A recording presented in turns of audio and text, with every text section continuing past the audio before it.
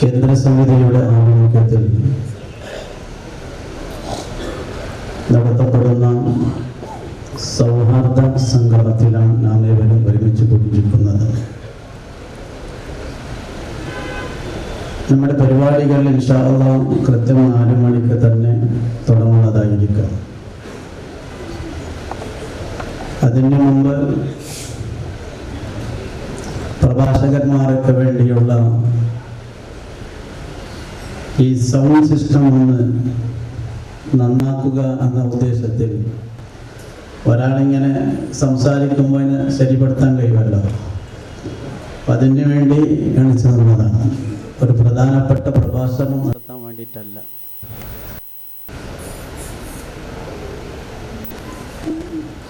പ്രിയപ്പെട്ട സഹോദരങ്ങളെ, സമസ്ത കേരള ജംഇയ്യത്തുൽ ഉലമയും അതിൻ്റെ കീഴ്ഘടകങ്ങളും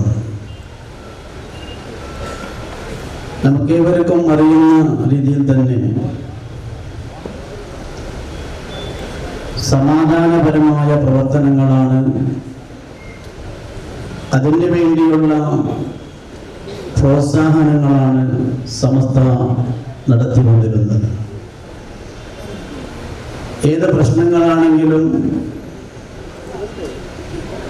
പണ്ഡിതന്മാർ അതൊക്കെയും അതിൻ്റെ ഭവിഷ്യത്ത് എന്താണെന്ന് മനസ്സിലാക്കിക്കൊണ്ടുള്ള തീരുമാനങ്ങളായിരുന്നു സമസ്തയും അതിൻ്റെ കീഴ്ഘടകങ്ങളും ഇതുവരെ നടത്തിയിരുന്നത്. നാടിൻ്റെ സൗഹാർദ്ദത്തിന് വേണ്ടി മനുഷ്യജാലിക അഥവാ മാനവ സറഫടി, അതുപോലെയുള്ള ഫ്രീഡം സ്ക്വയറുകളൊക്കെ സംഘടിപ്പിച്ചുകൊണ്ട് നാളിതുവരെയും നാടിൻ്റെ സൗഹാർദ്ദവും സമാധാനവും കാത്തുസൂക്ഷിക്കുന്നതിൽ എല്ലാവരാലും പ്രശംസകൾ സ്വീകരിച്ചുകൊണ്ടാണ് നമ്മുടെ പ്രസ്ഥാനം മുന്നോട്ട് പോയിക്കൊണ്ടിരിക്കുന്നത്. ഏതൊരു പ്രശ്നങ്ങളാണെങ്കിലും ആ പ്രശ്നങ്ങളെ പരിഹരിക്കാൻ വ്യവസ്ഥാപിതമായ ഭരണകൂടങ്ങൾ ഉണ്ടാകുമ്പോൾ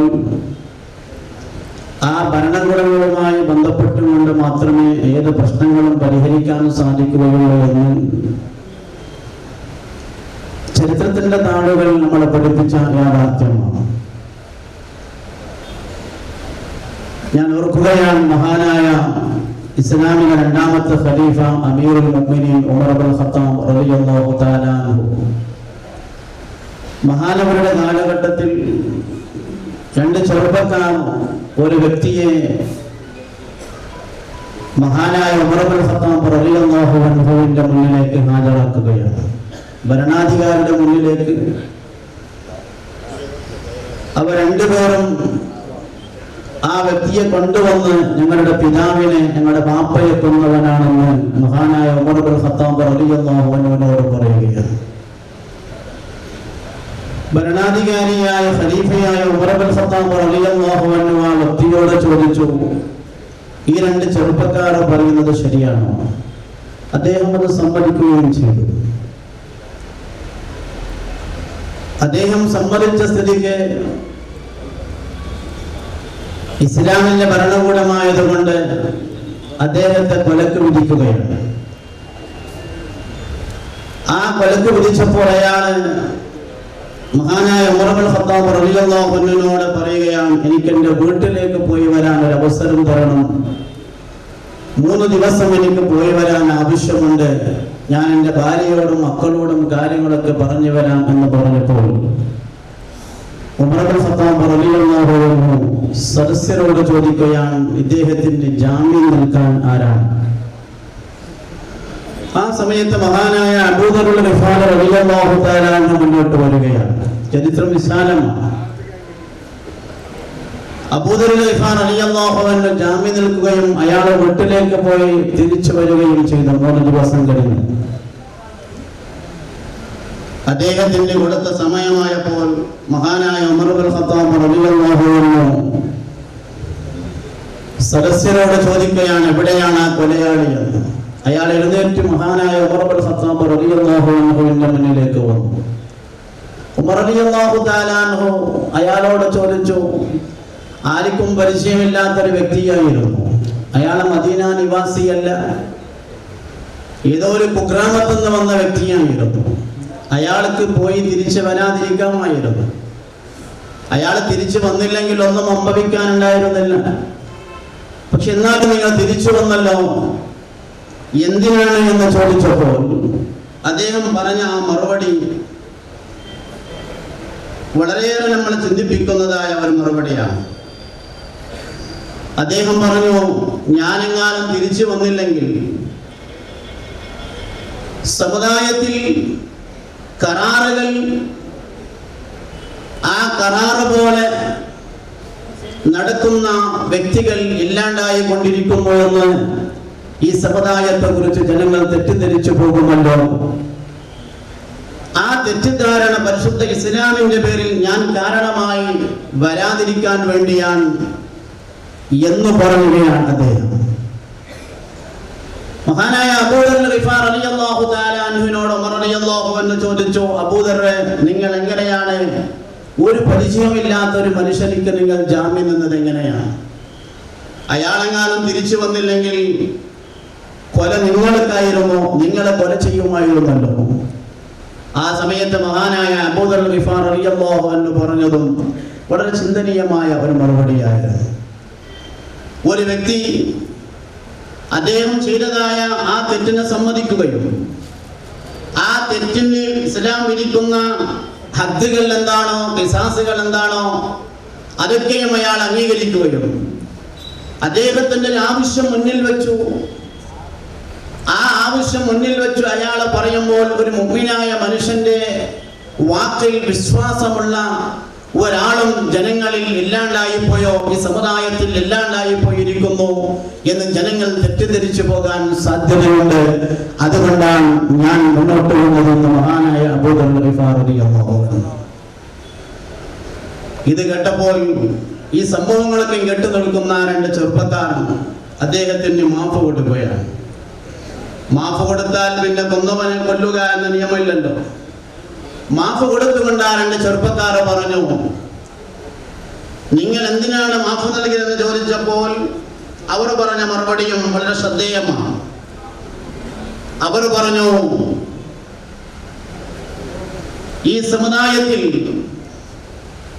ഒരു തെറ്റ് ചെയ്ത മനുഷ്യനിക്ക് വിട്ടുവീഴ്ച ചെയ്യുന്ന സ്വഭാവം അത് നഷ്ടപ്പെട്ടു പോയിരിക്കുന്നു എന്ന് സമുദായത്തെ കുറിച്ച് ജനങ്ങൾ തെറ്റിദ്ധരിക്കാതിരിക്കാൻ വേണ്ടിയാണ് എന്ന് ആ 2 ചെറുപ്പക്കാർ പറയുകയാണ്. ഈ സംഭവം വിവരിച്ചും കൊണ്ട് മഹാന്മാരായ മഹത്തുക്കളൊക്കെ നമ്മളെ പഠിപ്പിക്കുന്നത്, ആദ്യമായി മനസ്സിലാക്കേണ്ടത് വ്യവസ്ഥാപിതമായ ഭരണകൂടം നിലനിൽക്കുന്ന സ്ഥലത്ത് നിയമം കയ്യിലെടുക്കാൻ ഒരിക്കലും ഇസ്ലാം അനുവദിക്കുന്നില്ല എന്നതാണ്. മറ്റൊരു കാര്യം, പരിശുദ്ധ ഇസ്ലാം ഞാൻ കാരണമായി ഇസ്ലാമിനെ കുറിച്ച് തെറ്റിദ്ധരിക്കുന്ന രീതിയിലുള്ള പ്രവർത്തനങ്ങൾ നമ്മുടെ ഭാഗത്തു നിന്നോ നമ്മുടെ സംഘടന ഭാഗത്തു നിന്നോ ഉണ്ടാവാൻ പാടില്ല എന്ന ഒരു വലിയ സന്ദേശമാണ് ഈ സംഭവം നമ്മളെ പഠിപ്പിക്കുന്നത്. അത് വളരെയേറെ സൂക്ഷിച്ചുകൊണ്ട് ഇസ്ലാമിന്റെ ആ തനതായ ആ ശൈലിയെ നിലനിർത്തി വരുന്നതിൽ 1989 രൂപീകരിക്കപ്പെട്ട SKSSF ഇന്ന് വരെയും ആ ഒരു പാരമ്പര്യത്തിന് അനുഗുണ വ്യത്യാസമില്ലാതെ സമുദായത്തിലെ നല്ലൊരു വിഭാഗത്തിന് ഈ പ്രസ്ഥാനത്തിന്റെ മെമ്പർഷിപ്പ് നൽകിയുമുണ്ട് ഒരു രാജ്യത്ത് എങ്ങനെ ജീവിക്കണമെന്നും മതേതര ഇന്ത്യ രാജ്യത്ത് എങ്ങനെയാണ് ജീവിക്കേണ്ടതെന്നും വളരെ വ്യക്തമായി പഠിപ്പിക്കുന്ന ഒരു പ്രസ്ഥാനമാണ്. അൽഹംദുലില്ലാഹ് നമ്മുടെ വേദിയിലേക്ക് SKSSF കേന്ദ്ര സമിതിയുടെ സമർത്ഥനായ സെക്രട്ടറി ബഹുമാനപ്പെട്ട റഷീദ് ഉസ്താദ് അവர்கள் വന്നുകൊണ്ടിരിക്കുകയാണ്. എന്റെ പ്രിയപ്പെട്ട സഹോദരങ്ങളെ, ആ ഒരു രീതിയിൽ മുന്നോട്ട് വരുന്ന പരിശുദ്ധമായ പ്രസ്ഥാനം നമ്മുടെ നാടുകളിൽ ഇന്നത്തെ ഈ ചുറ്റുപാടിൽ കലുഷിതമായ ഈ അവസ്ഥയിൽ ആ സൗഹാർദ്ദം ഒന്നും കൂടി കൂട്ടി ഉറപ്പിക്കാൻ വേണ്ടിയാണ് ഇങ്ങനെയുള്ള ഒരു പരിപാടി ഇവിടെ സംഘടിപ്പിച്ചിരിക്കുന്നത്. ഇൻഷാ അല്ലാഹ് ഏതാനും നിമിഷങ്ങളൊക്കെ നമ്മുടെ പരിപാടികൾ തുടങ്ങാൻ വേണ്ടി പോവുകയാണ്. ഉത്തരവാദപ്പെട്ട നമ്മുടെ ഈ പരിപാടി സംഘടിപ്പിച്ച ഉത്തരവാദപ്പെട്ടവർ നിങ്ങൾ അറിയിക്കാൻ വേണ്ടി പറഞ്ഞതുപോലെ നമ്മുടെ ഈ അസ്തനിസ്കാരത്തിന്റെ സമയമായിരിക്കുമ്പോൾ ഈ ഹാളിന്റെ തൊട്ടടുത്തുള്ള മിനി ഹാളിൽ നിസ്കരിക്കാൻ വേണ്ടിയുള്ള എല്ലാ സൗകര്യങ്ങളും ഏർപ്പെടുത്തിയിട്ടുണ്ട്. പെട്ടെന്ന് ഒതു ചെയ്ത് അസർ നിസ്കരിച്ചു ഈ സദസ്സിൽ വന്നിരുന്ന് നമ്മുടെ പരിപാടിയെ എല്ലാ നിലക്കും വിജയിപ്പിച്ചു തരണമെന്ന് സംഘാടക സമിതിക്ക് വേണ്ടി നിങ്ങളോട് ആവശ്യപ്പെട്ടുകൊണ്ട് അല്ലാഹു നമ്മുടെ എല്ലാ കാര്യങ്ങളും വിജയത്തിലും റാഹത്തിലും അല്ലാഹു ആക്കി തരട്ടെ. ദുആ വസിയത്തോടെ വാഫിറ ദഅവാന അൽഹംദുലില്ലാഹി റബ്ബിൽ ആലമീൻ. അസ്സലാമു അലൈക്കും വറഹ്മത്തുള്ളാഹി ವಬರಕಾತು. ಧರ್ಮಗುರುಗಳು ಬೇಕಾದ ಸಂದೇಶವನ್ನು ನೀಡಿದ್ದಾರೆ. ಗೌರವಾನ್ವಿತ ಧರ್ಮಗುರುಗಳು ಸಮಾಜದ ಸಾಮರಸ್ಯಕ್ಕಾಗಿ ಬಹಳಷ್ಟು ಕೆಲಸಗಳನ್ನು ನಿರ್ವಹಿಸಿಕೊಂಡು ಧರ್ಮನಿತರ ಸಮಾಜದಲ್ಲಿ ಕಷ್ಟ ಅನುಭವಿಸುವವರ ಕಷ್ಟ ಕಾರ್ಪಣ್ಯಕ್ಕೆ ಧ್ವನಿಯಾಗಿದ್ದುಕೊಂಡು ಕೇವಲ ವೇದಿಕೆಗಳಲ್ಲಿ ಮಾತ್ರವಲ್ಲ ತನ್ನ ಬದುಕಿನಲ್ಲಿ ಸೌಹಾರ್ದತೆಯನ್ನು ಅಳವಡಿಸಿಕೊಂಡಂತಹ ವ್ಯಕ್ತಿ ಗೌರವಾನ್ವಿತ ಕ್ಲಿಫರ್ಡ್ ಫರ್ನಾಂಡಿಸ್ ಸರ್ ಅವರಿಗೆ ನಮ್ಮ ಕಾರ್ಯಕ್ರಮಕ್ಕೆ ಅದರ ಸ್ವಾಗತವನ್ನು ಬಯಸ್ತೇವೆ. ವೇದಿಕೆಯಲ್ಲಿ ಆಸೀನರಿದ್ದಾರೆ. ವೇದಿಕೆಗೆ ನಮ್ಮ ಕಾರ್ಯಕ್ರಮದಲ್ಲಿ ದುಆ ನಿರ್ವಹಿಸಲಿಕ್ಕಿರುವ KS ರೋಡ್ ಇಬ್ರಾಹಿಂ ಬಾಕವಿ ಉಸ್ತಾದ್ ಅವರನ್ನು ವೇದಿಕೆಗೆ ಆದರದಿಂದ ಆಹ್ವಾನಿಸ್ತಾ ಇದ್ದೇವೆ. ಸ್ವಾಗತ ಸಮಿತಿ ಚೇರ್ಮನ್ ಸೀದಾ ಅಮೀರ್ ತಂಗಲ್ ಕಿನ್ನಿ ಅವರನ್ನು ವೇದಿಕೆಗೆ ಆದರದಿಂದ ಆಹ್ವಾನಿಸ್ತಾ ಇದ್ದೇವೆ. ನಮ್ಮ ಕಾರ್ಯಕ್ರಮದಲ್ಲಿ ಕೀನೋಟ್ ಭಾಷಣವನ್ನು ನಿರ್ವಹಿಸಲಿಕ್ಕಿರುವ SP ಮುಹಮ್ಮದ್ ದಾರಿಮಿ ಜಮಿಯತುಲ್ ಖುತಬಾ ಇದರ ಅಧ್ಯಕ್ಷರನ್ನು ವೇದಿಕೆಗೆ ಆಹ್ವಾನಿಸ್ತಾ ಇದ್ದೇವೆ. SYS ಇದರ ಗೌರವಾನ್ವಿತ ಅಧ್ಯಕ್ಷರಾದಂತಹ ಅಬ್ದುಲ್ ಅಜೀಜ್ ದಾರಿಮಿ ಉಸ್ತಾದ್ ಅವರನ್ನು ವೇದಿಕೆಗೆ ಆಹ್ವಾನಿಸ್ತಾ ಇದ್ದೇವೆ. ನಮ್ಮ ಗೌರವಾನ್ವಿತ ಉಮರ ನಾಯಕರಾದಂತಹ KMP ಮುಸ್ತಫಾ ಸರ್ ಅವರನ್ನು ವೇದಿಕೆಗೆ ಗೌರವಪೂರ್ವಕ ಆಹ್ವಾನಿಸ್ತಾ ಇದ್ದೇವೆ. ಅದೇ ರೀತಿಯಲ್ಲಿ ನಮ್ಮೆಲ್ಲರ ಆದರಣೀಯರಾದಂತಹ MS ಮುಹಮ್ಮದ್ ಸರ್ ಅವರನ್ನು ವೇದಿಕೆಗೆ ಆಹ್ವಾನಿಸ್ತಾ ಇದ್ದೇವೆ. ಆದರಣೀಯರಾದಂತಹ ಇಕ್ಬಾಲ್ ಮುಲ್ಕಿ ಅವರನ್ನು ಕೂಡ ವೇದಿಕೆಗೆ ಆದರದಿಂದ ಆಹ್ವಾನಿಸ್ತಾ ಇದ್ದೇವೆ. UP ಇಬ್ರಾಹಿಂ ಸರ್ ಅವರನ್ನು ಕೂಡ ವೇದಿಕೆಗೆ ಆದರದಿಂದ ಆಹ್ವಾನಿಸ್ತಾ ಇದ್ದೇವೆ. ಗೌರವಾನ್ವಿತ ಸೈಯದ್ ಬಾಷಾ ತಂಗಡ್ರು ಅವರನ್ನು ವೇದಿಕೆಗೆ ಆದರದಿಂದ ಆಹ್ವಾನಿಸ್ತಾ ಇದ್ದೇವೆ. ನಮ್ಮ ಕಾರ್ಯಕ್ರಮದ ಯಶಸ್ಸಿಗೆ ಬಹಳ ಸಕ್ರಿಯ ಕಾರ್ಯಕರ್ತನಾಗಿ ನಮ್ಮೊಂದಿಗೆ ದುಡಿದಂತಹ ವ್ಯಕ್ತಿತ್ವ ಅವರನ್ನು ಕೂಡ ಕಾರ್ಯಕ್ರಮದ ವೇದಿಕೆಗೆ ಆಹ್ವಾನಿಸ್ತಾ ಇದ್ದೇವೆ. SKSSF ಇದರ ಈಸ್ಟ್ ಜಿಲ್ಲಾಧ್ಯಕ್ಷರಾದಂತಹ ತಾಜುದ್ದೀನ್ ರಹಮಾನಿ ಉಸ್ತಾದ್ ಅವರನ್ನು ವೇದಿಕೆಗೆ ಆದರದಿಂದ ಆಹ್ವಾನಿಸ್ತಾ ಇದ್ದೇವೆ. أعوذ برب الفلق من شر ما خلق ومن شر غاسق إذا وقب ومن شر النفاثات في العقد ومن شر حاسد إذا حسد. بسم الله الرحمن الرحيم. قل صلى الله عليه وسلم إلى حضرات آبائه وإخوانه من الأنبياء والمرسلين وإلى حضرات أزواجه الطاهرات أمهات المؤمنين وإلى أرواح آبائنا وأمهاتنا وأقاربنا وأمهاتنا. اللهم يسر لنا أمورنا يا ميسر الأمور فإن تيسير كل عسير من هذا بركة تامة دائمة كما باركت على عبادك الصالحين. اللهم إذا قضيت لنا من أمر فاجعل عاقبته خيرا ورشدا. اللهم يا من بيده مقاليد الخير كلها وإليه يرجع الأمر كله يا فتاح يا عليم افتح علينا فتحا قريبا يا فتاح يا عليم. اللهم اغفر لنا وللمؤمنين والمؤمنات والمسلمين والمسلمات الأحياء منهم والأموات إنك مجيب الدعوات ومنزل البركات يا قاضي الحاجات. دعواهم فيها سبحانك اللهم وتحيتهم فيها السلام وآخر دعواهم أن الحمد لله رب العالمين. ಸೌಹಾರ್ದ ಸಮ್ಮೇಳನಕ್ಕೆ ದುಆದ ಮೂಲಕ ಚಾಲನೆ ನೀಡಿದ ಸಮಸ್ತ ದಕ್ಷಿಣ ಕರ್ನಾಟಕ ಮುಷಾವರ ಇದರ ನೇತಾರರಾದಂತಹ ಇಬ್ರಾಹಿಂ KIC ವಿದ್ಯಾರ್ಥಿ ಎಲ್ಲರೂ ರಾಷ್ಟ್ರಗೀತೆ ಆಲಾಪನೆ ಮಾಡುವಾಗ ಎದ್ದು ನಿಂತು ಗೌರವ ಸೂಚಿಸಬೇಕಾಗಿ ವಿನಂತಿಸ್ತಾ ಇದ್ದೇನೆ. ಜನಗಣ ಮನ ಅಧಿನಾಯಕ ಜಯ ಹೇ ಭಾರತ ಭಾಗ್ಯ ವಿಧಾತ ಪಂಜಾಬ ಸಿಂಧು ಗುಜರಾತ ಮರಾಠ ದ್ರಾವಿಡ ಉತ್ಕಲ ಬಂಗ ವಿಂಧ್ಯ ಹಿಮಾಚಲ ಯಮುನಾ ಗಂಗಾ ಉಚ್ಚಲ ಜಲಧಿ सपना में जागे, तब शुभ आशीष मांगे, गाहे तब जय गाथा। जन गण मंगलदायक जय हे भारत भाग्य विधाता। जय हे जय हे जय हे जय जय जय जय हे। ಅವರನ್ನು ಆತ್ಮೀಯವಾಗಿ ಸ್ವಾಗತಿಸ್ತಾ ಇದ್ದಾರೆ. ಸ್ವಾಗತ ಭಾಷಣಕ್ಕಾಗಿ ಅನೀಸ್ ಕೌಸರಿ ಉಸ್ತಾದರನ್ನು ಆದರದಿಂದ ಆಹ್ವಾನಿಸ್ತಾರೆ.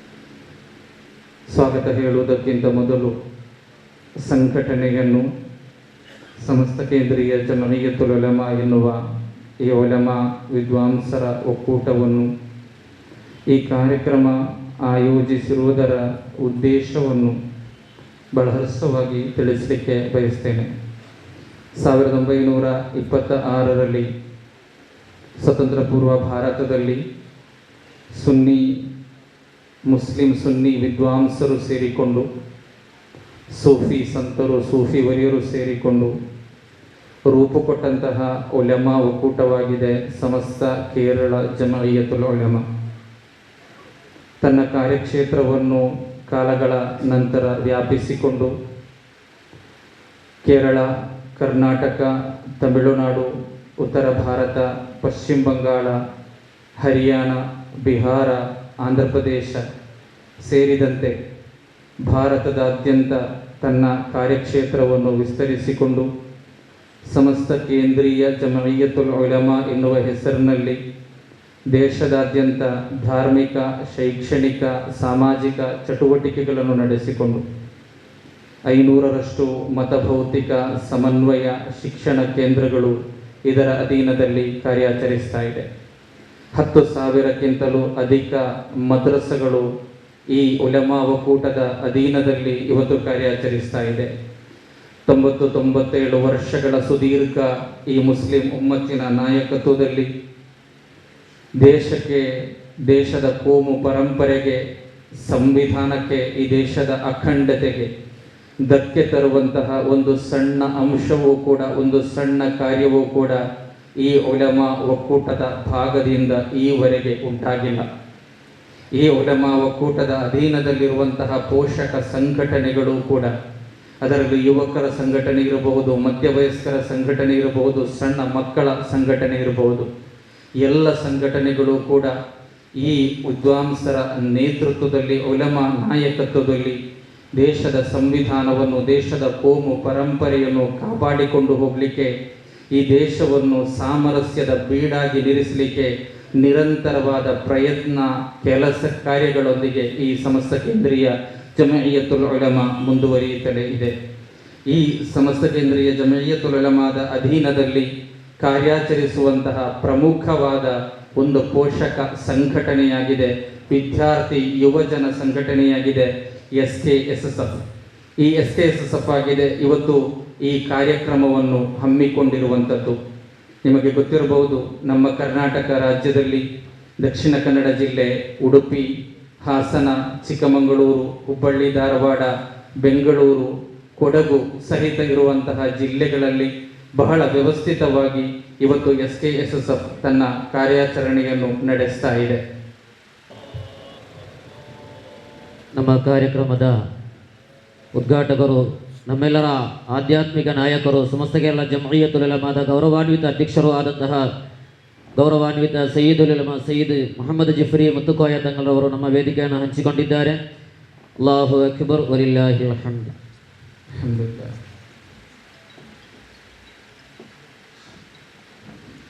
ಈ SKSSFನ ಅಧೀನದಲ್ಲಿ ಇವತ್ತು ನಮ್ಮ ದಕ್ಷಿಣ ಕನ್ನಡ ಜಿಲ್ಲೆಯಲ್ಲಿ 15,000ದಷ್ಟು ನೋಂದಾಯಿತ ಸದಸ್ಯರಿದ್ದಾರೆ. ನೋಂದಾಯಿತ ಸದಸ್ಯರು ಅಂತ ಕೇಳಿದರೆ ಅವರಿಗೆ ಒಂದು ಸದಸ್ಯತ್ವವನ್ನು ಪಡೆಯುವಂತಹ ಸಂದರ್ಭದಲ್ಲಿ ಈ ರೀತಿಯ ನಿಯಮಾವಳಿ ಅಂತೇಳಿ ಅವರ ಮುಂದೆ ನಾವಿರಿಸ್ತೇವೆ. ಈ ನಿಯಮಾವಳಿಗೆ ಒಪ್ಪಿಕೊಂಡು ಬರುವುದಾದರೆ ಮಾತ್ರ ಬನ್ನಿ ಎನ್ನುವ ಆ ನಿಯಮದೊಂದಿಗೆ, ಷರತ್ತಿನೊಂದಿಗೆ ಅವರನ್ನು ಸಂಘಟನೆಯಲ್ಲಿ ಸೇರಿಸಿಕೊಂಡು ಒಳ್ಳೆಯ ಶಿಸ್ತುಬದ್ಧವಾಗಿ ಈ ಸಂಘಟನೆಯನ್ನು ಮುನ್ನಡೆಸ್ತಾ ಇದ್ದೇವೆ. ವಿಕಾಯ ಎನ್ನುವಂತಹ ಸ್ವಯಂ ಸೇವಕ ಸಂಘ ಇವತ್ತು ನಮ್ಮ ದಕ್ಷಿಣ ಕನ್ನಡ ಜಿಲ್ಲೆಯಲ್ಲಿ 4,000ರಷ್ಟು ಸದಸ್ಯರನ್ನು ಹೊಂದಿದೆ. ಪ್ರತಿ ಗ್ರಾಮದಲ್ಲಿಯೂ ಕೂಡ ಅಪಘಾತವಾದಂತಹ ಸಂದರ್ಭ, ಪ್ರಕೃತಿ ದುರಂತವಾದಂತಹ ಸಂದರ್ಭ, ತರಬೇತಿ ಪಡೆದುಕೊಂಡಂತಹ ಈ ಸ್ವಯಂ ಸೇವಕರು ಓಡೋಡಿಕೊಂಡು ಬೇಕಾದ ಕಾರ್ಯವನ್ನು ನಿರ್ವಹಿಸಲಿಕ್ಕೆ ಆ ತಂಡವನ್ನು ನಾವು ನಡೆಸಿದ್ದೇವೆ. ಅದರ ಜೊತೆಗೆ ರಕ್ತದಾನಿ ಬಳಗವನ್ನು ಒಂದು ವರ್ಷದ ಪ್ರತಿ ದಿನವೂ ಕೂಡ ನಾವು SKSFನ ಸೋಷಿಯಲ್ ಮೀಡಿಯಾಗಳಲ್ಲಿ ನೋಡ್ತಾ ಇರ್ತೇವೆ. ಆ ರಕ್ತದ ಅವಶ್ಯಕತೆ ಇರುವವರಲ್ಲಿ ಮುಸಲ್ಮಾನರಿರ್ತಾರೆ, ಹಿಂದೂಗಳಿರ್ತಾರೆ, ಜೈನರಿರ್ತಾರೆ, ಕ್ರೈಸ್ತರಿರ್ತಾರೆ, ಧರ್ಮದ ಭೇದವಿಲ್ಲ. ಪ್ರಕೃತಿ ವಿಕೋಪ ನಮ್ಮ ಕರ್ನಾಟಕವನ್ನು ಬಾಧಿಸಿದಂತಹ ಸಂದರ್ಭ ಜೋಡುಪಾಡದಲ್ಲಿರಬಹುದು, ಚಾರ್ಮಾಡಿಯಲ್ಲಿರಬಹುದು, ಬೆಳ್ತಂಗಡಿಯಲ್ಲಿರಬಹುದು, ಈ ಪ್ರದೇಶಗಳಲ್ಲೆಲ್ಲ ಹೋಗಿ ಬೇಕಾದ ಕೆಲಸ ಕಾರ್ಯಗಳನ್ನು ಸುರಕ್ಷೆಯನ್ನು ಕೊಡಲಿಕ್ಕೆ ನಮ್ಮ ಈ ವಿಕಾಯದ ಗಟ್ಟಿ ಜವಾನರು ಮುಂದೆ ಬಂದಂತಹ ಸಂದರ್ಭದಲ್ಲಿ ಅಲ್ಲಿಯೂ ಕೂಡ ನಾವು ಜಾತಿ ಧರ್ಮಗಳನ್ನು ನೋಡಲಿಲ್ಲ. ಒಂದು ವರ್ಷ ಕೇವಲ ಈ ಕಾರ್ಯಕ್ರಮಕ್ಕೆ ಮಾತ್ರ ನಮ್ಮ ಸೌಹಾರ್ದತೆ ಸೀಮಿತವಲ್ಲ. ವರ್ಷವಿಡೀ ಈ ರಾಜ್ಯದ, ಈ ದೇಶದ ಕೋಮು ಸೌಹಾರ್ದತೆಯನ್ನು ಕಾಪಾಡಿಕೊಳ್ಳಿಕ್ಕೆ ನಿರಂತರವಾದ ಕೆಲಸ ಕಾರ್ಯಗಳೊಂದಿಗೆ ಮುಂದುವರಿಯುವಂತಹ ಒಂದು ಸಂಘಟನೆಯಾಗಿದೆ SKSF. ಆದುದರಿಂದಲೇ ಆತ್ಮಸಾಕ್ಷಿಯೊಂದಿಗೆ, ನಿಷ್ಕಳಂಕತೆಯೊಂದಿಗೆ ಈ ಸೌಹಾರ್ದ ಕಾರ್ಯಕ್ರಮಕ್ಕೆ, ಸೌಹಾರ್ದತೆಯ ಸುದೀರ್ಘವಾದ ಕಾರ್ಯಚಟುವಟಿಕೆಗೆ ಈ ಜಿಲ್ಲೆಯಲ್ಲಿ ನೇತೃತ್ವ ಕೊಡಲಿಕ್ಕೆ ಅರ್ಹತೆ ಇರುವಂತಹ ಏಕೈಕ ಸಂಘಟನೆ ಇದ್ರೆ ಅದು SKSF ಆಗಿದೆ ಅಂತೇಳಿ ಸಧೈರ್ಯವಾಗಿ ನಾವು ಹೇಳ್ತಾ ಇದ್ದೇವೆ. ನಾವು ಕೋಮುವಾದವನ್ನು ವಿರೋಧಿಸುವಾಗ ಒಂದು ಧರ್ಮವನ್ನು ನೋಡಲಿಲ್ಲ, ಈವರೆಗೂ ಕೂಡ ನೋಡಲಿಲ್ಲ. ಸಂಘ ಪರಿವಾರವನ್ನು ಮಾತ್ರ ತೋರಿಸಿಕೊಂಡು ಕೋಮುವಾದವನ್ನು ವಿರೋಧಿಸಿದಲ್ಲ. ನನ್ನ ಸಮುದಾಯದಲ್ಲಿ ಯಾರಾದರೂ ಕೋಮುವಾದದ ಮಾತುಗಳನ್ನಾಡಲಿದೆ, ಯಾರಾದರೂ ಕೋಮುವಾದದ ಕಡೆಗೆ ಆಹ್ವಾನಿಸುವಂತಹ ಮಾತುಗಳು ಅವರಲ್ಲಿ ಬಂದರೆ ಅವರನ್ನು ತಿದ್ದಲಿಕ್ಕೆ, ಅವರಿಗೆ ಎಚ್ಚರಿಕೆಯನ್ನು ಕೊಡಲಿಕ್ಕೆ ಈ ಉಲಮಾ ಒಕ್ಕೂಟದ ವಿದ್ವಾಂಸರಿಗೆ ಸಧೈರ್ಯವಾಗಿ ನಿಲ್ಲಲಿಕ್ಕೆ ಈ ಸಂಘಟನೆಗೂ ಈ ಉಲಮಾ ಒಕ್ಕೂಟಕ್ಕೂ ಸಾಧ್ಯವಾಗಿದೆ. ಅಲ್ಲಾಹು ಸುಬ್ಹಾನಹು ವ ತಆಲಾ ಅದೆಲ್ಲವನ್ನು ಕೂಡ ನೆಲೆ ನಿಲ್ಲಿಸಿ ಕೊಡಲಿ ಅಂತೇಳಿ ಪ್ರಾರ್ಥಿಸ್ತಾ ನಾನು ಹೃಸ್ವಗೊಳಿಸ್ತಾ ಇದ್ದೇನೆ. ಗೌರವಾನ್ವಿತ ಸಯ್ಯಿದರವರು ಈಗಾಗಲೇ ನಮ್ಮ ಕಾರ್ಯಕ್ರಮಕ್ಕೆ ಆಗಮಿಸಿ ಕಾರ್ಯಕ್ರಮವನ್ನು ಉದ್ಘಾಟನೆಗೊಳಿಸಲಿಕ್ಕಿದ್ದಾರೆ. ಈ ಕಾರ್ಯಕ್ರಮದ ಉದ್ದೇಶವೂ ಕೂಡ ಅಷ್ಟೇ. ನಮ್ಮ ಕರ್ನಾಟಕ ರಾಜ್ಯ ಇವತ್ತು ಎದುರಿಸುತ್ತಿರುವಂತಹ ಸಮಸ್ಯೆ, ನಮಗಿಂತಲೂ ನಾವೆಲ್ಲರೂ ಕೂಡ ಪರಸ್ಪರ ತಿಳಿದುಕೊಂಡವರು, ಪರಸ್ಪರ ಅರಿತುಕೊಂಡವರು. ಇಷ್ಟರ ತನಕ ಕೋಮುವಾದ ನಡೆಯುತ್ತಾ ಇತ್ತು, ಎಲ್ಲಿಯೋ ಕೊಲೆಗಳು ನಡೆಯುತ್ತಾ ಇತ್ತು, ಇನ್ನೊಂದು ನಡೆಯುತ್ತಾ ಇತ್ತು. ಆದರೆ ಸರ್ವ ಜನಾಂಗದ ಶಾಂತಿಯ ತೋಟ ಅಂತೇಳಿ ಯಾವ ಶಾಲೆಯ ಅಂಗಳದಲ್ಲಿ ನಿಂತುಕೊಂಡು ಸಂತೋಷದಿಂದ ಹಸನ್ಮುಖರಾಗಿ ನಾವು ಹೇಳ್ತಾ ಇದ್ದೇವೋ, ಎಲ್ಲಿ ಜ್ಞಾನದ ಆ ಒಂದು ಜೇನನ್ನು, ಜೇನಿನ ರಸವನ್ನು, ಮಧುವನ್ನು ನಾವು ಹೀರುತ್ತಾ ಇದ್ದೇವೋ, ಆ ಜ್ಞಾನದ ಅಂಗಳಕ್ಕೂ ಕೂಡ, ಆ ಶಿಕ್ಷಣಾಲಯಕ್ಕೂ ಕೂಡ ಕೋಮುವಾದದ ವಿಷವನ್ನು ಹಾವಿನ ಪುರದಲ್ಲಿ ಟ್ರೈನಿಂಗ್ ಪಡೆದುಕೊಂಡವರು ಇವತ್ತು ಪಠ್ಯಪುಸ್ತಕವನ್ನು ರಚಿಸುವ ಸಮಿತಿಯಲ್ಲಿದ್ದಾರೆ, ಇವತ್ತು ಪಠ್ಯಪುಸ್ತಕ ರಚಿಸುವ ನೇತೃತ್ವವನ್ನು ವಹಿಸಿಕೊಳ್ತಾ ಇದ್ದಾರೆ. ಬಹಳ ಖೇದವಿದೆ, ಇದನ್ನು ಹೇಳಲಿಕ್ಕೂ ನಮಗೆ ದುಃಖವಿದೆ. ನಮ್ಮ ರಾಜ್ಯ ಎನ್ನುವಾಗ ನಮಗೆ ಸ್ವಾಭಿಮಾನವಿದೆ, ಈ ರಾಜ್ಯದ ಬೆಳವಣಿಗೆಯಲ್ಲಿ ಸ್ವಾಭಿಮಾನವಿದೆ, ಈ ದೇಶದ ಬೆಳವಣಿಗೆಯಲ್ಲಿ ಸ್ವಾಭಿಮಾನವಿದೆ.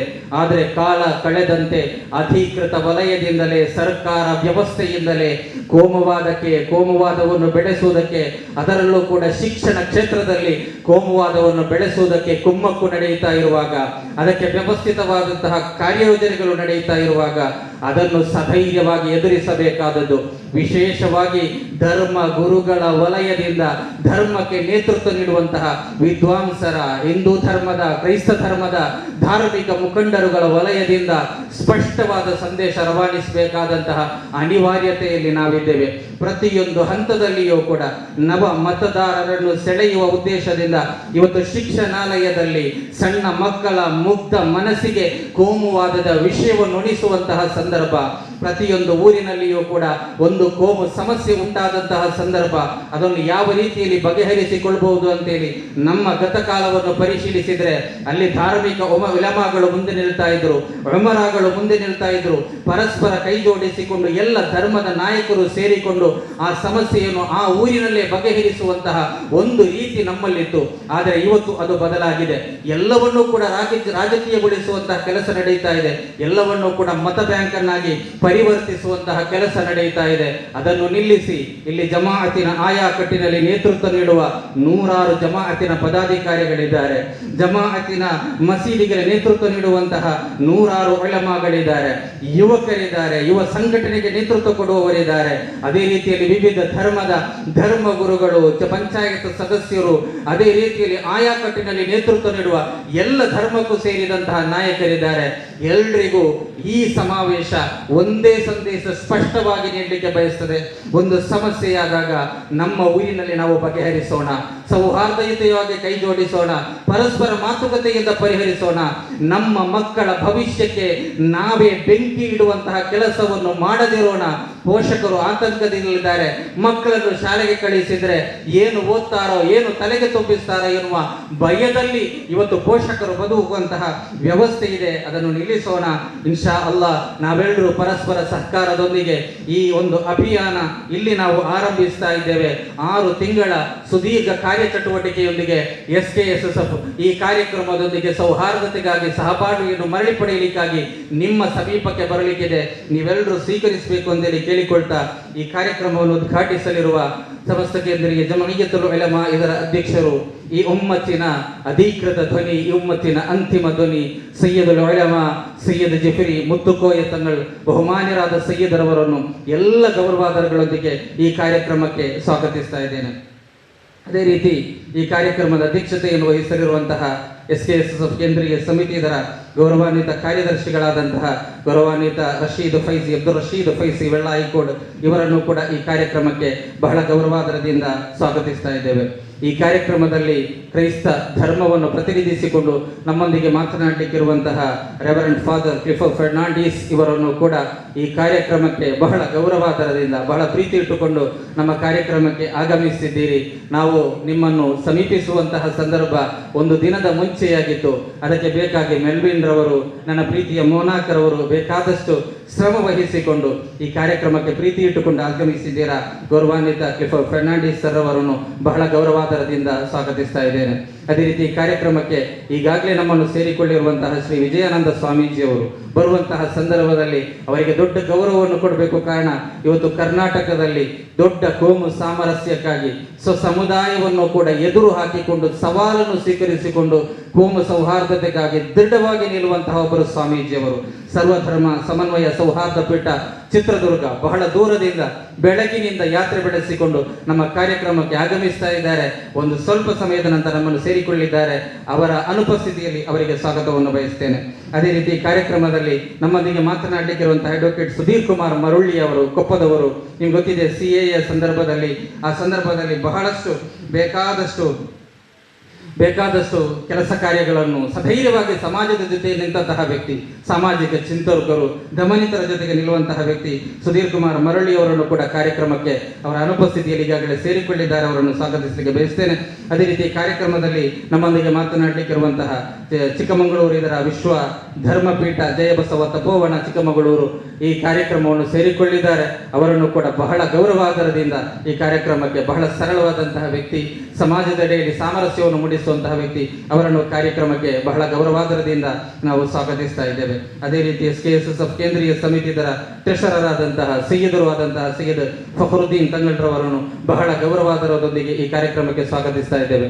ಅದೇ ರೀತಿಯಲ್ಲಿ ಸಮಸ್ತ ಕೇರಳ ಜಮೀಯತುಲ್ ಉಲಮಾ ಇದರ ದಕ್ಷಿಣ ಕರ್ನಾಟಕ ಮುಷಾವರ ಇದರ ಗೌರವಾನ್ವಿತ ಟ್ರೆಷರರಾಗಿರುವಂತಹ ಬಹುಮಾನ್ಯದ ಇಬ್ರಾಹಿಂ ಬಾಕವಿ ಉಸ್ತಾದ್ ರವರನ್ನು ಕಾರ್ಯಕ್ರಮಕ್ಕೆ ಗೌರವಾದರಗಳಿಂದ ಸ್ವಾಗತಿಸ್ತಾ ಇದ್ದೇವೆ. ಅದೇ ರೀತಿ ಕಾರ್ಯಕ್ರಮದಲ್ಲಿ ಉಪಸ್ಥಿತರಿರುವ ಜಮಿಯತುಲ್ ಖುತಬಾ ಇದರ ಗೌರವಾನ್ವಿತ ಅಧ್ಯಕ್ಷರಾದಂತಹ SB ಮೊಹಮ್ಮದ್ ದಾರಿಮಿ, SYS ಇದರ ಗೌರವಾನ್ವಿತ ಅಧ್ಯಕ್ಷರಾದಂತಹ ಅಬ್ದುಲ್ ಅಜೀಜ್ ದಾರಿಮಿ ಇವರನ್ನು ಕೂಡ ಕಾರ್ಯಕ್ರಮಕ್ಕೆ ಗೌರವಾದರಗಳಿಂದ ಸ್ವಾಗತಿಸ್ತಾ ಇದ್ದೇವೆ. ಅದೇ ರೀತಿಯಲ್ಲಿ ಮೂಡಿಗೆರೆಯಿಂದ ಆಗಮಿಸಿದಂತಹ SKSSFನ ನಾಯಕರಿದ್ದಾರೆ, CK ಹಾಜಿ ಅವರ ಸಹಿತ ಅವರನ್ನು ಕೂಡ ಕಾರ್ಯಕ್ರಮಕ್ಕೆ ಬಹಳ ಗೌರವಾದರಗಳಿಂದ ನಾವು ಗೌರವಿಸ್ತಾ ಇದ್ದೇವೆ. ಅದೇ ರೀತಿ ಹಾಸನ ಜಿಲ್ಲೆಯಿಂದ ಆಗಮಿಸಿದ SKSSFನ ನಾಯಕರಿದ್ದಾರೆ, ಕೊಡಗು ಜಿಲ್ಲೆಯಿಂದ ಆಗಮಿಸಿದಂತಹ ನಾಯಕರಿದ್ದಾರೆ. ವಿಶೇಷವಾಗಿ ಗೌರವಾನ್ವಿತ ಶ್ರೀ ರಮನಾಥ್ ರೈ ಅವರನ್ನು ಹೇಗೆ ತಿಳಿಸುವುದು ಅಂತ ನನಗೆ ಗೊತ್ತಿಲ್ಲ. ಆದರೆ ಏನು ಬರಲಿ, ಏನು ನಷ್ಟ ಆಗಲಿ, ಆದರೆ ಸಾಮರಸ್ಯವನ್ನು ಬಿಟ್ಟುಕೊಡೋಲ್ಲ, ಕೋಮುವಾದಿಗಳೊಂದಿಗೆ ರಾಜಿ ಮಾಡುವ ಪ್ರಶ್ನೆಯೇ ಇಲ್ಲ ಅಂತೇಳಿ ಸಧೈರ್ಯವಾಗಿ ನಿಂತಹ ವ್ಯಕ್ತಿ. ಯಾರು ಏನೇ ದೂರಲಿ ಎಲ್ಲ ಸಂದರ್ಭದಲ್ಲಿ ಧೈರ್ಯವಾಗಿ SKSF ಹೇಳಿದ ರಮಣಾಥ ರೈ ಅವರು ಸರಿಯಾದ ಹಾದಿಯಲ್ಲಿದ್ದಾರೆ ಅಂತೇಳಿ ಅವರು ಇವತ್ತಿಗೂ ಕೂಡ ಆ ರಾಜಿಯನ್ನು ಮಾಡಿಕೊಳ್ಳೇ ಇಲ್ಲ.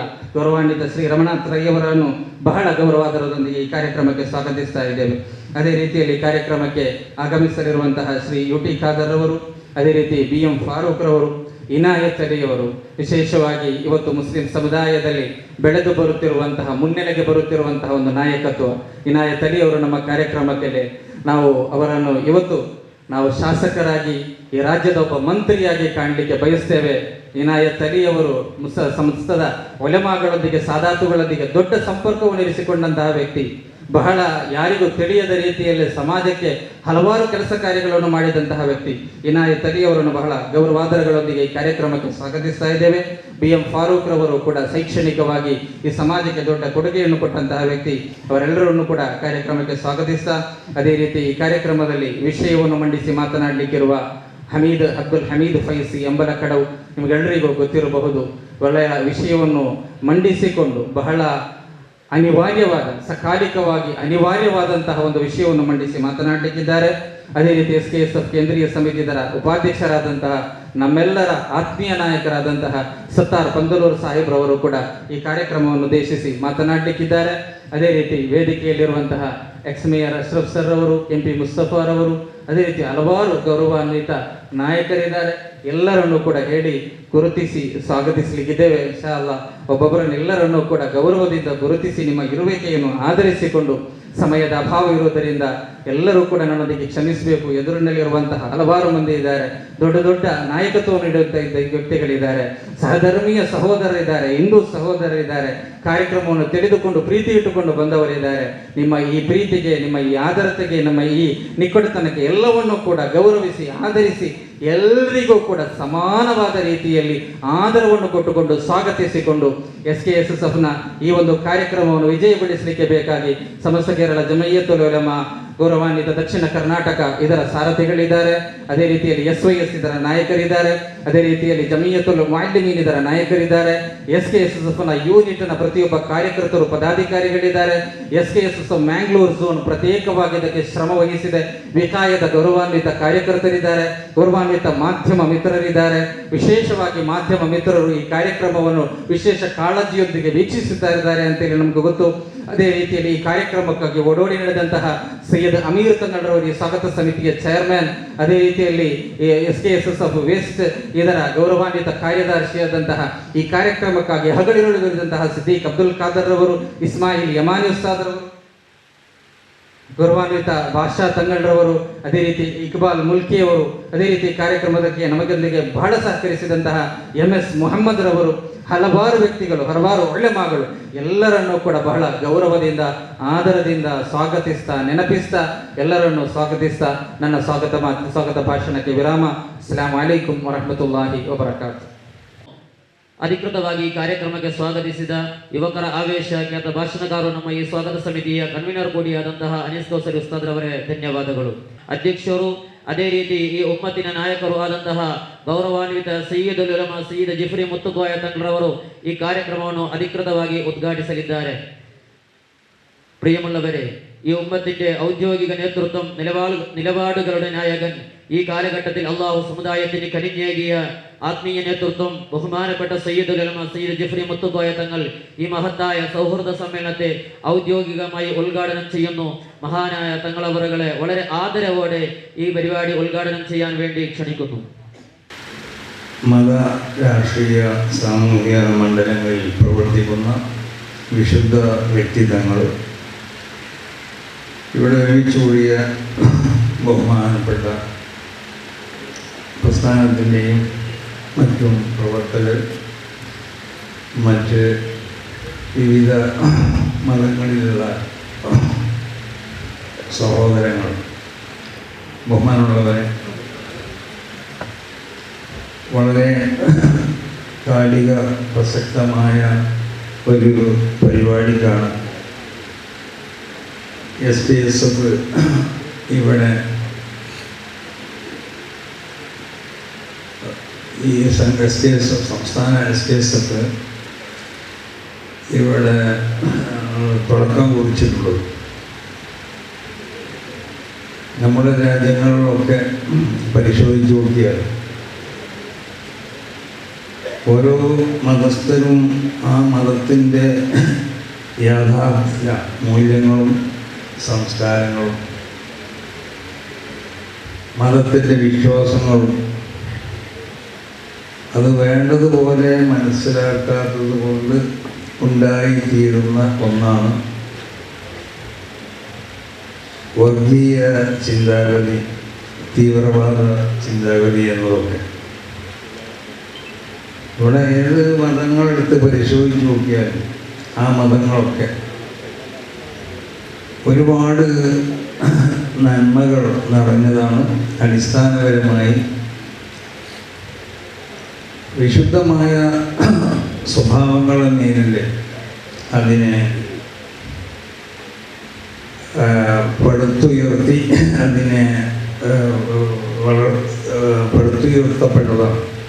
ആ കാര്യത്തിൽ യാതൊരു സംശയം. പൊതുവെ ജനങ്ങൾ നല്ലതായി കൊണ്ട് അംഗീകരിക്കണം നന്മകളും സ്വഭാവങ്ങളൊക്കെ, പരസ്പര സ്നേഹം, സൗഹാർദ്ദം, പരസ്പര സഹായം. അത് നമ്മൾ ജാതി നോക്കാതെ മതം നോക്കാതെ മനുഷ്യൻ എന്ന ആ പ്രത്യേക പരിഗണന വെച്ചുകൊണ്ട് അങ്ങൊന്നും സ്നേഹിക്കുകയും പ്രവർത്തിക്കുകയും സഹായ സഹകരണങ്ങൾ ചെയ്യുകയും ചെയ്യുക എന്നത് ഒരു പൊതു ധർമ്മമാണ്. അത് ഏത് മതം നമ്മളെടുത്ത് പരിശോധിച്ച് നോക്കിയാലും, വിശുദ്ധമായ ഇസ്ലാമാണെങ്കിലും ക്രിസ്തു മതം ആണെങ്കിലും ഹിന്ദു മതമാണെങ്കിലും മറ്റ് ഇവിടെ അറിയപ്പെടുന്ന ഏത് മതങ്ങളാണെങ്കിലും ആ മതങ്ങളെ പറ്റി നമ്മൾ പരിശോധിച്ച് നോക്കിയാൽ നമുക്ക് മനസ്സിലാവും. നബി സല്ലല്ലാഹു അലൈഹി വസല്ലമ തങ്ങൾ തന്നെ നുബുവത്തിൻ്റെ മുമ്പ്, വിശുദ്ധ കൽപ്പനകളൊക്കെ വരുന്നതിൻ്റെ മുമ്പ് തന്നെ നബി സല്ലല്ലാഹു അലൈഹി വസല്ലമ തങ്ങളിൽ ഉണ്ടായിരുന്ന വിശുദ്ധമായ ഗുണങ്ങളെ എണ്ണിപ്പറഞ്ഞുകൊണ്ടാണ് ഖദീജ റളിയല്ലാഹു തആല അൻഹ പറഞ്ഞത്, ലൻ യുഖ്സിക അല്ലാഹു അബദാ. വഹി ലഭിക്കപ്പെട്ടപ്പോൾ ആദ്യമായിട്ട് മലക്കുമായുള്ള ആ ഒരു കണ്ടുമുട്ടൽ അത് സ്വാഭാവികമായിരുന്നു, റസൂലുള്ളാഹി പ്രതീക്ഷിതമായിരുന്നു. പക്ഷെ അതിൽ ഏൽപ്പിക്കപ്പെട്ട ദൗത്യം വളരെ വലുതാണെന്ന് മനസ്സിലാക്കിയപ്പോൾ അത് പൂർണ്ണമായി വിജയിപ്പിക്കാൻ സാധിക്കുമോ എന്നുള്ള ഒരു അതിനെപ്പറ്റിയുള്ള ഒരു സംശയം അല്ലെങ്കിൽ അതുകൊണ്ട് പറ്റിയുള്ളതായ ഒരു ഭയം സല്ലല്ലാഹു അലൈഹി വസല്ലം തങ്ങൾ ഇത് പ്രിയപത്നി ഖദീജ റളിയല്ലാഹു തആല അൻഹയോട് മുമ്പിൽ അവതരിപ്പിച്ചു. ഖദീജ റളിയല്ലാഹു തആല അൻഹ സല്ലല്ലാഹു അലൈഹി വസല്ലം തങ്ങളോട് പറഞ്ഞ മറുപടി ലൻ യുഖ്സിക അല്ലാഹു അബദാ, ഒരു കാലത്തും ഒരു നിലക്കുള്ള പരാജയവും നബിയെ തങ്ങൾക്ക് ഉണ്ടാവില്ല. ഇന്നക ലാ തഹ്മിലുൽ കല്ല വതക്സിബുൽ മഅലൂം വതുഈനു അലാ നവായിലിൽ ഹഖ് എന്നൊക്കെ പറഞ്ഞിട്ട് കുറേ നബി സല്ലല്ലാഹു അലൈഹി വസല്ലം തങ്ങൾ നുബുവത്തിൻ്റെ മുമ്പ് ചെയ്തിരുന്ന ഒരുപാട് കാര്യങ്ങൾ എണ്ണി പറഞ്ഞു. നബിയുടെ കുറേ ചാരിറ്റി പ്രവർത്തനങ്ങൾ, ഇങ്ങനത്തെ നന്മകൾ മാത്രം ചെയ്തുകൊണ്ടിരിക്കുന്ന ഒരു മനുഷ്യനിക്ക് എങ്ങനെയാണ് പരാജയം ഉണ്ടാവുക? അപ്പം ഇതാണ് ഒരു മതം ഉണ്ടാവട്ടെ ഇല്ലാതിരിക്കട്ടെ, എങ്ങനെയായിരുന്നാലും പൊതുസമൂഹം നന്മയായതുകൊണ്ട് കണക്ക് കൂട്ടുന്ന കാര്യങ്ങൾ അത് മനുഷ്യൻ എന്നുള്ളവർക്ക് അങ്ങും ഇങ്ങോട്ടൊക്കെ ചെയ്തു കൊടുക്കേണ്ടതാണ്. അതാണ് മനുഷ്യന്മാർ പരസ്പരം സ്നേഹിക്കണം, പരസ്പരം ബഹുമാനിക്കണം, പരസ്പരം ആദരിക്കണം, സഹായ സൗകര്യങ്ങളൊക്കെ മറ്റുള്ളവരുടെ പ്രയാസവും മനസ്സിലാക്കിക്കൊണ്ട് വേണ്ടതൊക്കെ ചെയ്തു കൊടുക്കണം. അതിന് മതമോ അല്ലെങ്കിൽ ജാതിയോ ഇതൊന്നും ഒരിക്കലും ഒരു അതിരുവരം പറ്റില്ല. ഇതാണ് നബി സല്ലല്ലാഹു അലൈഹി വസല്ലം തങ്ങൾ പഠിപ്പിച്ചത്. നബി സല്ലല്ലാഹു അലൈഹി വസല്ലം തങ്ങളെ പ്രവർത്തന രീതി, നബി സല്ലല്ലാഹു അലൈഹി വസല്ലം തങ്ങൾക്കുള്ള ആ സ്വഭാവം അങ്ങനെയായി. അപ്പോൾ നമ്മളെ സംബന്ധിച്ചിടത്തോളം ഇങ്ങനെ വർഗീയമായ ചിന്താഗതികൾ അല്ലെങ്കിൽ പരസ്പരം അങ്ങും ഇങ്ങും നമ്മൾ എല്ലാ സമയത്തും കണ്ടുമുട്ടുന്ന ആളുകൾ അത് വർഗീയ വിഷം അവർക്കുള്ള ഹൃദയത്തിൽ കൊത്തിവെച്ചുകൊണ്ട് പരസ്പരം കലഹങ്ങളും മറ്റ് ഉള്ള സംഘട്ടങ്ങളൊക്കെ അവിടെ ഉണ്ടായിത്തീർന്നാൽ ഈ രാജ്യത്തിൻ്റെ സ്ഥിതി എന്തായിരിക്കും? അത് ഈ രാജ്യത്തിൻ്റെ നന്മക്ക് യോജിക്കാത്തതാണ്. ഈ രാജ്യത്തിൻ്റെ വളർച്ചയ്ക്ക് അത് വിഘാതമായി. ഈ ഒരു സത്യം മനസ്സിലാക്കിയവരാണ് നമ്മളെ പൂർവികരൊക്കെ. അത് ഏത് മതസ്ഥരാണെങ്കിലും ഇവിടെ ജീവിച്ച ആളുകളൊക്കെ. അതുകൊണ്ടാണ് ഈ ഇന്ത്യ രാജ്യത്ത് മതസൗഹാർദ്ദം വളർന്ന് പന്തലിച്ചു. പരസ്പര സ്നേഹം അത് വളർത്തിയെടുത്തു. പരസ്പര സഹായം അത് ഹിന്ദു മുസ്ലിമിനെയും ക്രിസ്ത്യാനിയെയും ഒക്കെ സഹായിച്ചു. മുസ്ലിം ക്രിസ്ത്യാനികളെ ഹിന്ദുക്കളെയൊക്കെ സഹായിച്ചു. ക്രിസ്ത്യാനികൾ ഹിന്ദുക്കളെയും മുസ്ലിങ്ങളൊക്കെ സഹായിച്ചു. പൂർവികരാവുന്ന മതപ്രബോധകർ ഇവിടെ വന്നപ്പോൾ, വിശുദ്ധമാവുന്ന ഇസ്ലാമിൻ്റെ പ്രബോധകർ ഇവിടെ വന്നപ്പോൾ അവരിൽ ഇവിടുത്തെ ഹിന്ദു പ്രമാണിമാരും അന്നത്തെ ഹിന്ദു രാജാക്കന്മാരൊക്കെ അവരിൽ ആകർഷകമാണ് ചെയ്തത്. അവരെ ആ ഉന്നതമാവുന്ന ഗുണങ്ങളും സ്വഭാവങ്ങളും കണ്ടിട്ട് അവർക്ക് പള്ളി ഉണ്ടാക്കാനും അതുപോലെ മറ്റുള്ളതായ അവരുടെ മതത്തിന് ആവശ്യമാവുന്ന പഠനങ്ങൾ നടത്താനൊക്കെയുള്ള സൗകര്യങ്ങൾ അവർ ചെയ്തു കൊടുത്തു. ഏക്കർ കണക്കിന് ഭൂമികൾ കൊടുത്തു. ഭൂമികൾ കൊടുത്തു എന്ന് മാത്രമല്ല, അന്നത്തെ പള്ളിയിലൊക്കെ ഒരു ഇപ്പം തന്നെ നമ്മൾ പരിശോധിച്ച് നോക്കിയാൽ അത്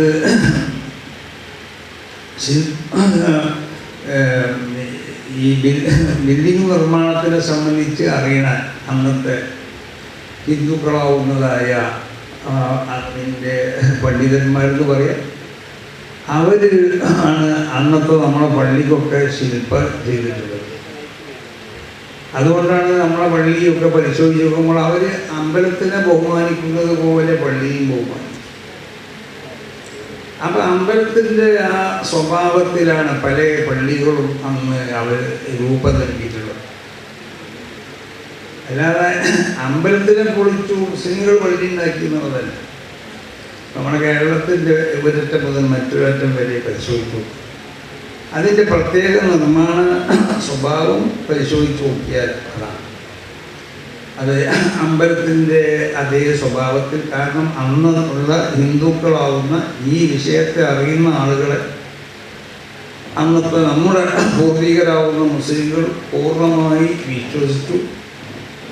അവർ പള്ളിൻ്റെ ആദരവ് ബഹുമാനമൊക്കെ പരിഗണിച്ചു കൊണ്ടിട്ട് അവരവരുടെ വിശ്വാസം അനുസരിച്ചുള്ള ആരാധനങ്ങൾക്ക് ചെയ്യുന്നത് പോലുള്ളതായ ശില്പം നൽകിക്കൊണ്ടിട്ടാണ് അവർ പള്ളിൻ്റെ നിർമ്മാണത്തിന് വേണ്ട അതിൻ്റെ പ്രവർത്തനങ്ങൾ ഇവിടെ ചെയ്തിട്ടുള്ളത്.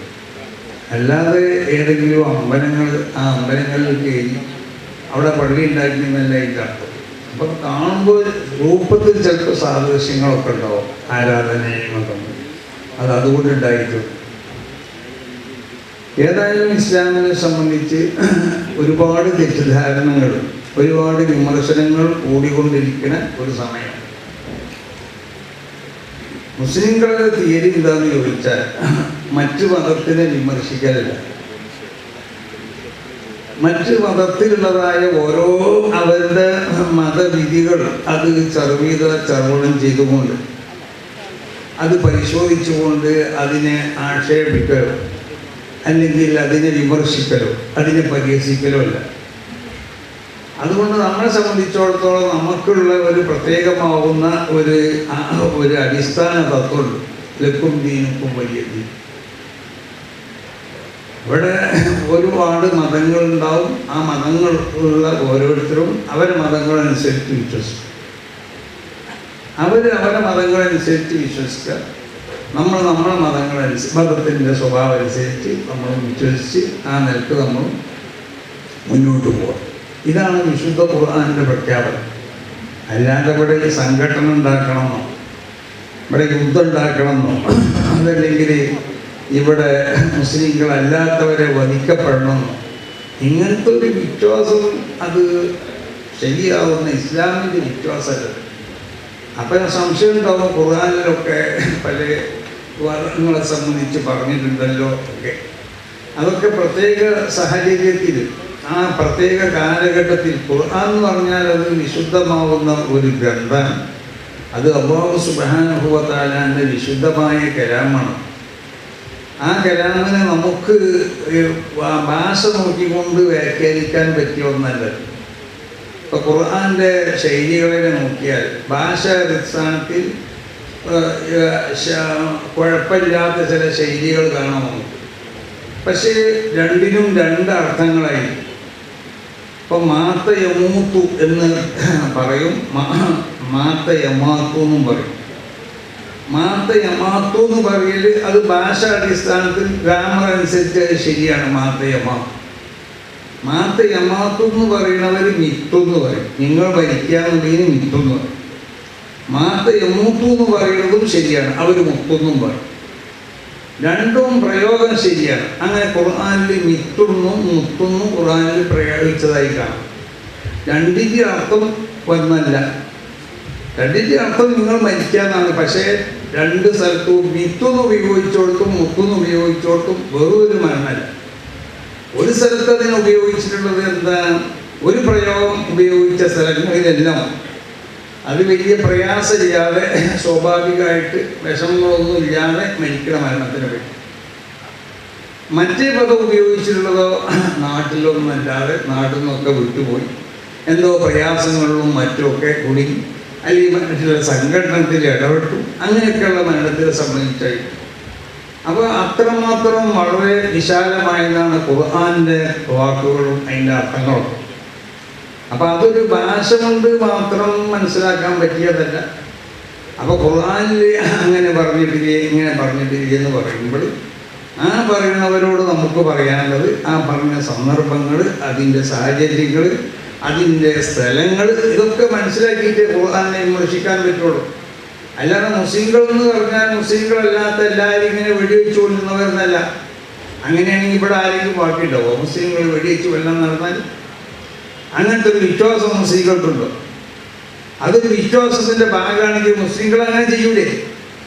അപ്പോൾ വിശുദ്ധ ഖുർആനിൻ്റെ വളരെ വ്യക്തമായ പ്രഖ്യാപനമാണ് ലക്കും ദീനുക്കും വലിയ ദീൻ കാര്യത്തിൽ നിങ്ങൾ തിരക്കൂടാൻ പാടില്ല. അത് നിങ്ങൾ പിന്നെ സംഘടന ഉണ്ടാക്കാൻ പാടില്ല. ഓരോ മതസ്ഥരും അവരുടെ മതം അനുസരിച്ചുള്ളതായ അതിൻ്റെ വിശ്വാസങ്ങളും ആചാരങ്ങളും അവർക്കുള്ളതായ അതിൻ്റെ നിയമങ്ങളൊക്കെ അനുസരിച്ച് കഴിച്ചുകൂടട്ടെ. ഇത് പ്രഖ്യാപിക്കണ ഒരു മതം എങ്ങനെയാണ് ഇവിടെ പിന്നെ സംഘട്ടനത്തിൽക്കും യുദ്ധത്തിലേക്കൊക്കെ ആഹ്വാനം ചെയ്യുക? പിന്നെ യുദ്ധം ഉണ്ടായിട്ട് യുദ്ധം ഇസ്ലാമിൽ മാത്രമേ രാഷ്ട്രങ്ങൾ തമ്മിൽ യുദ്ധം ഉണ്ടാകണില്ലേ? ഇസ്ലാമിക രാഷ്ട്രങ്ങളുടെ കാലത്ത് മറ്റുള്ള രാഷ്ട്രങ്ങളിൽ യുദ്ധം ഉണ്ടായിട്ടുണ്ടാവുമ്പോൾ സ്വാഭാവികമാണ്. ഒരു യുദ്ധം നടന്നതുകൊണ്ടിട്ട് അത് തീവ്രവാദ സംഘടനയാണെന്ന് പറയാൻ പറ്റുമോ? ഇസ്ലാമിക സാമ്രാജ്യത്തിൽ യുദ്ധം ഉണ്ടായിട്ടുണ്ട്, യുദ്ധം നിന്നുണ്ടെങ്കിൽ നമ്മൾ നിഷേധിക്കണില്ല. ആ യുദ്ധം എന്ന് പറഞ്ഞാൽ അതെന്താ? അതൊരു രാഷ്ട്രത്തിൻ്റെ നിലനിൽപ്പിന് വേണ്ടി. നമ്മളെ ഇന്ത്യ രാജ്യം പാകിസ്ഥാനായിട്ട് യുദ്ധം ഉണ്ടെന്ന് വെക്കുക, നമ്മൾ പാകിസ്ഥാനിൻ്റെ കൂടെ കൂടില്ലല്ലോ, നമ്മൾ ആരെ കൂടെ നിൽക്കുള്ളൂ? ഇന്ത്യൻ്റെ കൂടെ നിൽക്കും. അത് നമ്മളൊരു ബാധ്യതയാണ്. നമ്മൾ അങ്ങനെ നിൽക്കാൻ പാടുള്ളൂ ഇവിടുത്തെ മുസ്ലിങ്ങൾ. കാരണം എന്തുകൊണ്ട്? നമ്മൾ ഇന്ത്യ രാജ്യത്തിൽ ജീവിക്കുന്നവർ.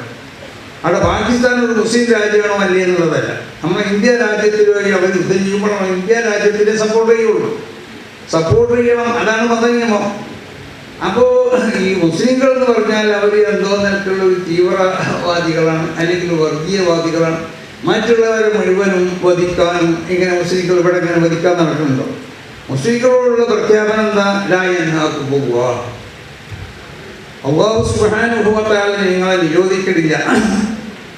അനില്ലദീന ലം യുഖാതിലൂകും ഫിദ്ദീൻ, ദീനിന്റെ വിഷയത്തിൽ നിങ്ങളോട് ഇങ്ങോട്ട് യുദ്ധം ചെയ്യാനോ നിങ്ങളെ എതിർക്കാനോ നിങ്ങളുമായി സംഘടനത്തിനോ വരാത്ത ആളുകളെ അവർക്ക് അവർക്ക്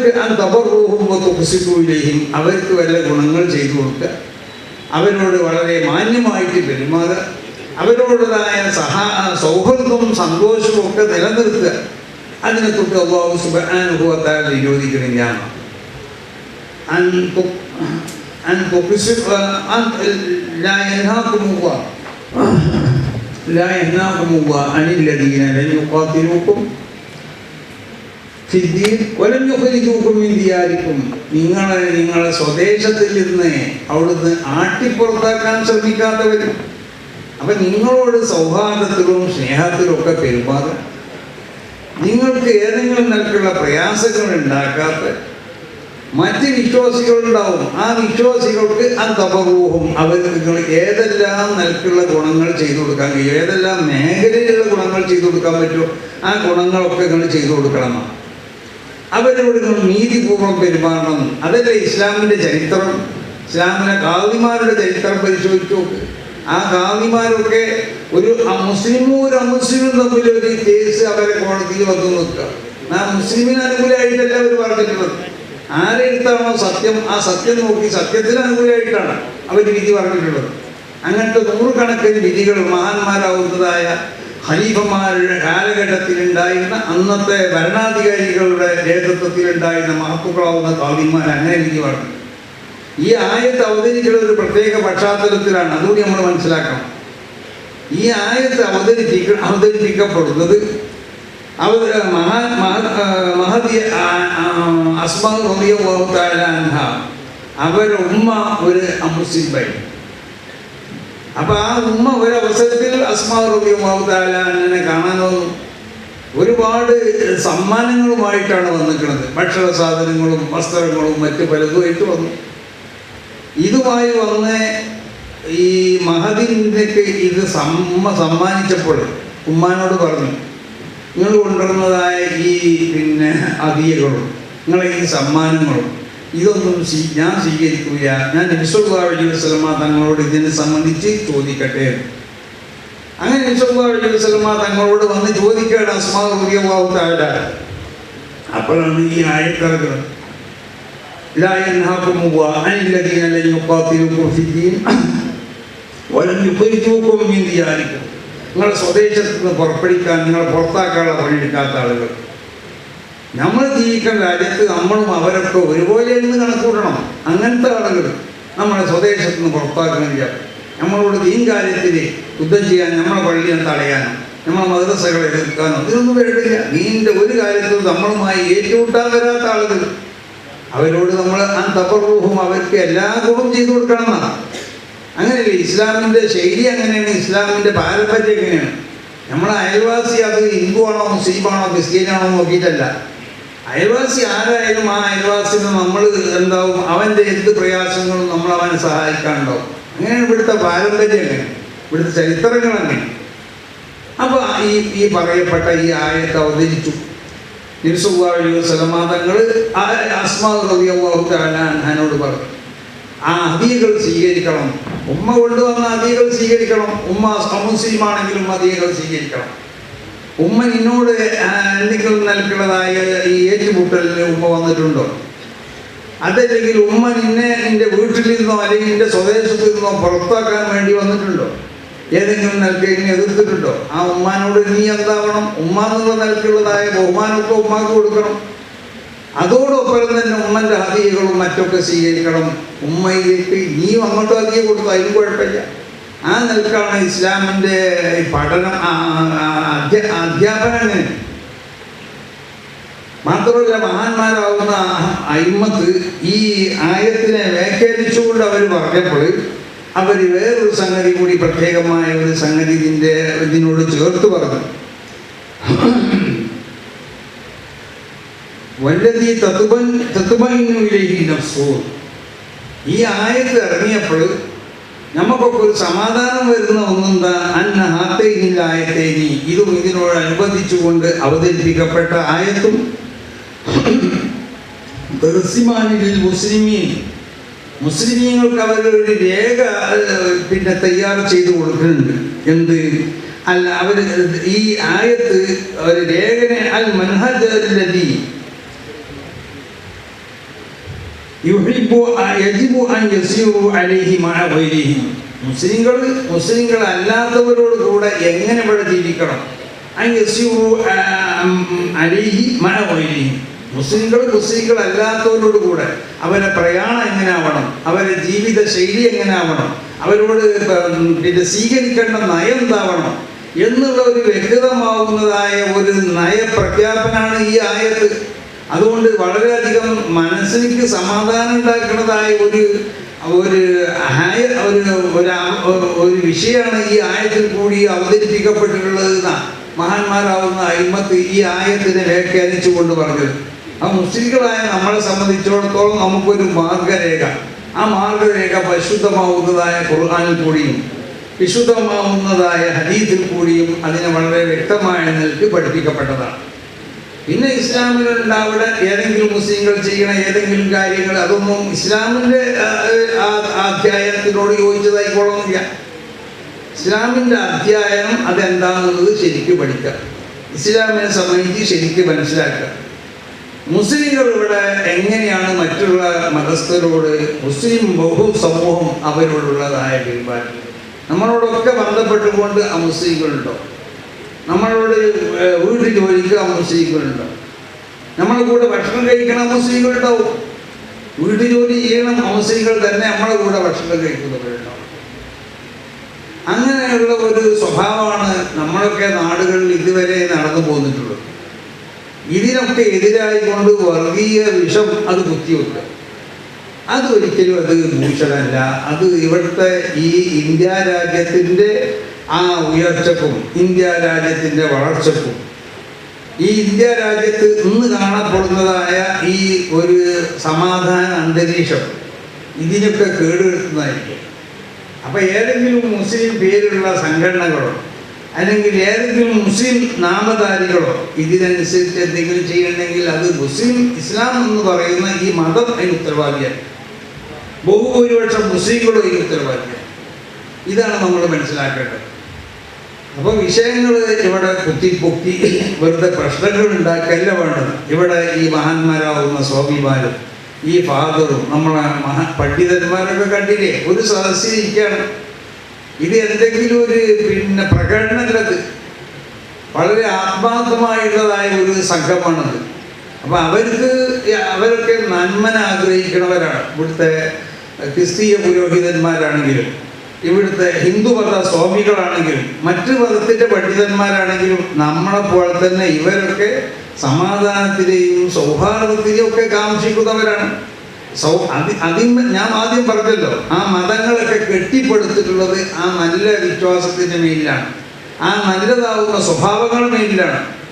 ആ സ്വഭാവങ്ങളൊക്കെ ഇവിടെ നിലനിൽക്കണം എന്ന് ആഗ്രഹിക്കുന്നവരാണ് ഇവരൊക്കെ. അതുകൊണ്ടാണ് ഇവരൊക്കെ ഈ മുസ്ലിം സമുദായത്തിൽ നിന്ന് ആരെങ്കിലും എന്തെങ്കിലും പറഞ്ഞാൽ അല്ലെങ്കിൽ മുസ്ലിം ചില സംഘടനകൾ പറഞ്ഞാൽ അതിനൊന്നും നമ്മളതിന് അനുകൂലമല്ല എന്നതുപോലെ തന്നെ ഹിന്ദു മതത്തിൽ നിന്ന് ആരെങ്കിലും എന്തെങ്കിലും പറഞ്ഞാൽ അല്ലെങ്കിൽ ഹിന്ദു സംഘടന എന്ന പേരിൽ അറിയപ്പെടുന്ന ഏതെങ്കിലും ആളുകൾ ഇതുപോലുള്ള ഈ സൗഹാർദ്ദ അന്തരീക്ഷം ഇവിടെ തകർക്കാൻ വേണ്ടി എന്തെങ്കിലും പറഞ്ഞാൽ അതിന് പിന്നിൽ ഞങ്ങളാരും ഉണ്ടാവില്ല എന്നുള്ള ഒരു വ്യക്തമായ പ്രഖ്യാപനമാണ് ഇവരിവിടെ നടത്തുന്നത്, ഈ സ്വാമിമാരും ഈ പണ്ഡിതന്മാരൊക്കെ.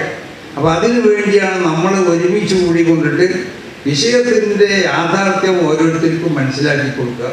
സംഘടന ഇവിടെ ഇല്ല, സ്വൈര്യമായിട്ട് നമുക്കൊക്കെ ജീവിക്കണം, നമ്മളെ മക്കൾക്ക് ജീവിക്കണം, മക്കൾക്ക് ജീവിക്കണം. അപ്പോൾ ഇവിടെ എത്ര കാലം ജീവിക്കേണ്ട കാലഘട്ടത്തോളം നമുക്കും നമ്മുടെ പിൻഗാമികൾക്കൊക്കെ സുഖമായി ജീവിക്കണം.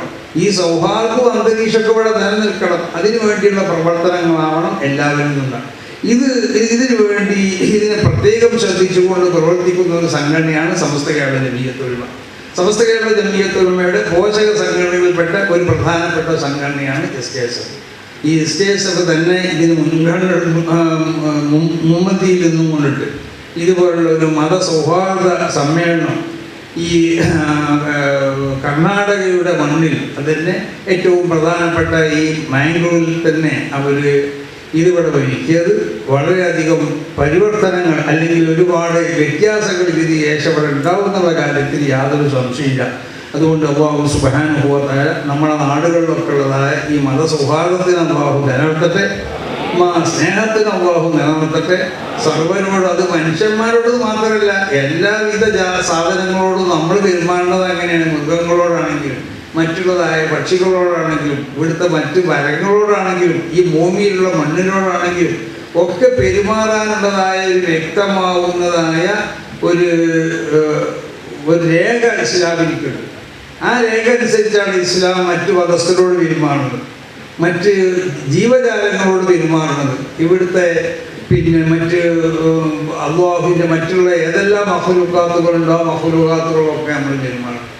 അപ്പോൾ അതുകൊണ്ട് ഇസ്ലാമിൻ്റെ ഈ വിശുദ്ധമായ എല്ലാം ഞാൻ പറഞ്ഞതുപോലെ എല്ലാ മതങ്ങളും ആ മതങ്ങളിലുള്ളതായ പൊതു സുന്ദരമാവുന്ന തത്വങ്ങളും വിശ്വാസങ്ങളും ഇതൊക്കെ പൂർണ്ണമായും കൊണ്ട് അത് ഉൾക്കൊള്ളാൻ വേണ്ടി അണികളോട് പണ്ഡിതന്മാരും ഈ സ്വാമിജിമാരും പുരോഹിതന്മാരും ഒക്കെ ഉപദേശിക്കണം. അങ്ങനെ ഒരു സൗഹാർദ്ദ അന്തരീക്ഷം ഉണ്ടാക്കി തീർക്കണം. അതിന് അല്ലാഹു സുബ്ഹാനഹു വ തആല തുണക്കട്ടെ എന്ന് ദുആ ചെയ്തുകൊണ്ട് ഈ യോഗം ഉദ്ഘാടനം ചെയ്തതായി പ്രഖ്യാപിക്കുന്നു. അസ്സലാമു അലൈക്കും വറഹ്മത്തുള്ളാഹി.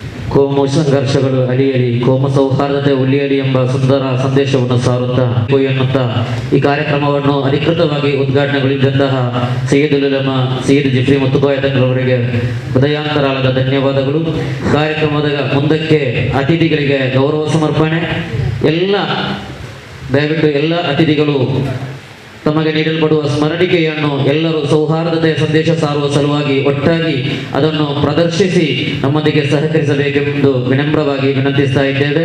ನಮ್ಮ ಈ ಸಂದೇಶ ಸಾರುವ ಈ ಸ್ಮರಣಿಕೆಯನ್ನು ಎಲ್ಲ ಅತಿಥಿಗಳಿಗೆ ಗೌರವಪೂರ್ವಕವಾಗಿ ನೀಡಲಾಗ್ತಾ ಇದೆ. ಎಲ್ಲರೂ ದಯವಿಟ್ಟು ಅದನ್ನು ಒಟ್ಟಾಗಿ ಪ್ರದರ್ಶಿಸಬೇಕು ಎಂದು ಈ ಸಂದರ್ಭದಲ್ಲಿ ವಿನಂತಿಸ್ತಾ ಇದ್ದೇವೆ. ನಮ್ಮ ಕಾರ್ಯಕ್ರಮವನ್ನು ಸೇರಿಕೊಂಡಿರುವಂತಹ ನಾನು ಮೊದಲೇ ತಿಳಿಸಿದಂತೆ ನನ್ನ ಬದುಕಿನಲ್ಲೂ ಕೂಡ ಸೌಹಾರ್ದತೆಯನ್ನು ಕಾಪಾಡಿಕೊಂಡು ಬಹಳ ದೂರದಿಂದ ಪ್ರಯಾಣ ಬೆಳೆಸಿ ನಮ್ಮ ಕಾರ್ಯಕ್ರಮವನ್ನು ಸೇರಿಕೊಂಡಿದ್ದೀರಿ. ಬಹಳ ಗೌರವಾದರದಿಂದ ತಮ್ಮನ್ನು ಕಾರ್ಯಕ್ರಮಕ್ಕೆ ಬರಮಾಡಿಕೊಳ್ತಿದ್ದೇವೆ. ಎಲ್ಲ ಗೌರವಾನ್ವಿತ ಅತಿಥಿಗಳು ಸಂದೇಶದ ಗೌರವ ಸ್ಮರಣಿಕೆಯನ್ನು ಪ್ರದರ್ಶಿಸಬೇಕಾಗಿ ವಿನಮ್ರವಾಗಿ ವಿನಂತಿಸ್ತಾ ಇದ್ದೇವೆ. ಈ ಸೌಹಾರ್ದ ಸಂಜೆಯಲ್ಲಿ ಸೌಹಾರ್ದತೆಯ ಕೂಡ ವಿಶೇಷವಾಗಿ ನಮ್ಮ ಸುಧೀರ್ ಕುಮಾರ್ ಮರಳಿಯವರು ಬಹಳ ಸಾಮಾಜಿಕವಾಗಿ ತಮ್ಮನ್ನು ಕಾರ್ಯಕ್ರಮಕ್ಕೆ ಬರ್ತೀರಿ ಅಂತೇಳಿ ಸೋಷಿಯಲ್ ಮೀಡಿಯಾದಲ್ಲಿ ಹಾಕಿದಾಗಲೇ ದೊಡ್ಡ ನಮ್ಮ ಕಾರ್ಯಕರ್ತರಿಗೆ ಆವೇಶವಾಗಿದ್ದು ಅವರನ್ನು ಕೂಡ ಕಾರ್ಯಕ್ರಮಕ್ಕೆ ಪ್ರೀತಿಯಿಂದ ಸ್ವಾಗತಿಸ್ತಾ ನಮ್ಮ ಕಾರ್ಯಕ್ರಮಕ್ಕೆ ಶುಭ ಹಾರೈಸಿ ಮಾತಾಡಲಿಕ್ಕೆ ಬೇಕಾಗಿ ಗಿಫರ್ ಫರ್ನಾಂಡಿಸ್ ಸರ್ ಅವರನ್ನು ಪೀಠಕ್ಕೆ ಆಹ್ವಾನಿಸ್ತೇವೆ. ದಯವಿಟ್ಟು ಯಾರು ಕೂಡ ಸೈಯದುಲ್ ಉಲಮಾ ಅವರ ಹೋಗಲನುವಾಗುವ ಸಂದರ್ಭದಲ್ಲಿ ಸಹಕರಿಸಬೇಕು. ಕಾರ್ಯಕ್ರಮದ ಮುಂದಕ್ಕೆ ಕೊರ್ಡೇಲ್ ಹೋಲಿ ಕ್ರಾಸ್ ಚರ್ಚ್ನ ಪ್ರಧಾನ ಧರ್ಮಗುರುಗಳಾದಂತಹ ವೇದಿಕೆಯ ಮೇಲಿರುವ ಭಾಗದಲ್ಲಿರುವ ಅತಿ ಗಣ್ಯರಿಗೂ ಎಲ್ಲರಿಗೂ ಶಿರಬಾಗಿ ನಮಿಸ್ತಾ ಇದ್ದೇನೆ. ಪಿಟ್ ಪಾಲ್ ಸಲ್ಜಾನ್ರವರು ಬಿಷಪ್ ಸ್ವಾಮಿ ಅವರ ಹಾಗೂ ಎಲ್ಲ ಶುಭಾಶಯಗಳನ್ನು ಕೋರ್ತಾ ಇದ್ದೇನೆ. ಮತ್ತು ಸ್ಥಿರ ವಸ್ತುಗಳನ್ನು 5 ಮಾಗೆ ಸಾಷ್ಟಾಂಗ ನಮಸ್ಕಾರ. ಏ ಪ್ರಭು ಪರಮೇಶ್ವರ್, ಬಿಸ್ಮಿಲ್ಲಾಹಿ ರಹಿಮಾನಿ ರಹೀಂ. ಹಾಗೂ ಪರಲೋಕದಲ್ಲಿರುವ ನಮ್ಮ ತಂದೆಯೇ, ನಿಮಗೆ ಕೋಟಿ ಕೋಟಿ ಸ್ತೋತ್ರಗಳು, ಧನ್ಯವಾದಗಳು. ಇದು ಒಂದು ವಿಶೇಷವಾದಂಥ ಒಂದು ಸಂದರ್ಭ. ಈ ಸಂದರ್ಭದಲ್ಲಿ ನಾವು ಒಬ್ಬರ ಹತ್ರ ಇನ್ನೊಬ್ಬರ ಹತ್ರ ಮಾತನಾಡುವಾಗ ಒಂದು ಸ್ವಲ್ಪ ಸಂವಾದ, ಸಂದರ್ಭಕ್ಕೆ ಅನುಸಾರವಾಗಿ ಸ್ವಲ್ಪ ಸಂವಾದ. ಈ ಸಂದರ್ಭ ಮತ್ತು ಸಂವಾದ ಒಟ್ಟಾಗಿ ಸೇರುವಾಗ ಒಂದು ಹೊಸ ಸಂಬಂಧ. ನಾನು ಇಲ್ಲಿ ಬರುವುದಕ್ಕಿಂತ ಮೊದಲು ಇದ್ದಕ್ಕಿಂತ ಈಗ ಸ್ವಲ್ಪ ಜನರ ಜಾಸ್ತಿ ಪರಿಚಯ ಆಯಿತು. ಈ ಸಂಬಂಧವನ್ನು ಬೆಳೆದಾಗ ಅದು ಸೌಹಾರ್ದ. ನಾವು ಪ್ರತಿಯೊಬ್ಬರು ಒಬ್ಬರ ಸಂದರ್ಭಕ್ಕೆ ಅನುಸಾರವಾಗಿ ಸಂವಾದ ಮಾಡಬೇಕು, ಸ್ವಲ್ಪ ಸಂಬಂಧವನ್ನು ಬೆಳೆಸಬೇಕು. ಈ ಮೂಲಕ ಸೌಹಾರ್ದವನ್ನು ನಾವು ಕಾಪಾಡಬೇಕಾಗಿದೆ. ಏನು ಪ್ರಿಯರೇ, ಸೌಹಾರ್ದ ಅಂತ ಹೇಳಿದರೆ, ನನಗೆ ಹಸಿವೆ ಆಗುತ್ತಾ ಇದೆ, ನಿಮಗೂ ಆಗ್ತದೆ. ನನಗೆ ಬಾಯಾರಿಕೆ ಆಗ್ತದೆ, ನಿಮಗೂ ಆಗ್ತದೆ. ನಿಮ್ಮ ಬಾಯಾರಿಕೆ ಮತ್ತು ಹಸಿವನ್ನು ನಾನು ಅರ್ಥ ಮಾಡಿಕೊಳ್ಳುವುದೇ ಸೌಹಾರ್ದ. ಆಗ ಮಾತ್ರ ಏನಾದರೂ ಸ್ವಲ್ಪ ನನ್ನ ಕಿಸೆಯಿಂದ ಅಥವಾ ನನ್ನ ತಟ್ಟೆಯಿಂದ ತೆಗೆದು ಕೊಡ್ಲಿಕ್ಕೆ, ಹಂಚಿ ತಿನ್ಲಿಕ್ಕೆ ಆಗುತ್ತಾ ಇದೆ. ದೇವರು ನಮಗೆ 2 ಕೈಗಳನ್ನು ಕೊಟ್ಟಿದ್ದಾರೆ. ತಮಿಳು ಭಾಷೆಯಲ್ಲಿ ಬಹಳ ಅರ್ಥಭರಿತವಾದುದು. ஆண்டவர் எங்களுக்கு 2 கையை கொடுத்திருக்காரு. ஒரு கை என் வாய்க்கு கொண்டு போறதுக்கு, இன்னொரு கை அடுத்தவன் வாய்க்கு கொடுக்கிறது. ஒரு கை என் கண்ணீர் துடைக்கிறதுக்கு, இன்னொரு கை அடுத்தவன் கண்ணீர் துடைக்கிறதுக்கு. தம்பி, உன்னால் முடியும். ಇದು ಅರ್ಥ, ಇದು ಸೌಹಾರ್ದ. ಪ್ರಿಯರೇ, ಏನೋ ಒಂದು ಕೊರೋನಾ ಬಂದದರಿಂದ ಹಲವು ಬದಲಾವಣೆಗಳು ಆಗಿವೆ. ಮನುಷ್ಯ ನನಗೆ ಸಾವು ಇಲ್ಲ, ನಾನು ಯಾರಿಗೂ ಹೆದರಲ್ಲ ಅಂತ ಒಂದು ಅಹಂಕಾರದಲ್ಲಿ, ಒಂದು ಅಂಧಕಾರದಲ್ಲಿ ಜೀವಿಸುವಂತಹ ಸಮಯದಲ್ಲಿ ನನಗೆ ಯಾವಾಗ ಏನು ಆಗುತ್ತದೆ ಎಂದು ಗೊತ್ತಿಲ್ಲ ಅಂತ ಒಂದು ಆತಂಕದಲ್ಲಿ ಬಂದ. ಮನೆಯವರಿಗೆ ಮುಖ ನೋಡಲು ಸಿಗಲಿಲ್ಲ, ಕೆಲವರಿಗಂತೂ ಅಂತ್ಯ ಸಂಸ್ಕಾರದ ಭಾಗ್ಯನೂ ಸಿಗಲಿಲ್ಲ. ಅದರಿಂದ ಕೊರೋನಾ ಒಳ್ಳೆಯದು ಕೆಟ್ಟದ್ದು ಅದು ಬೇರೆ ವಿಚಾರ. ಆದರೆ ದೇವರು ಮನುಷ್ಯರ ಮನಸ್ಸುಗಳನ್ನು, ಕಣ್ಣುಗಳನ್ನು ತೆರೆಯುವಂತ ಒಂದು ಅವಕಾಶವನ್ನು ಕೊಟ್ಟಿದ್ದಾರೆ. ಅದು ಸಹ ಪುನಃ ಈಗ ಮರೆತು ಹೋದಂತೆ ಕಾಣುತ್ತಾ ಇದೆ. ಆಗಬಾರದು. ಸದಾ ದೇವರು ಕೊಡುವಂತ ಎಲ್ಲ ಅವಕಾಶಗಳನ್ನು ನಾವು ಸದುಪಯೋಗ ಪಡಿಸಬೇಕಾಗ್ತದೆ. ಓದಿನಂತ ಒಂದು ಸಣ್ಣ ಘಟನೆ, ಮರದ ಬುಡದಲ್ಲಿ ಜನರು ಜಗಳ ಮಾಡುತ್ತಾ ಇರುವಾಗ ಮರದ ಮೇಲೆ ಕುಳಿತಂತ ಪಾರಿವಾಳದಲ್ಲಿ ಒಂದು ಸಣ್ಣ ಮರಿ ಪಾರಿವಾಳ ತಾಯಿ ಹತ್ರ ಕೇಳ್ತಾ ಇದೆ, ಅಮ್ಮ ಅದು ಯಾರು, ಏನು ಏನು ಮಾಡ್ತಾ ಇದ್ದಾರೆ? ಅದಕ್ಕೆ ಆ ತಾಯಿ ಪಾರಿವಾಳ ಹೇಳ್ತಾ, ಅದು ಜನರು. ಏನು ಮಾಡ್ತಾ ಇದ್ದಾರೆ? ಜಗಳ ಮಾಡ್ತಾ ಇದ್ದಾರೆ. ಯಾಕೆ? ಏನೋ ಧರ್ಮದ ವಿಚಾರದಲ್ಲಿ, ಮಣ್ಣಿನ ವಿಚಾರದಲ್ಲಿ ಮನಸ್ತಾಪ ಬಂದಿದೆ, ಜಗಳವಾಡ್ತಾ ಇದ್ದಾರೆ. ಆಗ ಮರಿ ಹೇಳ್ತಾ ಇದೆ ತಾಯಿ ಹತ್ರ, ಅಮ್ಮ ನಾವು ಬೆಳಿಗ್ಗೆ ದೇವಸ್ಥಾನಕ್ಕೆ ಹೋಗ್ತಾ ಇದ್ದೇವೆ, ಅಲ್ಲಿ ಕುಳಿತುಕೊಳ್ತೇವೆ, ಮಧ್ಯಾಹ್ನ ಮಸೀದಿಗೆ ಹೋಗ್ತಾ ಇದ್ದೇವೆ, ಸಾಯಂಕಾಲ ಚರ್ಚಿಗೆ ಸಹ ನಾವು ಹೋಗ್ತೇವೆ, ಎಲ್ಲ ಕಡೆ ಸುತ್ತಾಡಿ ಬರ್ತೇವೆ. ಈ ಜನರು ನಮ್ಮಿಂದ ಯಾಕೆ ಕಲಿಯುತ್ತಾ ಇಲ್ಲ? ಅದಕ್ಕೆ ತಾಯಿ ಹೇಳ್ತಾ ಉಂಟು, ಮಗು ಅದು ಪಾರಿವಾಳಗಳಲ್ಲ, ಅದು ಜನರು. ಅವರಿಗೆ ದೇವರು ಬುದ್ಧಿಯನ್ನು ಕೊಟ್ಟಿದ್ದಾರೆ, ಆ ಬುದ್ಧಿಯನ್ನು ಉಪಯೋಗಿಸ್ತಾ ಇಲ್ಲ ಅಷ್ಟೇ. ಪ್ರಿಯರೇ, ನಮಗೆ ದೇವರು ಬುದ್ಧಿಯನ್ನು ಕೊಟ್ಟಿದ್ದಾರೆ, ಸದ್ಬುದ್ಧಿಯನ್ನು ಕೊಡಲಿ. ಈ ಮೂಲಕ ಸೌಹಾರ್ದತೆಯನ್ನು ಕಾಪಾಡಲಿಕ್ಕೆ ನಮಗೆ ಸಾಧ್ಯವಾಗಲಿ. ಜನರು ಸಾಧಾರಣವಾಗಿ ಧರ್ಮಕ್ಕಾಗಿ ಸಾಯಲಿಕ್ಕೆ ತಯಾರಿದ್ದಾರೆ, ಆದರೆ ಧರ್ಮಕ್ಕಾಗಿ ಬದುಕುವುದಿಲ್ಲ ಅಲ್ವಾ? ನಮ್ಮ ಸ್ಮಶಾನಗಳಲ್ಲಿ RIP ಅಂತ ನಾವು ಬರೆಯುತ್ತಾ ಇದ್ದೇವೆ, ರೆಸ್ಟ್ ಇನ್ ಪೀಸ್. ನಾವು ಜೀವ ಇರುವಾಗ LIP ಅಂತ ಬರೆಯಬೇಕಾದ್ರೆ ಲಿವ್ ಇನ್ ಪೀಸ್. ಬರೀ ಸ್ಮಶಾನದಲ್ಲಿ ಬರೆದರೆ ಸಾಕಾಗುವುದಿಲ್ಲ ಪ್ರಿಯರೇ. ಬದುಕುವ ಮತ್ತು ಬದುಕಲು ಬಿಡುವ. अगर तुम किसी को खुशियां नहीं दे सकते हो तो किसी का खुशियां छीनने का भी कोई हक नहीं ಅಲ್ವಾ? ಇತರರಿಗೆ ಸಂತೋಷವನ್ನು ನಾವು ಕೊಡಬೇಕಾಗಿದೆ. ಆ ಸಂತೋಷ ಕೊಡ್ಲಿಕ್ಕೆ ಆಗದಿದ್ದರೆ ಆ ಸಂತೋಷವನ್ನು ಅವರಿಂದ ಕಸಿದುಕೊಡಬಾರದು, ಸಂತೋಷದಿಂದ ಬದುಕಲಿಗೆ ಬಿಡುವ. ಅದಕ್ಕಾಗಿ ಯೋಹಾನನ ಶುಭ ಸಂದೇಶದಲ್ಲಿ 4ನೇ ಅಧ್ಯಾಯ ವಾಕ್ಯ 20, ಜಾಸ್ತಿ ಮಾತನಾಡಬಾರದು, ಸಮಯ ತುಂಬಾ ಜನರಿದ್ದಾರೆ, ದೊಡ್ಡವರಿದ್ದಾರೆ, ನನಗಿಂತ ಪ್ರಾಯದಲ್ಲೂ ಜ್ಞಾನದಲ್ಲೂ ಬುದ್ಧಿಯಲ್ಲೂ ತುಂಬಾ ಜನ ದೊಡ್ಡವರಿದ್ದಾರೆ. ಕಣ್ಣಿಗೆ ಕಾಣುವಂತ ನಿನ್ನ ಸಹೋದರ ಸಹೋದರಿಯನ್ನು ನೀನು ಪ್ರೀತಿಸದವ, ಕಣ್ಣಿಗೆ ಕಾಣದ ದೇವರನ್ನು ಪ್ರೀತಿಸ್ತಾನೆ ಅಂದ್ರೆ ಯಾಕೆ ಸುಳ್ಳು ಹೇಳ್ತೀಯ ಅಂತ ಹೇಳಿ ಆ ವಾಕ್ಯ ನಮಗೆ ಹೇಳುತ್ತಾ ಇದೆ. ಅದಕ್ಕಾಗಿ ಕಾಲಘಟ್ಟದಲ್ಲಿ ನಮಗೆ ಪ್ರತಿಯೊಬ್ಬರಿಗೂ ದೇವರ ಸನ್ನಿಧಾನದಲ್ಲಿ ಹೋಗಿ ಸೇರುವಾಗ ಹೇಳುವಂತ ವಿಚಾರ, ನಾನು ಹಸಿದಿದ್ದೆ, ಬಾಯಾರಿಕೆ ಆಗಿದ್ದೆ, ಏನಾದರೂ ಕೊಟ್ಟಿದ್ದೀಯಾ? ಕೊಡ್ಲಿಲ್ಲ. ನನಗೆ ನೆನಪು ಹೋಗ್ತಾ ಉಂಟು 1983ಕ್ಕೆ ನಾವು ಪ್ರಪ್ರಥಮವಾಗಿ ಕೆಲಸವನ್ನು ಹುಡುಕಿ ಸೌದಿ ಅರೇಬಿಯಾ ಜದ್ದಾ ಪಟ್ಟಣಕ್ಕೆ ಹೋದಾಗ, ಕೆಲವರಂತೂ ನಿಮ್ಮ ಕುಟುಂಬದವರು ಇರಬಹುದು ಆ ಕಂಪನಿಯಲ್ಲಿ ಕೆಲಸ ಮಾಡಿದವರು, Markaz al Fanni Tijari technical trading center TTC, ನಾವು 700 ಜನ ಕೆಲಸ ಮಾಡಿದೆವು. ಅದರಲ್ಲಿ ಒಂದು 400 ಜನ ಹಿಂದೂ ಧರ್ಮಕ್ಕೆ ಸೇರಿದ, 100 ಜನ ಕ್ರೈಸ್ತರು ಮತ್ತೆ 200 ಮುಸ್ಲಿಮ್ಸ್ ಇದ್ದಾರೆ. ಮಕ್ಕಾ ಪಟ್ಟಣದಲ್ಲಿ 200 ಜನ, ತಾಯಿಫ್ ಪಟ್ಟಣದಲ್ಲಿ 100, ಮತ್ತೆ ಜದ್ದಾ ಪಟ್ಟಣದಲ್ಲಿ ನಾವು 400. 4 ತಿಂಗಳ ನಂತರ ಕಂಪನಿ ಬ್ಯಾಂಕ್ರಪ್ಟ್ ಆಯಿತು, ಲಾಕ್ಡೌನ್ ಆಯಿತು, ಕೆಲಸ ಇಲ್ಲ, ಅಕ್ರಮ ಇಲ್ಲ, ಹಣ ಇಲ್ಲ, ಏನೂ ಇಲ್ಲ. ಆ ಸಂದರ್ಭದಲ್ಲಿ ಮಕ್ಕಾ ಪಟ್ಟಣದಿಂದ ಇಂಡಿಯನ್ ಮುಸ್ಲಿಮ್ಸ್ ಅಸೋಸಿಯೇಷನ್ 3 ಸಲ ಮಿಟ್ಸುಬಿಸಿ ಟ್ರಕ್ಕಲ್ಲಿ ಫುಲ್ಲು ತುಂಬಿಸಿ ಅಕ್ಕಿ ಮತ್ತೆ ದಾಲ್ ನಮಗೆ ಕಳಿಸಿಕೊಟ್ರು. ಅವರು ಕೇಳಲಿಲ್ಲ ಇದು ಹಿಂದೂ ಜನರ ಮುಸ್ಲಿಂ ಅಂತ ಕೇಳಲಿಲ್ಲ, ಸೌಹಾರ್ದತೆ ಅದು, ಅವರು ಕೇಳಲೇ ಇಲ್ಲ. ಒಂದು ವೇಳೆ ಇಲ್ಲಿ ಅಗತ್ಯ ಪಟ್ಟರೆ ಇಲ್ಲಿ ಅವರು ಸಹ ಮಾಡಬಹುದು. ಆ ಸಂದರ್ಭದಲ್ಲಿ ಅವರು ಮಾಡಿದ್ದಾರೆ. ಪ್ರಿಯರೇ, ಕೆಲವೊಂದು ಮಾತುಗಳನ್ನು ಮಾತ್ರ ಹೇಳ್ತಾ, ಏಕೆಂದರೆ ಬೆಳಿಗ್ಗೆ 5 ಗಂಟೆ ಆಗುವಾಗ ಸಾಧಾರಣ 5 ಗಂಟೆ ಸಂದರ್ಭದಲ್ಲಿ ಬೆಳಿಗ್ಗೆ ಆಜಾನ ಆಗ್ತಾ ಇದೆ. ಏನು ಹೇಳುತ್ತಾ ಇದ್ದಾರೆ? ದೇವರು ದಯಾಳು, ಕರುಣಾಳು, ಸಾಕು ಮಲಗಿದು ಎದ್ದೇಳು.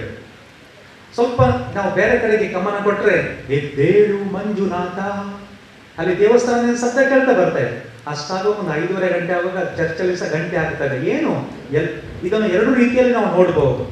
ಯಾಕಪ್ಪ ನನ್ನ ನಿದ್ದೆ ಹಾಳು ಮಾಡ್ತಾ ಇದೆಯಾ, ಬೊಬ್ಬೆ ಹಾಕ್ತಾ ಇದೆ ಅಂತ ಸಹ ಹೇಳ್ಬಹುದು. ಅಥವಾ ಬೆಳಗಾಯಿತು, ಒಬ್ಬರು ಹೇಳಿದ್ದು ನನಗೆ ಕೇಳಲಿಲ್ಲ ಅಂತ ಹೇಳಿದರೆ 5ಕ್ಕೆ, 5:15ಕ್ಕೆ, 5:15ಗೆ ಬೇರೆ ಬೇರೆ ಜನರು ನಾನು ಕರೀತಾ ಇದ್ದಾರೆ, ಇನ್ನು ಕೆಲಸಕ್ಕೆ ಹೋಗಬೇಕು, ಸ್ವಲ್ಪ ದೇವರನ್ನು ಧ್ಯಾನಿಸ್ಬೇಕಂತ ಹೇಳಿ ಪಾಸಿಟಿವ್ ಆಗಿ ಸಹ ನಾವು ನೋಡಬಹುದು.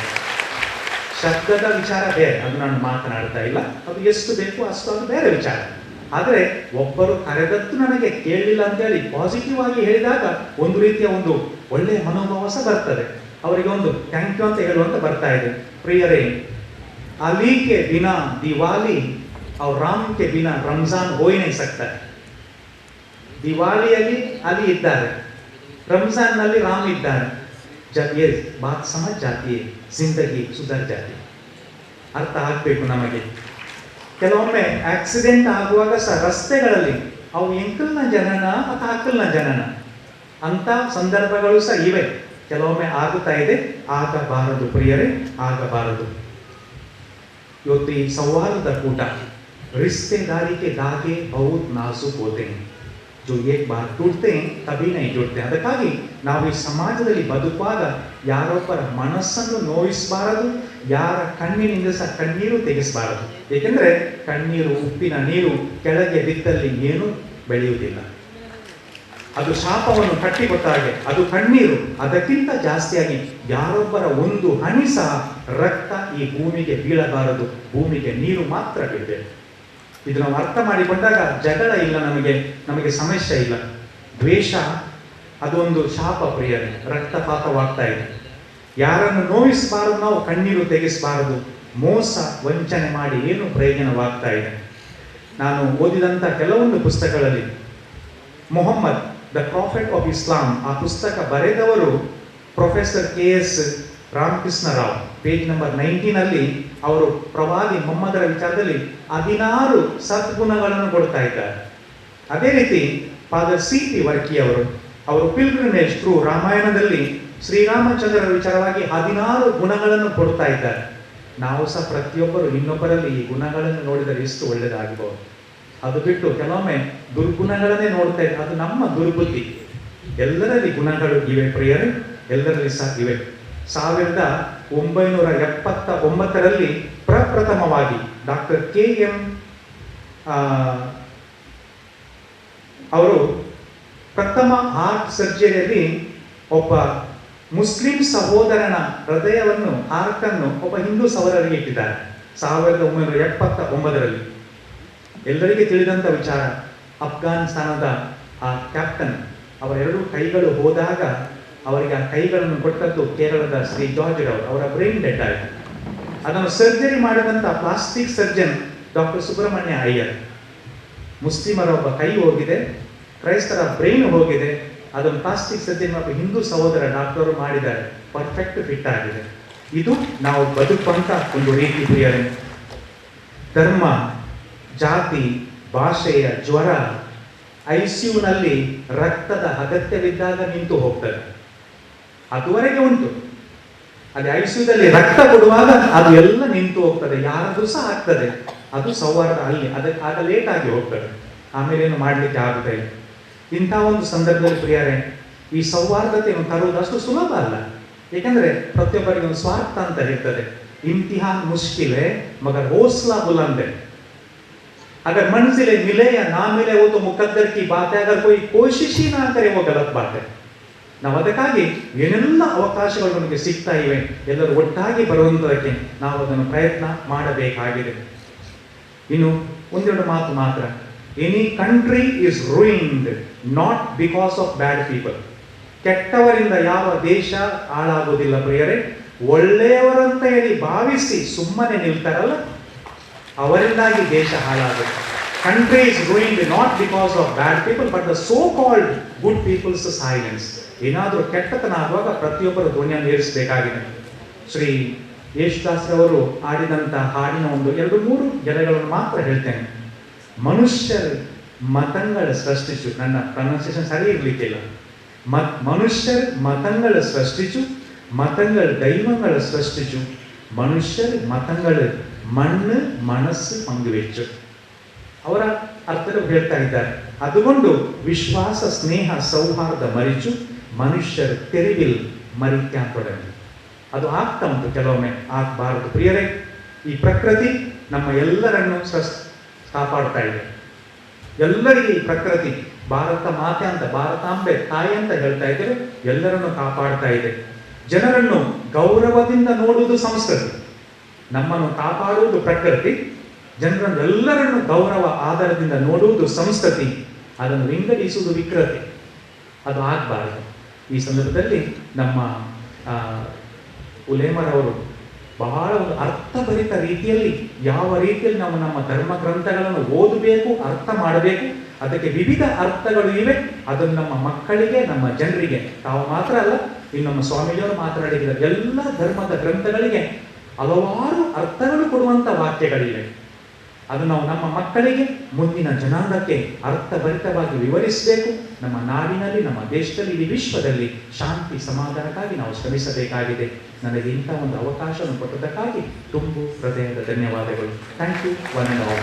ನಮ್ಮ ಗುರು ಫಾದರ್ ಕ್ಲಿಫರ್ಡ್ ಫರ್ನಾಂಡಿಸ್ ಅವರೇ, ತಮಗಿದು ಹೃದಯಾಂತರಾಳದ ಸಂಕ್ಷಿಪ್ತವಾಗಿ ನಮ್ಮ ಕಾರ್ಯಕ್ರಮಕ್ಕೆ ಶುಭಾಶಯಗಳನ್ನು ಕೋರಲು ಮಾಜಿ ಸಚಿವರು ನಿರಂತರವಾಗಿ ನಮ್ಮೊಂದಿಗೆ ಅವರನ್ನು ಆತ್ಮೀಯವಾಗಿ ಆಹ್ವಾನಿಸ್ತಾ ಇದ್ದೇನೆ. ಸೈಯದ್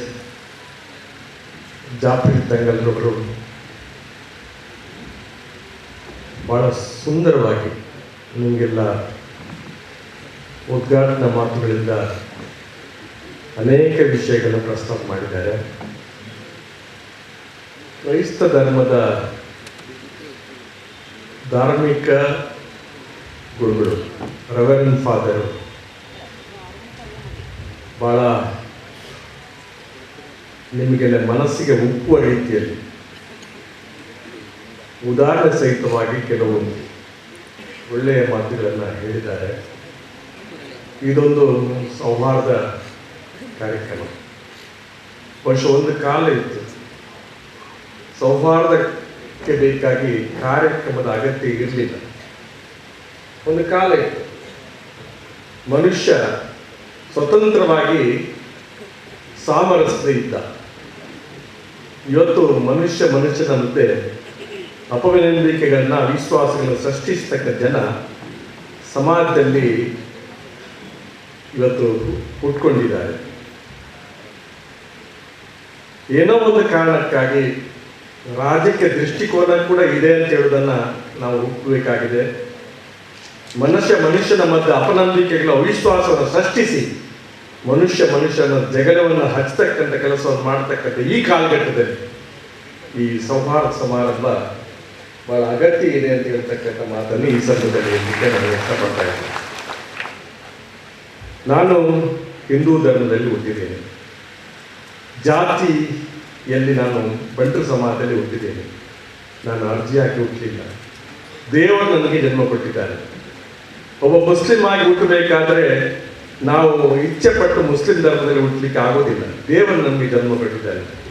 ಕ್ರಿಶ್ಚಿಯನ್ ಧರ್ಮದಲ್ಲಿ ಹುಟ್ಟಬೇಕಾದ್ರೂ ಕೂಡ ಅರ್ಜಿ ಹಾಕಿ ಹುಟ್ಟಲಿಕ್ಕೆ ಆಗೋದಿಲ್ಲ. ಅದು ದೇವರು ನಮಗೆ ಜನ್ಮ ಕೊಟ್ಟಿದ್ದಾರೆ. ದೇವರು ಕೊಟ್ಟಿರುವಂಥ ಜನ್ಮವನ್ನ ಯಾವ ಧರ್ಮದಲ್ಲಿ ನಾವು ಹುಟ್ಟಿದ್ದೇವೆ ಆ ಧರ್ಮದ ಧಾರ್ಮಿಕ ಚೌಕಟ್ಟನ್ನು ಅರ್ಥ ಮಾಡಿಕೊಂಡು ಬದುಕುವುದೇ ಧರ್ಮ ಅಂತ ಹೇಳುವುದನ್ನ ನಾವು ತಿಳ್ಕೊಂಡ್ರೆ ಯಾವ ಸಮಸ್ಯೆ ಕೂಡ ಆಗುವುದಿಲ್ಲ ಅಂತ ಹೇಳ್ತಕ್ಕಂಥ ಮಾತನ್ನ ನಾನು ಈ ಸಂದರ್ಭದಲ್ಲಿ ಹೇಳಲಿಕ್ಕೆ ಇಷ್ಟಪಡ್ತಾ ಇದ್ದೇನೆ. ಎಲ್ಲ ಧರ್ಮಗಳು ಸೌಹಾರ್ದತೆಯನ್ನು ಬೋಧಿಸಿದೆ. ಎಲ್ಲ ಧರ್ಮಗಳು. ನಾನು ನಂಬಿದ ಧರ್ಮ ಪರಧರ್ಮ ಸಹಿಷ್ಣುತೆಯನ್ನ ಮೂಲ ಧರ್ಮವಾಗಿ ಒಪ್ಪಿಕೊಂಡಿರ್ತಕ್ಕಂಥ ಧರ್ಮ ಅಂತ ನಾನು ನಂಬಿದ್ದೇನೆ. ಅದಕ್ಕಾಗಿ ನಮ್ಮ ಧರ್ಮ ವಸುದೈವ ಕುಟುಂಬಕಂ ಅಂತ ಹೇಳ್ತದೆ. ಜಗತ್ತೇ ಒಂದು ಕುಟುಂಬ ಅಂತೇಳಿ. ಲೋಕ ಜನ ಸುಖಿನೋ ಭವಂತು. ಲೋಕ ಎಲ್ಲ ಸುಖವಾಗಿರಬೇಕು. ಇಸ್ಲಾಂ, ಹಿಂದೂ, ಕ್ರಿಸ್ತ ಸುಖವಾಗಿರಬೇಕು ಅಂತಲ್ಲ. ಸರ್ವಜನ ಸುಖಿನೋ ಭವಂತು. ಒಂದು ಧರ್ಮದವರು ಸುಖವಾಗಿರಬೇಕು ಅಂತಲ್ಲ, ಎಲ್ಲ ಧರ್ಮದವರು ಕೂಡ ಸುಖವಾಗಿರಬೇಕು ಅಂತ ಹೇಳಿರ್ತಕ್ಕಂಥ ಇವತ್ತು ಮನುಷ್ಯನಾಗಿ ಬದುಕುವಂತ ನಾವು ಬದುಕುವುದು ದೊಡ್ಡ ವಿಚಾರ ಅಲ್ಲ. ನಾವು ಮನುಷ್ಯನಾಗಿ ಬದುಕಬೇಕು. ಮನುಷ್ಯನಾಗಿ ಬದುಕುವುದು ಹೇಗೆ? ನಾವು ಮನುಷ್ಯನಾಗಿ ಬದುಕಿ ಇನ್ನೊಬ್ಬ ಮನುಷ್ಯನನ್ನ ಎಷ್ಟು ಗೌರವದಿಂದ ಕಾಣ್ತೇನೆ, ಅದು ನಮ್ಮ ಮನುಷ್ಯತ್ವ. ಅಲ್ಲಿ ಜಾತಿ, ಧರ್ಮ, ಭಾಷೆಯ ಲವಲೇಶವು ಇಲ್ಲದೆ ನಾವು ಇನ್ನೊಬ್ಬನ್ನು ಗೌರವ ಮಾಡತಕ್ಕಂಥದ್ದು ಕಲಿಬೇಕು. ಭಾರತ ಒಂದು ವಿಶಿಷ್ಟ ಪರಂಪರೆಯುಳ್ಳಂಥ ದೇಶ. ಇಲ್ಲಿ ಅನೇಕ ಜಾತಿ, ಅನೇಕ ಧರ್ಮ, ಅನೇಕ ಭಾಷೆಗಳ ಜನ ಇರ್ತಕ್ಕಂಥ ದೇಶ ಭಾರತ. ಇಷ್ಟು ಜಾತಿಗಳು, ಇಷ್ಟು ಧರ್ಮಗಳು, ಇಷ್ಟು ಭಾಷೆಗಳು ಇರ್ತಕ್ಕಂಥ ದೇಶ. ಭಾರತಕ್ಕೆ ಹೋಲಿಕೆ ಮಾಡತಕ್ಕಂಥ ಇನ್ನೊಂದು ದೇಶ ಇದ್ರೆ ಅದು ಭಾರತ ಮಾತ್ರ. ಭಾರತಕ್ಕೆ ಹೋಲಿಕೆ ಮಾಡತಕ್ಕಂಥ ಇನ್ನೊಂದು ದೇಶ ಇಲ್ಲ. ನಾವು ಈ ದೇಶದಲ್ಲಿ ಇನ್ನೊಬ್ಬರಿಂದ ಪಾಠವನ್ನ ಕಲಿಬೇಕಾಗಿಲ್ಲ, ನಮ್ಮಿಂದ ಬೇರೆಯವರು ಪಾಠವನ್ನ ಕಲಿಬೇಕಾದ್ದು ಮುಖ್ಯ ಅನ್ನುವಂಥ ಮಾತನ್ನು ನಾನು ಈ ಸಂದರ್ಭದಲ್ಲಿ ಹೇಳಲಿಕ್ಕೆ ನಾನು ಇಷ್ಟಪಡ್ತಾ ಇದ್ದೇನೆ. ನಾವೆಲ್ಲರೂ ಕೂಡ ನಮ್ಮ ಹಿರಿಯರಲ್ಲಾಗಾಯಿತು ಅನುವಂಶಿಕವಾಗಿ ಪರಂಪರಾಗತವಾಗಿ ನಾವು ಜಾತಿ ರಹಿತ ಸಮಾಜ, ಎಲ್ಲಾ ಜಾತಿ, ಎಲ್ಲಾ ಧರ್ಮ, ಎಲ್ಲಾ ಭಾಷೆ ಜನರ ರೀತಿಯಿಂದ ಬದುಕಿದ್ದೇವೆ. ಆ ಬದುಕಿನಿರ್ತಕ್ಕಂಥ ದಿನವನ್ನು ಯಾವತ್ತೂ ಕೂಡ ಹಾಳು ಮಾಡದೆ ನಾವು ಅದನ್ನು ಮುಂದುವರಿಸಿಕೊಂಡು ಹೋಗ್ತಕ್ಕಂಥ ಕೆಲಸವನ್ನು ಮಾಡಬೇಕು. ನಾವು ಒಂದು ಸಣ್ಣ ಕಥೆಯನ್ನು ಹೇಳಿ ನನ್ನ ಭಾಷಣವನ್ನು ನಿಲ್ಲಿಸ್ತೇನೆ. ದೇವರ ಜೊತೆಯಲ್ಲಿ ದೇವದೂತರುಗಳು ಇರ್ತಾರಂತೆ. ನಿಮಗೆ ನಾವು ತಿಳ್ಕೊಂಡ ದೇವದೂತರ ಮತ್ತೆ ಚರ್ಚೆ ಆಗ್ತದೆ, ದೇವರಿಗೆ ಹತ್ತಿರ ಯಾರು ಅಂತ. ಒಬ್ಬ ಹೇಳ್ತಾನೆ ನಾನು ಬಹಳ ದೇವರಿಗೆ ಹತ್ತಿರ, ಮತ್ತೊಬ್ಬ ಹೇಳ್ತಾನೆ ನಾನು ಬಹಳ ದೇವರಿಗೆ ಹತ್ತಿರ. ಅವಾಗ ಇನ್ನೊಬ್ಬ ಹೇಳ್ತಾನಂತೆ ನಾವು ದೇವದೂತರುಗಳು, ನಾವು ದೇವರಲ್ಲೇ ಹೋಗಿ ಕೇಳೋಣ, ನಮ್ಮ ಪೈಕಿ ನಿಮಗೆ ಹತ್ತಿರದ ವ್ಯಕ್ತಿ ಯಾರು ಅಂತ. ಹಾಗೆ ಅಂತೇಳಿ ದೇವರ ಹತ್ರ ಹೋಗ್ತಾರೆ. ದೇವರ ಪ್ರಶ್ನೆ ಮಾಡ್ತಾರೆ, ನಮ್ಮ ಪೈಕಿ ನಿಮ್ಗೆ ಹತ್ತಿರದವರು ಯಾರು ಅಂತ, ನಮ್ಮ ಪೈಕಿ ನಿಮ್ಗೆ ಹತ್ತಿರದ.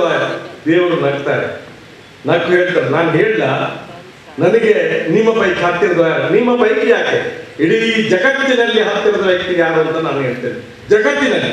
ಅವಾಗ ಆಶ್ಚರ್ಯ ಆಗ್ತದೆ, ಜಗತ್ತಿನಲ್ಲಿ ದೇವರಿಗೆ ಹತ್ತಿರ ಇರುವಂತ ವ್ಯಕ್ತಿ ಯಾರು ಅಂತ. ಅದಕ್ಕೆ ಅವ್ರು ಹೇಳ್ತಾರೆ ಅಂದ್ರೆ, ಯಾವ ಒಬ್ಬ ವ್ಯಕ್ತಿ ಹೆಚ್ಚು ಜನರಿಂದ ಪ್ರೀತಿಸಲ್ಪಡ್ತಾನೆ,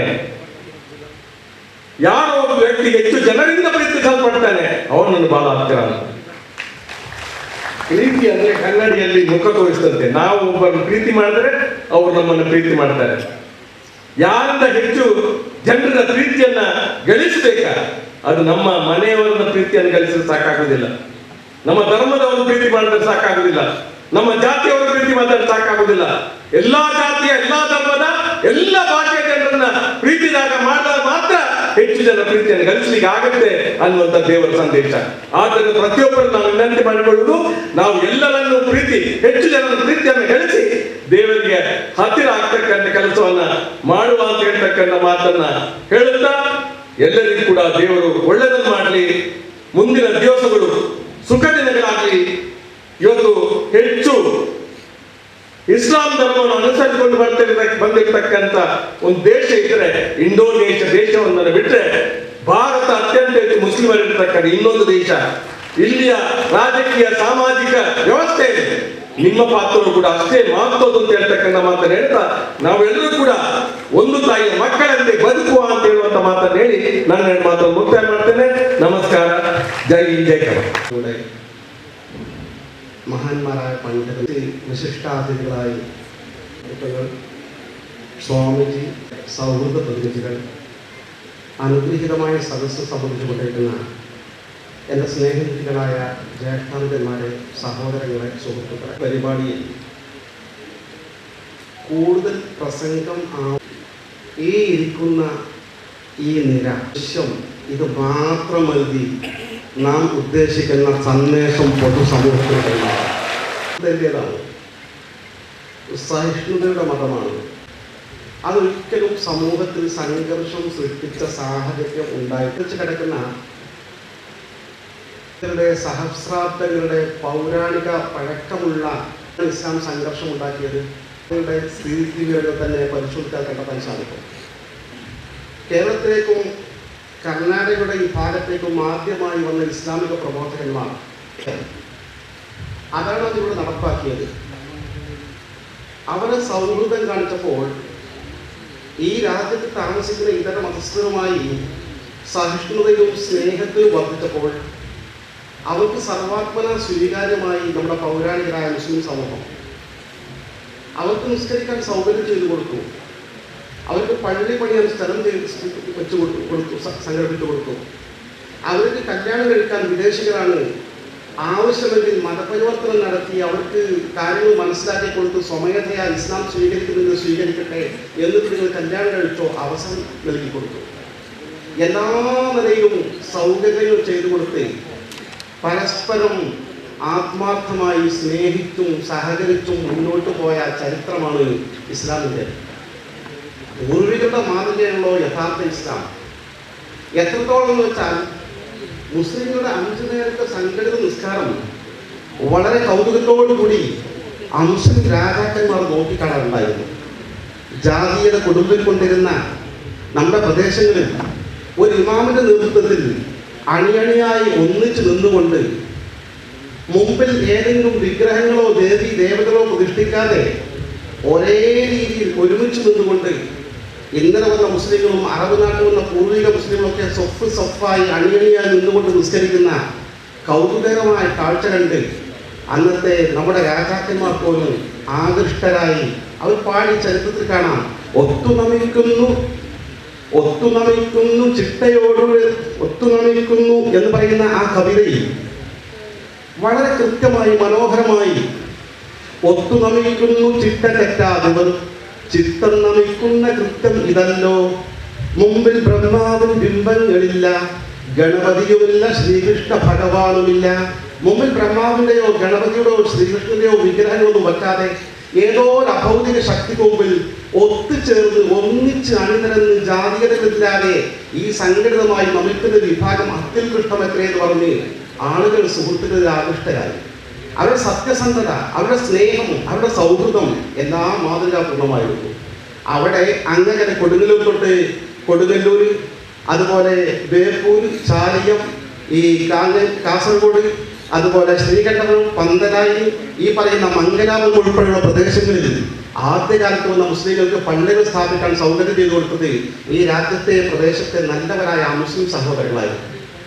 ആ ഒരു സൗഹൃദം, ആ ഒരു സ്നേഹം എക്കാലവും കേരളത്തിലും ഇതര ലോക മഹാരാജ്യങ്ങളിലും മുസ്ലിങ്ങളും അമുസ്ലിങ്ങളും തമ്മിൽ നിലനിൽക്കുന്നത് ചരിത്ര സത്യമാണ്.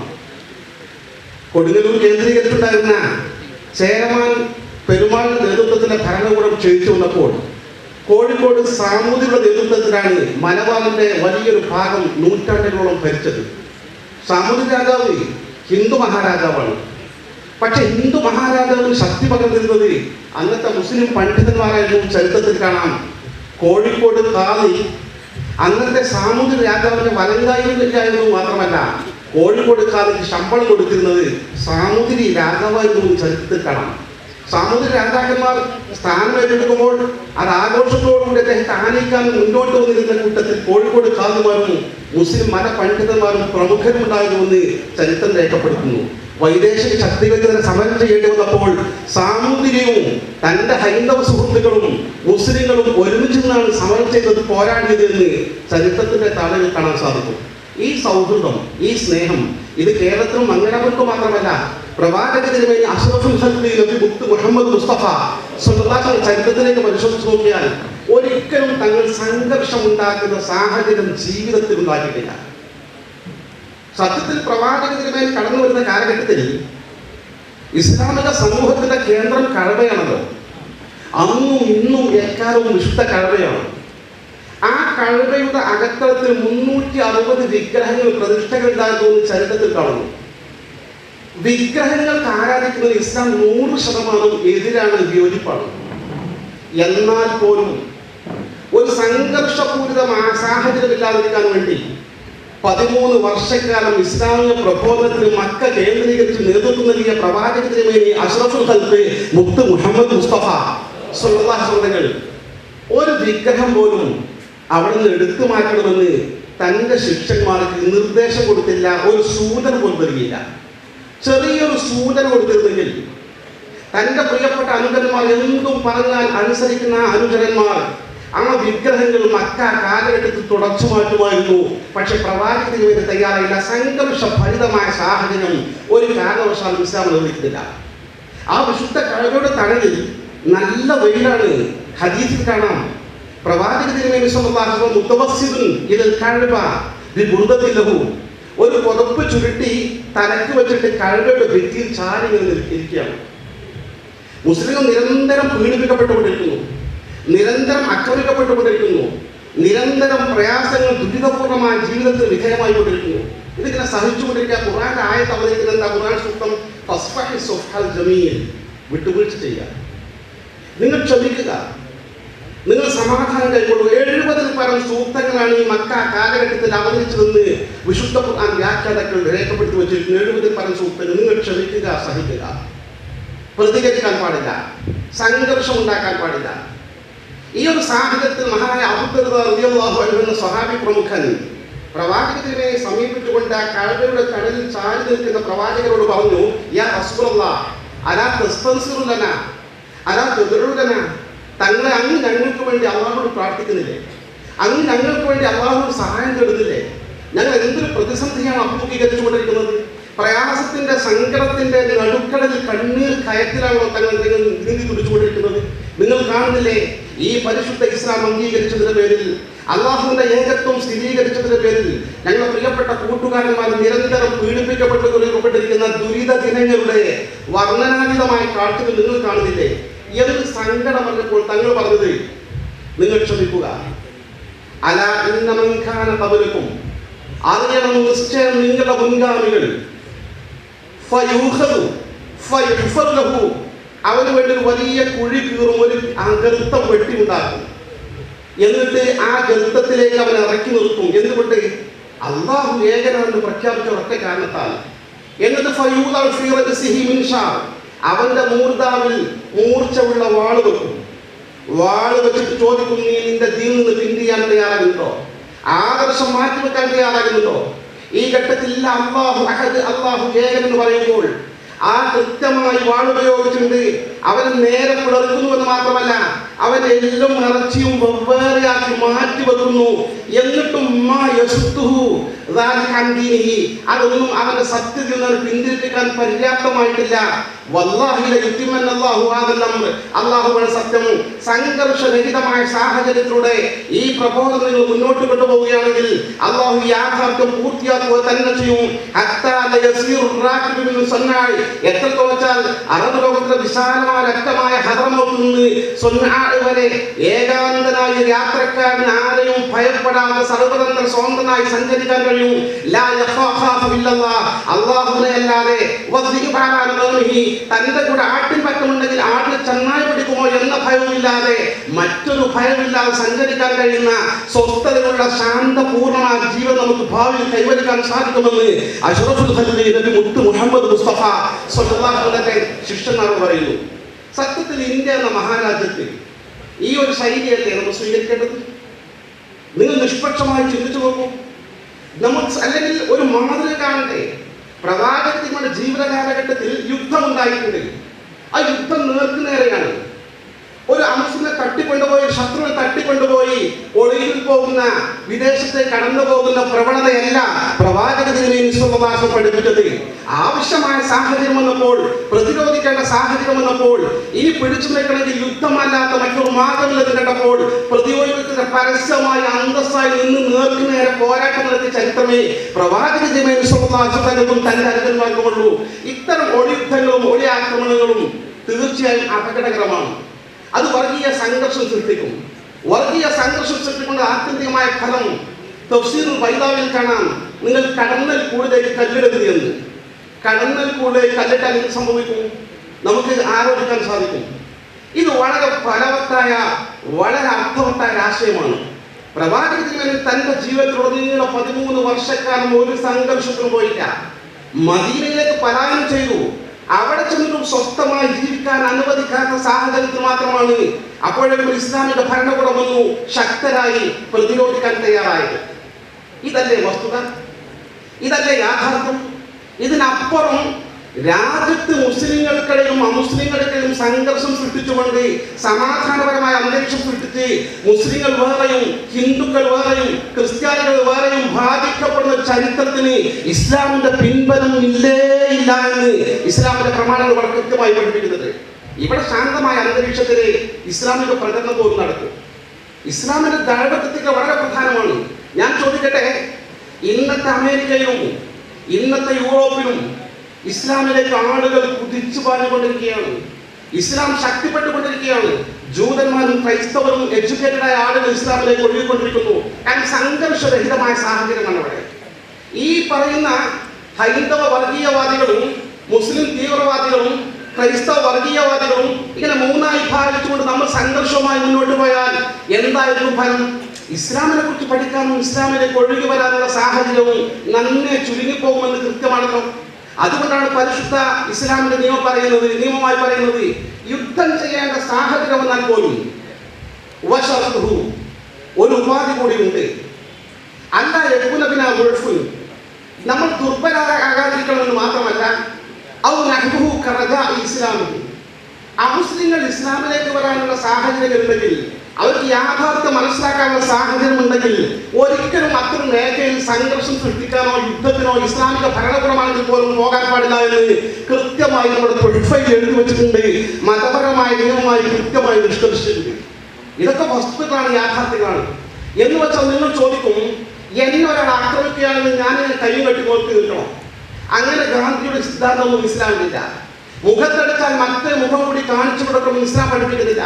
വളരെ കൃത്യമായി കർമ്മശാസ്ത്ര ഗ്രന്ഥങ്ങൾ പ്രതിപാദിക്കുന്നുണ്ട് വളരെ കൃത്യമായ മതവിധി. ഏതാണ് മതവിധി? സിയാൽ എന്ന് പറയും, ആക്രമണം.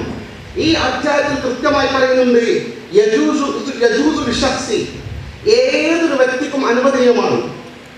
ഏതൊരു വ്യക്തിക്കും വളരെ കൃത്യമായി ഇസ്ലാം അനുവദിച്ച കാര്യമാണ് എന്ത് ചെയ്യുക?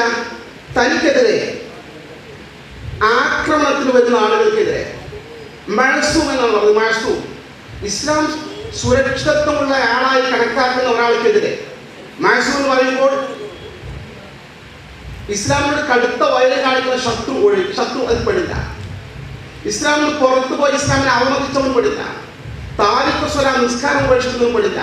അല്ലാത്ത ഏത് മനുഷ്യനാകട്ടെ, മുസ്ലിം ആകട്ടെ, കാഫറാകട്ടെ, ഒരു മുസ്ലിമിനെതിരെ ഒരു അമുസ്ലിമിനെതിരെ ഒരാൾ ആക്രമിക്കുന്ന, അന്യായമായി ആക്രമിക്കുന്ന കേട്ടാൽ അതിനെ പ്രതിരോധിക്കൽ ഒരു മുസ്ലിമിന് അനുവദനീയമാണ്. യാതൊരു എക്സ്ക്യൂസും ഇല്ല എന്ന കാര്യം വളരെ കൃത്യമായി നമ്മുടെ കർമ്മശാസ്ത്രത്തിൽ മുഴുവൻ പഠിപ്പിച്ചിട്ടുണ്ട്. ഇതൊന്നും ഒരു വിട്ടുവീഴ്ചയുമില്ല.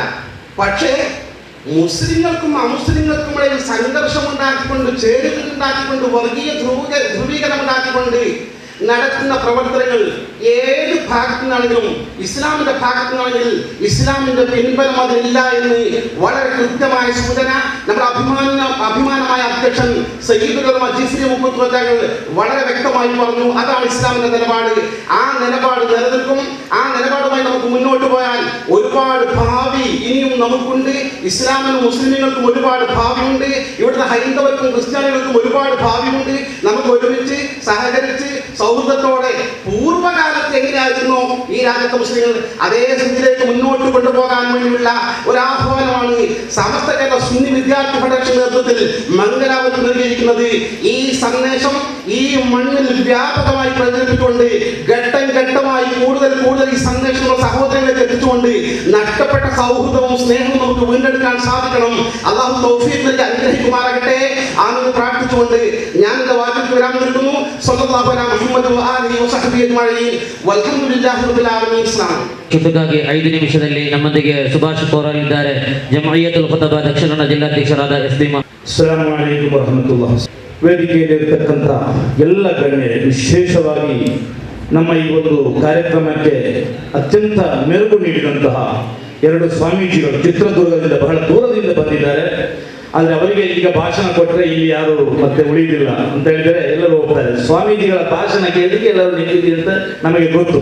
ಆದ್ದರಿಂದ ಆ ಸ್ವಾಮೀಜಿಗಳ ಏನು ಆಣಿಮುತ್ತುಗಳಿದೆಯೋ ಅದನ್ನು ಕೇಳಿ ನಮಗೆ ಹೋಗಬೇಕಷ್ಟೇ. ಇಲ್ಲಾಂದ್ರೆ ಈ ಸಮ್ಮೇಳನ ಸಾರ್ಥಕ ಆಗುವುದಿಲ್ಲಲ್ವಾ? ಅದೇ ರೀತಿ ನಮ್ಮೆಲ್ಲರ ಹಿತೈಷಿಯು ನಮ್ಮ ಈ ಒಂದು ಸಮಾಜದ ಈ ಒಂದು ನಮ್ಮ ನಾಡಿನ ಕರಾವಳಿ ಭಾಗದ ಒಂದು ನಮ್ಮ ನಿರೀಕ್ಷೆಯಾದಂತಹ ನಮ್ಮ ಒಂದು ವಿಶಿಷ್ಟ ಅತಿಥಿ ನಮ್ಮ ಇನಾಯತ್ ಅಲಿ ಸರ್ ಅವರು ಕೂಡ ಇದ್ದಾರೆ. ಅವರು ಕೂಡ ಚುಟುಕಾಗಿ ನಮಗೆ ಒಂದು ಭಾಷಣ ಮಾಡಲಿಕ್ಕಿದ್ದಾರೆ. ಎಲ್ಲರೂ ಅವರ ಒಂದು ಆ ವ್ಯಕ್ತಿತ್ವಕ್ಕೆ ಮನಸೋತು ಎಲ್ಲರೂ ಈಗ ನಮ್ಮ ಒಂದು ಕರಾವಳಿ ಭಾಗದಲ್ಲಿ ಒಂದು ದೊಡ್ಡ ಒಂದು ಇಶ್ಯೂ ಆಗಿದ್ದಾರೆ ನಮ್ಮ ಇನಾಯತ್ ಅಲಿ ಅವರು ಕೂಡ.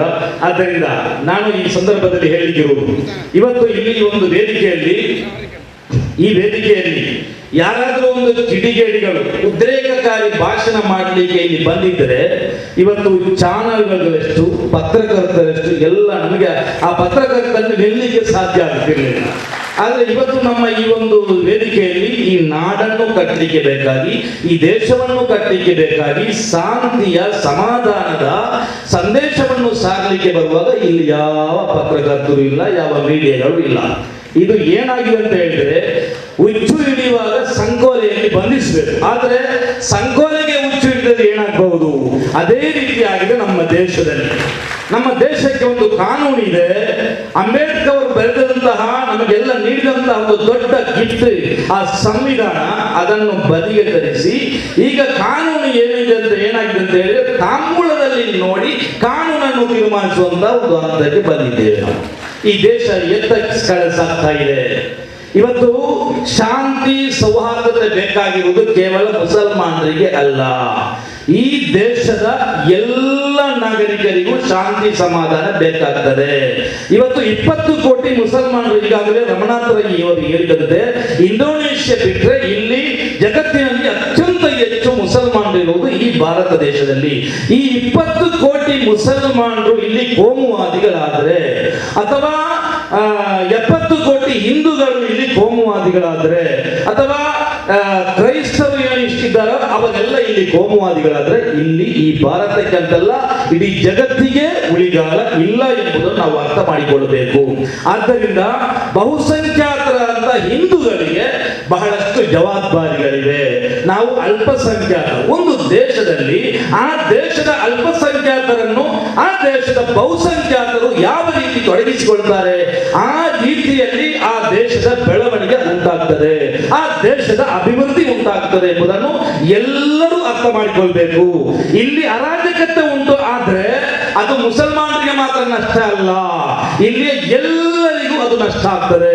ನಮಗೆ ಗೊತ್ತು, ಈ ಒಂದು ಸಂದರ್ಭದಲ್ಲಿ ಏನೊಂದು ಹಿಜಾಬ್ ಅಂತ ಏನೋ ಒಂದು ದೊಡ್ಡ ಇಶ್ಯೂವನ್ನು ಇಲ್ಲಿ ತಂದು ಏನೊಂದು ಗುಬ್ಬಚ್ಚಿಯ ಮೇಲೆ ಬ್ರಹ್ಮಾಸ್ತ್ರ ಪ್ರಯೋಗ ಅಂತ ಮಾಡ್ತಾ ಹೇಳ್ತಾರಲ್ಲ, ಆ ರೀತಿ ಇಡೀ ದೇಶಕ್ಕೆ ದೇಶದ ಏನೋ ಒಂದು ದೊಡ್ಡ ಸಮಸ್ಯೆ ಅಂತ ಹೇಳಿ ಅದನ್ನೊಂದು ಬಣ್ಣಿಸಿ ಆ ರೀತಿಯಲ್ಲಿ ನಮ್ಮ ಎದುರಿಗೆ ತಂದು ಹಿಂದೂ ಮತ್ತು ಮುಸಲ್ಮಾನರ ಎಡೆಯಲ್ಲಿ ಕಂದಕ ಸೃಷ್ಟಿ ಮಾಡಿಕೆ ನೋಡಿದ್ರಲ್ಲ. ನಿಜವಾಗಿ ಈ ಹಿಜಾಬ್ ಎಂಬುದು ಹಿಂದೂಗಳಿಗೆ ವಿರುದ್ಧ ಅಲ್ಲ, ಹಿಂದೂಗಳಿಗೆ ವಿರುದ್ಧ ಅಲ್ಲ. ಕಾರಣ ಹಿಂದೂಗಳು ಕೂಡ ಎಷ್ಟೋ ಮಹಿಳೆಯರು ಹಿಜಾಬ್ ಧರಿಸ್ತಾರೆ. ಇತ್ತೀಚೆಗೆ ನಮ್ಮ ಈ ಭಾಗದಲ್ಲಿ ಈ ಒಂದು ಇಶ್ಯೂನ ಮೂಲಕ ಬಹಳಷ್ಟು ಹಿಂದೂ ಮುಸಲ್ಮಾನರ ಮಧ್ಯೆ ಕಂದಕ ಸೃಷ್ಟಿ ಮಾಡಲಿಕ್ಕೆ ನೋಡಿದ್ದಾರೆ. ಇವತ್ತು ನಾವು ಅಧಿಕೃತವಾಗಿ ನಾನು ಹೇಳ್ತೇನೆ, ಈ ಹಿಜಾಬ್ ಎಂಬುದು ಮುಸಲ್ಮಾನರಿಗೆ ತೊಂದರೆ ಕೊಡಲಿಕ್ಕೆ ಉಂಟು ಮಾಡಿದ ಒಂದು ಸಮಸ್ಯೆ ಅಲ್ಲ. ಅದೇ ರೀತಿ ಇಲ್ಲಿ ಒಂದು ಬಂದ್ ಎಂದ ಒಂದು ವಿಷಯ ಆಯಿತು, ಮುಸಲ್ಮಾನರೆಲ್ಲ ಬಂದ್ ಮಾಡಿದ್ರು ಒಂದು ದಿವಸ ಅಂತ ಹೇಳಿ.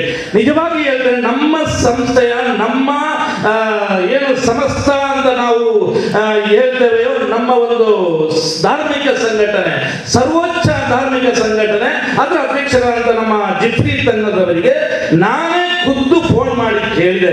ಹೀಗೆ ನಮ್ಮ ಒಂದು ಹಿಜಾಬ್ನ ವಿಚಾರದಲ್ಲಿ ಕೋರ್ಟ್ ತೀರ್ಪು ಬಂದಿದೆ, ಉಚ್ಚ ನ್ಯಾಯಾಲಯದ ತೀರ್ಪು ಬಂದಿದೆ, ಅದಕ್ಕೆ ಯಾರೋ ಒಬ್ಬರು ಬೆಂಗಳೂರಿನಲ್ಲಿ ಕುಳಿತು ಬಂದ್ ಮಾಡಿ ಅಂತ ಹೇಳ್ತಾರೆ, ಅದು ನಾವು ಏನ್ ಮಾಡ್ಬೇಕಂತ ಕೇಳಿದಾಗ ನಮ್ಮ ಜಿಫ್ರಿ ತಂಗದವರು ಹೇಳಿದ್ರು, ಇಲ್ಲ ಅಗತ್ಯ ಇಲ್ಲ, ನಮಗೆ ಬಂದ್ ಮಾಡಿ ಇಲ್ಲಿ ಹೋರಾಟ ಮಾಡುವ ಅಗತ್ಯ ಇಲ್ಲ.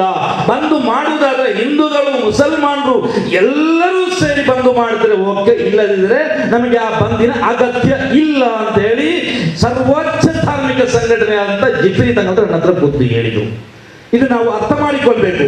ಏನೋ ಒಂದು ದೊಡ್ಡ ಸಮಸ್ಯೆ ನಮ್ಮನ್ನೆಲ್ಲ ಒಂದು ತಪ್ಪು ಗ್ರಹಿಕೆಗೆ ಒಳಪಡಿಸಿ ಹಿಂದೂಗಳನ್ನು ವಿಶೇಷವಾಗಿ ಯುವಕರನ್ನು ಸೋಷಿಯಲ್ ಮೀಡಿಯಾದಲ್ಲಿ ಮುಸಲ್ಮಾನರು ಭಯೋತ್ಪಾದಕರು, ಮುಸಲ್ಮಾನರು ಕೋಮುವಾದಿಗಳು, ಮುಸಲ್ಮಾನರು ಮತಾಂತರಿಗಳು, ಮುಸಲ್ಮಾನರು ಅವರು ಏನು 1400 ವರ್ಷಗಳ ಹಿಂದೆ ಇದ್ದಾರೆ, ಅವರು ಸುಧಾರಣೆ ಇಲ್ಲ, ಹಾಗೆ ಹೀಗೆ ಅಂತ ಹೇಳಿ ನಮ್ಮನ್ನು ಕೇಳಿ ಮಾಡಿ ಹಿಂದೂ ಯುವಕರ ಬ್ರೈನ್ ವಾಶ್ ಮಾಡಿ ನಮ್ಮ ವಿರುದ್ಧ ಅವರನ್ನು ಚೂ ಬಿಟ್ಟು ನಮ್ಮ ರಾಜ್ಯದಲ್ಲಿ ದೇಶದಲ್ಲಿ ಬಹಳಷ್ಟು ಗಲಭೆಗಳನ್ನು ಉಂಟು ಮಾಡಲಿಕ್ಕೆ ಷಡ್ಯಂತ್ರ ರೂಪಿಸ್ತಾ ಇದ್ದಾರೆ. ಆದ್ರೆ ಇಲ್ಲಿನ 90% ಹಿಂದೂಗಳು ಅದಕ್ಕೆ ಸೊಪ್ಪು ಹಾಕಲ್ಲ.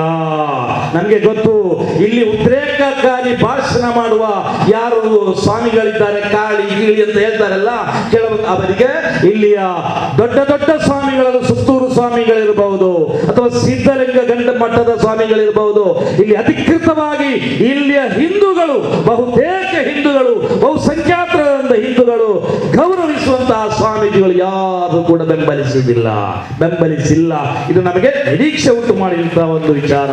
ಅದೇ ರೀತಿ ನಮ್ಮ ಬಸವಾನಂದ ಸ್ವಾಮೀಜಿಗಳಿರಬಹುದು ಅಥವಾ ದಿವ್ಯಾನಂದ ಸ್ವಾಮಿ ಸ್ವಾಮೀಜಿಗಳಿರ್ಬೋದು, ನಾನು ಅವರನ್ನು ಫೇಸ್ಬುಕ್ನಲ್ಲಿ ಸಂಪರ್ಕ ಮಾಡಿದೆ. ಮಾನವೀಯ ಮೌಲ್ಯ ಏನು ಅಂತ ಅವರ ಫೇಸ್ಬುಕ್ ಪೇಜ್ಗೆ ಹೋಗಿ ನೋಡಬೇಕು.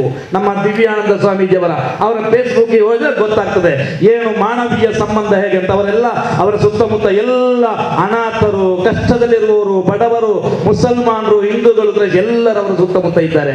ನಮಗೆ ಬಹಳ ಖುಷಿ ಆಗ್ತಾ ಇದೆ ಅವರನ್ನು ನೋಡಿ. ನಾನು ಅನೀಸ್ ಕೌಸರಿ ಹತ್ರ ಹೇಳಿದೆ, ಅವರನ್ನು ನಮ್ಮ ಸಮ್ಮೇಳನಕ್ಕೆ, ಸೌಹಾರ್ದ ಸಮ್ಮೇಳನಕ್ಕೆ ಕಳಿಸ್ಬೇಕಂತ ಹೇಳಿ.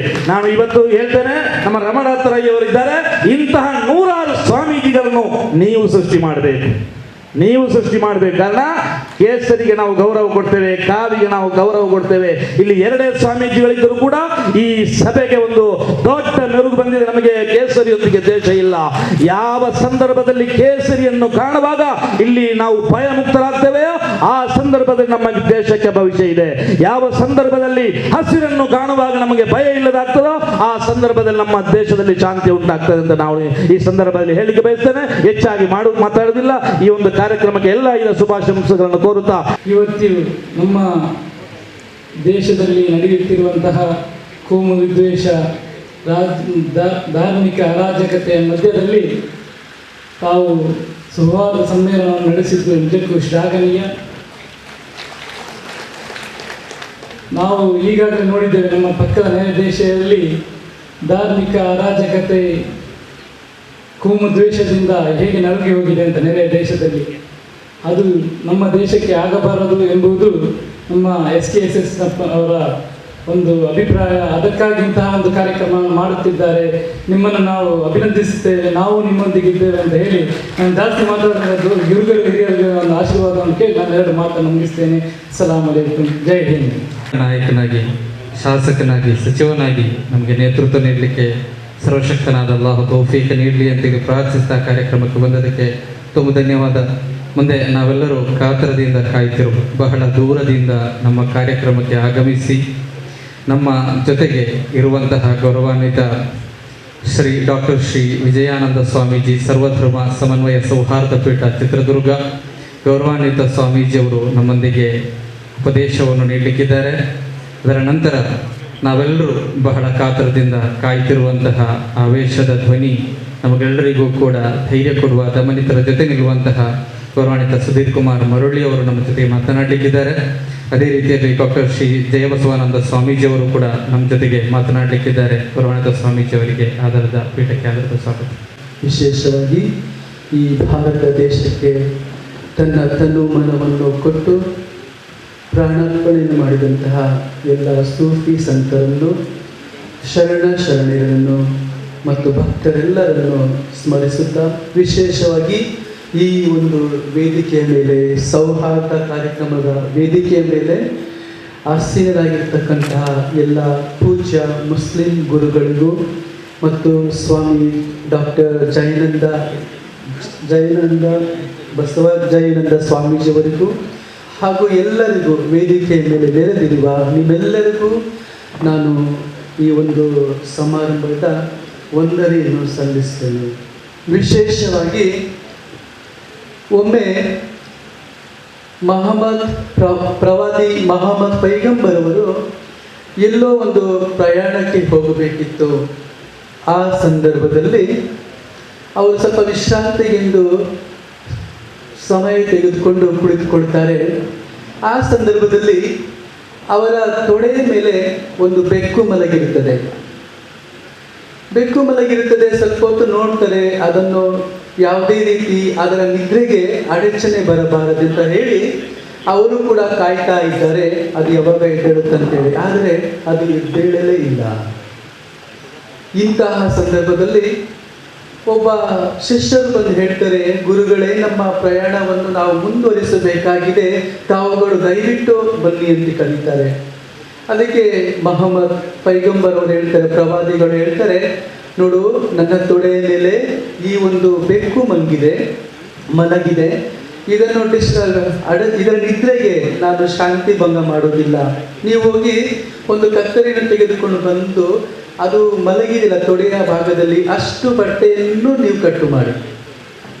ಅಷ್ಟು ಬಟ್ಟೆ ಕಟ್ಟು ಮಾಡಿದ ತಕ್ಷಣ ಅದನ್ನು ನಿಧಾನ ಎತ್ತಿಕೊಂಡು ಕೆಳಗೆ ಮಲಗಿಸಿರಿ. ಆದರೆ ಅದರ ನಿದ್ರೆಗೆ ಭಂಗ ಬರಬಾರದು ಮತ್ತು ಅದಕ್ಕೆ ಅಶಾಂತಿಯನ್ನು ಉಂಟು ಮಾಡಬೇಡಿ, ನೋವನ್ನುಂಟು ಮಾಡಬೇಡಿ ಅಂತ ಹೇಳಿ ಅವರು ಹೇಳ್ತಾರೆ. ಶಿಷ್ಯರು ಬಂದು ಹಾಗೆ ಆ ಬಟ್ಟೆಯನ್ನು ಕಟ್ ಮಾಡಿ ನಿಧಾನವಾಗಿ ಆ ಒಂದು ಬೆಕ್ಕನ್ನು ಮಲಗಿಸುತ್ತಾರೆ. ಇದು ಇವತ್ತು ಪ್ರತಿಯೊಬ್ಬ ಮುಸ್ಲಿಂ ನನ್ನ ಸಹೋದರ ಮತ್ತು ಸಹೋದರಿಯರು ಅರ್ಥ ಮಾಡ್ಕೋಬೇಕು. ಇಂತಹ ಕರುಣೆಯುಳ್ಳ ಮಹಮ್ಮದ್ ಪೈಗಂಬರ್ ಅವರನ್ನು ನಾವು ಹಿಂಬಾಲಿಸುತ್ತಿರ್ಬೇಕಾದ್ರೆ, ಅವರ ಸಂದೇಶಗಳನ್ನು ಪಾಲಿಸಿರ್ಬೇಕಾದ್ರೆ, ಇವತ್ತು ಕೆಲವೊಂದು ಸಂಘಟನೆಗಳು, ಕೆಲವೊಂದು ಈ ಸಮಾಜಘಾತುಕ ಜನರು ಏನು ಮಹಮ್ಮದ್ ಪೈಗಂಬರ್ ಅವರ ಒಂದು ಹಿಂಬಾಲಕರಿಗೆ ಹೆಸರೇನಾಗಿತ್ತು? ಶಾಂತಿ ದೂತರು. ಶಾಂತಿಯನ್ನು ವಿಶ್ವಕ್ಕೆ ಕೊಟ್ಟವರು, ವಿಶ್ವ ಸಹೋದರತ್ವವನ್ನು ಬೆಳೆಸಿದವರು ಈ ಇಸ್ಲಾಂ ಧರ್ಮದವರು. ಇಡೀ ಇಂತಹ ಒಂದು ಮಹಮ್ಮದ್ ಪೈಗಂಬರ್ ಅವರ ಕರುಣೆ ನೋಡಿ. ಕೇವಲ ಒಂದು ಪ್ರಾಣಿಗೆ ಅವರು ಎಷ್ಟು ಪ್ರೀತಿ ಮಾಡಿದ್ರು, ಎಷ್ಟು ಪ್ರೀತಿ ಅಂತ ಹೇಳಿದ್ರೆ ಪ್ರೀತಿ ಅಲ್ಲ, ಅದಕ್ಕೆ ಕರುಣೆಯನ್ನು ಕೂಡ ತೋರಿಸಿದರು. ಆ ಕರುಣೆ ತೋರಿಸಿ ತದನಂತರ ಅವ್ರು ಹೇಳ್ತಾರೆ, ಅದರ ನಿದ್ದೆಗೆ ತೊಂದರೆ ಕೊಡಬೇಡಿ. ನಮ್ಮ ಜೀವನದಲ್ಲಿ ಕೂಡ ನಾವು ಮಹಮ್ಮದ್ ಪೈಗಂಬರ್ ಅವರು ಬಹುಮುಖ್ಯವಾಗಿ ಬೇಕಾಗಿದ್ದಾರೆ. ಪ್ರಸ್ತುತವಾಗಿ ಇಂದಿನ ಸಮಾಜದಲ್ಲಿ ಆ ಮಹಮ್ಮದ್ ಪೈಗಂಬರ್ ಅವರನ್ನು ನಾವು ನಿಮ್ಮ ಮುಖಾಂತರ ನೋಡ್ಬೇಕಾಗಿದೆ. ಇವತ್ತು ಪ್ರತಿಯೊಬ್ಬರ ಜೀವನದಲ್ಲೂ, ಪ್ರತಿಯೊಬ್ಬ ಇಸ್ಲಾಂ ಜನರ ಮುಖಾಂತರ ನಾವು ತಿಳಿದುಕೋಬೇಕಾದದ್ದು, ನಮ್ಮ ಪೈಗಂಬರು ಯಾವತ್ತೂ ಕೂಡ ಕೊಲ್ಲಲಿಕ್ಕೆ ಇಷ್ಟಪಡಲಿಲ್ಲ, ಬೇರೆಯವರಿಗೆ ತೊಂದರೆ ಕೊಡುವುದಕ್ಕೆ ಇಷ್ಟಪಡಲಿಲ್ಲ, ಬೇರೆಯವರಿಗೆ ಯಾವತ್ತೂ ಅಸಹ್ಯವಾಗಿ ಪ್ರತ್ಯೇಕವಾಗಿ ಅದಕ್ಕಿಂತ ಹೆಚ್ಚಾಗಿ ಪ್ರೀತಿಯನ್ನ ಕೊಟ್ಟರು. ಪ್ರೀತಿ ಅಂತ ಹೇಳಿದ್ರೆ ಯಾವ ತರ ಪ್ರೀತಿ ಅಂತ ಹೇಳಿದ್ರೆ, ತನ್ನನ್ನೇ ಕೊಡುವುದು ಸದಾಕಾಲ. ತನ್ನ ಜನರನ್ನು ಹಿಂಬಾಲಿಸಿಕೊಂಡು ತನ್ನ ಜನರು ಬರ್ತಾ ಇದ್ದಾರೆ, ಅವರಿಗೆ ತನ್ನಿಂದ ಆ ಒಂದು ಕತ್ತಲೆಯ ಮಾರ್ಗದಲ್ಲಿ ಇದ್ದಂತಹ ಜನರಿಗೆ ಸನ್ಮಾರ್ಗದಲ್ಲಿ ನಡೆಸಲು, ಬೆಳಕಿನತ್ತ ಕೊಂಡೋಗಲು ಹಗಲು ರಾತ್ರಿ ಶ್ರಮಿಸಿದಂತ ಮಹಾನ್ ವ್ಯಕ್ತಿ ಈ ಮಹಮ್ಮದ್ ಪೈಗಂಬರ್ ಅವರು. ಇಂಥ ನಾಡಿನಲ್ಲಿ ವಿಶೇಷವಾಗಿ ನಾವು ಇವತ್ತು ಎಲ್ಲ ಒಂದು ಸೇರ್ಕೊಂಡಿದ್ದೀವಿ. ಕಾರಣ ಎಷ್ಟೋ ಜನರು ಬೆಳಗಿನಿಂದ ಕಾಯ್ತಾ ಇದ್ದೀರಿ, ಮಧ್ಯಾಹ್ನದಿಂದ ಬರ್ತಾ ಇದ್ರೆ ಬೇರೆ ಬೇರೆ ಊರುಗಳಿಂದ, ವಿಶೇಷವಾಗಿ ಸ್ವಾಮೀಜಿಗಳ ಮಾತುಗಳನ್ನು ಕೇಳುವುದಕ್ಕೆ. ಪ್ರೀತಿಯ ಸಹೋದರ ಮತ್ತು ಸಹೋದರಿಯರೇ, ಇವತ್ತು ಈ ಒಂದು ಈ ಕಾರ್ಯಕ್ರಮ ನಡೀತಾ ಇದೆಯಲ್ಲ, ವಿಶೇಷವಾಗಿ ನಮಗೆಲ್ಲರೂ ಸಂತೋಷವನ್ನು ಕೊಡುತ್ತದೆ. ಇಂದು ಸಮಾಜದಲ್ಲಿ ಶಾಂತಿ ಮತ್ತು ಆ ಶಾಂತಿಯನ್ನು ಕಳೆದುಕೊಂಡು ಹೇಗೆ ಒಬ್ಬ ಮಗು ತಾಯಿಯನ್ನು ಕಳೆದುಕೊಂಡು ಇರ್ತದೋ ಆ ಸಂದರ್ಭ, ಆ ಸನ್ನಿವೇಶ ನಮಗೆ ಬರ್ತಾ ಇದೆ. ಕಾರಣ ಆ ಒಂದು ವಾತಾವರಣವನ್ನ ಇಂದಿನ ಸಾಮಾಜಿಕ ಜೀವನದಲ್ಲಿ ನೋಡ್ತಾ ಇದ್ದೇವೆ. ಇದಕ್ಕೆ ಕಾರಣ ಸೌಹಾರ್ದತೆಯ ಕೊರತೆ. ಈ ಸೌಹಾರ್ದತೆಯ ಕೊರತೆಯನ್ನ ನಾವೆಲ್ಲರೂ ಕೂಡ ಒಟ್ಟಿಗೆ ಸೇರಿ ನೀಗಿಸಬೇಕು. ಯಾವ ತರ ನೀಗಿಸುವುದು? ಈಗ ನೋಡಿ, ವಿಶೇಷವಾಗಿ ನಾವೆಲ್ಲರೂ ಕೂಡ ಅಂಗಡಿಗಳಿಂದ ಹಣ್ಣುಗಳನ್ನು ತರ್ತೇವೆ. ಎಲ್ಲ ಬಗೆಯ ಹಣ್ಣು ಹಂಪಲುಗಳನ್ನು ತಂದು ನಾವು ಸೇವಿಸ್ತೇವೆ. ಸೇವಿಸಿದ ನಂತರ ನಮಗೆ ಗೊತ್ತಾಗ್ತದೆ ಅದರ ರುಚಿ, ಅದರ ಸ್ವಾದ ಬೇರೆ ಬೇರೆ ತರ ಆಗಿರ್ತದೆ. ಆಪಲ್ ಒಂದು ತರ ಇದ್ರೆ, ಮ್ಯಾಂಗೋ ಒಂದು ತರ, ಮಾವಿನ ಹಣ್ಣು ಬೇರೆ ತರ ಇರ್ತದೆ ಸ್ವಾದದಲ್ಲಿ.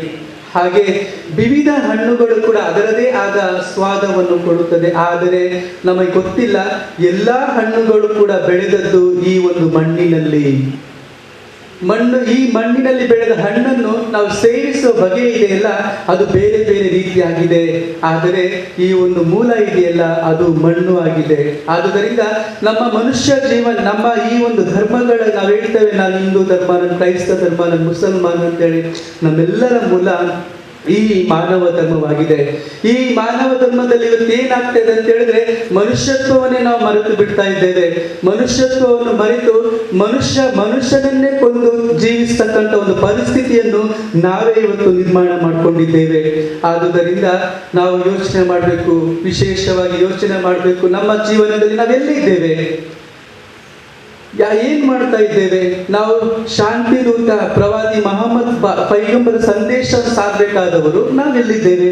ಯಾಕೆ ನಾವು ಯಾರೋ ಒಬ್ಬ ನಮಗೆ ಕಲ್ಲು ಹೊಡೆದ್ರೆ ನಾವು ಯಾಕೆ ಕಲ್ಲು ಹೊಡ್ಲಿಕ್ಕೆ ಹೋಗ್ತಿದ್ದೇವೆ? ನಾವು ಪ್ರಾರ್ಥನೆ ಮಾಡುವವರು, ನಾವು ಶಾಂತಿಯುತವಾಗಿ ಜೀವನವನ್ನು ನಡೆಸುವವರು. ಯಾಕಂದರೆ ನಮಗೆ ಮಹಮ್ಮದ್ ಪೈಗಂಬರಲ್ಲಿ ಅಷ್ಟು ಒಂದು ವಿಶ್ವಾಸ ಮತ್ತು ನಂಬಿಕೆ. ಆತ್ಮೀಯರೇ, ಮತ್ತೊಂದು ವಿಶೇಷವಾಗಿ ನಾವು ಗಮನಿಸಬೇಕು, ನೋಡಿ, ಇದು ಗಿಡವನ್ನು ನೀವು ನಟ್ಟಾಗ, ಅದು ಒಂದು ಗಿಡ ನೀವು ನಟ್ಟಾಗ ಅದು ಬೆಳೆದುಕೊಂಡು ಬರ್ತಾ ಇದೆ, ಒಂದೇ ಒಂದು ಸಿಂಗಲ್ ಆಗಿ, ಅದಕ್ಕೆ ಯಾರ ಅವಶ್ಯಕತೆ ಕೂಡ ಇಲ್ಲ. ತನ್ನಿಂದ ತಾನೇ ಬೆಳೆದುಕೊಂಡು ಬಂದು ಮುಂದೆ ಒಂದು ದಿನ ಹೆಮ್ಮರವಾಗಿ ಬೆಳೆಯುತ್ತದೆ. ಬೆಳೆಯುತ್ತಾ ಹೋದಂತೆ ಅದರ ರೆಂಬೆ ಕೊಂಬೆಗಳೆಲ್ಲವೂ ಸಹ ಮತ್ತೊಂದು ಮರದ ತನ್ನ ಅಕ್ಕಪಕ್ಕ ಇರ್ತಕ್ಕಂಥ ಮರಗಳಿಗೆಲ್ಲ ಅದು ಅಂಟಿಕೊಂಡಿರ್ತದೆ, ಅದರ ಎಲೆಯನ್ನ ತಾಗಿಸುತ್ತಿರುತ್ತದೆ.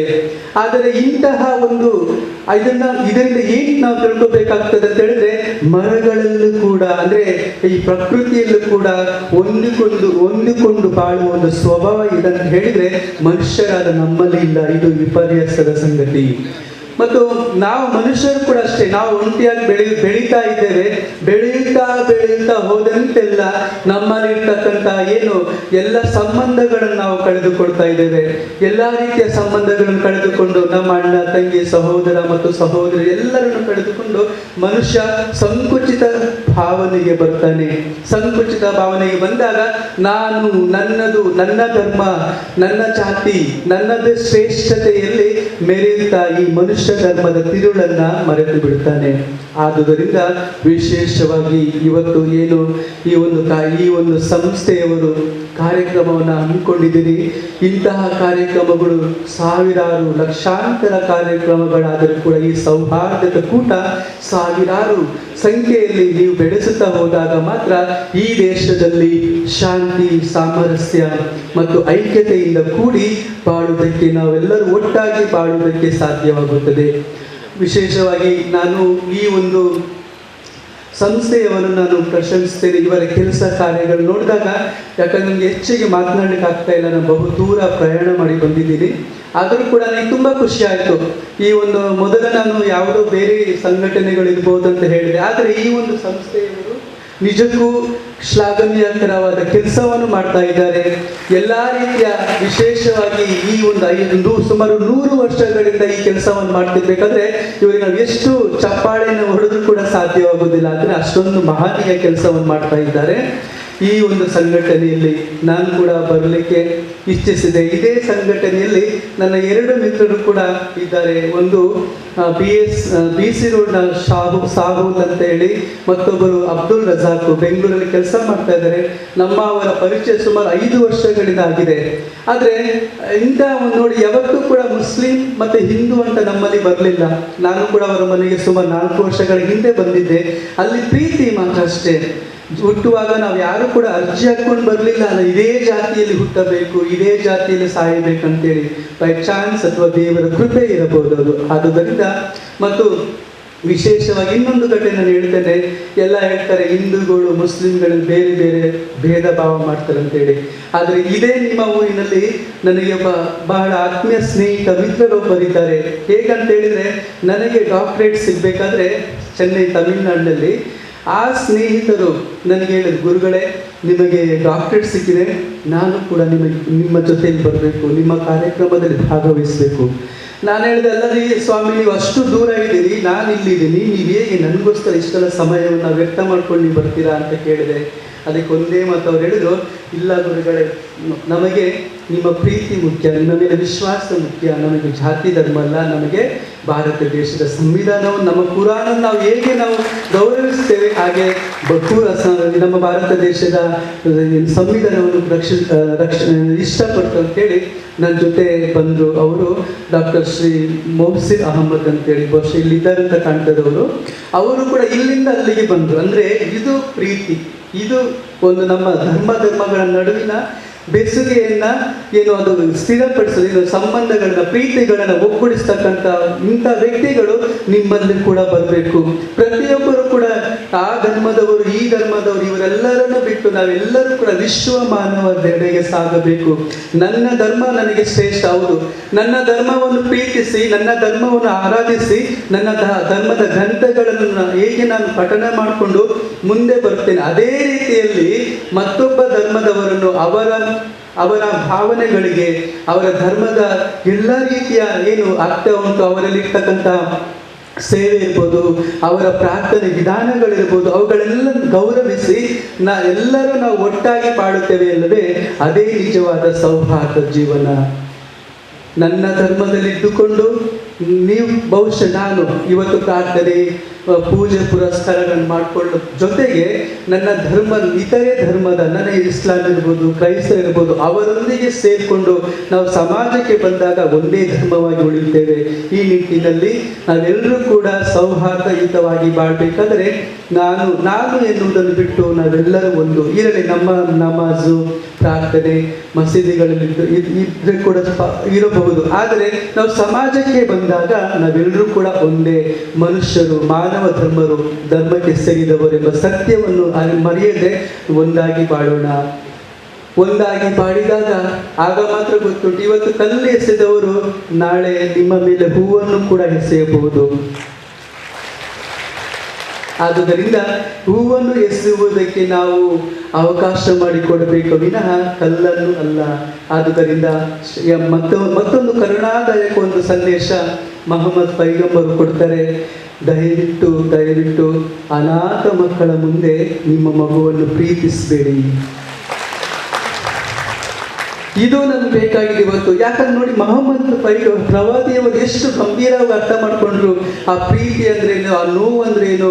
ನಾವು ಯಾರು ನಮ್ಮ ಮಕ್ಕಳನ್ನು ಬೇರೆಯವರ ಮಕ್ಕಳ ಮುಂದೆ ಮುದ್ದಾಡಿಸ್ತೇವೆ, ಆಟ ಆಡಿಸ್ತೇವೆ, ಅದೇ ರೀತಿ ಸಮಾಜದಲ್ಲಿ ಕೂಡ ಹಾಗೆ ನೀವೆಲ್ಲ ಒಂದಾಗಿ ಬೇರೆಯವರನ್ನು ದುಃಖಪಡಿಸಬೇಡಿ, ನೋವು ಪಡಿಸಬೇಡಿ. ಅದಕ್ಕೆ ಬದಲಾಗಿ ನಮ್ಮವನಲ್ಲದಿದ್ದರೂ ಕೂಡ ಅವನನ್ನು ಕರೆದು ಪ್ರೀತಿಸಿ ಪ್ರೀತಿಯಿಂದ ಮುಂದೆ ಸಾಗಿದಾಗ ಯಾವುದೇ ಕೋಮು ಗಲಭೆಗಳಿಗೆ ಇಲ್ಲಿ ಅವಕಾಶ ಬೀರುವುದಿಲ್ಲ ಅಂತ ಹೇಳಿ ನಿಮ್ಮೆಲ್ಲರಿಗೂ ನಾನು ಶುಭವನ್ನು ಕೋರುತ್ತಾ ಭಗವಂತ ನಿಮ್ಮನ್ನು ಆಶೀರ್ವದಿಸಲೆಂದು ನಾನು ನಿಮಗೆ ಆಶೀರ್ವಾದವನ್ನು ಮಾಡುತ್ತೇನೆ. ಮಾನವ ಧರ್ಮಕ್ಕೆ ಜಯವಾಗಲಿ. ನಾವೆಲ್ಲರೂ ಒಂದೇ, ನಾವು ಮಾನವರು, ನಾವೆಲ್ಲರೂ ಒಂದೇ, ನಾವು ಭಾರತೀಯರು. ಈ ನಾಡು ಸ್ವತಂತ್ರಗೊಳ್ಳುವ ಪೂರ್ವದಲ್ಲಿ ಸ್ವತಂತ್ರ ಹೋರಾಟವನ್ನು ನಡೆಸಿದವರಿಗೆ ಭಾರತವನ್ನು ಯಾವ ರಾಷ್ಟ್ರವನ್ನಾಗಿ ಮಾಡಬೇಕು ಅನ್ನೋದ್ರ ಬಗ್ಗೆ ಭಾರಿ ದೊಡ್ಡ ಚರ್ಚೆ ನಡೆದಿತ್ತು. ದೇಶಕ್ಕೆ ಸ್ವತಂತ್ರ ಬಂದ ಕಾರಣಕ್ಕಾಗಿ ಇಲ್ಲಿ ಹಿಂದೂಗಳು ಬಹುಸಂಖ್ಯಾತರಿದ್ದಾರೆ. ಇದನ್ನು ಹಿಂದೂ ರಾಷ್ಟ್ರವನ್ನಾಗಿ ಮಾಡೋಣವೇ, ಮುಸಲ್ಮಾನ್ ರಾಷ್ಟ್ರವನ್ನಾಗಿ ಮಾಡೋಣವೇ, ಕ್ರಿಶ್ಚಿಯನ್ನರ ರಾಷ್ಟ್ರವನ್ನಾಗಿ ಮಾಡೋಣವೇ, ಜೈನರ ಬುದ್ಧರ ರಾಷ್ಟ್ರವನ್ನಾಗಿ ಮಾಡೋದೆ ಅನ್ನೋದ್ರ ಬಗ್ಗೆ ಭಾರಿ ಗಹನವಾದ ಚರ್ಚೆ ನಡೆದು ಭಾರತವನ್ನು ನಮ್ಮ ಪೂರ್ವಸೂರಿಗಳೆಲ್ಲರೂ ಸೇರಿ ನಮ್ಮ ಮಾಜಿ ಸಚಿವರಾದ ರಮಾನಾಥ್ ರೈ ಅವರು ಹೇಳಿದಂತೆ ವಿಶ್ವದ ಇನ್ನೊಂದು ರಾಷ್ಟ್ರ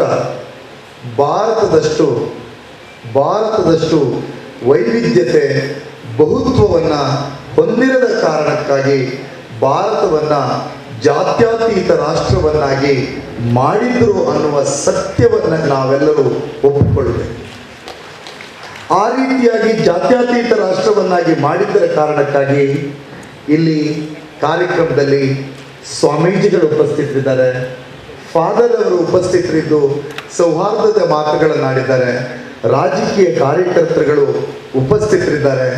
ಎಲ್ಲರ ಧ್ವನಿ ನಾವು ತಾಯಿ ಭಾರತಾಂಬೆಯ ಮಕ್ಕಳು ಒಟ್ಟಾಗಿ ಬಾಳೋಣ, ಒಂದೇ ಥರದಲ್ಲಿ ಬಾಳೋಣ, ಅಣ್ಣ ತಮ್ಮಂದಿರಂತೆ ಬಾಳೋಣ, ಅಕ್ಕ ತಂಗಿಯರಂತೆ ಬಾಳೋಣ ಅನ್ನುವುದು ಆಶಯ. ಸೌಹಾರ್ದದ ಮಾತುಗಳನ್ನು ಆಡುವವರು ಇವತ್ತು ದೇಶದ್ರೋಹಿಗಳು ಅಂತ ಕರೆಸಿಕೊಳ್ಳುವ ಸಂದರ್ಭದಲ್ಲಿದೆ. ಯಾರು ವಿಷಮತೆಯನ್ನು ಬಿತ್ತತಕ್ಕಂಥವ್ರು, ದ್ವೇಷದ ಮಾತುಗಳನ್ನು ಆಡ್ತಕ್ಕಂಥವ್ರು, ಜನರ ನಡುವೆ ಗೋಡೆಗಳನ್ನು ಕಟ್ಟತಕ್ಕಂಥವ್ರು ಇವತ್ತು ದೇಶಭಕ್ತರು ಅಂತ ಕರೆಸ್ಕೊಳ್ತಕ್ಕಂಥ ವಿಷಮತೆಯಲ್ಲಿದ್ದೇವೆ. ಆದರೆ ನಾವು ಹೇಗಿರಬೇಕು ಅಂತಂದರೆ, ಯಾವುದೋ ಒಂದು ಊರಿಗೆ ದೊಡ್ಡ ಕಾಡ್ಗಿಚ್ಚು ಹಬ್ಬಿತ್ತಂತೆ. ಆ ಕಾಡ್ಗಿಚ್ಚು ಹಬ್ಬಿದಾಗ ಊರಿಗೆಲ್ಲ ಇದು ಬರುತ್ತೆ ಬೆಂಕಿ ಅಂತ ಹೇಳಿ ಎಲ್ಲರೂ ಊರು ಬಿಟ್ಟು ಓಡ್ತಾ ಇದ್ರಂತೆ. ಆದರೆ ಅಲ್ಲಿದ್ದಂಥ ಒಂದಿಬ್ಬರು ಯುವಕರು ತಮ್ಮ ಕೈಲಾದಷ್ಟು ನೀರನ್ನು ತಗೊಂಡು ಹೋಗಿ ಆ ಉರಿತಿದ್ದ ಬೆಂಕಿಗೆ ನೀರನ್ನು ಚೆಲ್ತಾ ಇದ್ದಾರೆ. ಆಗ ಯಾರೋ ಕೇಳಿದ್ರಂತೆ, ಇಷ್ಟು ದೊಡ್ಡ ಬೆಂಕಿ ಬರ್ತಿದೆ, ಎಲ್ಲರೂ ಜೀವ ರಕ್ಷಣೆಗಾಗಿ ಊರನ್ನು ಬಿಟ್ಟು ಹೋಗ್ತಿದ್ದಾರೆ, ನೀವು ಯಾಕೆ ಈ ಬೆಂಕಿ ಆರಿಸೋ ಕೆಲಸ ಮಾಡ್ತಿದ್ದೀರಿ ಅಂತ. ಆಗ ಇಬ್ಬರು ಯುವಕರು ಹೇಳಿದ್ರಂತೆ, ಮುಂದೆ ಇತಿಹಾಸದ ಪುಟದಲ್ಲಿ ಊರಿಗೆ ಬೆಂಕಿ ಬಿದ್ದಾಗ ಬೆಂಕಿಯನ್ನು ಆರಿಸದೆ ಎಲ್ಲ ಓಡಿ ಹೋದರೂ ಸಹಿತ ಇಬ್ಬರು ಯುವಕರು ಆ ಬೆಂಕಿಯನ್ನು ಆರಿಸುವ ಪ್ರಯತ್ನವನ್ನು ಮಾಡಿದ್ರು ಎನ್ನುವ ಇತಿಹಾಸದ ಪುಟದಲ್ಲಿ ನಾವು ದಾಖಲಾಗಬೇಕು. ಇವತ್ತು ನಾವೆಲ್ಲರೂ ಕುಳಿತು ಮಾಡಬೇಕಾಗಿರ್ತಕ್ಕಂಥ ಕೆಲಸ ಏನು ಅಂತಂದ್ರೆ, ವರ್ತಮಾನದ ಸುಂದರದ ದಿನಗಳಿಗೆ, ಭವಿಷ್ಯದಲ್ಲಿ ಬರತಕ್ಕಂಥ ನಮ್ಮ ಪೀಳಿಗೆಯ ಸುಂದರದ ದಿನಗಳಿಗೆ ನಾವು ಇವತ್ತು ತ್ಯಾಗಗಳನ್ನು ಮಾಡಬೇಕು. ಆ ತ್ಯಾಗವನ್ನ ಏನು ಅಂದ್ರೆ ಸತ್ಯವನ್ನ ನುಡಿಬೇಕು, ಸತ್ಯವನ್ನ ಹೇಳಬೇಕು. ಸತ್ಯವನ್ನ ಹೇಳಿದಾಗ ಅದು ಸೌಹಾರ್ದದ ಧ್ವನಿಯಾಗತ್ತೆ. ನಾನು ಸ್ವಾಮಿ ವಿವೇಕಾನಂದರ ಕೃತಿಗಳನ್ನು ಅಧ್ಯಯನ ಮಾಡಿರ್ತಕ್ಕಂಥ, ವಿವೇಕಾನಂದರ ಪರಂಪರೆಯಲ್ಲಿ ನಡ್ಕೊಂಡು ಬರ್ತಕ್ಕಂಥ ಭಾರತೀಯ. ಸ್ವಾಮಿ ವಿವೇಕಾನಂದ ಏನು ಹೇಳಿದ್ರು ಅಂತಂದ್ರೆ, ಭಾರತ ಅಂತಂದ್ರೆ ವೇದಾಂತದ ಮೆದುಳು, ಮುಸಲ್ಮಾನನ ದೇಹ, ಕ್ರೈಸ್ತರ ಸೇವಾ ಪ್ರವೃತ್ತಿ, ಇದು ಇದ್ರೆ ಭಾರತ ಸಶಕ್ತವಾಗ್ತದೆ ಎನ್ನುವ ಮಾತನ್ನು ಹೇಳಿದ್ರು. ನಾವು ವಿವೇಕಾನಂದರ ಪರಂಪರೆಯವರು ನಮ್ಮಲ್ಲಿ ಒಡಕುಗಳನ್ನು ಉಂಟು ಮಾಡಬಾರದು. ಸ್ನೇಹಿತರೆ, ಸ್ವಾಮಿ ವಿವೇಕಾನಂದರು ವಿಶ್ವಧರ್ಮದ ಪ್ರತಿಪಾದಕರು. ಅವರ ಗುರುಗಳಾದಂಥ ರಾಮಕೃಷ್ಣ ಪರಮಹಂಸರು ವಿಶ್ವಧರ್ಮದ ಪ್ರತಿಪಾದಕರು. ಭಾರತದ ನೆಲ ಅಂದರೆ ಹಾಗೇನೆ ಇದು ಸೌಹಾರ್ದದ ನೆಲ. ಭಾರತದಲ್ಲಿ ಭೂದಾನದ ಕ್ರಾಂತಿಯನ್ನು ಮಾಡಿದ ಆಚಾರ್ಯ ವಿನೋಬಾ ಅವರನ್ನು ಕುರಿತು ವಿನೋಬಾ ಅವರಲ್ಲಿ ಅವರ ಆಶ್ರಮದ ಭಕ್ತರೊಬ್ಬರು ಕೇಳ್ತಾರೆ, ವಿನೋಬಾಜಿ, ಭಾರತದಲ್ಲಿ 3 ಪ್ರಮುಖ ಧರ್ಮಗಳಿದೆ, ಹಿಂದೂ, ಕ್ರೈಸ್ತ, ಮುಸಲ್ಮಾನ. ಈ 3 ಧರ್ಮವನ್ನು ಏನು ರೀತಿ ಅರ್ಥೈಸ್ತೀರಿ ಅಂತ. ಆಗ ವಿನೋಬಾ ಅವರು ಹೇಳ್ತಾರೆ, ಮುಸಲ್ಮಾನ್ ಧರ್ಮ ಅಂದರೆ ಅದು ಕರುಣೆಯ ಆಧಾರಿತವಾದದ್ದು, ಕ್ರೈಸ್ತ ಧರ್ಮ ಅಂದರೆ ಪ್ರೇಮಾಧಾರಿತವಾದದ್ದು, ಹಿಂದೂ ಧರ್ಮ ಅಂದರೆ ಸತ್ಯಾಧಾರಿತವಾದದ್ದು. ಆದ್ದರಿಂದ ಪ್ರೇಮ, ಸತ್ಯ, ಕರುಣೆ ಇದೆಯಲ್ಲ, ಅದು ಭಾರತ ಅನ್ನುವಂಥ ಮಾತನ್ನು ಇವತ್ತು ನಾವು ಅರ್ಥ ಮಾಡಿಕೋಬೇಕು. ಸ್ನೇಹಿತರೆ, ನಾನು ನಮ್ಮ ಗುರುಗಳು ಎಷ್ಟು ಸುಂದರವಾದ ವಾಕ್ಯವನ್ನು ಕೊಟ್ಟರು. ನಾವು ಒಂದು ಸಂಗತಿಯನ್ನು ನೆನಪಿಟ್ಕೋಬೇಕು, ಯಾವ ಧರ್ಮ ಅಪ್ರಜಾಪ್ರಭುತ್ವವಾಗ್ತದೆ, ಯಾವ ಧರ್ಮ ಚರ್ಚೆಗಳಿಗೆ ಒಳಪಡೋದಿಲ್ಲ, ಯಾವ ಧರ್ಮ ವರ್ತಮಾನದ ಕಾಲಮಾನಗಳಿಗೆ ಪರೀಕ್ಷೆಗೆ ಒಳಪಡೋದಿಲ್ಲ, ಅಂತಹ ಧರ್ಮ ನಾಶವಾಗ್ತದೆ. ಅಂತಹ ಧರ್ಮ ಕೋಮುವಾದ, ಮೂಲಭೂತವಾದವಾಗ್ತದೆ. ಆದರೆ ಅದು ಆಗಬಾರದು ಅಂತಂದ್ರೆ ಇಂತಹ ಬಹಿರಂಗ ಚರ್ಚೆಗಳ ನಡಬೇಕು, ಪರಸ್ಪರ ನಡುವೆ ಚಿಂತನೆಗಳು ನಡೀಬೇಕು, ಪರಸ್ಪರರ ನಡುವೆ ವಿವೇಕದ ಮಾತುಗಳು ಬರಬೇಕು. ನನ್ನ ಧರ್ಮದಲ್ಲಿ ಈ ರೀತಿ ಸರಿ ಇದೆ, ನಿಮ್ಮ ಧರ್ಮದಲ್ಲಿ ಹೀಗಿದೆ, ಅವುಗಳ ನಡುವೆ ಕೊಟ್ಟು ತೆಗೆದುಕೊಳ್ಳುವ ಒಂದು ಸೌಹಾರ್ದದ ಹೂರಣ ನಮ್ಮ ನಡುವೆ ಏರ್ಪಡಬೇಕು. ಅದಕ್ಕಾಗಿ ಸೌಹಾರ್ದದ ಸಮ್ಮೇಳನ. ಸ್ನೇಹಿತರೆ, ಪ್ರೊಫೆಟ್ ಅವರು ಮುಸಲ್ಮಾನ್ ಧರ್ಮವನ್ನು ಪರಮ ಕಾರುಣ್ಯದ ಧರ್ಮ ಎಂದೇ ಸ್ಥಾಪನೆ ಮಾಡಿದ್ದು. ಗುಲಾಮಗಿರಿಯ ವಿರುದ್ಧ ಹುಟ್ಟಿಕೊಂಡದ್ದು ಕ್ರೈಸ್ತ ಧರ್ಮ. ಯಾವ ಊರಿನಲ್ಲಿ ಕೊಲೆ ದೌರ್ಜನ್ಯಗಳು ನಡೆಯುತ್ತೆ ಅಲ್ಲಿ ಮನುಷ್ಯನಿಗೆ ಒಂದು ಶಿಸ್ತನ್ನು ಕೊಡಬೇಕು ಅನ್ನುವ ಕಾರಣಕ್ಕಾಗಿ ಸ್ಥಾಪನೆಯಾದದ್ದು ಮುಸಲ್ಮಾನ್ ಧರ್ಮ. ಬದುಕಿಗೆ ಒಂದು ಆಧ್ಯಾತ್ಮದ ದಾರಿಯನ್ನು ಕೊಡಬೇಕು ಅಂತೇಳಿ ಸೃಷ್ಟಿಯಾದದ್ದು ಹಿಂದೂ ಧರ್ಮ. ನೆನ್ಪಿಟ್ಕೊಳ್ಳಿ, ಪ್ರೊಫೆಟ್ ಅವರು ಎಂತಹ ಶಾಂತಿಯ ಮಾತುಗಳನ್ನು ಆಡ್ತಾರೆ ಅಂತಂದರೆ, ಒಮ್ಮೆ ಪ್ರಾರ್ಥನೆಗೆ ಕೂತಾಗ ಮಧ್ಯ ಏಷ್ಯಾದಲ್ಲಿ, ಮಿಡ್ಲ್ ಈಸ್ಟ್ನಲ್ಲಿ ಚೇಳು ನಮ್ಮ ಕರಾವಳಿ ಚೇಳಿಗಿಂತ ವಿಷಕಾರಿ, ಮಲೆನಾಡಿನ ಚೇಳಿಗಿಂತ ವಿಷಕಾರಿ. ಪ್ರೊಫೆಟ್ ಅವರ ಬುಡಕ್ಕೇನೆ ಒಂದು ಚೇಳು ಬರುತ್ತೆ. ಪ್ರೊಫೆಟ್ ಅವರ ಶಿಷ್ಯರು, ಪೂಜ್ಯರೇ, ಚೇಳು ಬಂದ್ಬಿಟ್ಟಿದೆ, ಇನ್ನೊಂದು ಸ್ವಲ್ಪ ಹೊತ್ತಿಗೆ ಕಚ್ಚಿಬಿಡುತ್ತೆ ಅಂತ ಹೇಳ್ತಾರೆ. ಆಗ ಪ್ರೊಫೆಟ್ ಅವರು ಆ ಚೇಳನ್ನು ಕೊಲ್ಲುವ ಬದಲು ಅದರ ಜಾಗೃತವಾಗಿ ಅದರ ಭಾಗವನ್ನು ಹಿಡಿದು ದೂರ ಎಸಿತಾರೆ.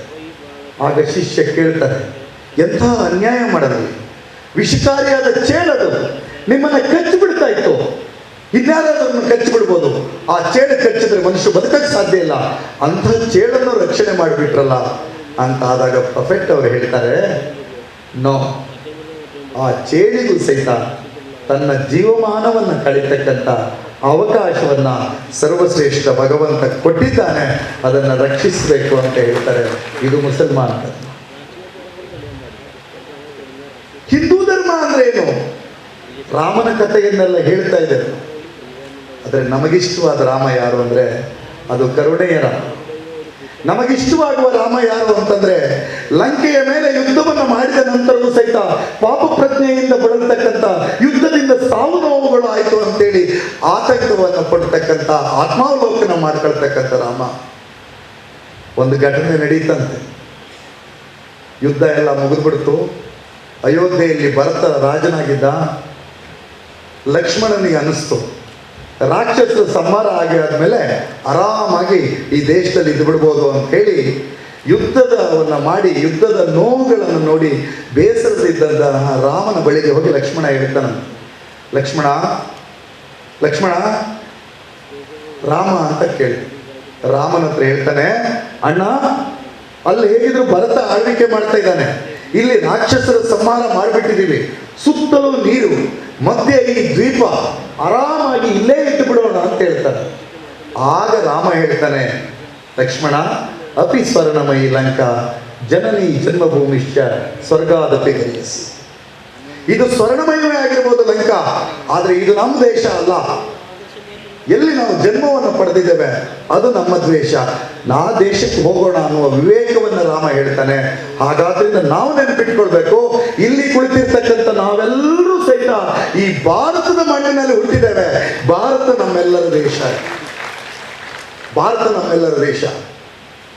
1700 ಆಸ್ಪಾಸ್ನಲ್ಲಿ ಆಂಧ್ರದಲ್ಲಿ ಹುಟ್ಟಿದಂತಹ ಇಲ್ಲಿರ್ತಕ್ಕಂಥ ಪುರಂದರದಾಸರ ರೀತಿಯ ಒಬ್ಬ ಕವಿ ಅಪ್ಪಾರಾವ್ ಗುರ್ಜಡ ಒಂದು ಮಾತನ್ನು ಹೇಳ್ತಾರೆ. ಸ್ವತಂತ್ರ ಬರಬೇಕಾದ್ರೆ ಮುಂಚೆ, ಸ್ವತಂತ್ರ ಹೋರಾಟ ನಡಿಬೇಕಾದ್ರೆ ಮುಂಚೆ ಒಂದು ಪದ್ಯದ ಸಾಲನ್ನು ಬರೀತಾರೆ.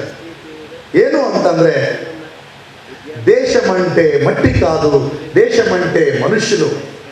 ದೇಶ ಅಂತಂದ್ರೆ ಬರೀ ಕಲ್ಲು ಮಣ್ಣು ರೋಡು ಬಿಲ್ಡಿಂಗು ಸಂಸತ್ತು ವಿಧಾನಸೌಧ ಅಲ್ಲ. ದೇಶ ಅಂತಂದ್ರೆ ಅಲ್ಲಿರ್ತಕ್ಕಂಥ ಮನುಷ್ಯರು ಕಣಪ್ಪ ಅಂತೇಳಿ 1700 ಆಸ್ಪಾಸ್ನಲ್ಲಿ ಅಪ್ಪಾರಾವ್ ಗುರ್ಜಡ ಹೇಳ್ತಾನೆ. ಅದನ್ನೇ ಇವತ್ತು ಹೇಳ್ತೇವೆ. ಭಾರತ ಅಂತಂದ್ರೆ ದೇಶ, ಆ ದೇಶ ಅಂದ್ರೆ ಇಲ್ಲಿ ಬದುಕ್ತಕ್ಕಂಥ ಮನುಷ್ಯರು. ಆ ಮನುಷ್ಯರು ಯಾರು ಅಂತಂದ್ರೆ ಧರ್ಮದ ಅಪ್ಲಿಕೇಶನ್ ಅನ್ನು ಹಾಕಿ ಹುಟ್ಟಿರ್ತಕ್ಕಂಥವ್ರು ನಾವಲ್ಲ. ಒಂದೊಂದು ಧರ್ಮದಲ್ಲಿ, ಒಂದೊಂದು ಜಾತಿಯಲ್ಲಿ, ಒಂದೊಂದು ಭಾಷೆಯಲ್ಲಿ ಹುಟ್ಟು ಬಿಟ್ಟಿದ್ದೀವಿ. ಆ ಹುಟ್ಟು ಆಕಸ್ಮಿಕ. ಈ ದೇಶ ನಮ್ಮದು ಅನ್ನೋ ಭಾವನೆ ಇದೆ. ನೆನ್ಪಿಟ್ಕೊಳ್ಳಿ ಸ್ನೇಹಿತರೆ, ಶ್ರೀಲಂಕಾದಲ್ಲಿ ಸಹಿತ ಧರ್ಮದ್ವೇಷ ನಡೀತು. ಧರ್ಮದ್ವೇಷ ನಡೀತು. ನಾನು ಈ ಸೌಹಾರ್ದ ಸಮ್ಮೇಳನದಲ್ಲಿ ಪ್ರಾರ್ಥನೆ ಮಾಡ್ತೇನೆ, ಆ ಶ್ರೀಲಂಕಕ್ಕೆ ಆರ್ಥಿಕ ಸ್ಥಿರತೆ ಬರಲಿ.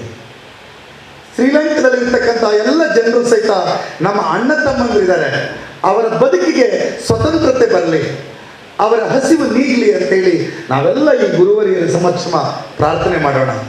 ಆದರೆ ಅಲ್ಲಿರ್ತಕ್ಕಂಥ ಆಡಳಿತಗಾರರು ಮಾಡಿರ್ತಕ್ಕಂಥ ಧರ್ಮದ್ವೇಷದ ಕಾರಣದಿಂದ, ಪ್ರತಿ ಜನಾಂಗವನ್ನು ಶಂಕಿಸಿದ ಕಾರಣದಿಂದ ಇವತ್ತು ಶ್ರೀಲಂಕಾದಲ್ಲಿ ಅತಿ ಕಷ್ಟದ ದಿನಗಳು ಬಂದಿದೆ.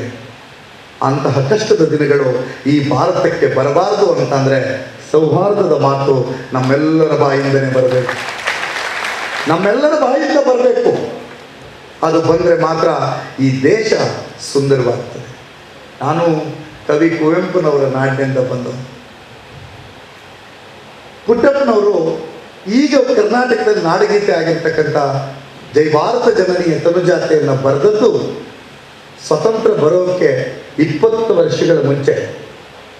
ಕುವೆಂಪುರವರಿಗೆ ಈ ದೇಶವನ್ನು ಭಾಷಾವಾರು ಭಾಗಗಳಾಗಿ, ಮಲಯಾಳಿಗಳಿಗೆ ಕೇರಳ, ಕನ್ನಡಿಗರಿಗೆ ಕರ್ನಾಟಕ, ಆಂಧ್ರದವರಿಗೆ ತೆಲುಗುವಿಗೆ ಆಂಧ್ರ, ತಮಿಳಿಗರಿಗೆ ತಮಿಳುನಾಡು, ಅಸ್ಸಾಮಿಗಳಿಗೆ ಅಸ್ಸಾಮಿ, ಬಂಗಾಳಿ ಭಾಷಿಕರಿಗೆ ಬಂಗಾಳಿ ಅಂತ ಹೇಳಿ ಭಾಷಾವಾರು ಪ್ರಾಂತವನ್ನು ಮಾಡ್ತಾರೆ ಅಂತ ಗೊತ್ತಿರಲಿಲ್ಲ. ಆಗಲೇ ಸ್ವತಂತ್ರ ಬರುವ 20 ವರ್ಷಗಳ ಮುಂಚೆ ಕನ್ನಡದ ಶ್ರೇಷ್ಠ ಕವಿ ಕುವೆಂಪುರವರು ನಾಡಗೀತೆ ಏನಾಗಿದೆ ಅದನ್ನು ಬರೀತಾರೆ. ಜೈ ಭಾರತ ಜನನೀಯ ತನುಜಾತೆ ಜಯ ಹೇ ಕರ್ನಾಟಕ ಮಾತೆ. ಮುಂದುವರೆದು ಹೇಳ್ತಾರ, ಸರ್ವ ಜನಾಂಗದ ಶಾಂತಿಯ ತೋಟ, ರಸಿಕರ ಕಣ್ಗಳ ಸೆಳೆಯುವ ನೋಟ, ಹಿಂದೂ ಕ್ರೈಸ್ತ ಮುಸಲ್ಮಾನ ಪಾರಸಿಕ ಜೈನರ ಉದ್ಯಾನ, ಜನಕನ ಹೋಲುವ ದೊರೆಗಳ ಧಾಮ. ಜನಕನ ಥರ ಪ್ರೀತಿ ಮಾಡ್ತಕ್ಕಂಥ ದೊರೆಗಳ ಬಗ್ಗೆ ಅಲ್ಲಿ ಬರೆದರು. ನಾನು ಮೊದಲೇ ಹೇಳಿದೆ, ನಾವು ಸತ್ಯವನ್ನು ಮಾತಾಡಿದೆ. ಕುವೆಂಪುರವರು ಸ್ವತಂತ್ರ ಬರುವ 20 ವರ್ಷಗಳ ಮುಂಚೆ ಹೇಳಿರ್ತಕ್ಕಂಥ ಮಾತು ಸತ್ಯವಾಯಿತು. ಅದಾದ ನಂತರ ಕರ್ನಾಟಕ ರಾಜ್ಯದಲ್ಲಿ ಸ್ವತಂತ್ರ ಬಂದ 45-50 ವರ್ಷಗಳ ನಂತರ ಆ ಗೀತೆಯನ್ನ ನಮ್ಮ ನಾಡಗೀತೆಯಾಗಿ ಒಪ್ಪಿಕೊಂಡ್ವಿ. ನಿತ್ಯವೂ ನಮ್ಮ ಶಾಲೆಯ ಮಕ್ಕಳು ಹೇಳ್ತಿದ್ದಾರೆ, ಸರ್ವ ಜನಾಂಗದ ಶಾಂತಿಯ ತೋಟ, ರಸಿಕರ ಕಂಗಳ ಸೆಳೆಯುವ ನೋಟ, ಹಿಂದೂ ಕ್ರೈಸ್ತ ಮುಸಲ್ಮಾನ ಪಾರಸಿಕ ಜೈನರ ಉದ್ಯಾನ. ಇದು ನಮ್ಮೆಲ್ಲರ ನಾಡ್ರಿ, ಇದು ಉದ್ಯಾನವನ.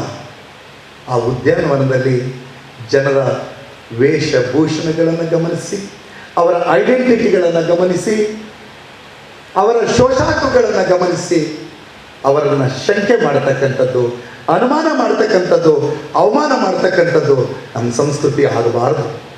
ನಾನು ಈ ವೇದಿಕೆಯಿಂದ ಪ್ರಾಮಾಣಿಕವಾಗಿ ಹೇಳ್ತೇನೆ, ತುಂಬ ಜನರಿಗೆ ಆತಂಕ ಇದೆ, ನೋವಾಗಿದೆ ಹಿಜಾಬ್ ಬಗ್ಗೆ. ನಾನು ಹೇಳ್ತೇನೆ, ಆ ಶಬ್ದವನ್ನು ನಾನು ಹಿಜಾಬ್ ಅಂತ ಬಳಸೋದಿಲ್ಲ. ನಾನು ಬಳಸೋ ಶಬ್ದ ಅದು ಶಿರವಸ್ತ್ರ ಅಂತ ಬಳಸ್ತೇನೆ. ಆ ಶಿರವಸ್ತ್ರವನ್ನು ಯಾರು ಹಾಕ್ತಿದ್ರು ಅಂದರೆ ನಮ್ಮ ಅಜ್ಜಿ ಹಾಕ್ತಾ ಇದ್ರು, ನಮ್ಮ ಹಿಂದಿನ ನಮ್ಮ ತಾಯಂದ್ರು ಹಾಕ್ತಾ ಇದ್ರು. ನನ್ನ ಆಸ್ಪಾಸ್ನಲ್ಲಿ ಈಗಲೂ ವಾಸಿಸ್ತಿರ್ತಕ್ಕಂಥ ರಾಜಸ್ಥಾನದ ನನ್ನ ತಾಯಂದ್ರು, ಗುಜರಾತಿನ ನನ್ನ ತಾಯಂದ್ರು ಅದೇ ಶಿರವಸ್ತ್ರವನ್ನು ಹಾಕ್ತಾರೆ. ಅಷ್ಟಕ್ಕಾಗಿ ಇಷ್ಟೆಲ್ಲ ವಿವಾದವನ್ನು ಎಬ್ಬಿಸಿಬಿಟ್ವಿ. ನೆನಪಿಟ್ಕೊಳ್ಳೋಣ, ಇಂದಲ್ಲ ನಾಳೆ ಸತ್ಯವೇ ಗೆಲ್ಲುತ್ತೆ. ಇಂದಲ್ಲ ನಾಳೆ ಸತ್ಯವೇ ಗೆಲ್ಲುತ್ತೆ. ಯಾಕೆ ಅಂದರೆ ಸತ್ಯ ಅಂದರೆ ಧರ್ಮ ಅಂತ ಹೇಳಿ ನಮ್ಮ ಹಿರಿಯರು ಹೇಳಿದ್ದಾರೆ. ಸ್ನೇಹಿತರೆ, ನಮ್ಮ ದೇಶ ಇದು ಗಾಂಧಿಯ ನಾಡು, ನಮ್ಮ ದೇಶ ಇದು ಅಂಬೇಡ್ಕರ್ ನಾಡು, ನಮ್ಮ ದೇಶ ರಾಮಕೃಷ್ಣ ಪರಮಹಂಸರ ನಾಡು, ನಮ್ಮ ದೇಶ ಹಾಕಿದ ಜನಿವಾರವ ಸದ್ಗುರುನಾಥ, ಹಾಕಿದ ಜನಿವಾರವ ಅಂತ ಹಾಡು ಹೇಳಿದ ಸಂತ ಶಿಶುನಾಳ ಶರೀಫನನ್ನು ಯಾವ ಮುಸಲ್ಮಾನರು ಬಂದು ರಸ್ತೆಯಲ್ಲಿ ತಲೆಯನ್ನು ಹಾರಿಸಲಿಲ್ಲ. ಕಾರಣ ಮುಸಲ್ಮಾನರಿಗೆ ಅನ್ನಿಸ್ತು, ಅಯ್ಯೋ ಶಿಶುನಾಳ ಶರೀಫರಿಗೆ ಗೋವಿಂದ ಭಟ್ಟ ಗುರುವಾಗಿ ಸಿಕ್ಕಿದ್ದಾನೆ, ನಾವು ಯಾರು ಜಗಳ ಮಾಡೋಕ್ಕೆ, ನಡಿಲಿ ಬಿಡಿ ಮೆರವಣಿಗೆ ಅಂತ ಬಿಟ್ಟು ಆತನಿಗೂ ಸಹಿತ ಸಂತ ಶಿಶುನಾಳ ಶರೀಫ ಅಂತ ಕರೆದಿರ್ತಕ್ಕಂಥ ಸಂಸ್ಕೃತಿ ನಮ್ಮದು. ಇದು ಸೌಹಾರ್ದ ಅಲ್ವೇನು? ಇದು ಸೌಹಾರ್ದ ಅಲ್ವೇನು? ಸ್ನೇಹಿತರೆ, ಇವತ್ತು ಸೌಹಾರ್ದದ ಮಾತುಗಳನ್ನ ಆಡ್ತಕ್ಕಂಥವ್ರು ಹೆಚ್ಚು ಹೆಚ್ಚು ಜನರು ನಮ್ಮ ನಡುವೆ ಬರಬೇಕು. ಸ್ನೇಹಿತರೆ, ಕನ್ನಡದ ಶ್ರೇಷ್ಠ ಕವಿಗಳಲ್ಲಿ ಒಬ್ಬರಾದಂಥ ಕೆ.ಎಸ್. ನಿಸಾರ್ ಅಹಮದ್ ಅದ್ಭುತವಾಗಿ ಕರ್ನಾಟಕವನ್ನು ವರ್ಣಿಸಿದರು. ಜೋಗದ ಸಿರಿ ಬೆಳಕಿನಲ್ಲಿ, ತುಂಗೆಯ ತನೆ ಬೆಳಕಿನಲ್ಲಿ, ಸಹ್ಯಾದ್ರಿಯ ಲೋಹದದಿರ ಉತ್ತುಂಗದ ನಿಲುಕಿನಲ್ಲಿ ನಿತ್ಯೋತ್ಸವ, ತಾಯಿ ನಿನಗೆ ನಿತ್ಯೋತ್ಸವ ಅಂತ ನಿಸಾರ್ ಅಹಮದ್ಗೆ ಯಾರಾದರೂ ಮುಸಲ್ಮಾನ್ ಗುರುಗಳು ಬಂದು, ನಿಸಾರ್ ಅಹಮದ್ ನೀನು ನಿತ್ಯೋತ್ಸವ ಪದ್ಯ ಬರೆದಿರೋದು ತಪ್ಪಾಗಿಬಿಟ್ಟಿದೆ, ಅಲ್ಲಿ ಈ ಕರ್ನಾಟಕವನ್ನ ವಿಗ್ರಹ ರೂಪದಲ್ಲಿ, ದೈವಿ ರೂಪದಲ್ಲಿ ನೀನು ಸಾಕ್ಷೀಕರಿಸ್ಕೊಂಡಿದ್ದೀಯಾ, ನಿನ್ನ ಪದ್ಯಕ್ಕೆ ನಾವು ಈ ದಿನದಿಂದ ಬರ್ಖಾಸ್ತ್ ಮಾಡ್ತೇವೆ, ಈ ದಿನದಿಂದ ನಿಮ್ಮ ಪದ್ಯವನ್ನು ಹಾಡೋದಿಲ್ಲ ಅಂತೇಳಿ ಫರ್ಮಾನ್ ಹೊರಡಿಸ್ತೇವೆ ಅಂತ ಯಾರಾದರೂ ಒಬ್ಬ ಮುಸಲ್ಮಾನ ನಾಯಕರು ಹೇಳಿದ್ರ? ನಮ್ಮ ಶಾಲೆಗಳ ಮಕ್ಕಳು ನಿತ್ಯೋತ್ಸವದ ಗೀತೆಯನ್ನು ಹಾಡ್ತಾರೆ, ಅದು ನಿಸಾರ್ ಅಹಮದ್ ಬರೆದಿದ್ದು ಅಂತ ಕೇಳಿದ್ರೆ ನಮ್ಮ ಪ್ರೈಮರಿ ಸ್ಕೂಲ್ ಮಕ್ಕಳು ಹೇಳ್ತಾರೆ, ಅದು ನಿಸಾರ್ ಅಂಕಲ್ ಬರೆದಿದ್ದ ಪದ್ಯ, ಅದು ನಿತ್ಯೋತ್ಸವ ಅಂತ ಹೇಳ್ತಾರೆ. ಆ ಮಕ್ಕಳ ಬಾಯಲ್ಲಿ ಯಾಕೆ ಸರ್ ಧರ್ಮನಿಂದೆಯನ್ನು ಬರ್ತೀರಿ? ನೆನಪಿಟ್ಕೋಬೇಕು, ನಮ್ಮ ಉಪನಿಷತ್ತು ವಾಕ್ಯ ಹೇಳ್ತಾ ಇದೆ, ಅದು ಉಪನಿಷತ್ ವಾಕ್ಯ ಹೇಳ್ತಾ ಇದೆ, ಅದು ಈ ವಿಶ್ವ ಅಂತಂದರೆ ವಿಶ್ವ ಕುಟುಂಬ, ವಸುದೈವ ಕುಟುಂಬಕಂ ಶೃಣ್ವಂತು ವಿಶ್ವಮಾರ್ಯಂ. ಅರೆ, ಈ ವಿಶ್ವ ಅಂದರೆ ಯಾವುದು? ಬರೀ ಉಡುಪಿ ಜಿಲ್ಲೆನ, ಕರ್ನಾಟಕನ, ಕಾಸರಗೋಡ, ಆಂಧ್ರ ಪ್ರದೇಶನ? ನೋ, ಇಡೀ ವಿಶ್ವ ಅಂತಂದರೆ ಅದು ಈ ಭೂಮಿ. ನಾವು ಮತ್ತೊಮ್ಮೆ ಗಟ್ಟಿಯಾಗಿ ಹೇಳುವ ಕಾಲ ಬಂದಿದೆ, ಜೈ ಜಗತ್, ಜೈ ಜಗತ್, ಜೈ ಜಗತ್. ಜಗತ್ತು ಖುಷಿಯಾಗಿದ್ದರೆ ನಾವೆಲ್ಲ ಖುಷಿಯಾಗಿರ್ತೇವೆ ಅಂತೇಳಿ ಒಂದು ಘಟನೆಯನ್ನು ಹೇಳಿ ನನ್ನ ಮಾತನ್ನು ಮುಗಿಸ್ತೇನೆ. ಸ್ನೇಹಿತರೆ, ಕಾಶ್ಮೀರದಲ್ಲಿ ಲಲ್ಲೇಶ್ವರಿ ಅಂತ ಒಬ್ಬಳ ಹೆಣ್ಣುಮಗಳು ಕರ್ನಾಟಕದಲ್ಲಿ ಅಕ್ಕ ಮಹಾದೇವಿ ಇದ್ದ ಹಾಗೆ ಅಲ್ಲೂ ಸಹಿತ ಹುಟ್ಟಿ ಬಂದಿದೆ. ಆಕೆ ಹುಟ್ಟಿದ್ದು ಹಿಂದೂ ಕುಟುಂಬದಲ್ಲಿ, ಆಕೆಗೆ ಗುರುವಾಗಿ ಸಿಕ್ಕಿದ್ದು ಒಬ್ಬ ಮುಸಲ್ಮಾನ್ ಸಂತ. ಆಕೆಗೆ ಹಿಂದೂಗಳು ಲಲ್ಲೇಶ್ವರಿ ಅಂತ ಕರಿತಾ ಇದ್ರು, ಮುಸಲ್ಮಾನರು ಲಲ್ಲಾದೇವಿ ಅಂತ ಕರಿತಾ ಇದ್ರು. ಹೀಗಿರುವಾಗ ಆ ಲಲ್ಲೇಶ್ವರಿ ಒಂದು ದಿವಸ ಮೃತಳಾಗಿ ಹೋಗ್ಬಿಡ್ತಾನೆ. ನಮ್ಮ ದೇಶದಲ್ಲಿ ಹುಟ್ಟಿದ್ರೆ ಜಗಳ ಆಗಲ್ಲ, ಮೃತರಾಗಿಬಿಟ್ರೆ ಜಗಳ ಆಗುತ್ತೆ. ಯಾವ ರೀತಿ ಸುಡಬೇಕು, ಹೇಗೆ ಸುಡಬೇಕು, ಎಲ್ಲ ಸುಡಬೇಕು, ಎಲ್ಲ ಸುಡಬಾರ್ದು, ಸುಡಬೇಕಾದ್ರೆ ಯಾವ ಪ್ರಾರ್ಥನೆ ಮಾಡಬೇಕು, ಸುಡಬೇಕಾದ್ರೆ ಯಾವ ಪ್ರಾರ್ಥನೆ ಮಾಡಬಾರ್ದು, ಈ ಕಾರಣಕ್ಕಾಗಿ ಜಗಳ ಮಾಡ್ತಕ್ಕಂಥ ದೇಶದಲ್ಲಿ ಅವತ್ತು ಲಲ್ಲೇಶ್ವರಿ ಸತ್ತಾಗ ಜಗಳ ಆಯಿತು. ಮುಸಲ್ಮಾನರು ಹೇಳಿದ್ರು ಅದು ಆಕೆ ಮುಸ್ಲಿಂ ಗುರುಗಳ ಶಿಷ್ಯೆ, ಮುಸಲ್ಮಾನ್ ಪದ್ಧತಿಯಂತೆ ಆಕೆಯನ್ನು ದಫನ್ ಮಾಡ್ತೇವೆ. ಹಿಂದೂಗಳು ಹೇಳಿದ್ರು ಆಕೆ ಹುಟ್ಟಿದ್ದು ಹಿಂದೂ ಕುಟುಂಬದಲ್ಲಿ, ಹಿಂದೂ ಪದ್ಧತಿಯಂತೆ ಆಕೆಯನ್ನು ಮಾಡಬೇಕು ಅಂತ. ಜಗಳ ಹೀಗೆ ಆಗ್ತಿರ್ಬೇಕಾದ್ರೆ ಅಲ್ಲಿ ನಮ್ಮ ರಮಾನಾಥ ರೈ ಅಂತವರು, ಸ್ವಾಮೀಜಿಗಳಂಥವರು, ಇಂತಹ ಗುರುಗಳು ಇವರೆಲ್ಲ ಸೇರಿ ಅವರು ಎಲ್ಲರೂ ಸೇರಿಬಿಟ್ಟು ನೀವು ಜಗಳ ಮಾಡ್ತಾ ಇದ್ರಪ್ಪ, ನಮ್ಮ ಉದ್ದೇಶ ಆ ತಾಯಿಗೆ ನಮಸ್ಕಾರ ಮಾಡಬೇಕು ಅಂತೇಳಿ ಬೈಲಲ್ಲಿ ಇಟ್ಟಿದ್ದ ಆ ಶವದ ಬಟ್ಟೆಯನ್ನು ಸರಿಸಿ ನೋಡಿದಾಗ ಅಲ್ಲಿ ಲಲ್ಲೇಶ್ವರಿಯ ಪಾರ್ಥಿವ ಶರೀರ ಇರೋದಿಲ್ಲ, ಬದಲಿಗೆ ಮಲ್ಲಿಗೆ ಹೂವಿನ ರಾಶಿ ಇರುತ್ತೆ. ಆಗ ಅಲ್ಲಿ ಸೇರಿದ ಹಿಂದೂ ಮುಸಲ್ಮಾನರು ಇದು ಲಲ್ಲೇಶ್ವರಿಯ ಪ್ರಸಾದ, ನಾವು ಒಟ್ಟಾಗಿ ಬಾಳಬೇಕು ಅನ್ನುವ ಸಂದೇಶವನ್ನು ಕೊಟ್ಟಿದ್ದಾರೆ ಅಂತ ಹೇಳಿ ಆ ಎಲ್ಲ ಪ್ರಸಾದವನ್ನು ಹಂಚಿರುವ ಇತಿಹಾಸ ಇರುವ ಪರಂಪರೆ ಈ ಭಾರತ, ಇತಿಹಾಸ ಇರುವ ಈ ಪರಂಪರೆ ಈ ಭಾರತ. ಆದ್ದರಿಂದ ಸತ್ಯ ಹೇಳೋಣ, ಸತ್ಯ ಹೇಳೋಕ್ಕೆ ಹಿಂಜರಿಬಾರದು. ನಾವು ನೆಗೆಟಿವ್ ಸುದ್ದಿಯನ್ನು ಮಾತಾಡೋದ್ರಲ್ಲಿ ಪರಮವೀರರಾಗಿದ್ದೇವೆ. ಸತ್ಯವನ್ನು ಮಾತಾಡಬೇಕು. ಯಾಕೆ ಅಂದರೆ ನನಗೆ ಟಿಪ್ಪು ಸುಲ್ತಾನ್ ಯಾಕೆ ಇಷ್ಟ ಅಂತಂದರೆ ಅವನು ಬ್ರಿಟಿಷ್ ಅರಸೊತ್ತಿಗೆಗೆ ತಲೆಬಾಗದೆ ತನ್ನಿಬ್ಬರು ಮಕ್ಕಳನ್ನು ಅಡಮಾನ ಮಾಡಿ ಬ್ರಿಟಿಷರಿಗೆ ಎದೆ ಕೊಟ್ಟು ಹೋರಾಡಿದ ವೀರ ಅನ್ನುವ ಕಾರಣಕ್ಕಾಗಿ ನನಗೆ ಟಿಪ್ಪು ಸುಲ್ತಾನ್ ಇಷ್ಟ. ಅಷ್ಟು ಮಾತ್ರ ಅಲ್ಲ, ಟಿಪ್ಪು ಸುಲ್ತಾನ್ ಯಾಕೆ ಇಷ್ಟ ಅಂತಂದರೆ ಮಹಾರಾಷ್ಟ್ರದ ಪೇಶ್ವೆಯರು ದಾಳಿ ಮಾಡಿದಾಗ ನನ್ನೂರಿನ ಶೃಂಗೇರಿ ಮಠದ ಗುರುಗಳನ್ನು, ಶೃಂಗೇರಿ ಮಠವನ್ನು ರಕ್ಷಣೆ ಮಾಡಿದ ಎನ್ನುವ ಕಾರಣಕ್ಕಾಗಿ ನನಗೆ ಟಿಪ್ಪು ಸುಲ್ತಾನ್ ಮುಖ್ಯ. ಇಲ್ಲೇ ರಮಾನಾಥ ರೈಗಳ ಊರಿನ ರಾಜರಾಜೇಶ್ವರಿ ಪಳಲಿಯ ದೇವಸ್ಥಾನದಲ್ಲಿ ಸುಲ್ತಾನ್ ಕಟ್ಟೆ ಅಂತ ಹೇಳಿ ಮಾಡಿ ಊರಿನ ಜಾತ್ರೆಯನ್ನು ನೋಡಿ ಸಂಭ್ರಮಿಸಿದ ಟಿಪ್ಪು ಸುಲ್ತಾನ್ ನನಗೆ ಇಷ್ಟ. ಹಾಗಾದ್ರಿಂದ ದಕ್ಷಿಣ ಕನ್ನಡ ಜಿಲ್ಲೆಯ ನಾವು ಜನ ನಿಂತಿದ್ದೀವಿ. ಇಲ್ಲಿ ಯಾವುದೇ ಋಣಾತ್ಮಕ ವಿಚಾರಗಳಿಗೆ ನಾವು ತಲೆ ಕೆಡಿಸ್ಕೊಳ್ಬೇಕಾಗಿಲ್ಲ. ಈ ದಕ್ಷಿಣ ಕನ್ನಡ ಜಿಲ್ಲೆಯನ್ನು ಕಟ್ಟಿದ್ದು ಯಾರು ಅಂತಂದರೆ ನಾವು ಶ್ರಮಿಕರು, ಅದು ಮೀನುಗಾರರು, ಅದು ಹೂ ಬೆಳೆಯುವವರು, ಅದು ಕೃಷಿಕರು, ಅದು ಕಾರ್ಮಿಕರು, ಅದು ವಿದ್ಯಾಸಂಸ್ಥೆಯನ್ನು ಕಟ್ಟಿದ ನಾವು ನೀವೆಲ್ಲರೂ. ಹಾಗಾಗಿ ಕಲ್ಲು ಹೊಡೆಯುವವರ ಬಗ್ಗೆ ತಲೆಬಿಸಿ ಮಾಡಿಕೊಳ್ಳೋದು ಬೇಡ. ಸ್ವಾಮಿಗಳು ಹೇಳಿದ ಹಾಗೆ ಕಲ್ಲು ಹೊಡೆಯುವವರ ಕೈಯಲ್ಲೇ ನಮ್ಮೆಲ್ಲರಿಗೂ ಸಹಿತ ಹೂವಿನ ಅರ್ಚನೆಗಳು ಆಗುವ ಕಾಲಗಳು ಬಂದೇ ಬರ್ತವೆ. ಬರುವ ದಿನ ಬರಲಿ ಅಂತ ಹೇಳಿ ಸಕಲ ದೇವರಲ್ಲೂ ಪ್ರಾರ್ಥಿಸಿ. ಪ್ರಾರ್ಥನೆ ಅನ್ನೋದು ಭಾರಿ ದೊಡ್ಡದು. ನಾವು ನೀವೆಲ್ಲರೂ ಕೈ ನೀಡಿ ಏನು ಪ್ರಾರ್ಥನೆ ಮಾಡ್ತಿದ್ದೀವಲ್ಲ, ಅದು ಇಡೀ ಜಗತ್ತಿಗೆ ಸುಖವನ್ನು ಕೊಡುತ್ತೆ. ಆ ಜಗತ್ತಿಗೆ ಸುಖವನ್ನು ಕೊಡೋದೇ ಭಾರತೀಯತೆ, ಆ ಜಗತ್ತಿಗೆ ಸುಖವನ್ನು ಕೊಡೋದೇ ಹಿಂದೂ ಧರ್ಮ, ಜಗತ್ತಿಗೆ ಸುಖವನ್ನು ಕೊಡೋದೇ ಮುಸ್ಲಿಂ ಧರ್ಮ, ಜಗತ್ತಿಗೆ ಕಾರುಣ್ಯವನ್ನು ಕೊಡುವುದೇ ಕ್ರಿಶ್ಚಿಯನ್ ಧರ್ಮ, ಜಗತ್ತಿಗೆ ಪ್ರೀತಿಯನ್ನು ಬಿತ್ತುವುದೇ, ಅಹಿಂಸೆಯನ್ನು ಬಿತ್ತುವುದೇ ಜೈನ ಧರ್ಮ, ಕಾರುಣ್ಯವನ್ನು ಕೊಡುವುದೇ ಬೌದ್ಧ ಧರ್ಮ. ಆ ಎಲ್ಲ ಧರ್ಮಗಳ ನೆಲೆ ಅದು ಭಾರತದ ನೆಲ. ನಾವು ನೀವು ಎಲ್ಲರೂ ಸಹಿತ ಒಟ್ಟಾಗಿ ಭಾರತವನ್ನು ಮತ್ತೆ ಗಟ್ಟಿಯಾಗಿ ಕಟ್ಟೋಣ. ನಮ್ಮೆಲ್ಲರ ಕೋಮು ದೇಶದ ನಾಲಿಗೆಯಲ್ಲಿ ಪ್ರೀತಿಯ ಮಾತುಗಳು ಬರಲಿ, ಪ್ರೀತಿಯ ಮಾತುಗಳು ಬರಲಿ. ಒಬ್ಬನನ್ನು ಕೊಲ್ತೇನೆ ಅಂತೇಳಿ ಎತ್ತಿಕೊಂಡು ಹೋಗುವ ಖಡ್ಗಗಳು ತುಕ್ಕು ಹಿಡಿದು ಮುರಿದು ಹೋಗಿಬಿಡಲಿ. ಬಂದೂಕನ್ನು ಎತ್ತಿ ಜಳಪಿಸುವ, ಬಂದೂಕನ್ನು ಎತ್ತಿ ಎದೆಗೆ ಗುಂಡನ್ನೀಯುವ ಈ ಪ್ರಭುತ್ವದ ಎಲ್ಲ ಶಕ್ತಿಗಳಿಗೂ ಸಹಿತ ವಿವೇಕ ಬರಲಿ, ಕಾರುಣ್ಯ ಬರಲಿ, ಪ್ರೀತಿ ಬರಲಿ. ನಾವೆಲ್ಲರೂ ಒಟ್ಟಾಗಿಯೇ ಇರೋಣ, ಒಟ್ಟಾಗಿಯೇ ಬಾಳೋಣ.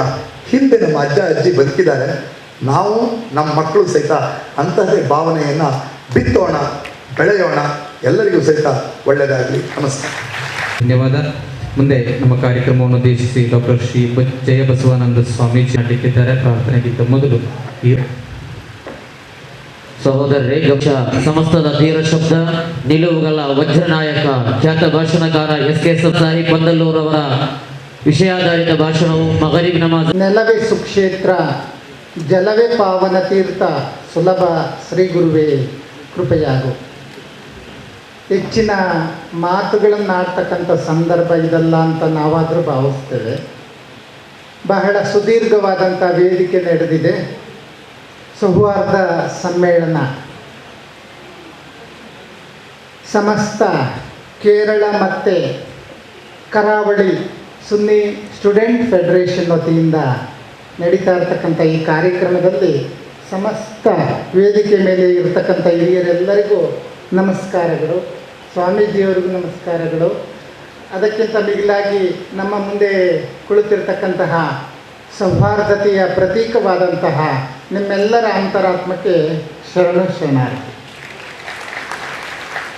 ಆತ್ಮೀಯ ಸಹೋದರರೇ, ಹೆಚ್ಚು ಮಾತನಾಡ್ತಕ್ಕಂಥ ಸಭೆ ಅಲ್ಲ, ಯಾಕೆಂದರೆ ನಮ್ಮ ವಕೀಲರು ಬಹಳ ಸುಂದರವಾದ ಮಾತುಗಳನ್ನು ಹೇಳಿದ್ದಾರೆ, ಸ್ವಾಮೀಜಿ ಮಾತನಾಡಿದ್ದಾರೆ, ರಮಾನಾಥ್ರಯ್ಯವರು ಮಾತಾಡಿದ್ದಾರೆ, ಸಮಸ್ತ ಗುರುಗಳು ಮಾತನಾಡಿದ್ದಾರೆ. ನನ್ನದು ಒಂದೇ ಪ್ರಶ್ನೆ. ನಮ್ಮ ರಂಗನಾಥ್ರಯ್ಯವರು ಇನ್ನೊಬ್ಬರು ಯಾರೋ ಹೇಳ್ತಾ ಇದ್ರು, ಅವರು ಹೇಳಿದರು ಸೌಹಾರ್ದತೆ ಒಂದು ಜನಾಂಗಕ್ಕೆ ಸೀಮಿತನೇ.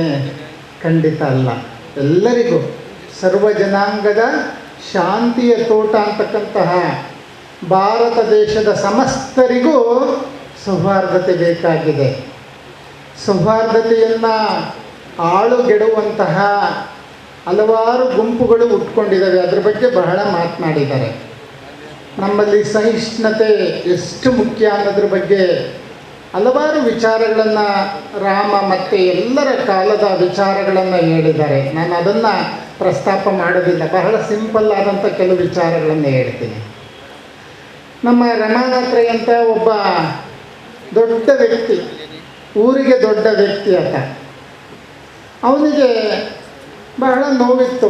ಏನಪ್ಪ, ನಮ್ಮ ಭಾರತ ದೇಶ ಸರ್ವ ಜನಾಂಗದ ಶಾಂತಿಯ ತೋಟ ಅಂತಾರೆ, ಆದರೆ ಜನರಲ್ಲಿ ಒಂದು ಬಾಂಧವ್ಯ ಇಲ್ಲ, ಪ್ರೀತಿ ಇಲ್ಲ, ಐಕ್ಯತೆ ಇಲ್ಲ, ಹೇಗೋ ಬದುಕ್ತಾ ಇದ್ದಾರಲ್ಲ, ಏನಾದರೂ ಮಾಡಿ ಒಂದು ಸೌಹಾರ್ದತೆಯ ಕೇಂದ್ರ ಮಾಡಬೇಕು ಅಂತ ಬಹಳ ಆಸೆ ಹುಟ್ಟಿತು. ಅವ್ರೇನು ಮಾಡಿದರು, ಒಂದು ದೇವಸ್ಥಾನಗಳ ಮಸೀದಿ, ಏನು ಚರ್ಚು, ಮತ್ತು ಜೈನರ ಮಂದಿರ, ಬೌದ್ಧ ಮಂದಿರ, ಹಿಂದೂಗಳಿಗೆ ರಾಮ ಮಂದಿರ, ಶಿವಭಕ್ತರಿಗೆ ಶಿವನ ಮಂದಿರ ಎಲ್ಲ ಕಟ್ಟಿದರು. ಮಸೀದಿ, ಚರ್ಚು, ಗುಡಿ ಎಲ್ಲ ದೊಡ್ಡ ದೇವಾಲಯಗಳ ಸಂಕೀರ್ಣ, ಅದಕ್ಕೆ ಕಾಂಪ್ಲೆಕ್ಸ್ ಅಂದರೆ ತಪ್ಪಾಗಲಾರ್ದು, ಎಲ್ಲ ಒಂದು ಸುಂದರವಾದಂಥ ತಾಣ ಮಾಡಿ ಹೂವು ಗಿಡ ಮರ ಎಲ್ಲ ನಟ್ಟರು, ಎಲ್ಲ ಚೆನ್ನಾಗಿ ಮಾಡಿ ದೇವಸ್ಥಾನ ಮಾಡಿ, ಮಸೀದಿ ಮಾಡಿ, ಚರ್ಚ್ ಮಾಡಿ ಅದನ್ನು ಗ್ರ್ಯಾಂಡಾಗಿ ಉದ್ಘಾಟನೆ ಮಾಡಿದರು. ಅವರು ಬಹಳ ಸಂತೋಷವಾಗಿ ಸಂಜೆಯ ಸಮಯ ಬಂದು ಆ ದೇವಸ್ಥಾನ, ಆ ಮಸೀದಿಗಳ ಮುಂದೆ ಕೂತ್ಕೊಂಡಾಗ ಜನ ಬರ್ತಾಯಿದ್ರು. ಮಸೀದಿಗೆ ಹೋಗಿ ಪ್ರಾರ್ಥನೆ ಮಾಡಿದರು, ಮತ್ತು ಚರ್ಚ್ಗೆ ಹೋಗಿ ಪ್ರಾರ್ಥನೆ ಮಾಡಿದರು, ಶಿವನ ದೇವಸ್ಥಾನಕ್ಕೆ ಹೋದರು, ಕೃಷ್ಣನ ದೇವಸ್ಥಾನಕ್ಕೆ ಹೋದರು, ಜೈನ ಬಸದಿಗೆ ಹೋದರು, ಎಲ್ಲ ಬಹಳ ಆನಂದವಾಗಿ ಬರ್ತಿದ್ರು, ಜನ ಹೋಗ್ತಾಯಿದ್ರು. ಆದರೂ ಹೀಗೆ ಅವ್ರಿಗೆ ಇನ್ನೂ ಯಾಕೋ ಅಸಮಾಧಾನ ಕಾಣ್ತಾ ಇತ್ತು. ಏನು ಇನ್ನೂ ಇಷ್ಟೆಲ್ಲ ಮಾಡಿದ್ರು ಏನೋ ಕೊರತೆ ಕಾಣ್ತಾ ಇದೆಯಲ್ಲ ಅಂತ. ಹೀಗೆ ಒಬ್ಬರು ಬಂದು ಹೇಳಿದರು, ಸ್ವಾಮಿ ನೀವು ಅತ್ಯಂತ ಸುಂದರವಾದಂಥ ಮಂದಿರ ಕಟ್ಟಿದ್ದೀರಾ, ಎಲ್ಲ ಜನಾಂಗರಿಗೂ ಅನುಕೂಲ ಮಾಡಿದ್ದೀರಾ, ಆದರೆ ಇನ್ನೊಂದು ಸಣ್ಣ ಕೊರತೆ ಇದೆ. ಏನು ಸ್ವಾಮಿ? ಕುಡಿಯೋ ನೀರಿನ ವ್ಯವಸ್ಥೆ ಒಂದಾಗಬೇಕು, ಎರಡನೇದಾಗಿ ಒಂದು ಶೌಚಾಲಯದ ವ್ಯವಸ್ಥೆ ಆಗಬೇಕು.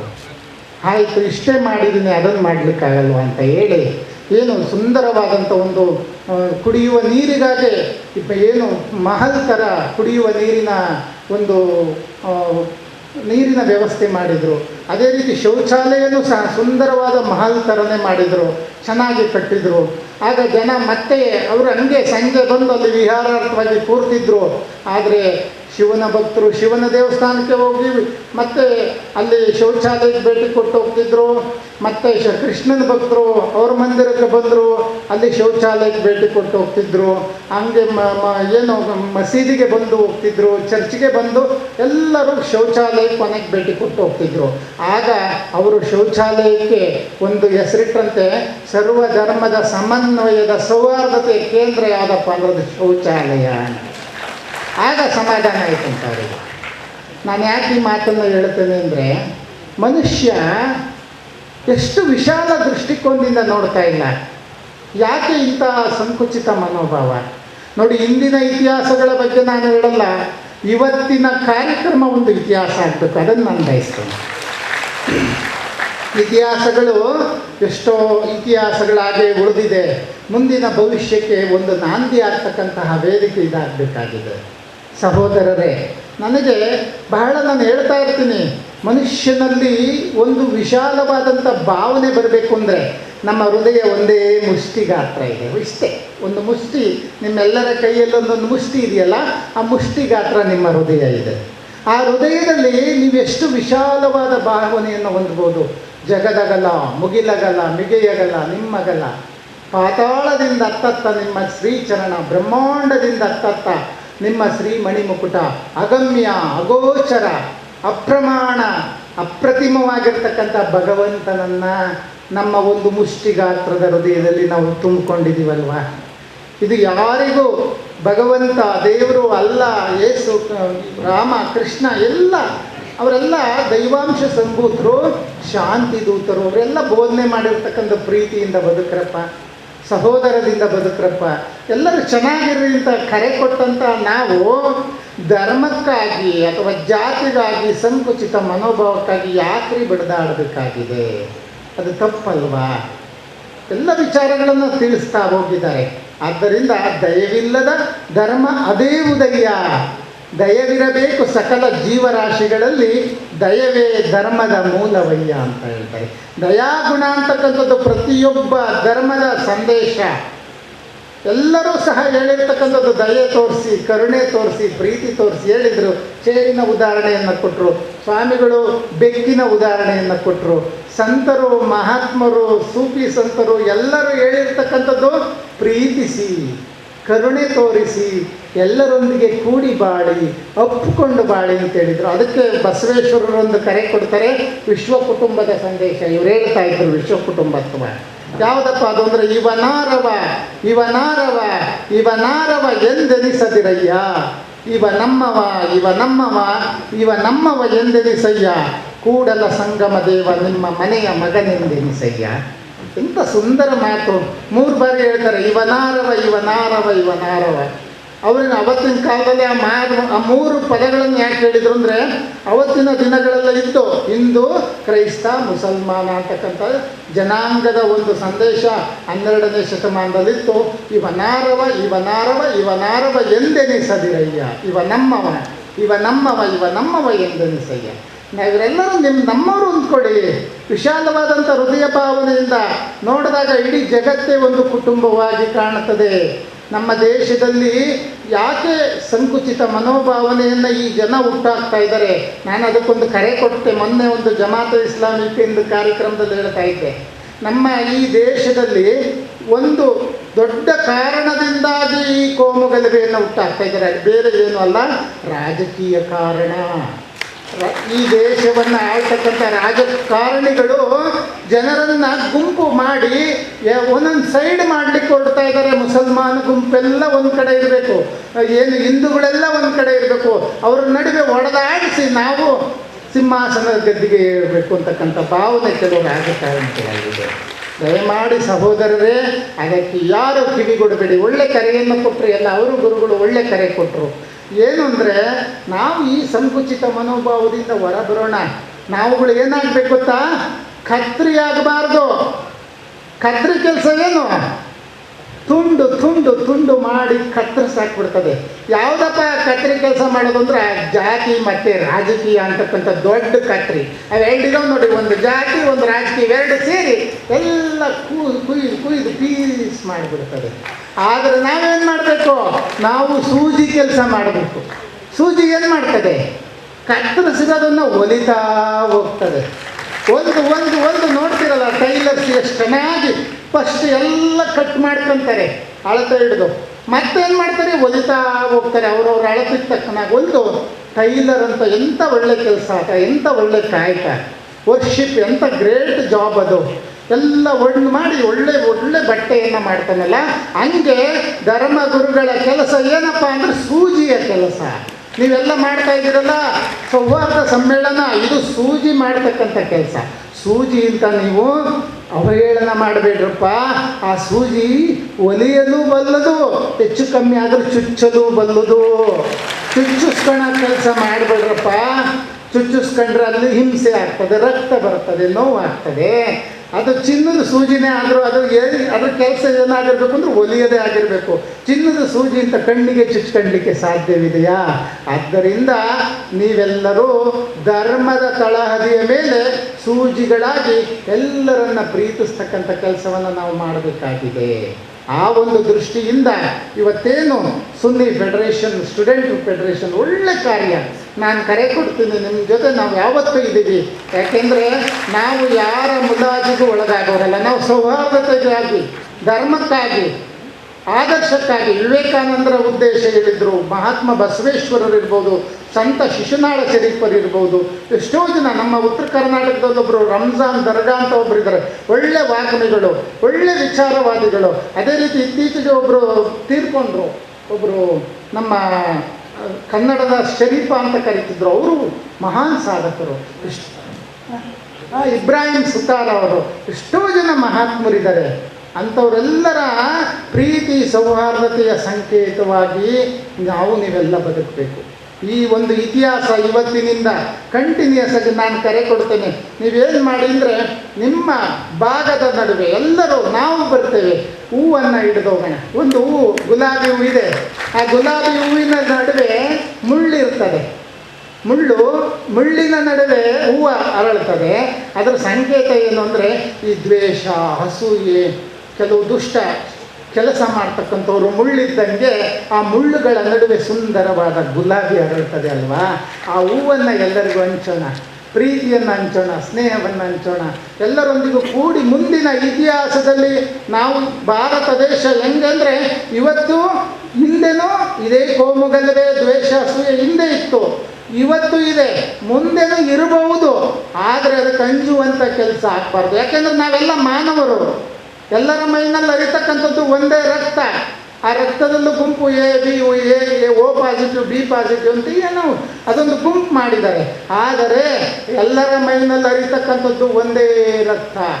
ಆ ಒಂದು ರಕ್ತ ಅಲ್ಲಿ ಯಾರಾದರೂ ಒಬ್ಬ ತುಂಬ ಸುಸ್ತಾಗಿ ಆಕ್ಸಿಡೆಂಟ್ ಆಗಿ ಹಾಸ್ಪಿಟ್ಲಲ್ಲಿ ಇಟ್ಟಿದ್ದಾರೆ, ಓ ಪಾಸಿಟಿವ್ ರಕ್ತ ಬೇಕು ಅಂತ ಅಡ್ವರ್ಟೈಸ್ ಮಾಡ್ತಾರೋ ಹೊರತು ಇದು ಹಿಂದುವಿನ ರಕ್ತ ಬೇಕು, ಇದು ಮುಸ್ಲಿಂ ರಕ್ತ ಬೇಕು, ಇದು ಕ್ರೈಸ್ತ ರಕ್ತ ಬೇಕು ಅಂತ ಏನಾದರೂ ಅಡ್ವರ್ಟೈಸ್ ಮಾಡ್ತಾರಾ?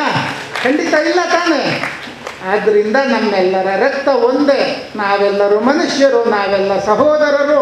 ಇವತ್ತು ಧರ್ಮಕ್ಕಾಗಿ, ಜಾತಿಗಾಗಿ ಅಸೂಯೆಯನ್ನು, ಅಸಹಿಷ್ಣುತೆಯನ್ನು ಹುಟ್ಟು ಹಾಕ್ತಕ್ಕಂಥ ವರ್ಗ ಇರಬಹುದು, ಅದಕ್ಕೆ ಯಾರು ಹಂಚಬೇಡಿ. ಯಾಕೆಂದರೆ ವ್ಯಾಪಾರ ವ್ಯವಹಾರ, ಪ್ರತಿಯೊಬ್ಬರು ಜೀವನೋಪಾಯಕ್ಕಾಗಿ ಜೀವನ ಮಾಡಬೇಕು. ಕೆಲವರು ಮೀನುಗಾರರಾಗಿದ್ದಾರೆ, ಕೆಲವರು ಹಣ್ಣು ಮರ ಮಾರಾಟಗಾರರಾಗಿದ್ದಾರೆ, ಕೆಲವರು ಬಟ್ಟೆ ಮಾರ್ತಾರೆ, ಕೆಲವರು ಚಪ್ಪಲಿ ಅಂಗಡಿಗಳನ್ನು ಇಟ್ಕೊಂಡಿದ್ದಾರೆ, ಇನ್ನು ನಾನಾ ರೀತಿಯ ಅಂಗಡಿಗಳನ್ನು, ವ್ಯಾಪಾರಗಳನ್ನು ಮಾಡ್ಕೊಂಡು ಬದುಕ್ತಕ್ಕಂಥ ಜನರಿಗೆ ಇದು ಇವರು ಮುಸಲ್ಮಾನರು, ಇವರ ಅಂಗಡಿಯಲ್ಲಿ ಕೊಳ್ಳಬೇಡಿ, ಇವರು ಹಿಂದೂಗಳು, ಇವರ ಅಂಗಡಿಯಲ್ಲಿ ಕೊಳ್ಳಬೇಡಿ.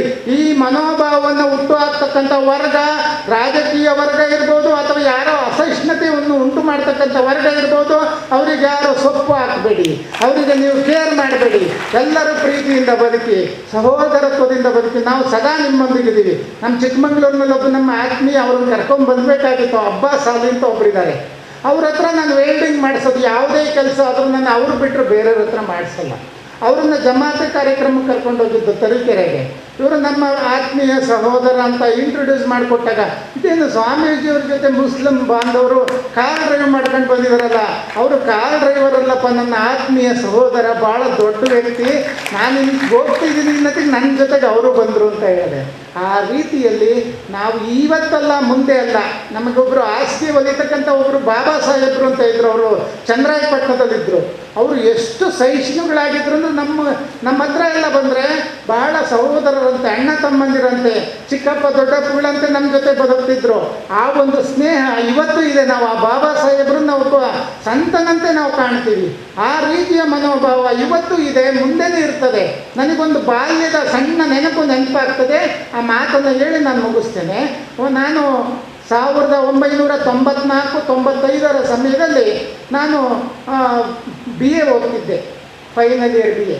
ನನಗೊಬ್ಬ ಇಲಾಲ್ ಅಹಮದ್ ಅಂತ ಆತ್ಮೀಯ ಗೆಳೆಯ ಇದ್ದ, ಡಿಗ್ರಿ ಓದ್ಬೇಕಾದ್ರೆ. ಅವ್ರ ತಾಯಿ ಟೀಚರು. ಅವ್ರ ಮನೆ ಇದ್ದಿದ್ದು ಚಿಕ್ಕಮಂಗ್ಳೂರು ಶರೀಫ್ ಗಲ್ಲಿ ಅಂತ ಇದೆ, ಅಲ್ಲಿ. ಆ ನಂತರ ನಾವೇನು ಅಂದ್ರೆ ಗ್ರೂಪ್ ಸ್ಟಡಿ ಮಾಡೋಕ್ಕೆ ನಾನು ಅವ್ರ ಮನೆಗೆ ಹೋಗ್ತಿದ್ದೆ, ಅವನು ನಮ್ಮ ಮನೆಗೆ ಬರ್ತಿದ್ದ. ನಾವಿಬ್ಬರು ತುಂಬ ಆತ್ಮೀಯ ಸ್ನೇಹಿತರು. ಹೀಗಿರಬೇಕಾದ್ರೆ ಏನಾಯಿತು, ಒಂದು ದಿನ ಅವ್ರ ಮನೇಲಿ ಉಳಿದಿದ್ದೀನಿ. ಅವತ್ತೇ ಯಾವುದೋ ಒಂದು ದೊಡ್ಡ ಕೋಮುಗಲಭೆ ಸ್ಟಾರ್ಟ್ ಆಗಿಬಿಡ್ತು. ಎಲ್ಲ ಹೊಡೆದಾಡೋದು, ಬಡ್ದಾಡೋದು, ಬೆಂಕಿ ಹಚ್ಚೋದು, ತುಂಬ ಹೋರಾಟ ಮಾಡ್ತಾಯಿದ್ದಾರೆ. ಅವ್ರ ತಾಯಿ ಟೀಚರು. ಅವ್ರು ಹೇಳಿದರು, ಅಪ್ಪ ನನಗೆ ಕೆಟ್ಟ ಹೆಸರು ಬರ್ತದೆ, ನೀನು ಎಲ್ಲೂ ಹೋಗಬೇಡ, ನೀನು ನಮ್ಮ ಮನೆ ಒಳಗೆ ಇರಬೇಕು ಅಂತ ನನ್ನನ್ನು ಕೂಡ ಹಾಕ್ಕೊಂಡು ನಾವೇನು ನಿನಗೆ ತೊಂದರೆ ಕೊಡಲ್ಲಪ್ಪ ಅಂತೇಳಿ ಬೆಳಗ್ಗೆ ಎದ್ದೇಳೋದು, ಸಾಂಬ್ರಾಣಿ ಹೊಗೆ ಹಾಕೋದು, ಅನಂತರ ಅಡುಗೆ ಮಾಡಿ ಒಳ್ಳೆ ಸೊಪ್ಪಿನ ಸಾರು, ತರಕಾರಿ ಸಾರು ಮಾಡಿ ಊಟ ಮಾಡಿಸಿ ನನ್ನನ್ನು 3 ದಿನ ಹೊರಗೆ ಬಿಟ್ಟಿರಲಿಲ್ಲ ಆ ತಾಯಿ. ನೋಡಿ ಎಷ್ಟು ತಾಯಿ ಮಾತೃಕರುಣೆ. ಅನಂತರ ನೋಡಿ ಉಪಾಯವಾಗಿ, ನೋಡಪ್ಪ ಈಗೊಂಚೂರು ಶಮನ ಆಗಿದೆ, ಬೇಗ ತಾಂಡೋಗಿ ಇವ್ರ ಮನೆ ಸೇರಿಸ್ಬಿಡು, ಇಲ್ಲಾಂದ್ರೆ ನನಗೆ ನೋವಾಗ್ತದೆ, ನನಗೆ ಕೆಟ್ಟ ಹೆಸರು ಬರ್ತದೆ ಅಂತ. ನೋಡಿ ಎಷ್ಟು ಸಹಿಷ್ಣುತೆ ಇದೆ, ಎಷ್ಟು ಪ್ರೀತಿ ಇದೆ. ಅದರಿಂದ ಹೇಳ್ತಕ್ಕಂಥದ್ದು, ನಾವೆಲ್ಲ ಭಾರತ ದೇಶದಲ್ಲಿ ವಾಸ ಮಾಡ್ತಕ್ಕಂಥ ಸಹೋದರರಲ್ಲಿ ಕೋಮು ದ್ವೇಷವನ್ನು ಹುಟ್ಟು ಹಾಕ್ತಕ್ಕಂಥ ವರ್ಗಗಳಿಗೆ ಯಾರು ಬೆಲೆ ಕೊಡೋದು ಬೇಡ. ನಾವೆಲ್ಲ ಸಹೋದರರಂತೆ ಪ್ರೀತಿಯಿಂದ, ಅನ್ಯೋನ್ಯತೆಯಿಂದ, ಸಹೋದರತ್ವದಿಂದ ಬದುಕುವಂಥ ಕಾರ್ಯ ಆಗಬೇಕು. ಇದು ಒಂದು ಸೌಹಾರ್ದ ಸಮ್ಮೇಳನ ಆಗಿರೋದ್ರಿಂದ ಒಂದು ಉತ್ತಮವಾದಂಥ ನನ್ನ ಭಾವನಾತ್ಮಕವಾದಂಥ ವಿಚಾರಗಳನ್ನು ನಿಮ್ಮೊಂದಿಗೆ ಹಂಚ್ಕೊಂಡಿದ್ದೇನೆ ಬಿಟ್ಟರೆ ಯಾವುದೇ ರೀತಿಯ ಯಾರಿಗೂ ಇದು ಪ್ರಚೋದನೆ ಮಾಡ್ತಕ್ಕಂಥ ವಿಚಾರ ಅಲ್ಲ. ಎಲ್ಲರೂ ಕೂಡಿ ಬಾಳಬೇಕು, ಸ್ನೇಹದಿಂದ ಬದುಕಬೇಕು, ಸಹೋದರತ್ವದಿಂದ ಬದುಕಬೇಕು ಅಂತಕ್ಕಂಥದ್ದೇ ನಮ್ಮೆಲ್ಲರ ಧ್ಯೇಯ ಆಗಿದೆ. ಈ ಫೆಡರೇಷನ್ನಿನ ಧ್ಯೇಯ ಅದಾಗಿರೋದ್ರಿಂದ ಎಲ್ಲರಿಗೂ ಶುಭವಾಗಲಿ. ಸರ್ವೇ ಜನ ಸುಖಿನೋ ಭವಂತು ಅಂತೇಳಿ ನಮ್ಮ ಮಾತುಗಳಿಗೆ ವಿರಾಮ ಕೊಡ್ತೇನೆ. ಎಲ್ಲರಿಗೂ ಶುಭವಾಗಲಿ. ನಮಸ್ಕಾರ.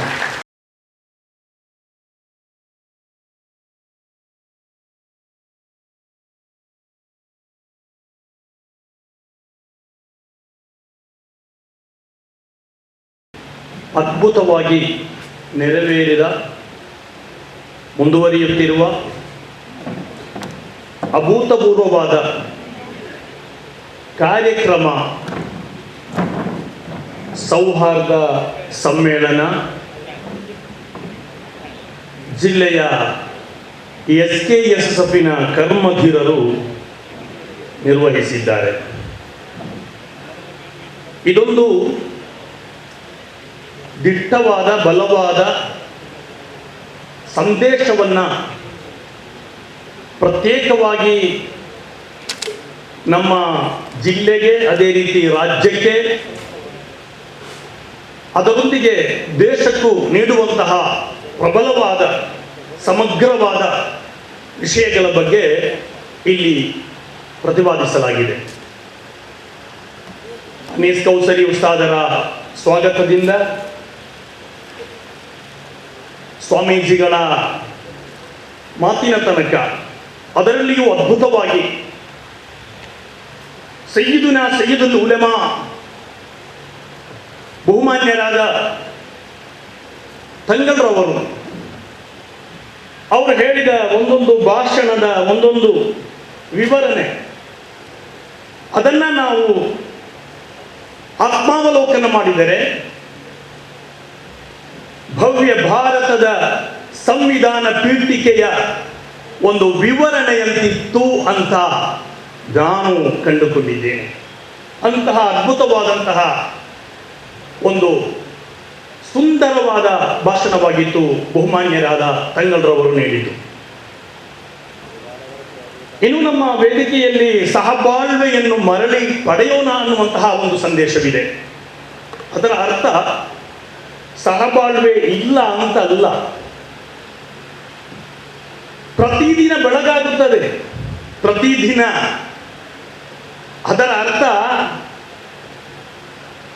ಎಲ್ಲ ಸಮಯದಲ್ಲೂ ಎಲ್ಲ ದಿನ ಬೆಳಕು ಬರುತ್ತಾ ಇದೆ ಅನ್ನುವುದಾಗಿದೆ. ಕತ್ತಲಾದರೆ ನಂತರ ಮರಳಿ ಮರಳಿ ಮರಳಿ ಮರಳಿ ಬೆಳಕು ಬರುವಂತೆ SKSSFನ ಕರ್ಮಧೀರರು ಈ ರಾಜ್ಯದಲ್ಲಿ, ಈ ದೇಶದಲ್ಲಿ ಸೌಹಾರ್ದತೆಯ, ಸಹಬಾಳ್ವೆಯ, ಸಮನ್ವಯದ ಆ ಒಂದು ತತ್ವವನ್ನು, ಆ ಒಂದು ಸಾರವನ್ನು ಸಮಗ್ರವಾಗಿ ಇಲ್ಲಿ ನೆರೆಯೂರುವಂತೆ ಮಾಡುತ್ತಾರೆ ಅನ್ನುವಂತಹ ಒಂದು ಸಂದೇಶವಾಗಿದೆ SKSSF ನೀಡುತ್ತಾ ಇರೋದು. ಮಹನೀಯರೇ, ಹಲವು ಮಿತ್ರರು ಮಾತನಾಡಿದರು ಸಹಬಾಳ್ವೆಯ ಮೂಲದ ಬಗ್ಗೆ. ಹೇಗೆ ಸಹಬಾಳ್ವೆಯನ್ನು ಪಡೆಯಬಹುದು? ಹುಡುಗಿಯೊಬ್ಬಳು ಬೆಟ್ಟ ಹತ್ತುತ್ತಾ ಇದ್ದಳು. ತನ್ನ ತಮ್ಮನನ್ನು ಹೆಗಲ ಮೇಲೆ ಕೂರಿಸಿಕೊಂಡು, ಆವಾಗ ಹತ್ತಿರದಲ್ಲಿದ್ದ ಒಬ್ಬ ವ್ಯಕ್ತಿ ಕೇಳಿದ, ಹುಡುಗಿ ತಂಗಿ, ನೀನು ಬೆಟ್ಟ ಹತ್ತುತ್ತಿದ್ದೀಯ, ಕಷ್ಟಪಡುತ್ತಿದ್ದೀಯ, ನಿನ್ನ ತಮ್ಮ ನಡೆಯಲು ಸಾಧ್ಯವಾಗುವವನು, ಅವನ್ನು ನೀನು ನಡೆಸಿಕೊಂಡು ಹೋದರೆ ನಿನಗೆ ಭಾರ ಕಮ್ಮಿ ಆಗುವುದಲ್ಲ ಅಂತ ಪ್ರಶ್ನೆ ಮಾಡಿದಾಗ ಆ ತಂಗಿ ಕೊಟ್ಟಂತಹ ಸುಂದರವಾದ ಸಂದೇಶ ಏನೆಂದರೆ, ಬೇರೆ ಏನೂ ಅಲ್ಲ, ಇವನು ಬೇರೆ ಯಾರೂ ಅಲ್ಲ, ಇದು ನನ್ನ ತಮ್ಮ. ಎಷ್ಟೇ ಕಷ್ಟವಿದ್ದರೂ ಕೂಡ ನನ್ನ ತಮ್ಮ, ನನ್ನ ಒಡ ಹುಟ್ಟಿದವ ಅನ್ನುವ ಭಾವನೆಯನ್ನು ಬೆಳೆಸಿಕೊಂಡಾಗ ನಮ್ಮ ಹೆಗಲಿನ ಭಾರ ನಮಗೆ ಭಾರವಾಗಿ ತೋರುವುದಿಲ್ಲ. ಅದೇ ಆಗಿದೆ. ಯಾ ಅಯ್ಯುಹನ್ನಾಸ್ ಇನ್ನ ಖಲಕ್ನಾಕುಂ ಮಿನ್ ذكر وأنثى وجعلناكم شعوبا وقبائل. ನೀವು ಒಂದೇ ತಂದೆ ತಾಯಿಯ ಮಕ್ಕಳು. ಆಯಂ ನಿಜ ಪರೋವೇತಿ ಗಣನಾಲಗು ಚೇತಸಂ ಉದಾರ ಚರತಾನಾಂತು ವಸುಧೈವ ಕುಟುಂಬಕಂ. ಈ ತತ್ವಗಳು ನೆಲೆಯಾಗಿರುವ ಈ ಭೂಮಿಯಲ್ಲಿ, ಈ ಭರತ ಖಂಡದಲ್ಲಿ ಹೇಗೆ ಸಹಬಾಳ್ವೆಗೆ ವಿರುದ್ಧವಾಗಿ ನಡೆಯಲು ಸಾಧ್ಯ? ಸಹಬಾಳ್ವೆಗೆ ವಿರುದ್ಧವಾಗಿ ಧ್ವನಿ ಎತ್ತಲು ಸಾಧ್ಯ ಇಲ್ಲ.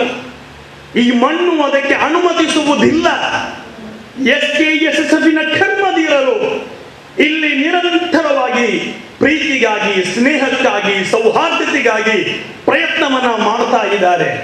ಪ್ರತಿ ವರ್ಷ ಸ್ವಾತಂತ್ರ್ಯ ದಿನದಂದು ಫ್ರೀಡಂ ಸ್ಕ್ವೇರ್, ಅದೇ ರೀತಿ ಗಣರಾಜ್ಯೋತ್ಸವದಂದು 25 ಲಕ್ಷ ಮಂದಿಗೆ ಪ್ರತಿಜ್ಞೆಯನ್ನು ಬೋಧಿಸುವಂತಹ ಒಂದು ಸಂಘಟನೆ ಇದ್ದರೆ ಅದು SKSSF ಮಾತ್ರ ಅಂತ ಆತ್ಮಾಭಿಮಾನದಿಂದ, ಬಹಳ ಹೆಮ್ಮೆಯಿಂದ ಹೇಳಲು ನಾನು ಈ ಸಂದರ್ಭವನ್ನು ಉಪಯೋಗಿಸ್ತಾ ಇದ್ದೇನೆ.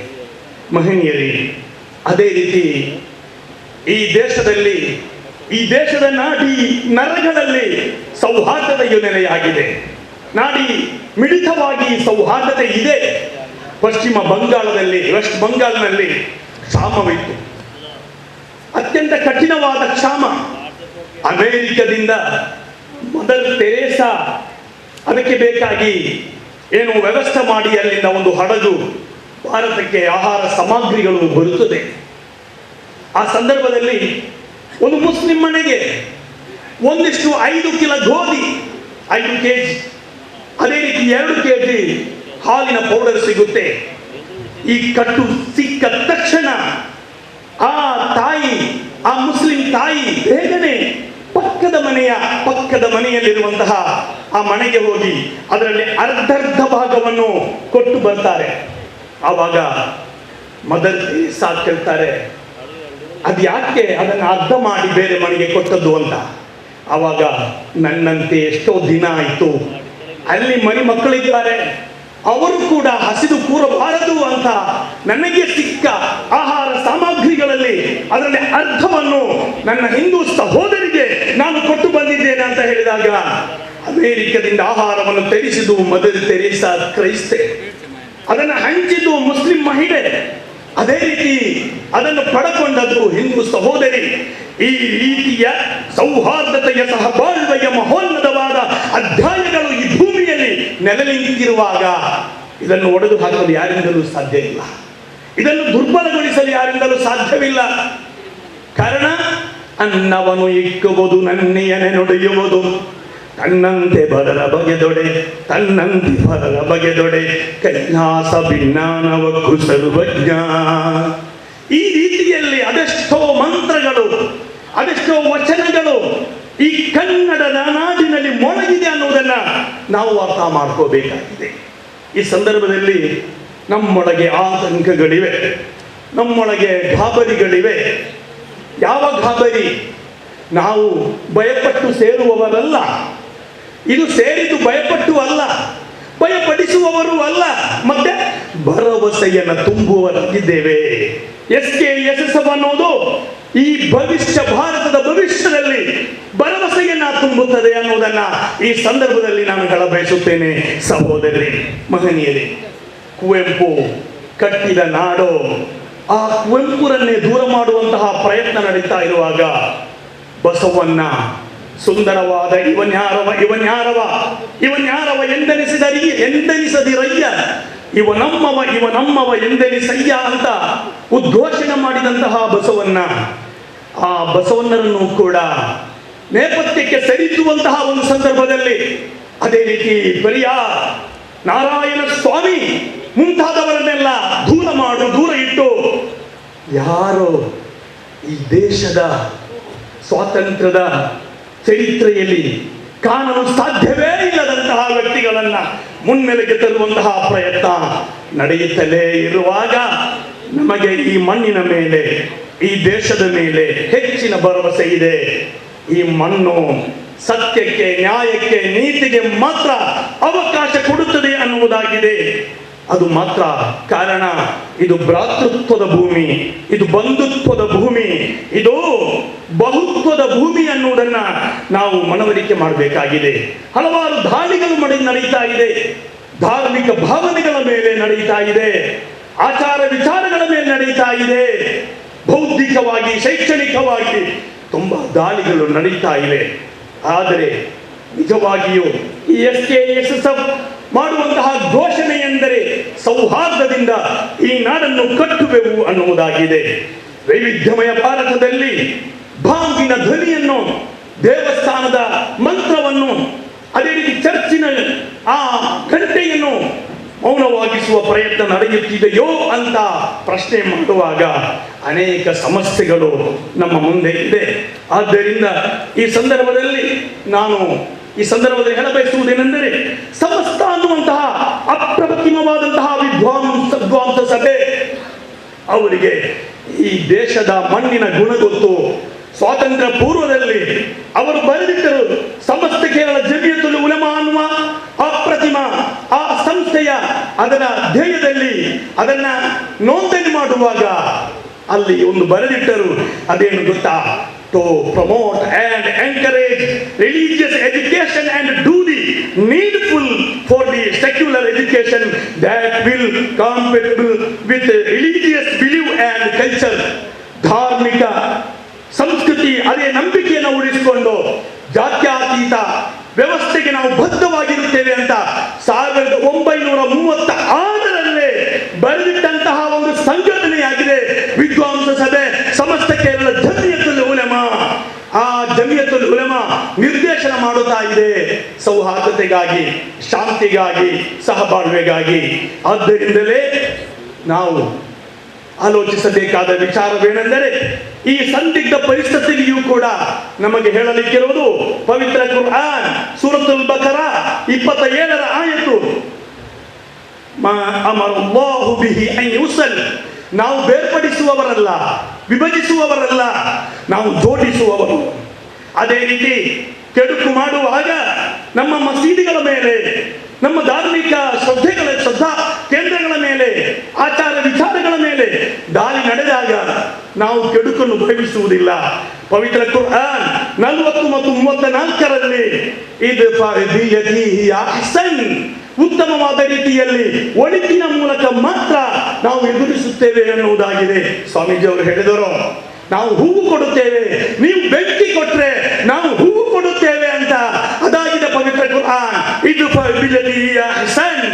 ಅದೇ ರೀತಿ ಪವಿತ್ರ ಕುರ್ಆನ್ ಸಾರಿದ ಹಾಬೀಲ್ ಕಾಬೀಲ್ ಚರಿತ್ರೆ ಕುರ್ಆನ್ನಲ್ಲಿದೆ.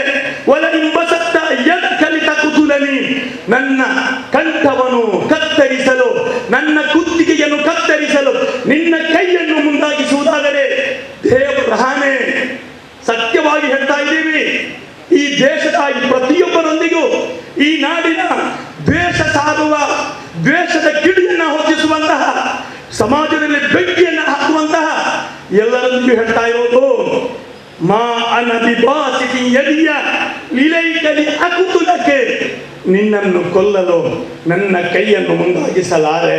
ಇದಾಗಿದೆ ಪವಿತ್ರ ಕುರ್ಆನ್. ಅದು ಸೂರ 5:28ರಲ್ಲಿ. ಮಾತ್ರವಲ್ಲ, ಪವಿತ್ರ ಕುರ್ಆನ್ ಹೇಳುತ್ತದೆ, ಒಮನ್ ಅಹಿಯಹ ಫಕನ್ನಮಾ ಅಹಿಯನ್ನ ಸಜಮಿಯಾ. ಒಬ್ಬನಿಗೆ ಕೊಡುವ ಜೀವ ನಿಜವಾಗಿಯೂ ಅದು ಇಡೀ ಜಗತ್ತಿಗೆ ಕೊಡುವ ಜೀವವಾಗಿದೆ. ಬದುಕಿಸುವಲು ನಾವಿದ್ದೇವೆ, ಕೊಲ್ಲಲು ನಾವಿಲ್ಲ. ನಮ್ಮ ಕೈಗಳನ್ನು ಎತ್ತುತ್ತೇವೆ ಯಾರಿಗಾಗಿ? ಯಾರು ಮುಳುಗುತ್ತಾರೆ ಅವರನ್ನ ಮೇಲೆತ್ತುವುದಕ್ಕೋಸ್ಕರ. ಅದು ಪವಿತ್ರ ಕುರ್ಆನ್ನಲ್ಲಿ ಹೇಳಿದೆ. ಅದೇನೆಂದ್ರೆ, ಯುರೀದು ಅನ್ ಯನ್ಕಲ್ಲಫ ಅಕಾಮ. ಖಲ್ರ್ ಅಲೈಹಿಸ್ಸಲಾತು ವಸ್ಸಲಾಂ ಬೀಳಲು ಹೋಗುವ ಗೋಡೆಯನ್ನು ನೇರವಾಗಿಸಿದ್ದು ಯಾವುದೇ ಕೂಲಿ ಪಡೆದಲ್ಲ, ಯಾವುದೇ ಪರ್ಸೆಂಟೇಜ್ ಪಡೆದು ಅಲ್ಲ. ಈ ಸತ್ಯವನ್ನು ನಾವು ಮನವರಿಕೆ ಮಾಡಬೇಕಾಗಿದೆ. ಇನ್ನು ನಾವು ನನ್ನ ಮಾತನ್ನು ಕೊನೆಗೊಳಿಸುವಾಗ ನನಗೆ ಹೇಳಲಿಕ್ಕಿರುವುದು ಅಲ್ಪಸಂಖ್ಯಾತರು ಸೋಲುವವರಲ್ಲ, ಅಲ್ಪಸಂಖ್ಯಾತರು ದಮನಕಾರಿಗಳಲ್ಲ, ದಮನಿತರು. ಅಲ್ಪಸಂಖ್ಯಾತರು ಭಯಪಡುವವರಲ್ಲ. ಯಾಕೆ? ಹಿರಾದಲ್ಲಿ ಬಿಸ್ಮಿ ರಬ್ಬಿಕಲ್ಲದೀ ಖಲಕ್ ಅಂತ ಅವತೀರ್ಣವಾದ ಆ ಜಿಬ್ರೀಲ್ ಅಲೈಹಿಸ್ಸಲಾಮರ ಕುರ್ಆನಿನ ಸಂದೇಶ ಅಲ್ಲಿ ಆಗ ಇದ್ದದ್ದು ಈ ಸತ್ಯ ವಚನವನ್ನು ಜಗತ್ತಿಗೆ ಸಾರುವ. ಇಂದು ಜಗತ್ತಿನ 4ರಲ್ಲಿ 1 ಭಾಗ ಮುಸಲ್ಮಾನರು ಇದ್ದರೆ ಅಂದು ಪ್ರವಾದಿ ಅವರು ಒಂಟಿಯಾಗಿದ್ದರು. 13 ವರ್ಷಗಳ ಕಾಲ ಮಕ್ಕದಲ್ಲಿ ಅಲ್ಪಸಂಖ್ಯಾತರಾಗಿದ್ದರು. ಅವರು ದಮನಕಾರಿಯಾಗಿರಲಿಲ್ಲ, ಮತ್ತೆ ದಮನಿತರಾಗಿದ್ದರು. ಆದರೂ ಪ್ರವಾದಿ ಸಲ್ಲಲ್ಲಾಹು ಅಲೈಹಿ ವಸಲ್ಲಂ ಸೋಲಲಿಲ್ಲ. 13 ವರ್ಷ ಕಳೆಯಿತು. ನಂತರ ಎತ್ತಿದ 100 ಖಡ್ಗಗಳ ಮಧ್ಯೆ, ಖಡ್ಗದ ನೆರಳಲ್ಲಿ ಪ್ರವಾದಿ ಸಲ್ಲಲ್ಲಾಹು ಅಲೈಹಿ ವಸಲ್ಲಂ ಹಿಜರಿ ಹೋಗ್ತಾರೆ. ಆವಾಗ ಗಾರ್ ಹಿರಾದಲ್ಲಿ, ಗಾರ್ ಸೌರ್ನಲ್ಲಿ ಪ್ರವಾದಿಯವರೊಂದಿಗೆ ಇದ್ದದ್ದು ಒಬ್ಬರೇ ಒಬ್ಬರು. ಮಾ ಲನ್ನುಕ ಯಾ ಅಬೂಬಕರ್ ವಲ್ಲಾಹು ಸಾಲಿಹುಮಾ, ಅಲ್ಲಾಹನು ಮೂರನೆಯವನು. ಅಲ್ಲಿ ಅಲ್ಪಸಂಖ್ಯಾತ. ಅದೇ ರೀತಿಯಲ್ಲಿ ದಮನಿತನಾಗಿ ಊರು ಬಿಟ್ಟು ಹೋಗುವಂತಹ ಸಂದರ್ಭ. ಆ ಸಂದರ್ಭದಲ್ಲಿ ಮದೀನದಲ್ಲಿ ಹೋದ ಪ್ರವಾದಿಯವರು ಕೊಟ್ಟ ಸಂದೇಶವೇನು? ಅಫ್ಸಲಾಂ, ಶಾಂತಿಯನ್ನು ಹರಡಿ, ಶಾಂತಿಯ ವಚನವನ್ನು ಹರಡಿ. ಅತ್ವಯಿಮುತ್ತಾಂ, ಹಸಿದವರಿಗೆ ಅನ್ನ ನೀಡಿ. ವಸಿಲುಲ್ ಅರ್ಹಾಮ್, ಕುಟುಂಬವನ್ನು ಸೇರಿಸಿ. ವಸಲ್ಲು ವನ್ನಾಸು ನಿಯಾಮ್, ಯಾವುದೇ ದ್ವೇಷದ ಭಾಷಣ ಮಾಡಲಿಲ್ಲ ಅಲ್ಲಿ. ಇದಾಗಿದೆ ಇಸ್ಲಾಂ. ಇದಾಗಿದೆ ಇಸ್ಲಾಂ. ಸತ್ಯದ, ನ್ಯಾಯದ, ಸೇವೆಯ SKSSನ ಘೋಷಣೆ ಏನು? ವಿಜ್ಞಾನ, ಅರಿವು, ವಿನಯ, ಸೇವೆ. ಈ ನಿಟ್ಟಿನಲ್ಲಿ ನಾವು ಮುಂದೆ ಸಾಗುವಾಗ ಯಾವುದೇ ಹೆದರಿಕೆ, ಯಾವುದೇ ಭಯ ನಮಗಿಲ್ಲ. ಹಾಗೆ ಊರು ಬಿಟ್ಟು ಹೋಗಿ ಮರಳಿ ಮಕ್ಕಾ ಪ್ರವೇಶ ಮಾಡುವಾಗ ಒಂದೇ ಹನಿ ರಕ್ತ ಅಲ್ಲಿ ಸುರಿಯಲಿಲ್ಲ. ಆವಾಗ ಸಿಕ್ಕಿದ, ಅಲ್ಲಿ ಸೆರೆಯಾಳುಗಳಾಗಿ ಬಂಧಿತರಾದ ಸುಮಾರು 6,000 ಮಂದಿ ಶತ್ರುಗಳನ್ನ ಅಂತು ಮುತ್ತು ಹೋಗಿ ನಿಮ್ಮ ಇಷ್ಟಕ್ಕೆ ನೀವು ಹೋಗಿ ಅಂತ ಬೀಳ್ಕೊಡುತ್ತಾರೆ ಪ್ರವಾದಿಯವರು. ಕರುಣೆಯ, ಕ್ಷಮೆಯ ಮೂರ್ತಿಯಾಗಿದ್ದರು ಪ್ರವಾದಿ ಸಲ್ಲಲ್ಲಾಹು ಅಲೈಹಿ ವಸಲ್ಲಂ. ಆ ನಂತರ 10 ವರ್ಷಗಳ ಆ ಸಮಾಪ್ತಿಯ ದಿನ ಹಜ್ಜತುಲ್ ವಿದಾಯಿನಲ್ಲಿ ಅಲ್ಲಿ ಮಾಡಿದ ಆ ಭಾಷಣವೇನು? ಇನ್ನ ದಿಮಾಅಕುಂ ವ ಅಮ್ವಾಲಕುಂ ವ ಅಮ್ವಾಲಕುಂ ಅಲೈಕುಂ ಹರಾಮ್. ಯಾರ ರಕ್ತವನ್ನು ಸುರಿಸಬೇಡಿ, ಹರಿಸಬೇಡಿ. ಯಾರು ಕೂಡ ಯಾರ ಸೊತ್ತನ್ನು ಅಪಹರಿಸಬೇಡಿ. ಯಾರು ಕೂಡ ಯಾರ ಮಾನವನ್ನು ಅಪಹರಣ ಮಾಡಬೇಡಿ. ಇದಾಗಿದೆ ಇಸ್ಲಾಂ. ಅದನ್ನೇ ಹೇಳಿದ್ದು. ನೀವು ಇದನ್ನು ಫಲ್ಯುಬಲ್ಲಿಗ್ ಶಾಹಿದುಲ್ ಗಾಯಿಬ್. ಅದಾಗಿದೆ ಸಮಸ್ತ ಕೇರಳ ಜಮಿಯತುಲ್ ಉಲಮಾ, ಅದಾಗಿದೆ SKSSF, ಅದಾಗಿದೆ SOES. ಆ ನಂತರ ಈ ದೇಶಕ್ಕೆ ಇಸ್ಲಾಂ ಬಂದಾಗ ಸ್ವಾಮಿ ವಿವೇಕಾನಂದರು ಹೇಳಿದ ಒಂದು ಮಾತು ಇದೆ. ಇಸ್ಲಾಂ ಈ ದೇಶಕ್ಕೆ ಮುಕ್ತಿಯಾಗಿ ಬಂತು ಅಂತ. ಯಾವ ಮುಕ್ತಿಯದು? ಸ್ವಾಮಿ ವಿವೇಕಾನಂದರು ಹೇಳಿದರು, ಕುಮಾರನ್ ಆಶಾನ್ ಹೇಳಿದರು, ಇದು ರಾಜರುಗಳು ಕಟ್ಟಿದ ಸಾಮ್ರಾಜ್ಯವಲ್ಲ ಇಸ್ಲಾಂ. ರಾಜರುಗಳು ಇಲ್ಲಿ ಸಾಮ್ರಾಜ್ಯ ಮಾಡಿರಬಹುದು, ಆದರೆ ರಾಜರುಗಳು ಕಟ್ಟಿದ ಸಾಮ್ರಾಜ್ಯವಲ್ಲ ಇದು. ಇದು ಸೂಫಿ ಸಂತರು ಕಟ್ಟಿದ ಸಾಮ್ರಾಜ್ಯ. ಇದು ದಮನಿತರ ಸಾಮ್ರಾಜ್ಯ. ಇದು ರಾಜರುಗಳಿಂದ ಪ್ರಚಾರ ಪಡೆದ ಇಸ್ಲಾಂ ಅಲ್ಲ. ಅರ್ಥೈಸಬೇಕಾಗಿದೆ. ರಾಜರುಗಳು ಬಹುಸಂಖ್ಯಾತರು ಎಲ್ಲರೂ ಕೂಡ ಇದ್ದರು ಅಲ್ಲಿ. ಅವರು ಎಲ್ಲ ರೀತಿಯ ಯುದ್ಧಗಳನ್ನ ಮಾಡಿದ್ದರು. ಆದರೂ ಕೂಡ ಇಲ್ಲಿ ಸೂಫಿ ಸಂತರಿಂದ ಬೆಳೆದಂತಹ ಒಂದು ಇಸ್ಲಾಂ ಯಾವ ರೀತಿಯಲ್ಲಿ ಬದಲಾಯಿತು ಅಂದ್ರೆ ಯಾರು ಮತಾಂತರ ಮಾಡಿದ್ದಲ್ಲ.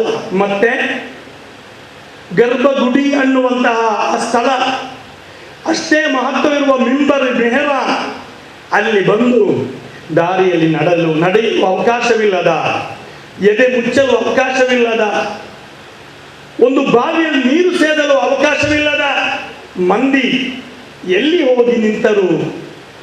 ನಮಾಜು ಮಾಡುವ ಧರ್ಮಗುರುಗಳ ಪಕ್ಕದಲ್ಲಿ ಬಂದು ನಿಂತರು. ಇದಾಗಿದೆ ಇಸ್ಲಾಂ. ಪೊನ್ನಾನಿಯ ಆ ಮಸೀದಿ ನೀವು ನೋಡಿದ್ದೀರಲ್ಲ. ಇವಾಗ ಮಳಲಿಯಲ್ಲಿ ಏನೋ ಒಂದು ರೀತಿಯ ವಿವಾದ ನಡೀತಾ ಇದೆ. ಅದೇ ರೀತಿಯಲ್ಲಿ ಅಂದು ಕಟ್ಟಿದ ಆ ಪೊನ್ನಾನಿಯ ಮಸೀದಿ ಆ ಮಸೀದಿಗೆ ಕೊಟ್ಟಂತಹ ಮರಗಳು ಯಾರು ಕೊಟ್ಟದ್ದು ಅಂದರೆ ವೆಟ್ಟತ್ತಿನಾಡು ರಾಜನ್ ಕೊಟ್ಟದ್ದು, ಹಿಂದೂ ಸಹೋದರ ಕೊಟ್ಟದ್ದು. ಆ ಪೊನ್ನಾಣಿಯ 3ನೇ ಅಂತಸ್ತಿನಲ್ಲಿ ಬರೆಯಲಾಗಿದೆ ಯಾವ ಹೆಸರಲ್ಲಿ ಬರೆದಿರುವುದು? ಹಿಂದೂ ಸಹೋದರನಾದ ಚದುತ್ತಚ್ಚನ್ ಅನ್ನುವಂತಹ ಹಿಂದೂ ಸಹೋದರನ ಹೆಸರು ಅಲ್ಲಿ ಬರೆಯಲಾಗಿದೆ. ಅಷ್ಟೊಂದು ಸಾಮರಸ್ಯ ಅದು ಪೊನ್ನಾಣಿಯಲ್ಲಿ ಕಾಣಲು ಸಾಧ್ಯ. ಚೆರಮಾನ್, ಈ ಭಾರತದ ಪ್ರಥಮ ಮಸೀದಿ ಯಾವುದು? ಚೆರಮಾನ್, ಹಿಂದೂ ಸಹೋದರನ ಹೆಸರಲ್ಲಿರುವಂತಹ ಕೊಡುಂಗಲ್ಲೂರು ಮಸೀದಿ. ಈ ರೀತಿಯಾಗಿ ಧರ್ಮದ ಸಹಬಾಳ್ವೆಯ, ಸಹೋದರತೆಯ ಮಹನೀಯವಾದ ಸಂದೇಶ ನಮ್ಮೊಳಗೆ ಧೈರ್ಯವಾಗಿದೆ.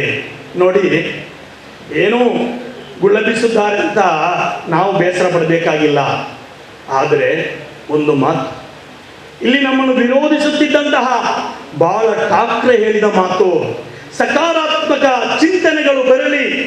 ಬಾಳ ಠಾಕ್ರೆ ಹೇಳಿದ ಮಾತೇನು? ಮುಸಲ್ಮಾನರನ್ನು ಮರೆಯಲು ಸಾಧ್ಯ ಇಲ್ಲ, ಅದು ಮುನ್ನೆಲೆಗೆ ಬರಬೇಕು. ಕೋವಿಡ್ ಸಮಯದಲ್ಲಿ ಮಸೀದಿಗಳನ್ನ ಸೆಂಟರ್ಗಳಾಗಿ ಮಾಡಿದರು. ಅವರು ರಕ್ತ ಕೊಟ್ಟು ಪ್ಲಾಸ್ಮಾ ಕೊಟ್ಟರು, ಜೀವ ಉಳಿಸಿದರು. ಯಾರೂ ಇಲ್ಲದ ಹೆಣಗಳನ್ನ ಆ ಧರ್ಮದ ಆಚಾರ ಪ್ರಕಾರ ಅವರನ್ನ ಅಂತ್ಯಕ್ರಿಯೆಯನ್ನು ನಿರ್ವಹಿಸಿದರು. ಬಹಳ ಹೇಳುವಂತಹ ಮಾತಾಗಿದೆ ಇದು. ಇನ್ನಷ್ಟು ಜನರು ಮುಂದೆ ಬರ್ತಾರೆ, ಕಾಲ ಅವರಿಗೆ ಸತ್ಯವನ್ನು ತೋರಿಕೊಡಲಿದೆ. ಮುಸಲ್ಮಾನರು ಯಾರು, SSFನವರು ಯಾರು, ಸಮಸ್ತದವರು ಯಾರು ಅಂತ ತಿಳಿದುಕೊಳ್ಳುವ ಅವಕಾಶಗಳು ಇನ್ನು ಮುಂದೆಯೂ ಬರಲಿದೆ ಎನ್ನುವುದಾಗಿದೆ. ಆದ್ದರಿಂದ ನನಗೆ ನೆನಪಾಗ್ತಾ ಇದೆ, ಮೊಹಮ್ಮದ್ ಅಲಿ ಶಿಹಾಬ್ ತಂಗಳ್ ಅವರ ಹೆಸರಲ್ಲಿ ಅಲ್ಲಿ ಕೇರಳದಲ್ಲಿ ಒಂದು ಶಾರದಮ್ಮ ಅನ್ನುವ ತಾಯಿಗೆ ಒಂದು ಮನೆಯನ್ನ ಕಟ್ಟಿಕೊಡ್ತಾರೆ. ಕಟ್ಟಿಕೊಡುವಾಗ ಆ ಗೋಡೆಯಲ್ಲಿ ತೂಗು ಹಾಕುವುದಕ್ಕೋಸ್ಕರ ಆ ಶಾರದಮ್ಮ ಕೃಷ್ಣನ ಫೋಟೋವನ್ನ ಹಿಡಿದು ಬರ್ತಾಳೆ. ಆ ಫೋಟೋದೊಂದಿಗೆ ಮತ್ತೊಂದು ಫೋಟೋ ಇತ್ತು. ಅದು ಯಾರ ಫೋಟೋ ಆಗಿತ್ತು ಗೊತ್ತಾ? ಶ್ರೀರಾಮನ ಫೋಟೋ ಆಗಿರಲಿಲ್ಲ. ಮತ್ತೆ ಅದು ಸಾಕ್ಷಾತ್ ಮೊಹಮ್ಮದ್ ಅಲಿ ಶಿಹಾಬ್ ತಂಗಳ ಫೋಟೋ ಆಗಿತ್ತು. ಇದು ಸೌಹಾರ್ದತೆ.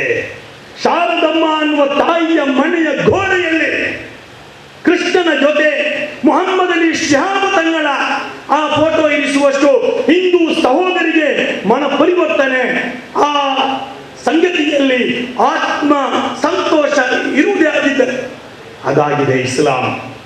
ಆ ಇಸ್ಲಾಮಿನ ಮಹನೀಯವಾದಂತಹ ಸಂದೇಶ ಅತ್ತಿಪಟ್ಟ ಉಸ್ತಾದರು ಮರಣ ಹೊಂದಿದಾಗ ಅಲ್ಲಿ ಬಂದು ಕಣ್ಣೀರಿಟ್ಟದ್ದು ಕೋಮಲೆ ಅನ್ನುವಂತಹ ಹಿಂದೂ ಸಹೋದರಿ. ನನಗೆ ಇನ್ಯಾರಿದ್ದಾರೆ? ಒಬ್ಬ ಮುಸಲ್ಮಾನ ಗುರು ತೀರಿಕೊಂಡಾಗ ನನಗೆ ಯಾರಿದ್ದಾರೆ ಅನ್ನುವ ಆ ಒಂದು ಉದ್ಗಾರ ಹಿಂದೂ ಸಹೋದರಿಯ ಬಾಯಿಂದ ಬಂದಿದ್ದರೆ ಅದಾಗಿದೆ ಇಸ್ಲಾಂ. ಈ ಇಸ್ಲಾಂ ನಮ್ಮ ಕೈಯಲ್ಲಿರುವಾಗ ನಾವು ಹೆದರುವುದಿಲ್ಲ, ನಾವು ಬೆದರುವುದಿಲ್ಲ. ಮತ್ತೆ ನಾವು ಪ್ರೀತಿಯನ್ನು ಕೊಡುತ್ತೇವೆ, ನಾವು ಸೇವೆಯನ್ನು ಕೊಡುತ್ತೇವೆ. ನಮ್ಗೆ ಗೊತ್ತು, ನಮ್ಮ ಕರ್ನಾಟಕ, ನಮ್ಮ ಜಿಲ್ಲೆಯ SSFನ ಧೀರರು, ಕರ್ಮಧೀರರು ಆ ಮಹಾಮಾರಿ ಮಳೆಯಲ್ಲಿ ಸುಳ್ಯ ಭಾಗದಲ್ಲಿ, ಮಡಿಕೇರಿ ಭಾಗದಲ್ಲಿ ಜೀವದ ಹಂಗು ತೊರೆದು 300 ಕುಟುಂಬಗಳನ್ನ ಅವರನ್ನ ಬದುಕಿಸಿದಂತಹ ಆ ನೆನಪು, ಅದನ್ನು ಮರೆಯಲು ಯಾರಿಗೂ ಸಾಧ್ಯವಿಲ್ಲ. ಅವರಾಗಿದ್ದಾರೆ SSFನವರು. ಈ ಸಂದರ್ಭದಲ್ಲಿ ನನ್ನ ಭಾರತದ ಬಗ್ಗೆ ನನಗೆ ಸ್ಪಷ್ಟವಾದ ಪರಿಕಲ್ಪನೆ ಇದೆ. ಅದೇನೆಂದರೆ, ಬ್ರಿಗೇಡಿಯರ್ ಉಸ್ಮಾನ್ ನೆಹರು ಅವರು ಹೇಳಿದರು, ಏನು ಬ್ರಿಗೇಡಿಯರ್ ಉಸ್ಮಾನ್ ಅವರಂತಹ ಒಂದು ಅಪ್ಪಟ ಹೋರಾಟಗಾರ ಇಲ್ಲ ಅಂತ. ಅವರೊಂದಿಗೆ ಪಾಕಿನವರು ಹೇಳಿದರು, ನೀವು ನಮ್ಮ ಪಾಕಿಸ್ತಾನಕ್ಕೆ ಬನ್ನಿ, ನಿಮಗೆ ಬೇಕಾದ ಉನ್ನತ ಸ್ಥಾನ ಕೊಡುವೆವು ನಾವು ಅಂತ. ಆವಾಗ ಬ್ರಿಗೇಡಿಯರ್ ಉಸ್ಮಾನ್ ಹೇಳಿದ್ದು, ನಾನು ಇಲ್ಲಿ ಭಾರತದಲ್ಲಿ ಒಬ್ಬ ಫಕೀರನಾಗಿ ಬದುಕುವೆ, ನೀವು ಕೊಡುವ ಅಂತಸ್ತು ಅಧಿಕಾರ ನನಗೆ ಬೇಡ ಅಂತ ಹೇಳಿದ ಬ್ರಿಗೇಡಿಯರ್ ಉಸ್ಮಾನ್. ಅದಾಗಿದೆ ನನ್ನ ಭಾರತ. ಮಾತ್ರವಲ್ಲ, ಬ್ರಿಟಿಷರೊಂದಿಗೆ ಸಂಧಾನ ಒಪ್ಪಂದ ಮಾಡಿ ಅವರೊಂದಿಗೆ ರಾಜಿಯಾದರೆ, ಮಕ್ಕಳೇ ನಿಮ್ಮಿಬ್ಬರನ್ನೂ ಕೂಡ ನಿಮ್ಮ ಕುತ್ತಿಗೆಯನ್ನು ಒತ್ತಿ ನಿಮ್ಮನ್ನು ಸಾಯಿಸುವುದಕ್ಕೆ ನನ್ನ ಕೈಗಳಿಗೆ, ನನ್ನ ರಕ್ತಗಳಿಗೆ ಶಕ್ತಿ ಇದೆ ಅಂತ ಹೇಳಿದ ಮೊಹಮ್ಮದ್ ಅಲಿ ಶೌಕತ್ ಅಲಿ ಅವರ ತಾಯಿ ಬೀಗಮ್ಮ ಕನಸು ಕಂಡ ಭಾರತ ನನ್ನದು. ಆದ್ದರಿಂದಲೇ ಈ ಭಾರತವನ್ನ ನಾವು ಮುಂದಕ್ಕೆ ಸಮಗ್ರವಾಗಿ ಸೌಹಾರ್ದತೆಯ ನೆರಳಲ್ಲಿ ಕೊಂಡೊಯ್ಯಬೇಕಾದರೆ ನಾವು ಇನ್ನಷ್ಟು ಪ್ರಯತ್ನ ಮಾಡಬೇಕಾಗಿದೆ. ಕಲ್ಲು ಮುಳ್ಳುಗಳು ಸಹಜ, ಹೋರಾಟ ಸಹಜ, ಆದರೆ ಪ್ರೀತಿಯ, ಸ್ನೇಹದ, ಆ ಒಂದು ಸೌಹಾರ್ದತೆಯ ಆ ದಾರಿ ನೆಟ್ಟಗಾಗಿದೆ. ಭಾರತದ ಸಂವಿಧಾನ ಅದನ್ನ ಕೈಯಲ್ಲಿ ಹಿಡಿದು, ಒಂದು ಕೈಯಲ್ಲಿ ಭಾರತದ ಧ್ವಜವನ್ನ ಹಿಡಿದು ಮುಂದಕ್ಕೆ ನಿಲ್ಲುವವರು ಇದೇ SKSSFನ ಕರ್ಮಧೀರ ಯುವಕರು ಅಂತ ಈ ಸಂದರ್ಭದಲ್ಲಿ ನಾನು ಹೇಳುತ್ತಾ, ಕೆಲವರು ಹೇಳ್ತಾರೆ ನೀವು ಸೌಹಾರ್ದಯುತವಾಗಿ ಆ ಮಸೀದಿಯನ್ನ ಕೊಟ್ಟು ಬಿಡಿ ಅಂತ. ಏನು ನೋಡಿ, ವೀಳ್ಯದ ಎಲೆ ನೋಡಿ. ನಮಗೆ ಅವರಿಗೆ ಹೇಳಲಿಕ್ಕಿರೋದು, ನೀವು ವೀಳ್ಯದ ಎಲೆ ನೋಡಿ ಮಸೀದಿಯನ್ನು ಸೌಹಾರ್ದಯುತವಾಗಿ ಕೊಟ್ಟು ಬಿಡಿ ಅನ್ನುವಾಗ ನಮಗೆ ಹೇಳಲಿಕ್ಕಿರುವುದು ಸಂವಿಧಾನದ ಒಂದು ಪೀಠಿಕೆ ಇದೆ, ಒಂದು ಪೇಜು ಮಾತ್ರ. ಆ ಪೇಜನ್ನು ನಾವೆಲ್ಲರೂ ಒಂದಾಗಿ ಓದೋಣ, ಅದರಂತೆ ನಾವು ಬದುಕೋಣ. ಅದುವೇ ಸೌಹಾರ್ದತೆ, ಅದುವೇ ಸಹಬಾಳ್ವೆ, ಅದುವೇ SKSSFನ ಘೋಷಣೆ. ವಾಸುದೇವನ ಅಲ್ಹಮ್ದುಲಿಲ್ಲಾಹಿ ರಬ್ಬಿಲ್ ಆಲಮೀನ್. ಅಸ್ಸಲಾಮು ಅಲೈಕುಂ. ಧನ್ಯವಾದಗಳು ಅಜಿಜಾರಿ ಮುಸ್ತದ್ ಅವರೇ. ಮುಂದಕ್ಕೆ ನಮ್ಮೆಲ್ಲರ ಆವೇಶದ ನಾಯಕ, ಖ್ಯಾತ ಭಾಷಣಕಾರ, SKSF ಕೇಂದ್ರ ಸಮಿತಿಯ ಉಪಾಧ್ಯಕ್ಷರಾದಂತಹ ಸತ್ತಾರ್ ಸಾಹಿಬ್ ಬಂದೆಲ್ಲೂರ್ ಅವರಿಂದ ವಿಷಯಾಧಾರಿತ ಭಾಷಣ. ಎಲ್ಲರೂ ದಯವಿಟ್ಟು ಹಾಲ್ನ ಹೊರಗೆ ಇರುವಂತಹ ಎಲ್ಲ SKSF ಹಾಗೂ ಸಮಸ್ತ ಕಾರ್ಯಕರ್ತರನ್ನ, ವಿಕಾಯ ಕಾರ್ಯಕರ್ತರು ಒಳಗೆ ಕಳುಹಿಸಿ ಸಹಕರಿಸಬೇಕಾಗಿ ವಿನಂತಿಸ ಕಾರ್ಯಕ್ರಮದ ಮುಂದಕ್ಕೆ ಸತ್ತಾರ್ ಸಾಹೇಬ್ ನಮ್ಮೊಂದಿಗೆ ಮಾತನಾಡಲಿಕ್ಕಿದ್ದಾರೆ. ಸತ್ತಾರ್ ಸಾಹೇಬ್ ಬಂದೆಲ್ಲೂರ್ ಅವರನ್ನು ಗೌರವಾನ್ವಿತವಾಗಿ സ്വാഗതിಸ್ತಾ ഇದ್ದೇನೆ. പ്രിയമുള്ളവരെ, അടുത്ത് നമ്മോട് സംസാരിക്കുന്നത് പാരസ്പര്യത്തിന്റെ വീണ്ടെടുപ്പിന് എന്ന പ്രമേയമായി SKSF കേന്ദ്ര കമ്മിറ്റി സംഘടിപ്പിച്ച ഈ സൗഹാർദ്ദ സമ്മേളനത്തിൽ പ്രമേയ പ്രഭാഷണം നടത്താൻ വേണ്ടി SKSF കേന്ദ്ര കമ്മിറ്റി ഉപാധ്യക്ഷനും നമ്മുടെയൊക്കെ ആവേശ പ്രഭാഷകനുമായ ബഹുമാനപ്പെട്ട സത്താർ സാഹിബ് ബന്ദല്ലൂർ അവരെ വളരെ സാദരം ക്ഷണിക്കുന്നു. അസ്സലാത്തു വസ്സലാമു അലാ അഷ്റഫിൽ മുർസലീൻ വഅലാ ആലിഹി വസഹ്ബിഹി അജ്മഈൻ. വേദിയിലെ സർവാദരണീയരായ പണ്ഡിത ശ്രേഷ്ഠരെ,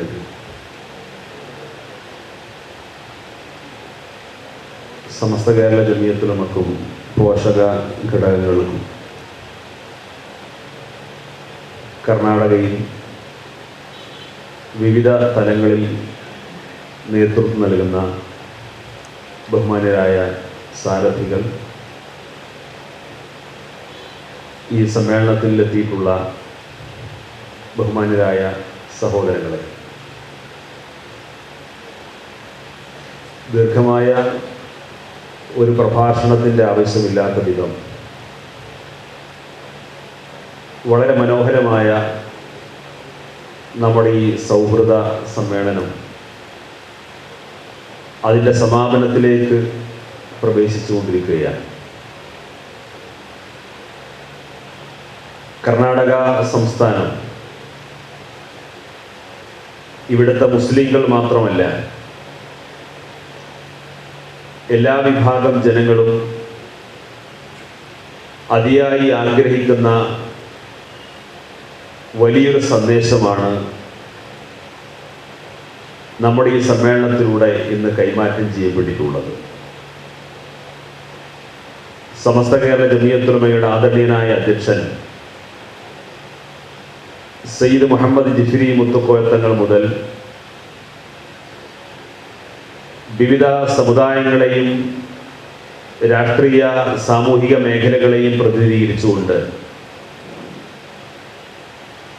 നമ്മുടെ ഈ സമ്മേളനത്തിൽ പങ്കെടുത്ത വളരെ പ്രമുഖരായ അതിഥികളെല്ലാം ഒരേ സന്ദേശമാണ് ഈ സമ്മേളനത്തിലൂടെ നൽകിയിട്ടുള്ളത്. ഈ സമ്മേളനം ഉയർത്തുന്ന ഏറ്റവും പ്രധാനപ്പെട്ട സന്ദേശം എന്തെങ്കിലും രാഷ്ട്രീയമായോ നിക്ഷിപ്തമായ താല്പര്യങ്ങൾക്ക് വേണ്ടി മതത്തിൻ്റെയും സമുദായത്തിൻ്റെയും പേര് പറഞ്ഞ് ഈ സമുദായങ്ങൾക്കിടയിൽ ഭിന്നിപ്പും വിള്ളലും ഉണ്ടാക്കാൻ ആരെയും അനുവദിക്കില്ല എന്ന വലിയൊരു സന്ദേശമാണ് ഈ സമ്മേളനം ഇവിടെ ഇന്ന് മുടക്കിയിട്ടുള്ള ഏറ്റവും പ്രധാനപ്പെട്ട മുദ്രാവാക്യം ഇന്ത്യ രാജ്യം വളരെ കലുഷിതമായ ഒരു സാഹചര്യത്തിലൂടെയാണ് ഇന്ന് മുന്നോട്ട് പോയിക്കൊണ്ടിരിക്കുന്നത്. എന്നാൽ ചരിത്രത്തിലുടനീളം ഇന്ത്യയിൽ മാത്രമല്ല ലോകത്തുടനീളം വിശ്വാസി സമൂഹം അധിവസിക്കുന്ന പ്രദേശങ്ങളിലെല്ലാം സ്വാഭാവികമായും വ്യത്യസ്തമായ വെല്ലുവിളികളെയും പ്രതിസന്ധികളെയും അഭിമുഖീകരിച്ചുകൊണ്ടാണ് നാം മുന്നോട്ട് പോയിട്ടുള്ളത്. നമ്മുടെ പൂർവസൂരികളായ നമ്മുടെ സമൂഹം അതത് കാലഘട്ടത്തിലെ സാഹചര്യങ്ങൾക്കനുസരിച്ചുകൊണ്ട് അതിനതിജീവിക്കാനും മറികടക്കാനും അവർക്ക് സാധിച്ചു. അതത് കാലഘട്ടത്തിൽ ഈ സമുദായത്തിന് നേതൃത്വം നൽകിയിരുന്ന മഹാരഥന്മാരായ പണ്ഡിതന്മാർ, നേതാക്കന്മാർ, അവരൊക്കെ അതിനാവശ്യമായിട്ടുള്ള നേതൃപരമായ പങ്കാളിത്തം വഹിച്ചതുകൊണ്ട് തന്നെ മുസ്ലിം സമൂഹത്തിന് അവരുടെ വിശ്വാസപരമായ, കർമ്മപരമായ, സാംസ്കാരികമായ ഔന്നത്യം നിലനിർത്തിക്കൊണ്ട് മുന്നോട്ട് പോകാൻ സാധിച്ചു എന്നുള്ളത് ഒരു ചരിത്ര വസ്തുതയാണ്. സമസ്ത കേരള ജംഇയ്യത്തുൽ ഉലമ പോലും നമ്മുടെ രാജ്യം സ്വാതന്ത്ര്യം നേടുന്നതിന് മുമ്പ് രൂപീകരിക്കപ്പെട്ട ഒരു പ്രസ്ഥാനമാണ്. 1926 രൂപം കൊണ്ട സമസ്ത കേരള ജംഇയ്യത്തുൽ ഉലമ 1947 വരെ ബ്രിട്ടീഷുകാർ ഭരണം നടത്തിയിരുന്ന ഇന്ത്യയിലാണ് പ്രവർത്തിച്ചിട്ടുള്ളത്. അഥവാ രാജ്യം ആര് ഭരിച്ചാലും ഈ രാജ്യത്തുള്ള ജനങ്ങൾ തെരഞ്ഞെടുക്കപ്പെട്ട ജനാധിപത്യ സർക്കാർ ഭരിച്ചാലും ഒരധിനിവേശ സർക്കാർ ഭരണം നടത്തിയാലും മുസ്ലിങ്ങളെ സംബന്ധിച്ചിടത്തോളം അവർക്ക് അവരുടെ വിശ്വാസവും സംസ്കാരവും നിലനിർത്തി ജീവിക്കാൻ ആവശ്യമായ സൗകര്യങ്ങളും സംവിധാനങ്ങളും ഉണ്ടാവുക എന്നുള്ളതാണ്. അതിന് അതാത് കാലത്തെ ഭരണകൂടങ്ങളുമായി വളരെ ക്രിയാത്മകമായി ഇടപെട്ടുകൊണ്ട് തന്നെ നമ്മുടെ ആവശ്യങ്ങൾ നേടിയെടുക്കാനും ആവശ്യങ്ങൾ അവരുടെ മുമ്പിൽ അവതരിപ്പിക്കാനും ഈ പ്രസ്ഥാനം എല്ലാ കാലത്തും മുന്നോട്ട് വന്നിട്ടുണ്ട്. ഒരു ജനാധിപത്യ രാജ്യത്ത്, ഒരു ഭരണകൂടം നിലനിൽക്കുന്ന രാജ്യത്ത് സ്വാഭാവികമായും അത്തരം രീതികളാണ് ആവിഷ്കരിക്കേണ്ടത് എന്നുള്ളത് പരിശുദ്ധ ഇസ്ലാമിന്റെ അധ്യാപനം കൂടിയാണ്.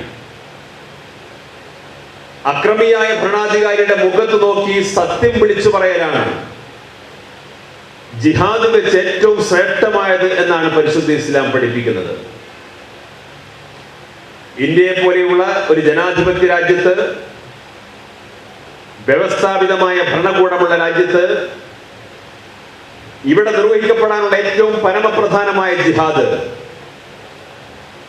ഭരണാധികാരികൾക്ക് മുമ്പിൽ ചെന്നുകൊണ്ട് നിയമവിധേയമായ മാർഗത്തിലൂടെ സത്യസന്ധമായി നമ്മുടെ ആവശ്യങ്ങൾ അവതരിപ്പിക്കുക എന്നുള്ളതാണ്. അത് പാർലമെന്റിൽ അവതരിപ്പിക്കാൻ സംവിധാനങ്ങളുണ്ട്, ജുഡീഷ്യറിക്ക് മുമ്പാകെ അവതരിപ്പിക്കാൻ സംവിധാനമുണ്ട്, ജനങ്ങൾക്ക് മുമ്പാകെ അവതരിപ്പിക്കാൻ സംവിധാനമുണ്ട്, ഭരണാധികാരിയുമായിട്ട് നേർക്കുനേർ സംവദിക്കാനുള്ള അവസരങ്ങൾ നമ്മുടെ രാജ്യത്തുണ്ട്. അവിടെ നീതി നിഷേധിക്കപ്പെടുന്ന സമയത്ത് ആ നീതി ലഭ്യമാക്കാൻ ആവശ്യമായ വ്യവസ്ഥാപിതമായ സംവിധാനങ്ങൾ നമ്മുടെ രാജ്യത്ത് ഈ നിമിഷം വരെ നിലവിലുണ്ട്. അതുകൊണ്ട് തന്നെ വ്യവസ്ഥാപിതമായ മാർഗങ്ങളിലൂടെയും സംവിധാനത്തിലൂടെയും മുന്നോട്ട് പോകേണ്ടതിന് പകരം നമ്മളെ കൂടുതൽ അപകടപ്പെടുത്തുന്ന വിനാശകരമായ മാർഗം തെരഞ്ഞെടുക്കുക എന്നുള്ളത് ഈ സമൂഹത്തിന്റെ വിനാശം കൊതിക്കുന്ന ശത്രുക്കളുടെ കൂടി അജണ്ടയാണ്. അവർ മുന്നോട്ട് വെക്കുന്ന അജണ്ടകളിൽ നാം വീണുപോയി കഴിഞ്ഞാൽ സർവനാശമായിരിക്കും നമ്മുടെ സമൂഹത്തിൽ ഉണ്ടാവുക. അതുകൊണ്ട് ബുദ്ധിപരമായി, വിവേകത്തോടുകൂടി പ്രതിസന്ധികളെ മറികടക്കാൻ ആവശ്യമായ വഴികൾ തേടുക എന്നുള്ളത് ഈ സമുദായത്തിന്റെ നല്ല ഭാവിയും ഭാവി ഭദ്രമാകാൻ ആഗ്രഹിക്കുന്ന ഒരു സമൂഹം ആഗ്രഹിക്കേണ്ടതാണ്, ആ സമുദായത്തിലെ ഓരോ അംഗങ്ങളും ആഗ്രഹിക്കേണ്ടതാണ്. മാത്രമല്ല, നമ്മുടെ നാട്ടിൽ ജീവിച്ചിരിക്കുന്ന മഹാരഥന്മാരായ പണ്ഡിതന്മാർ അവർക്കറിയാം എങ്ങനെയാണ് ഇന്ന് ഈ സമുദായത്തെ മുന്നോട്ട് നയിക്കേണ്ടത്, എങ്ങനെയാണ് ഈ സമുദായം മുന്നോട്ട് പോകേണ്ടത്. ഇന്ത്യയെ പോലെയുള്ള ഒരു ബഹുസ്വര സമൂഹത്തിൽ ഹിന്ദുക്കളും മുസ്ലിങ്ങളും ക്രിസ്ത്യാനികളും മതമുള്ളവരും മതമില്ലാത്തവരും ഒക്കെ ഒരുമിച്ച് കഴിഞ്ഞുകൂടുന്ന ഒരു നാട്ടിൽ, ന്യൂനപക്ഷമായി ജീവിച്ചുകൊണ്ടിരിക്കുന്ന ഒരു നാട്ടിൽ എങ്ങനെയാണ് മുസ്ലിം സമൂഹം മുന്നോട്ട് പോകേണ്ടത് എന്നതിനെ കുറിച്ച് നമ്മേക്കാൾ അറിവുള്ള, നമ്മേക്കാൾ അനുഭവ സമ്പത്തുള്ള, നമ്മേക്കാൾ വലിയ പരിജ്ഞാനമുള്ള ധാരാളം പണ്ഡിതന്മാരും സാദാത്തുക്കളും ഈ സമുദായം എങ്ങനെ മുന്നോട്ട് പോകണമെന്നതിനെ കുറിച്ച് കൃത്യമായ ദിശാനിർണയം നടത്തി നൽകുന്നുണ്ട്. അവർക്കും ഒന്നും അറിയാത്തൊരു പ്രശ്നപരിഹാരം, അവർക്കൊന്നും കണ്ടെത്താൻ സാധിക്കാത്തൊരു ഒറ്റമൂലി, അവർക്കൊന്നും നിർദ്ദേശിക്കാൻ സാധിക്കാത്ത പുതിയൊരു പരിഹാരത്തിന്റെ മാതൃക ഏതെങ്കിലും വൈകാരികമായ ആവേശങ്ങളിൽ ഇറങ്ങിത്തിരിക്കുന്നവർക്കുണ്ട് എന്ന് പറഞ്ഞാൽ അത് വിശ്വസിക്കുക പ്രയാസമാണ്. അത് അംഗീകരിക്കുക എന്നുള്ളത് അതിനേക്കാൾ വലിയ അബദ്ധമാണ്. നാം നമ്മുടെ നാടിന്റെ സാഹചര്യത്തെ കുറിച്ച് ചിന്തിക്കണം. ഇന്ത്യ രാജ്യത്തെ ഒരു ഹിന്ദു രാഷ്ട്രമാക്കണമെന്ന ലക്ഷ്യത്തോടു കൂടി ഏകദേശം 100 വർഷത്തോളമായി ഇവിടെ RSS പ്രവർത്തിച്ചുകൊണ്ടിരിക്കുന്നു. RSS, BJP, സംഘപരിവാർ ഇന്ത്യയുടെ ജനാധിപത്യത്തിന് ഭീഷണി ഉയർത്തുന്ന ഒരു പ്രസ്ഥാനമാണ്. ഇവിടുത്തെ ഭരണഘടനയ്ക്ക് ഭീഷണി ഉയർത്തുന്ന ഒരു പ്രസ്ഥാനമാണ്. ഇവിടുത്തെ സാമുദായിക സൗഹാർദ്ദത്തിന് ഭീഷണി ഉയർത്തുന്ന ഒരു സംഘടനയാണ്. ഇന്ത്യയിലെ ഹിന്ദുക്കളും മുസ്ലിങ്ങളും ക്രിസ്ത്യാനികളും മതമുള്ളവരും മതമില്ലാത്തവരും ഒരുമിച്ച് ഈ രാജ്യത്തെ സാമുദായിക സൗഹാർദ്ദം നിലനിൽക്കണമെന്ന് ആഗ്രഹിക്കുന്ന, ഈ രാജ്യത്തെ മഹാഭൂരിപക്ഷം വരുന്ന ജനങ്ങൾക്കും ഒരു ഭീഷണിയാണ് ഈ സംഘപരിവാർ. RSSനെയും BJPയും ഒരിക്കലും നമ്മൾ വില കുറച്ച് കാണുന്നില്ല. അത് ഈ രാജ്യത്തിന് അപകടമാണ്. ഈ രാജ്യം നേരിടുന്ന ഏറ്റവും പരമപ്രധാനമായ ഭീഷണിയാണ്. അതൊരു ഭീഷണിയാണ് എന്ന് പറയുമ്പോൾ തന്നെ നാം തിരിച്ചറിയേണ്ട ഒരു വസ്തുതയുണ്ട്. ഈ രാജ്യത്ത് ഹിന്ദുരാഷ്ട്രം സ്ഥാപിക്കണമെന്ന് പറഞ്ഞ് 100 വർഷക്കാലമായി ഇന്ത്യയിൽ പ്രവർത്തിച്ചുകൊണ്ടിരിക്കുന്ന RSSനെ, BJPയെ ഇന്ത്യയിലെ മഹാഭൂരിപക്ഷം വരുന്ന ഹൈന്ദവ സഹോദരന്മാർ ഈ നിമിഷം വരെ അംഗീകരിച്ചിട്ടില്ല. ഇവിടുത്തെ മഹാഭൂരിപക്ഷം വരുന്ന ഹൈന്ദവ സഹോദരന്മാർ ഈ രാജ്യത്തെ സാമുദായിക സൗഹാർദ്ദം നിലനിൽക്കണമെന്ന് ആഗ്രഹിക്കുന്നവരാണ്. ഈ രാജ്യത്തെ തുല്യനീതി ലഭ്യമാക്കണമെന്ന് ആവശ്യപ്പെടുന്ന ഭരണഘടന നിലനിൽക്കണമെന്ന് ആഗ്രഹിക്കുന്നവരാണ്. ഈ രാജ്യത്തിന്റെ അവിഭാജ്യ ഘടകമായ മുസ്ലിം സമുദായം ഈ രാജ്യത്തെ യഥാർത്ഥ പൗരന്മാരായി ഇവിടെ ജീവിക്കണമെന്ന് ആഗ്രഹിക്കുന്നവരാണ് ഈ രാജ്യത്തെ മഹാഭൂരിപക്ഷം വരുന്ന ഹൈന്ദവ സഹോദരന്മാർ. ആ ഹൈന്ദവ സഹോദരന്മാരുൾപ്പെടെയുള്ള സഹോദര സമുദായത്തിൽപ്പെട്ട ആളുകളെ നാം കൂടെ ചേർത്ത് നിർത്തേണ്ടതുണ്ടോ, അതോ ആരെങ്കിലും ഉയർത്തിപ്പിടിക്കുന്ന വൈകാരികമായ മുദ്രാവാക്യങ്ങളിൽ മടങ്ങി വീണ് അവരെ നാം അകറ്റി നിർത്തേണ്ടതുണ്ടോ എന്നാണ് പുതിയ കാലത്തെ ചെറുപ്പക്കാരൻ, ഇവിടുത്തെ വിദ്യാർത്ഥി യുവസമൂഹം ഗൗരവത്തോടുകൂടി തിരിച്ചറിയേണ്ട, ചിന്തിക്കേണ്ട ഒരു കാര്യം. നാം അറിയേണ്ടത്, ഇവിടുത്തെ ഹിന്ദുക്കളെയും മുസ്ലിങ്ങളെയും ഭിന്നിപ്പിക്കുക എന്നുള്ളത് RSSന്റെ മാത്രം അജണ്ടയായിരുന്നില്ല. ഇന്ത്യ രാജ്യം ബ്രിട്ടീഷുകാർ ഭരിച്ചുകൊണ്ടിരിക്കുന്ന കാലത്ത് അവർ ഈ രാജ്യത്ത് നടപ്പാക്കിയിരുന്ന ഒരു നിയമമായിരുന്നു ഡിവൈഡ് ആൻഡ് റൂൾ, ഭിന്നിപ്പിച്ചു ഭരിക്കുക.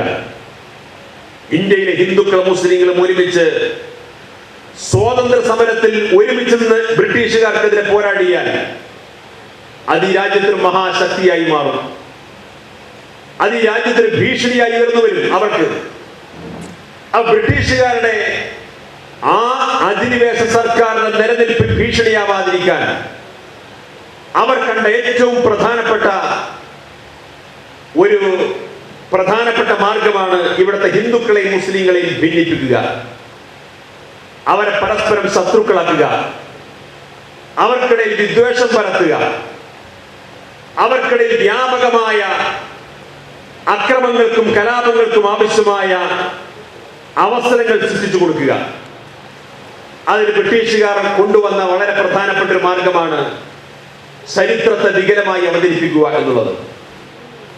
ഇന്ത്യയുടെ ചരിത്രത്തെ വികലമായി അവതരിപ്പിക്കുക, ഇന്ത്യയുടെ ചരിത്രത്തെ മുസ്ലിം വിരുദ്ധമായി അവതരിപ്പിക്കുക, ഇന്ത്യയിലെ ഹിന്ദുക്കളെയും മുസ്ലിങ്ങളെയും ശത്രുക്കളാക്കി ഉയർത്തിക്കൊണ്ടുവരാനും വളർത്തിക്കൊണ്ടുവരാനും ഈ രാജ്യത്തിന്റെ ചരിത്രത്തെ വികൃതമായിട്ട് അവതരിപ്പിക്കാൻ ബ്രിട്ടീഷുകാർ ശ്രമിച്ചു. കർണാടക പോലെയുള്ള ഒരു സംസ്ഥാനത്ത് ഹിന്ദുക്കളും മുസ്ലിങ്ങളും തിങ്ങിപ്പാർക്കുന്ന ഒരു പ്രദേശത്ത്, ഹിന്ദുക്കളും മുസ്ലിങ്ങളും സൗഹൃദത്തോടുകൂടി ജീവിക്കുന്ന ഒരു നാട്ടിൽ ഈ രണ്ട് സമുദായങ്ങളെ തമ്മിലടിപ്പിക്കാൻ വേണ്ടി ബ്രിട്ടീഷുകാർ കണ്ടെത്തിയിട്ടുള്ള വളരെ പ്രധാനപ്പെട്ട ഒരു സമരായുധമാണ്, വളരെ പ്രധാനപ്പെട്ട ഒരു അജണ്ടയായിരുന്നു ഈ കർണാടക, മൈസൂർ ഉൾപ്പെടെയുള്ള പ്രദേശങ്ങൾ ഭരണം നടത്തിയിട്ടുള്ള, ഇവിടെ ഹിന്ദുക്കൾക്കിടയിൽ മുസ്ലിങ്ങൾക്കിടയിലും വലിയ തോതിൽ മൈത്രി നിലനിർത്തിയിട്ടുള്ള, ഹിന്ദുക്കൾക്കിടയിലും മുസ്ലിങ്ങൾക്കിടയിലും വലിയ സൗഹൃദം നിലനിർത്തിയിട്ടുള്ള ശ്രദ്ധേയനായിരുന്ന ഭരണാധികാരിയായിരുന്ന ടിപ്പു സുൽത്താനെ ഒരു മുസ്ലിം വർഗീയവാദിയായി ചിത്രീകരിക്കുക, ഒരു മതഭ്രാന്തനായി ചിത്രീകരിക്കുക. കാരണം ബ്രിട്ടീഷുകാർക്ക് അവസാന ഘട്ടത്തിൽ വലിയ തോതിലുള്ള ഭീഷണി ഉയർത്തിയിരുന്ന ഭരണാധികാരിയായിരുന്നു ടിപ്പു സുൽത്താൻ. ആ ടിപ്പു സുൽത്താൻ ഒരു മതഭ്രാന്തനായി ചിത്രീകരിച്ചാൽ ആ ടിപ്പു സുൽത്താനുമായി ബന്ധപ്പെട്ടുകൊണ്ട് പിൽക്കാലത്തും ഇവിടെ ഹിന്ദുക്കളും മുസ്ലിങ്ങളും തമ്മിൽ സംഘർഷമുണ്ടാകും. ടിപ്പു സുൽത്താനെ മതഭ്രാന്തനായി കാണുന്ന ഒരു വിഭാഗം ഹൈന്ദവ സമൂഹത്തെ ഇവിടെ വളർത്തിക്കൊണ്ടുവരാൻ സാധിക്കും. ടിപ്പു സുൽത്താനെ ബഹുമാനിക്കുന്ന, ആദരിക്കുന്ന ഒരു വിഭാഗം മുസ്ലിങ്ങളെ മറുഭാഗത്ത് വളർത്തിക്കൊണ്ടുവരാൻ സാധിക്കും. അങ്ങനെ ടിപ്പു സുൽത്താന്റെ പേര് പറഞ്ഞ് ഇവിടുത്തെ ഹിന്ദുക്കളെയും മുസ്ലിങ്ങളെയും തമ്മിലടിപ്പിക്കാനും അവർക്കിടയിൽ ശത്രുതയുണ്ടാക്കാനും ഇവിടെ വിഷം വിതറിയത് സാക്ഷാൽ RSSകാർ പോലുമല്ല, RSSന്റെയും മുൻപ് ബ്രിട്ടീഷുകാരാണ്. ആ ബ്രിട്ടീഷുകാർ ഹിന്ദുക്കളെയും മുസ്ലിങ്ങളെയും തമ്മിലടിപ്പിക്കാൻ വേണ്ടി ടിപ്പു സുൽത്താനെ വർഗീയവാദിയും മതഭ്രാന്തനുമാക്കി അവരുടെ ചരിത്രം എഴുതി വെച്ചു. ആ ചരിത്രം ഇവിടെ ചരിത്ര പുസ്തകമായി അവതരിപ്പിച്ചു, അക്കാദമിക മേഖലകളിൽ അവതരിപ്പിച്ചു, അക്കാദമിക തലങ്ങളിൽ അത് സെമിനാറുകളിൽ പ്രബന്ധങ്ങളുമായി അവതരിപ്പിക്കപ്പെട്ടു. ധാരാളം ചരിത്ര പുസ്തകങ്ങൾ എഴുതപ്പെട്ടു. ഇവിടെ കോളേജുകളിലും സ്കൂളുകളിലും പഠിപ്പിക്കാൻ ശ്രമിച്ചു. അങ്ങനെ വലിയ തോതിൽ ടിപ്പു സുൽത്താന്റെ ഒരു ജയന്തി ആഘോഷം വരെ ഇവിടെ ഹിന്ദുക്കൾക്കിടയിലും മുസ്ലിങ്ങൾക്കിടയിലും വലിയ തോതിലുള്ള വർഗീയ സംഘർഷം ഉയർത്തിരിഞ്ഞു കൊണ്ടുവരാൻ ആവശ്യമായ ഒരു പശ്ചാത്തലം ഒരുക്കുന്നിടത്ത് ബ്രിട്ടീഷുകാർ മുന്നോട്ട് വന്നു. സത്യത്തിൽ ഈ ടിപ്പു സുൽത്താനും മുസ്ലിങ്ങളും ഹിന്ദുക്കളും ടിപ്പു സുൽത്താന്റെ പേരിൽ ഒരിക്കലും അകറ്റി നിർത്തപ്പെടേണ്ട ആളുകളല്ല, ഒരിക്കലും അവർക്കിടയിൽ ഭിന്നിപ്പും വിഭാഗതയും ഉണ്ടാക്കേണ്ട ആളുകളല്ല. ടിപ്പു സുൽത്താന്റെ പേരിൽ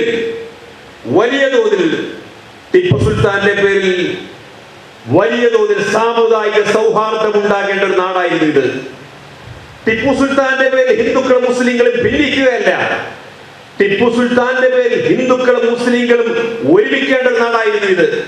പക്ഷേ ടിപ്പു സുൽത്താന്റെ യഥാർത്ഥ ചരിത്രം മറച്ചുവെച്ച് ടിപ്പു സുൽത്താനെ കുറിച്ച് ബ്രിട്ടീഷുകാർ എഴുതി വെച്ച വിഷം വമിക്കുന്ന ചരിത്രമാണ് ഇവിടെ എഴുതി വെച്ചിട്ടുള്ളത്. ആ എഴുതി വെച്ച ചരിത്രത്തെ പൂർണ്ണമായി ഖണ്ഡിക്കുന്ന ഒരു പരാമർശം ഞാൻ നിങ്ങളുടെ മുമ്പിൽ വായിച്ചു കേൾപ്പിക്കാം. ഇന്ത്യയിലെ സുപ്രീം കോടതിയുടെ ജഡ്ജായിരുന്ന, ഇന്ത്യയിലെ മതരാഷ്ട്രീയ സാമൂഹ്യ മേഖലകളിൽ ശ്രദ്ധേയമായ ഇടപെടൽ നടത്തിക്കൊണ്ടിരിക്കുന്ന വളരെ പ്രമുഖനായ വ്യക്തിത്വമാണ് ജസ്റ്റിസ് മാർക്കണ്ഡേയ കട്ജു. ഒരാൾക്കും ഇന്ത്യയിൽ നിഷേധിക്കാൻ കഴിയാത്ത, ഇന്ത്യയിലെ പ്രസ് കൗൺസിലിന്റെ പ്രസിഡന്റായിരുന്ന, സുപ്രീം കോടതിയിലെ ജഡ്ജായിരുന്ന, ന്യായാധിപനായിരുന്ന, ഇന്ത്യയിലെ സാമൂഹിക ചരിത്ര രാഷ്ട്രീയ മേഖലകളിലൊക്കെ ശ്രദ്ധേയമായ ഇടപെടൽ നടത്തുന്ന, മുസ്ലിങ്ങളുമായി ഒരു ബന്ധവുമില്ലാത്ത മാർക്കണ്ഡേയ കട്ജു എഴുതിയിട്ടുള്ള ഒരു ലേഖനത്തിലെ ടിപ്പു സുൽത്താനെ കുറിച്ചുള്ള ഒരു പരാമർശം ഞാൻ നിങ്ങൾക്ക് മുമ്പിൽ വായിക്കാം. മാർക്കണ്ഡേയ കട്ജു എഴുതുന്നു, 156 ഹിന്ദു ക്ഷേത്രങ്ങൾക്ക് ടിപ്പു സുൽത്താൻ സഹായധനം നൽകി പോന്നു. ടിപ്പുവിന്റെ പ്രധാനമന്ത്രിയായിരുന്ന പുനയും സൈനിക മേധാവി കൃഷ്ണറാവു, ഖജാൻജി കൃഷ്ണറാവു, കാവൽ സേനയുടെ തലപ്പത്ത് അയ്യങ്കാർ സഹോദരന്മാർ, ദിവാനായിരുന്ന കൃഷ്ണാചാര്യ പൂർണിയ, പേഷ്കറായിരുന്ന സുബ്ബറാവു, പ്രധാന നിയമകാര്യകർത്താക്കളായ മുൽചന്ദ്, സുജൻ രായ് തുടങ്ങിയ നിരവധി പേർ ഹിന്ദുമത വിശ്വാസികളായിരുന്നു. ശൃംഗേരിയിലെ ശങ്കരാചാര്യർക്ക് ടിപ്പു 30 തവണ സഹായം നൽകിയതിൽ തെളിവുകൾ കത്തുകളുടെ രൂപത്തിൽ നിലനിൽക്കുന്നു. 1977 BN പാണ്ഡെ രാജ്യസഭയിൽ നടത്തിയ ഒരു പ്രഭാഷണത്തെ ഉദ്ധരിച്ചുകൊണ്ടാണ് മാർക്കണ്ഡേയ കട്ജു ഈ പരാമർശം നടത്തുന്നത്. ഞാൻ പറയുന്നത് എവിടെയെങ്കിലും ആരെങ്കിലും എഴുതി വെച്ച ഒരു മാറോലയല്ല. ഇന്ത്യയുടെ രാജ്യസഭയിൽ BN പാണ്ഡെ നടത്തിയിട്ടുള്ള ശ്രദ്ധേയമായ ഒരു പ്രഭാഷണത്തെ ഉദ്ധരിച്ചുകൊണ്ട് സുപ്രീം കോടതിയുടെ ജഡ്ജായിരുന്ന പ്രസ് കൗൺസിൽ ഓഫ് ഇന്ത്യയുടെ പ്രസ് ചെയർമാനായിരുന്ന മാർക്കണ്ഡേയ കട്ജു നടത്തുന്നു. ടിപ്പു സുൽത്താൻ 156 ഹിന്ദു ക്ഷേത്രങ്ങൾക്ക് നിരന്തരമായ ധനസഹായം നൽകിയിരുന്നു. ടിപ്പു സുൽത്താന്റെ ഉന്നത സൈനിക ഉദ്യോഗസ്ഥർ ഉൾപ്പെടെ ഹൈന്ദവ സഹോദരങ്ങളായിരുന്നു. ഈ ടിപ്പു സുൽത്താൻ എങ്ങനെയാണ് മതഭ്രാന്തനാകുന്നത്? ഈ ടിപ്പു സുൽത്താൻ എങ്ങനെയാണ് മുസ്ലിം വിരുദ്ധനാകുന്നത്? ഈ ടിപ്പു സുൽത്താൻ എങ്ങനെയാണ് വർഗീയ സംഘർഷങ്ങൾക്ക് നേതൃത്വം കൊടുക്കുന്നത്? ഈ ടിപ്പു സുൽത്താൻ എങ്ങനെയാണ് ഹിന്ദു ക്ഷേത്രങ്ങൾ തകർക്കുന്നത്? ഈ ടിപ്പു സുൽത്താൻ എങ്ങനെയാണ് ഹിന്ദു ക്ഷേത്രങ്ങൾ കൊള്ളയടിക്കുന്നത്? നിങ്ങൾ ആലോചിക്കണം. ഏതെങ്കിലും മുസ്ലിം ചരിത്രകാരന്റെ ഭാഗമല്ല ഞാൻ ഉദ്ധരിച്ചത്. ഇതിൽ മുസ്ലിം പങ്കേയില്ല. ഇന്ത്യയുടെ പാർലമെന്റിൽ രാജ്യസഭയിൽ BN പാണ്ഡെയുടെ പ്രസംഗം, ആ പ്രസംഗം ഉദ്ധരിച്ചത് മാർക്കണ്ഡേയ കട്ജു. മാർക്കണ്ഡേയ കട്ജു സുപ്രീം കോടതിയുടെ മുൻ ന്യായാധിപനാണ്. ഇന്ത്യയിലെ മുഴുവൻ മാധ്യമ പ്രവർത്തനങ്ങൾക്ക് നേതൃത്വം കൊടുക്കുന്ന പ്രസ് കൗൺസിൽ ഓഫ് ഇന്ത്യയുടെ ചെയർമാനായിരുന്നു. ആർക്ക് നിഷേധിക്കാനാകും? RSSകാരൻ നിഷേധിക്കാൻ കഴിയോ? ഇവിടെ ചരിത്ര ഗവേഷക കൗൺസിൽ RSSകാരാൽ കുത്തി നിറക്കപ്പെട്ട ആ ചരിത്ര ഗവേഷക കൗൺസിലിന് നിഷേധിക്കാൻ കഴിയുമോ? മാർക്കണ്ഡേയ കട്ജു അവസാനിപ്പിക്കുന്നില്ല. 1791 മറാത്ത സേനാധിപനായ പരശുരാം ഭാവയുടെ നേതൃത്വത്തിൽ ശൃംഗേരി മഠം കൊള്ളയടിച്ചു. മുസ്ലിം അല്ല കൊള്ളയടിച്ചത്. പരശുരാം ഭാവയുടെ നേതൃത്വത്തിൽ ശൃംഗേരി മഠം കൊള്ളയടിച്ചു. ശ്രീ ശാരദാദേവി ക്ഷേത്രം ആക്രമിക്കുകയും ചെയ്തു. അതെല്ലാം ചെയ്ത് ഒളിച്ചോടിപ്പോയ ശങ്കരാചാര്യർ ആയിരുന്ന സച്ചിദാനന്ദ ഭാരതി മൂന്നാമൻ സഹായം തേടിയത് ടിപ്പു സുൽത്താനോടായിരുന്നു. ടിപ്പു സുൽത്താൻ കൊള്ളയടിച്ചിരുന്നുവെങ്കിൽ ടിപ്പു സുൽത്താനോട് സഹായം തേടുമായിരുന്നില്ല. ഒരു മുസ്ലിം ഭരണാധികാരിയാണ് ശൃംഗേരി മഠം കൊള്ളയടിച്ചതെങ്കിൽ മുസ്ലിം ഭരണാധികാരിയായിരുന്ന ടിപ്പു സുൽത്താനോട് സഹായം തേടുമായിരുന്നില്ല. ഞാൻ ഒരിക്കൽ കൂടി വായിക്കാം. മറാത്ത സേനാധിപതിയായ പരശുരാം ഭാവയുടെ നേതൃത്വത്തിൽ ശൃംഗേരി മഠം കൊള്ളയടിക്കുകയും ശ്രീ ശാരദാദേവി ക്ഷേത്രം ആക്രമിക്കുകയും ചെയ്തപ്പോൾ ഒളിച്ചോടിപ്പോയ അന്നത്തെ ശങ്കരാചാര്യർ ആയിരുന്ന സച്ചിദാനന്ദ ഭാരതി മൂന്നാമൻ സഹായം തേടിയത് ടിപ്പു സുൽത്താന്റെ അടുത്താണ്. ഉടനെ തന്നെ ടിപ്പു ശങ്കരാചാര്യർക്ക് സഹായം അഭ്യർത്ഥിച്ച് സന്ദേശമയക്കുകയും മറാത്ത അക്രമികളെ തടയാൻ പടനീക്കത്തിന് ഉത്തരവിടുകയും ചെയ്തു. അത് മാത്രമല്ല, മഠവും ക്ഷേത്രവും വിഗ്രഹങ്ങളും പുനർനിർമ്മിക്കാൻ ആവശ്യമായ ധനവും സാമഗ്രികളും എത്തിച്ചു കൊടുക്കാൻ ടിപ്പു സുൽത്താൻ ഉത്തരവിട്ടു. AD 1000 നിർമ്മിച്ചുവെന്ന് കരുതപ്പെടുന്ന രംഗനാഥ സ്വാമി ക്ഷേത്രം ടിപ്പുവിന്റെ കൊട്ടാരത്തിന് വളരെ അടുത്തായിരുന്നു. ടിപ്പു ഒരു വർഗീയ ഭരണാധികാരി അല്ലാത്തതിനാൽ, ഇത് ഞാൻ ഉപയോഗിക്കുന്ന പ്രയോഗമല്ല, മാർക്കണ്ഡേയ കട്ജു പറയുന്നു, ടിപ്പു ഒരു വർഗീയ ഭരണാധികാരി അല്ലാത്തതിനാൽ ആ ക്ഷേത്രം തകർത്തില്ലെന്ന് മാത്രമല്ല, നിരവധി വിലപിടിച്ച വസ്തുക്കൾ ദാനമായി നൽകുകയും ചെയ്തതിന് രേഖകളുണ്ട്. ടിപ്പു 1782 1799 ഇടയിൽ ക്ഷേത്രങ്ങൾക്കായി 34 തവണ വസ്തുദാന പ്രമാണങ്ങൾ പ്രസിദ്ധം ചെയ്തിട്ടുണ്ട്. ഇവിടെ ക്ഷേത്രം കൊള്ളയടിക്കുകയല്ല ചെയ്തത്. കൊള്ളയടിക്കപ്പെട്ട ക്ഷേത്രങ്ങളെ സംരക്ഷിക്കാൻ ആ മറാത്ത ഭീകരവാദികൾക്കെതിരെ പട നയിക്കാൻ ഉത്തരവിട്ടയാളാണ് ടിപ്പു സുൽത്താൻ. ഞാനിതൊരു മുസ്ലിം ചരിത്രകാരനായി അല്ല ഉദ്ധരിക്കുന്നത്, ഞാൻ വീണ്ടും ആവർത്തിക്കുന്നു. ഏതെങ്കിലും ഇന്ന് മുസ്ലിം ചരിത്രകാരന്മാരായി അറിയപ്പെടുന്ന ആളുകളല്ല ഉദ്ധരിക്കുന്നത്. മാർക്കണ്ഡേയ കഡ്ജു എന്ന് പറയുന്ന സുപ്രീം കോടതിയുടെ മുൻ ന്യായാധിപൻ എഴുതപ്പെട്ട ഈ ചരിത്രത്തിന്റെ ഒരു പരാമർശം പോലും ഈ നിമിഷം വരെ നിഷേധിക്കാൻ കേരളത്തിലെ ഒരു RSSകാരനായ BJP-കാരനായ ചരിത്രകാരന് മുന്നോട്ട് വന്നിട്ടില്ല. ഇതാണ് നമ്മുടെ രാജ്യത്തിന്റെ ചരിത്രം. ഞാൻ കർണാടകയിൽ സംസാരിക്കുന്നത് കൊണ്ട് ടിപ്പു സുൽത്താൻ ഉദ്ധരിച്ചു എന്ന് മാത്രം. ഔറംഗസീബിനെ പരിശോധിച്ചാൽ, ബാബറെ പരിശോധിച്ചാൽ, ബാബർ മുതൽ ബഹദൂർ ഷാ സഫർ വരെ നീണ്ടു നിൽക്കുന്ന മുഗൾ ചക്രവർത്തിമാരെ മുഴുവൻ പരിശോധിച്ചാൽ അവരിവിടെ രാഷ്ട്രീയമായ കാര്യങ്ങൾക്ക് വേണ്ടി ഒരുപക്ഷെ അക്രമങ്ങൾ നടത്തിയിട്ടുണ്ടാകും.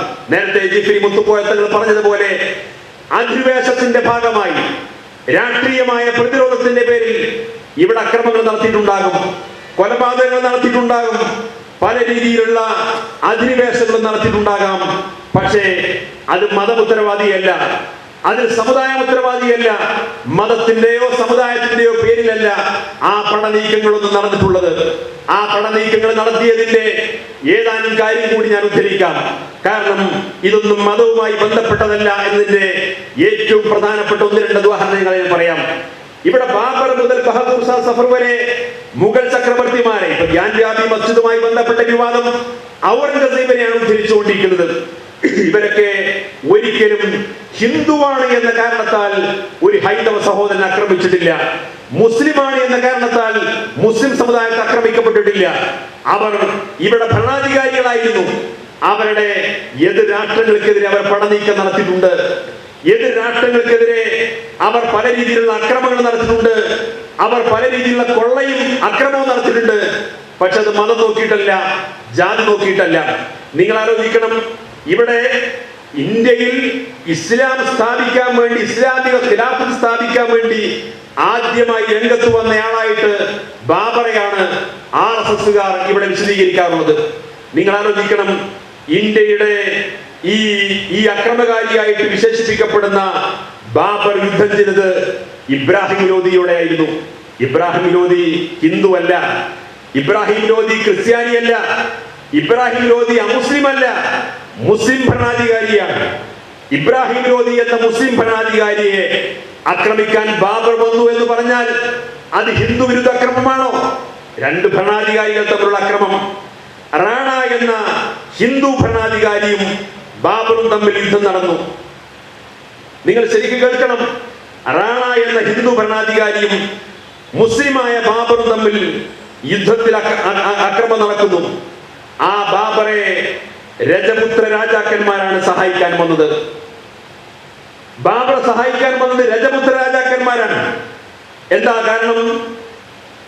റാണ എന്ന ഹിന്ദു രാജാവിനെ ആക്രമിക്കാൻ ബാബർ വരുമ്പോ ബാബറിനെ സഹായിക്കാൻ മറ്റ് മുസ്ലിങ്ങളല്ല കടന്നു വരുന്നത്, ഹിന്ദുക്കളായ രജപുത്ര രാജാക്കന്മാർ. എന്താണ് ഇതിന് കാരണം? ഇത് ഹിന്ദുക്കളും മുസ്ലിങ്ങളും തമ്മിലുള്ള യുദ്ധമല്ല, ഇത് 2 രാജ്യങ്ങൾ തമ്മിലുള്ള യുദ്ധമാണ്. ആ യുദ്ധത്തിൽ ബാബറെ സഹായിക്കാൻ രജപുത്ര രാജാക്കന്മാർ കടന്നു വന്നു. ഹുമയൂൺ ചക്രവർത്തി പരാജയപ്പെട്ടത് ഷേർഷ എന്ന മുസ്ലിം രാജാവിനോടായിരുന്നു. ഷേർഷയും ഹുമയൂണും മുസ്ലിങ്ങളായിരുന്നു. ഹിന്ദുക്കളും മുസ്ലിങ്ങളും തമ്മിലുള്ള തർക്കമായിരുന്നു. 2 മുസ്ലിം ഭരണാധികാരികൾ തമ്മിലുള്ള തർക്കമായിരുന്നു. ഔറംഗസീബ് എന്ന് പറയുന്ന വലിയ തോതിൽ വർഗീയവാദിയായി ഇന്ന് RSS ചിത്രീകരിക്കാൻ ശ്രമിച്ചുകൊണ്ടിരിക്കുന്ന, ഔറംഗാബാദ് എന്ന് പറയപ്പെടുന്ന പേര് പോലും മാറ്റാൻ ശ്രമിച്ചുകൊണ്ടിരിക്കുന്ന, ഡൽഹിയിൽ ഔറംഗസീബിന്റെ പേരിലുള്ള പേര് പോലും റോഡ് പേര് മാറ്റാൻ ശ്രമിച്ചുകൊണ്ടിരിക്കുന്ന ഇവർ ചിന്തിക്കേണ്ട കാര്യം, ഔറംഗസീബിന് യുദ്ധത്തിൽ സഹായികളായി 2 ഹിന്ദു ജനറൽമാരുണ്ടായിരുന്നു.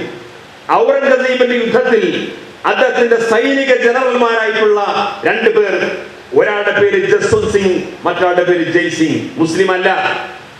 ഔറംഗസീബ് ഹിന്ദു മുസ്ലിം വർഗീയവാദിയായിരുന്നുവെങ്കിൽ, ഔറംഗസീബ് ഹിന്ദു വിരുദ്ധനായിരുന്നുവെങ്കിൽ, ജസ്വന്ത് സിംഗ് എന്ന് പറയുന്ന, ജയ് സിംഗ് എന്ന് പറയുന്ന അമുസ്ലിങ്ങളായ 2 സൈനിക തലവന്മാരെ ഔറംഗസീബ് മുന്നിൽ നിർത്തിക്കൊണ്ട് പട നയിക്കുമായിരുന്നു. ഇനി നിങ്ങൾ പരിശോധിച്ച് നോക്ക്, ശിവജിയാണ് ഇപ്പോഴും വലിയ പ്രകീർത്തിക്കപ്പെടുന്ന ഒരു ഹിന്ദു പടയോട്ടം നടത്തിയിട്ടുള്ള ഒരു ഭരണാധികാരി. ആരായിരുന്നു ശിവജിയുടെ സൈനിക തലവന്മാർ?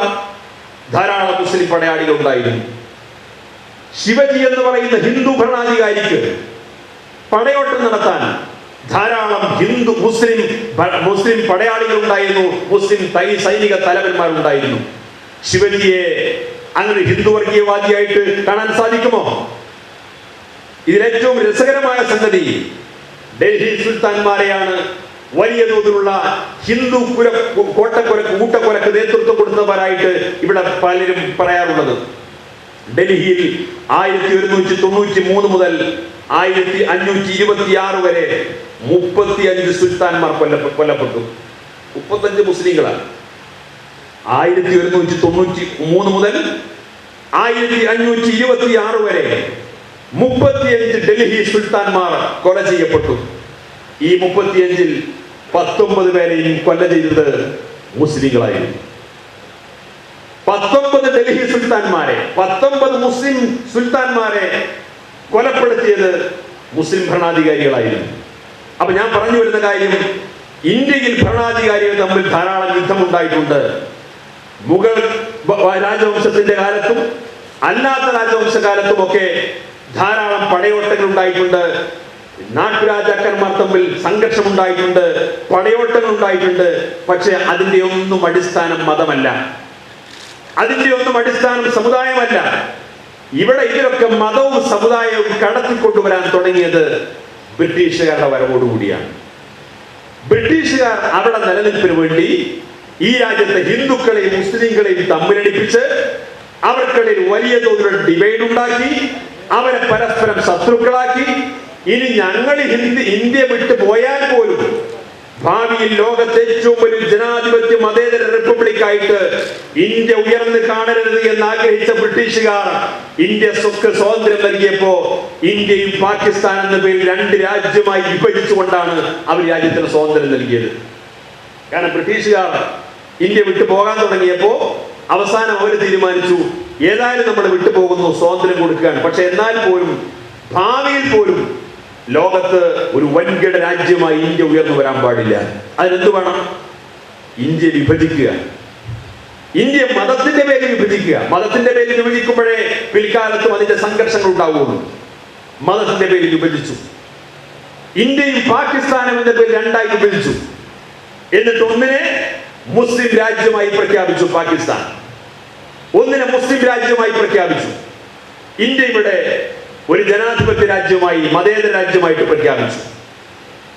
അപ്പൊ കാലാകാലം ഇതാ പാകിസ്ഥാൻ എന്ന് ചൂണ്ടിക്കാണിച്ചുകൊണ്ട് ഇന്ത്യയിലെ വർഗീയവാദികൾക്ക് ഇതാ മുസ്ലിങ്ങളെ ചൂണ്ടിക്കാണിച്ചുകൊണ്ട് നിങ്ങളൊക്കെ അങ്ങോട്ട് പോകേണ്ടവരാണ് എന്ന് പറഞ്ഞ് പാകിസ്ഥാനെ ചൂണ്ടിയിട്ട് പിൽക്കാലത്തും ബ്രിട്ടീഷുകാർ ഇവിടെ വിത്ത് പാകിയിട്ടുള്ള ആ വർഗീയതയെ ഊതി വീർപ്പിച്ച് വീണ്ടും സംഘർഷം ഉണ്ടാക്കാൻ പറ്റും. ബ്രിട്ടീഷുകാരുടെ ഉദ്ദേശം കൃത്യമായി ഇന്ന് RSSകാർ ഇവിടെ സഫലമാക്കിക്കൊണ്ടിരിക്കുന്നു. പക്ഷേ ഇവിടെ ഒരു കാര്യം ബന്ധപ്പെട്ട ആളുകൾ തിരിച്ചറിയണം. ഇന്ത്യയും പാകിസ്ഥാനും 2ആയി വിഭജിച്ച് ഈ രാജ്യത്തിന് സ്വാതന്ത്ര്യം നൽകിയ സമയത്ത് ഇന്ത്യയിൽ 6.5 കോടി മുസ്ലിങ്ങൾ അവശേഷിക്കുന്നുണ്ടായിരുന്നു. 6.5 കോടി മുസ്ലിങ്ങൾ പറഞ്ഞത്, ഞങ്ങൾക്ക് ഞങ്ങളുടെ സ്വന്തം മതത്തിന്റെയും സമുദായത്തിന്റെയും പേരിൽ ഒരു രാഷ്ട്രം സൃഷ്ടിക്കപ്പെടുന്നുവെങ്കിൽ പോലും ഞങ്ങൾ ജനിച്ചു ജീവിച്ച ഇന്ത്യയിലാണ്, ഈ മതേതര ജനാധിപത്യ രാജ്യത്താണ് ഞങ്ങൾ ശിഷ്ടകാലവും ജീവിക്കാൻ ആഗ്രഹിക്കുന്നത് എന്ന് പറയുന്ന 6.5 കോടി മുസ്ലിങ്ങൾ ഇന്ത്യയിൽ ഉണ്ടായിരുന്നു. ഞങ്ങൾ പാകിസ്ഥാനിലേക്ക് പോകുന്നില്ല, ഞങ്ങൾക്ക് ഞങ്ങളുടെ മതത്തിന്റെയും സമുദായത്തിന്റെയും പേരിൽ ഒരു രാജ്യം വെച്ച് നീട്ടിയിട്ടുണ്ട്, പോകുന്നവർ പോകട്ടെ. പക്ഷേ 6.5 കോടി മുസ്ലിങ്ങൾ പറഞ്ഞു, ഞങ്ങൾ പാകിസ്ഥാനിലേക്കില്ല. അന്ന് പാകിസ്ഥാനിലേക്ക് പോകാതെ ഇന്ത്യയിൽ അവശേഷിച്ച ഞങ്ങൾക്ക് മതത്തിന്റെയും സമുദായത്തിന്റെയും പേരിലുള്ള രാജ്യമല്ല വേണ്ടത്, ഞങ്ങൾക്ക് ഹിന്ദു മുസ്ലിമും ക്രിസ്ത്യാനിയും മതമുള്ളവരും മതമില്ലാത്തവരും ഒരുമിച്ച് ജീവിക്കുന്ന മതേതര ഇന്ത്യയാണ് വേണ്ടത് എന്ന് പറഞ്ഞ 6.5 കോടി മുസ്ലിങ്ങളുടെ പിന്മുറക്കാരാണ് നമ്മൾ ഇവിടെ ഒരുമിച്ച് കൂടിയിട്ടുള്ള മുസ്ലിങ്ങൾ. ആ 6.5 കോടി മുസ്ലിങ്ങളുടെ പിന്മുറക്കാരാണ് നമ്മൾ. 6.5 കോടി മുസ്ലിങ്ങളുടെ പിന്മുറക്കാരായ നമ്മൾ ഇവിടെ ജീവിക്കുമ്പോൾ നമ്മൾ അറിയണം, നമ്മൾ ഈ രാജ്യത്തിന്റെ ഭരണഘടനയെ ബഹുമാനിക്കുന്നവരാണ്, ഈ രാജ്യത്തിന്റെ ജനാധിപത്യത്തെ ഉൾക്കൊള്ളുന്നവരാണ്. മതസഹിത മതേതരത്വമാണ് ഇന്ത്യയിലുള്ളത്. യൂറോപ്പിലെ പോലെയുള്ള പാശ്ചാത്യ രാജ്യങ്ങളിലെ പോലെയുള്ള മതവിരുദ്ധമായ മതേതരത്വമല്ല, മതസഹിതമായ മതേതരത്വം, മതത്തെ ഉൾക്കൊള്ളുന്ന മതേതരത്വം. ഏതൊരുത്തന്റെയും വിശ്വാസത്തെയും സംസ്കാരത്തെയും ഭാഷയെയും ആചാരങ്ങളെയും അനുഷ്ഠാനങ്ങളെയും ഉൾക്കൊള്ളുന്ന യൂണിറ്റി ഇൻ ഡൈവേഴ്സിറ്റി എന്ന് പറയുന്ന വൈവിധ്യത്തിൽ ഏകത്വം കാണുന്ന ഇന്ത്യയാണ്. ആ ഇന്ത്യയാണ് ഇവിടെ സംരക്ഷിക്കപ്പെടേണ്ടത്. ആ ഇന്ത്യയെ ഇന്ന് മതത്തിന്റെ പേരിൽ വെട്ടിമുറിക്കാൻ, ഇവിടെ വർഗീയതയുണ്ടാക്കാൻ, സംഘർഷമുണ്ടാക്കാൻ ഇവിടെ സംഘപരിവാറിന്റെ നേതൃത്വത്തിൽ ശ്രമിച്ചുകൊണ്ടിരിക്കുന്നുണ്ട്. മുഗൾ രാജാക്കന്മാരെയൊക്കെ വലിയ ദേശദ്രോഹികളും ഹിന്ദു വിരുദ്ധരും ഇന്ത്യ വിരുദ്ധരുമായിട്ടൊക്കെ വിശേഷിപ്പിക്കപ്പെടുന്ന ആളുകളുടെ ഓർമ്മയിലേക്ക് ഒരു ചരിത്ര ശകലം കൂടി പറഞ്ഞാൽ ആ ഭാഗം ഒഴിവാക്കാം. മുഗൾ ചക്രവർത്തിമാരിൽ അവസാനത്തെ കണ്ണികളിൽ പ്രമുഖനായിരുന്ന 1857 ഒന്നാം സ്വാതന്ത്ര്യ സമരത്തിന് തുടക്കമിട്ട ധീരനായ ദേശാഭിമാനിയായ മുഗൾ ചക്രവർത്തിയായിരുന്നു ബഹദൂർ ഷാ സഫർ. ബഹദൂർ ഷാ സഫറിനെ ഏത് സമയത്തും ബ്രിട്ടീഷുകാർ അറസ്റ്റ് ചെയ്ത് ഒരുപക്ഷെ തൂക്കിലേറ്റി അല്ലെങ്കിൽ നാട് കടത്തപ്പെട്ട് കൊടിയ ശിക്ഷയ്ക്ക് വിധേയനാകുമെന്ന് ഉറപ്പായപ്പോ ബഹദൂർ ഷാ സഫർ അദ്ദേഹത്തിന്റെ മടിശീലയിൽ ഒരു പൊതി സ്ഥിരമായിട്ട് സൂക്ഷിക്കാൻ തുടങ്ങി. എന്താണ് പൊതിയൊന്നും ആർക്കും അറിയില്ല. അദ്ദേഹം മനസ്സിലാക്കി, ഏത് നിമിഷവും ഞാൻ പിടികൂടപ്പെടും, ഏത് സമയത്തും ബ്രിട്ടീഷുകാരാൽ ഞാൻ വെടിയേറ്റ് മരിക്കും, അല്ലെങ്കിൽ നാട് കടത്തപ്പെടും, തൂക്കിലേറ്റപ്പെടും. ആ ഒരു ധാരണയിലേക്ക് എത്തിയപ്പോ ബഹദൂർ ഷാ സഫർ തന്റെ മടശീലയിൽ ഒരു ചെറിയ പൊതി സൂക്ഷിക്കാൻ തുടങ്ങി, ഒരു ചെറിയ കിഴി സൂക്ഷിക്കാൻ തുടങ്ങി. ദിവസങ്ങൾക്കകം ബഹദൂർ ഷാ സഫർ ബ്രിട്ടീഷുകാരാൽ അറസ്റ്റ് ചെയ്യപ്പെട്ടു. റങ്കൂണിലേക്ക് നാട് കടത്തി.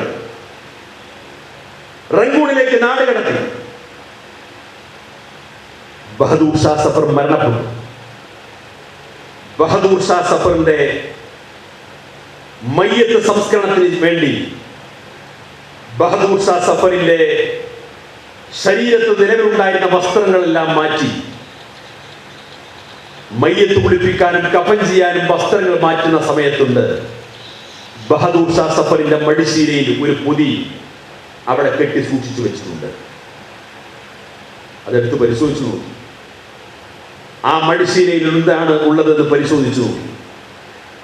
ആ മടിശീലയിൽ ഉണ്ടായിരുന്നത് ആ ബഹദൂർ ഷാ സഫർ ഒരു പൊതി.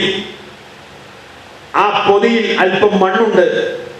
ആ മണ്ണിന്റെ കൂടെ ഒരു ചെറിയ കടലാസിന്റെ കഷ്ണവുമുണ്ട്.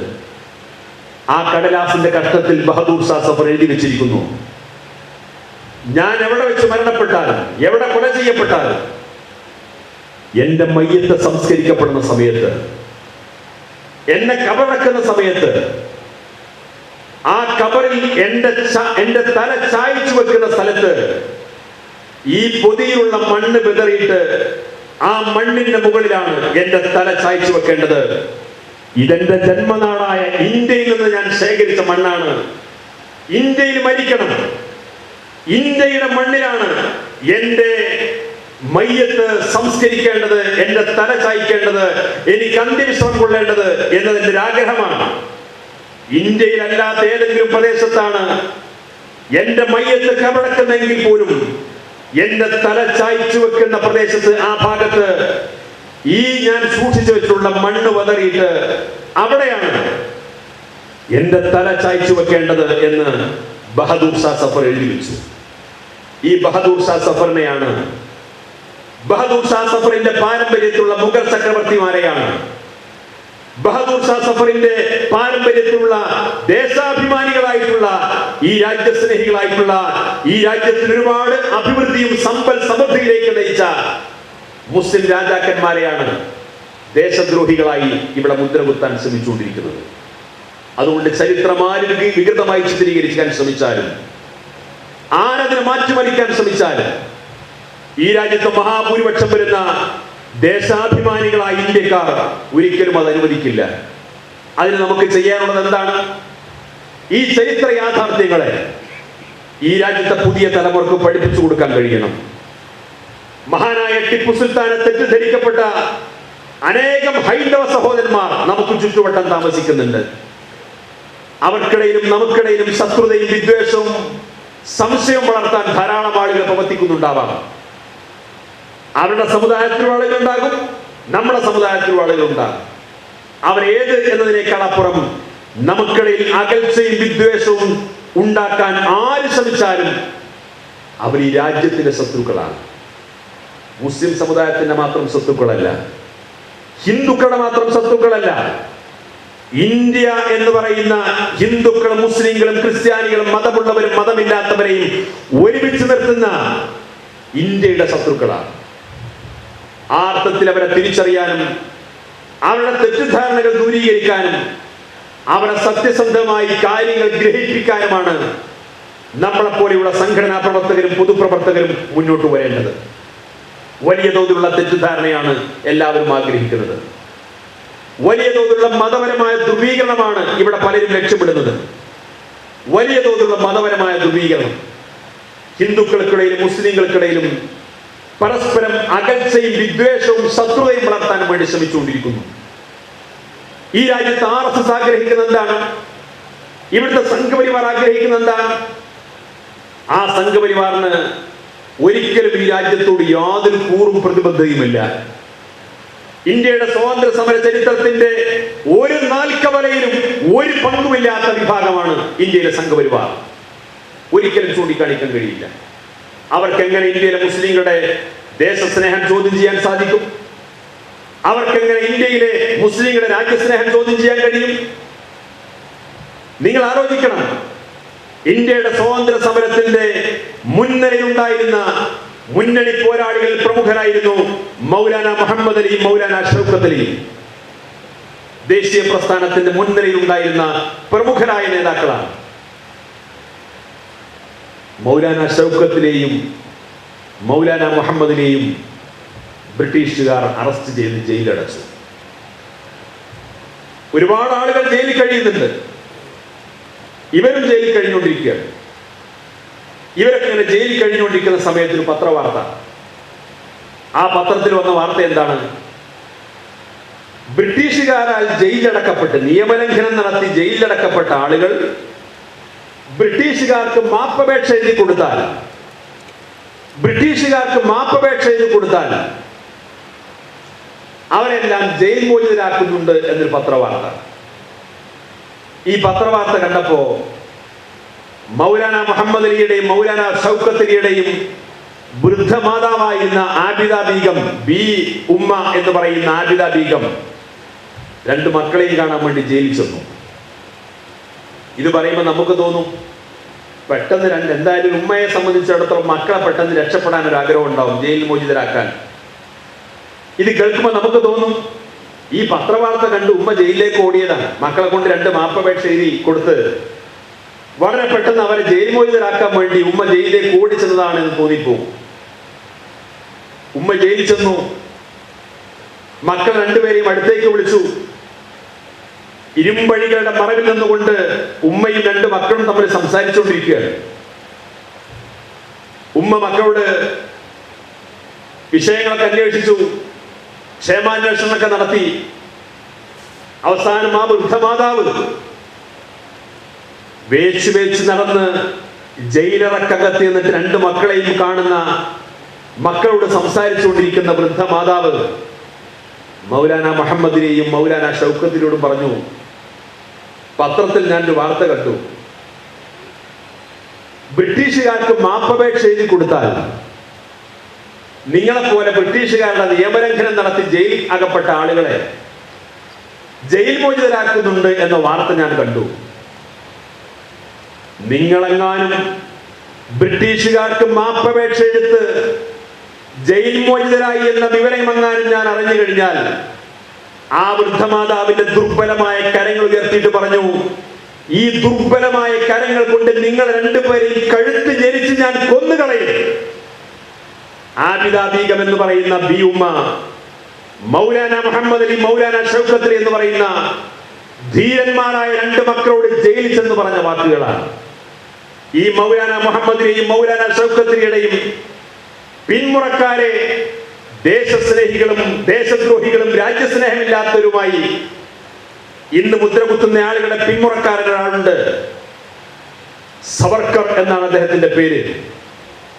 ഇന്നും സവർക്കറെ പുകഴ്ത്താനും പ്രകീർത്തിക്കാനും സവർക്ക് വേണ്ടി സെമിനാർ നടത്താനും പ്രബന്ധം നടത്താനും സംഘപരിവാർ നാട് മുഴുവൻ ചുറ്റി നടക്കുന്നുണ്ട്.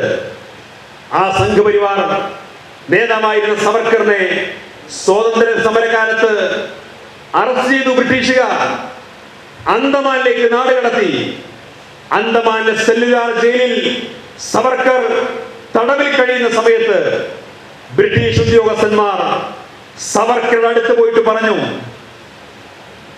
നിങ്ങൾ ബ്രിട്ടീഷ് ഗവൺമെന്റിന് മാപ്പപേക്ഷ എഴുതി തന്നാൽ, ജയിൽ മോചിതനായി കഴിഞ്ഞാൽ ഇനിയുള്ള ശിഷ്ടകാലം ബ്രിട്ടീഷുകാർക്കെതിരായിട്ടുള്ള ഒരു സമരത്തിലും പങ്കെടുക്കില്ല എന്ന് ഉറപ്പു തന്നാൽ, നിങ്ങളും നിങ്ങളുടെ കൂട്ടുകാരും കഴിവിന്റെ പരമാവധി ബ്രിട്ടീഷ് ഗവൺമെന്റിന് സൗകര്യപൂർവമായ അനുകൂലമായ സൗകര്യങ്ങളും സംവിധാനങ്ങളും പ്രോത്സാഹനം ചെയ്യുമെന്ന് ഉറപ്പു തന്നാൽ നിങ്ങളെ ജയിൽ മോചിതനാക്കാമെന്ന് പറഞ്ഞപ്പോ ആ ബ്രിട്ടീഷ് ഉദ്യോഗസ്ഥന്റെ ചെരുപ്പ് നക്കിയാളാണ് സാക്ഷാൽ സവർക്കർ.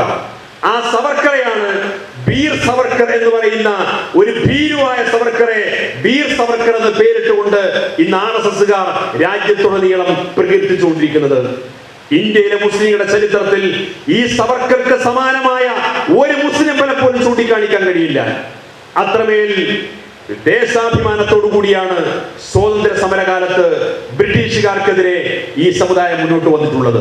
അതുകൊണ്ട് ഇന്ത്യയിലെ മുസ്ലിങ്ങളുടെ ദേശാഭിമാനത്തെ, ദേശീയ സ്വാതന്ത്ര്യ സമരത്തിലെ പങ്കാളിത്തത്തെ കുറിച്ച്, ഈ രാജ്യത്ത് നൽകിയിട്ടുള്ള സംഭാവനയെ കുറിച്ച് ആർക്കും ചോദ്യം ചെയ്യാൻ കഴിയില്ല. ഇവിടുത്തെ ചരിത്രത്തെ എത്ര വികൃതമായി ചിത്രീകരിക്കാൻ ശ്രമിച്ചാലും, എത്ര അപകടകരമായിട്ട് ചിത്രീകരിക്കാൻ ശ്രമിച്ചാലും ആർക്കും അതിനെ ചോദ്യം ചെയ്യാൻ കഴിയില്ല. അതുകൊണ്ട് ഇവരിൽ ഉയർത്തിക്കൊണ്ടിരിക്കുന്ന ഈ അപവാദങ്ങൾ, ഈ കള്ളപ്രചാരണങ്ങളെ ഫലപ്രദമായി പ്രതിരോധിക്കാൻ നമുക്ക് സാധിക്കണം. ഇന്ന് സംഘപരിവാർ ഇന്ത്യക്ക് ഒരു ഭീഷണിയാണ്, മുസ്ലിങ്ങൾക്ക് മാത്രമൊന്നുമല്ല ഭീഷണി. സംഘപരിവാർ എന്ന് പറയുന്നത് മുസ്ലിങ്ങളെ മാത്രം ശത്രുവാണ് എന്ന രീതിയിൽ എഴുന്നള്ളിക്കുന്ന ആളുകളുണ്ട്. മുസ്ലിങ്ങൾക്ക് മാത്രമല്ല ശത്രു, സംഘപരിവാർ ഇന്ത്യയുടെ ശത്രുവാണ്. സംഘപരിവാർ ഇന്ത്യയുടെ ജനാധിപത്യത്തിന്റെ ശത്രുവാണ്. സംഘപരിവാർ ഇന്ത്യയുടെ ഭരണഘടനയുടെ ശത്രുവാണ്. സംഘപരിവാർ ഗാന്ധിജിയുടെ ശത്രുവാണ്. സംഘപരിവാർ ഈ രാജ്യത്തിന്റെ എല്ലാ നന്മകളുടെയും ശത്രുവാണ്. അത് ഈ രാജ്യത്തെ ജനങ്ങൾക്ക് പഠിപ്പിച്ചു കൊടുക്കാൻ നമുക്ക് കഴിയണം. ഈ രാജ്യത്തെ മുഴുവൻ സഹോദര സമുദായങ്ങൾക്ക് പഠിപ്പിച്ചു കൊടുക്കാൻ നമുക്ക് കഴിയണം. അവിടെ എന്താണ് ചെയ്യേണ്ടത്? ഈ രാജ്യം ഇന്ന് RSS ഭരിച്ചുകൊണ്ടിരിക്കുന്നു, സംഘപരിവാർ ഭരിച്ചുകൊണ്ടിരിക്കുന്നു. ഈ സംഘപരിവാർ ഇന്ന് രാജ്യം ഭരിച്ചുകൊണ്ടിരിക്കുമ്പോഴും നാം തിരിച്ചറിയേണ്ട അതിന്റെ ജനാധിപത്യത്തിന്റെ ഒരു ഭാഷയുണ്ട്. നരേന്ദ്രമോദി അധികാരത്തിലിരിക്കുന്നത് ഈ രാജ്യത്തെ കേവലം 37% ജനങ്ങളുടെ വോട്ട് കൊണ്ടാണ്. അതിന്റെ അർത്ഥം ഈ രാജ്യത്ത് 63% ജനങ്ങളും നരേന്ദ്രമോദി ഇന്ത്യയുടെ പ്രധാനമന്ത്രി ആകരുത് എന്ന് ഈ കഴിഞ്ഞ തെരഞ്ഞെടുപ്പിൽ പോലും ആഗ്രഹിച്ചവരാണ്. പക്ഷേ നമ്മുടെ ജനാധിപത്യത്തിന്റെ ലോജിക്ക് അനുസരിച്ചുകൊണ്ട് 37% പ്രധാനമന്ത്രി കസേരയിൽ കയറിയിരുന്നു. 63% ഭിന്നിച്ചു. എങ്ങനെ 63% ഭിന്നിച്ചത്? താൽക്കാലികമായ രാഷ്ട്രീയമായ ലാഭത്തിനു വേണ്ടി മതേതര കക്ഷികൾക്കിടയിൽ ഭിന്നിപ്പുണ്ടായി. ഇക്കഴിഞ്ഞ കർണാടക നിയമസഭാ തെരഞ്ഞെടുപ്പിൽ 2000, 3000, 4000 വോട്ടിന് BJP ഏതെങ്കിലും നിയമസഭാ മണ്ഡലങ്ങളിൽ വിജയിച്ചിട്ടുണ്ടെങ്കിൽ അവിടുത്തെ മതേതര കക്ഷിയുടെ വോട്ടുകൾ എങ്ങനെ ഭിന്നിച്ചു എന്ന് നിങ്ങൾ പരിശോധിക്കണം. 3000, 4000, 5000 പോലുള്ള കുറഞ്ഞ ശതമാനം വോട്ടുകൾക്ക് കർണാടക നിയമസഭാ തെരഞ്ഞെടുപ്പിലോ പാർലമെന്റോ തെരഞ്ഞെടുപ്പിലോ ഇവിടെ BJP വിജയിച്ചു കയറിയിട്ടുണ്ടെങ്കിൽ അത് BJPയുടെ ശക്തി കൊണ്ടല്ല, BJPയെ എതിർക്കേണ്ട ചേരി നിന്ന ആളുകൾ ഭിന്നിച്ചതുകൊണ്ടാണ്. ആ ഭിന്നിപ്പിൽ മുസ്ലിം സമുദായത്തിന്റെ പേര് പറഞ്ഞ് രംഗത്ത് വന്നവർക്ക് പങ്കാളിത്തമുണ്ട്, മറ്റു മതേതര കക്ഷികൾക്ക് പങ്കാളിത്തമുണ്ട്. രാഷ്ട്രീയമായ സ്വാർത്ഥമായ താല്പര്യങ്ങൾക്ക് വേണ്ടി ഒരു രാജ്യത്തിന്റെ പരമാധികാരമായ ജനാധിപത്യത്തെ സംരക്ഷിക്കുന്നതിന് വേണ്ടിയിട്ടുള്ള ഉന്നതമായ ലക്ഷ്യത്തിന് മുമ്പിൽ താൽക്കാലികമായ ലാഭങ്ങൾക്ക് വേണ്ടി പല ആളുകൾക്കിടയിൽ ഭിന്നിപ്പുണ്ടായി. ആ ഭിന്നിപ്പിന് നമ്മൾ ഇനി അനുവദിച്ചുകൂടാ. ബഹുമാനായ KPCC സെക്രട്ടറി നേരത്തെ ബഹുമാനായ ഇനായത്ത് അലിയെ വേദിയിൽ നിന്ന് കണ്ടപ്പോൾ ഞാൻ പറഞ്ഞു, രാജ്യത്ത് മതേതര പാർട്ടികൾക്കിടയിൽ വലിയ തോതിലുള്ള ശോഷണം സംഭവിച്ചുകൊണ്ടിരിക്കുന്നു, ദൗർബല്യമുണ്ടായിക്കൊണ്ടിരിക്കുന്നു എന്നതിന്റെ പേരിൽ അപകർഷതാബോധത്തോടുകൂടി പിന്തിരിയേണ്ടവരല്ല ഇന്നും നമ്മുടെ രാജ്യത്തെ ജനങ്ങൾ. ഇന്നും ആത്മവിശ്വാസം നഷ്ടപ്പെടേണ്ടവരല്ല. ഈ ആത്മവിശ്വാസം നഷ്ടപ്പെടുത്താനും നമ്മളെ ഭയപ്പെടുത്താനും ഇവിടെ സംഘപരിവാർ തക്കം പാർത്ത് നിൽക്കുകയാണ്. സംഘപരിവാർ എന്താ ചെയ്തുകൊണ്ടിരിക്കുന്നത്? സംഘപരിവാർ ന്യൂനപക്ഷങ്ങളെ ഭയപ്പെടുത്തുക, സംഘപരിവാർ ദലിതുകളെ ഭയപ്പെടുത്തുക, സംഘപരിവാർ മുസ്ലിങ്ങളെ ഭയപ്പെടുത്തുക. സംഘപരിവാർ മുസ്ലിങ്ങളെ ഭയപ്പെടുത്തുമ്പോൾ ദാ മോദി വരുന്നേ എന്ന് പറഞ്ഞിട്ട് നമ്മുടെ കൂട്ടത്തിലുള്ള ആളുകളും ഭയപ്പെടുത്തുകയാണ്. അതിനെന്തിനാണ്? ഒരു ഭാഗത്ത് സംഘപരിവാർ മുസ്ലിങ്ങളെ ഭയപ്പെടുത്തിക്കൊണ്ടിരിക്കുന്നു, ഭയപ്പെടുത്തി കീഴടക്കാൻ ശ്രമിച്ചുകൊണ്ടിരിക്കുന്നു. സംഘപരിവാർ മുസ്ലിങ്ങളെ ഭയപ്പെടുത്തി കീഴടക്കാൻ വേണ്ടി ശ്രമിച്ചുകൊണ്ടിരിക്കുമ്പോ ആ ഭയത്തിൽ നിന്ന് മോചിതരായി ആത്മവിശ്വാസത്തോടുകൂടി ഇന്നല്ലെങ്കിൽ നാളെ ഈ രാജ്യത്തെ എല്ലാ മതവിഭാഗത്തിൽപ്പെട്ട ഞങ്ങൾ ഒരുമിച്ച് ഇതിനെ അതിജീവിക്കും എന്നാവശ്യമായ ആത്മവിശ്വാസവും ആ പ്രതീക്ഷയും കൊടുക്കുന്നതിന് പകരം വളർന്നു വരുന്ന ചെറുപ്പക്കാർക്കിടയിൽ, വിദ്യാർത്ഥികൾക്കിടയിൽ, യുവാക്കൾക്കിടയിൽ അപകർഷതാബോധവും നിരാശയും വളർത്തി തീവ്ര വൈകാരിക ചിന്തകളിലേക്ക് ഈ ചെറുപ്പക്കാരെ നയിക്കാൻ പല ആളുകളും ശ്രമിച്ചുകൊണ്ടിരിക്കുന്നുണ്ട്. അതൊരിക്കലും സമുദായത്തെ സംരക്ഷിക്കാൻ വേണ്ടിയിട്ടല്ല, സമുദായത്തെ ദുർബലപ്പെടുത്താനും ഉള്ള ശക്തി ക്ഷയിപ്പിക്കാൻ വേണ്ടിയിട്ടുള്ള ഗൂഢാലോചനയാണ്. അതിവിടത്തെ ഏറ്റവും കൂടുതൽ ഗുണം ചെയ്യുന്നത് സംഘപരിവാറിനാണ്. അത് ഏറ്റവും കൂടുതൽ ഗുണം ചെയ്യുന്ന സംഘപരിവാറിനാണ്. സംഘപരിവാറിന്റെ ആവശ്യം എന്താണ്? ആത്മവിശ്വാസമില്ലാത്തൊരു മുസ്ലിം സമൂഹം, പ്രതീക്ഷയില്ലാത്തൊരു മുസ്ലിം സമൂഹം, നിരാശയിൽ കഴിയുന്ന ഒരു മുസ്ലിം സമൂഹം, ആര് പേടിപ്പിച്ചാലും അവിടെ പോയിട്ട് സുജൂദ് ചെയ്യുന്ന ഒരു മുസ്ലിം സമൂഹം. ഇങ്ങനത്തെ ഒരു മുസ്ലിം സമൂഹത്തെ സംഘപരിവാർ സ്വപ്നം കാണുമ്പോ ആ മുസ്ലിം സമൂഹത്തിന്റെ അടുത്ത് വന്നിട്ട് ഇതാ മോദി വരുന്നേ എന്ന് പറഞ്ഞിട്ട് ഭയപ്പെടുത്താൻ നമ്മുടെ കൂട്ടത്തിൽ സമുദായ സംരക്ഷണത്തിന്റെ ലോഹ അണിഞ്ഞുകൊണ്ട് ആരെങ്കിലും വന്നു കഴിഞ്ഞാൽ അത് സംഘപരിവാറിന് വിടുവേല ചെയ്യുന്നവരുടെ വൃത്തികെട്ട ഏർപ്പാടാണ് എന്ന് തിരിച്ചറിയാൻ നമുക്ക് സാധിക്കണം. അതല്ല ചെയ്യേണ്ടത്. മോഡിയെ പേടിക്കണോ അള്ളാനെ പേടിക്കണോ എന്നുള്ള സംശയത്തിലാണ് ഇപ്പോൾ ആൾക്കാരുള്ളത്. കാരണം അതിനേക്കാൾ മോഡി എന്തൊക്കെയാണോ എന്ന് ഇവിടെ ഭയപ്പെടുത്തി കഴിഞ്ഞു. അള്ളാഹുവിനെ ഭയപ്പെടേണ്ടതിന് പകരം, അള്ളാഹുവിന് പ്രതീക്ഷ അർപ്പിക്കേണ്ടതിന് പകരം എന്നെ സൃഷ്ടിച്ച, മോഡിയെ സൃഷ്ടിച്ച് രാജ്യത്തെ സൃഷ്ടിച്ച ഏത് ഭരണാധികാരിയെയും ഉയർത്താനും താഴ്ത്താനും തകർക്കാനും കഴിയുന്ന റബ്ബാണോ വലുത്? അല്ല, ഈ 37% ഭാഗ്യപരീക്ഷണത്തിൽ വിജയിച്ച നരേന്ദ്രമോദിയാണോ വലുത് എന്നിടത്ത് മുസ്ലിമിന്റെ ഈമാൻ പരീക്ഷിക്കപ്പെടുന്ന കാലമാണ്. അതുകൊണ്ട് ആത്മവിശ്വാസത്തോടുകൂടി മുന്നോട്ട് പോകുന്ന ഒരു സമൂഹത്തെയാണ് നാം വളർത്തിയെടുക്കേണ്ടത്. ഇവിടെ നമുക്കിടയിൽ വൈകാരികത പറഞ്ഞുകൊണ്ട് മുസ്ലിം സമൂഹത്തിൽ പ്രശ്നങ്ങളില്ലെങ്കിൽ പ്രശ്നങ്ങൾ ഉണ്ടാക്കി എന്നിട്ട് മുസ്ലിം സമുദായം പ്രശ്നത്തിലാണ് എന്ന് വരുത്തി തീർത്ത് ആ പ്രശ്നം ഉയർത്തിക്കൊണ്ടുവന്ന് മതപരമായ ധ്രുവീകരണം നടത്താൻ ശ്രമിച്ചുകൊണ്ടിരിക്കുന്ന ആളുകൾ, വളച്ചുകെട്ടില്ലാതെ പറയാം, പലരും നമ്മുടെ സുഹൃത്തുക്കളാണ്. പോപ്പുലർ ഫ്രണ്ട് പോലെയുള്ള, SDPI പോലെയുള്ള, ഇമാംസ് കൗൺസിൽ പോലെയുള്ള അവരുടെ വ്യത്യസ്തമായ ശാഖകളിൽപ്പെട്ട ആളുകൾ. അവരോടുള്ള അന്ധമായ വിദ്വേഷം കൊണ്ടല്ല ഞാൻ ഇത് പറയുന്നത്. അവരെന്റെ വാക്കുകൾ കേൾക്കുന്നുണ്ടെങ്കിൽ സ്നേഹബുദ്ധിയാ പറയുന്നു, നല്ല നീയത്തോടു കൂടി പറയുന്നു. RSS ഒരു ഭീഷണിയാണ് എന്ന നിങ്ങളുടെ വാദത്തെ നമ്മൾ അംഗീകരിക്കുന്നു. സംഘപരിവാർ ഇന്ത്യയുടെ ഭരണഘടനയ്ക്കും മതേതര മൂല്യങ്ങൾക്കും ഭീഷണിയാണ് എന്ന നിങ്ങളുടെ വാദത്തെ നമ്മൾ അംഗീകരിക്കുന്നു.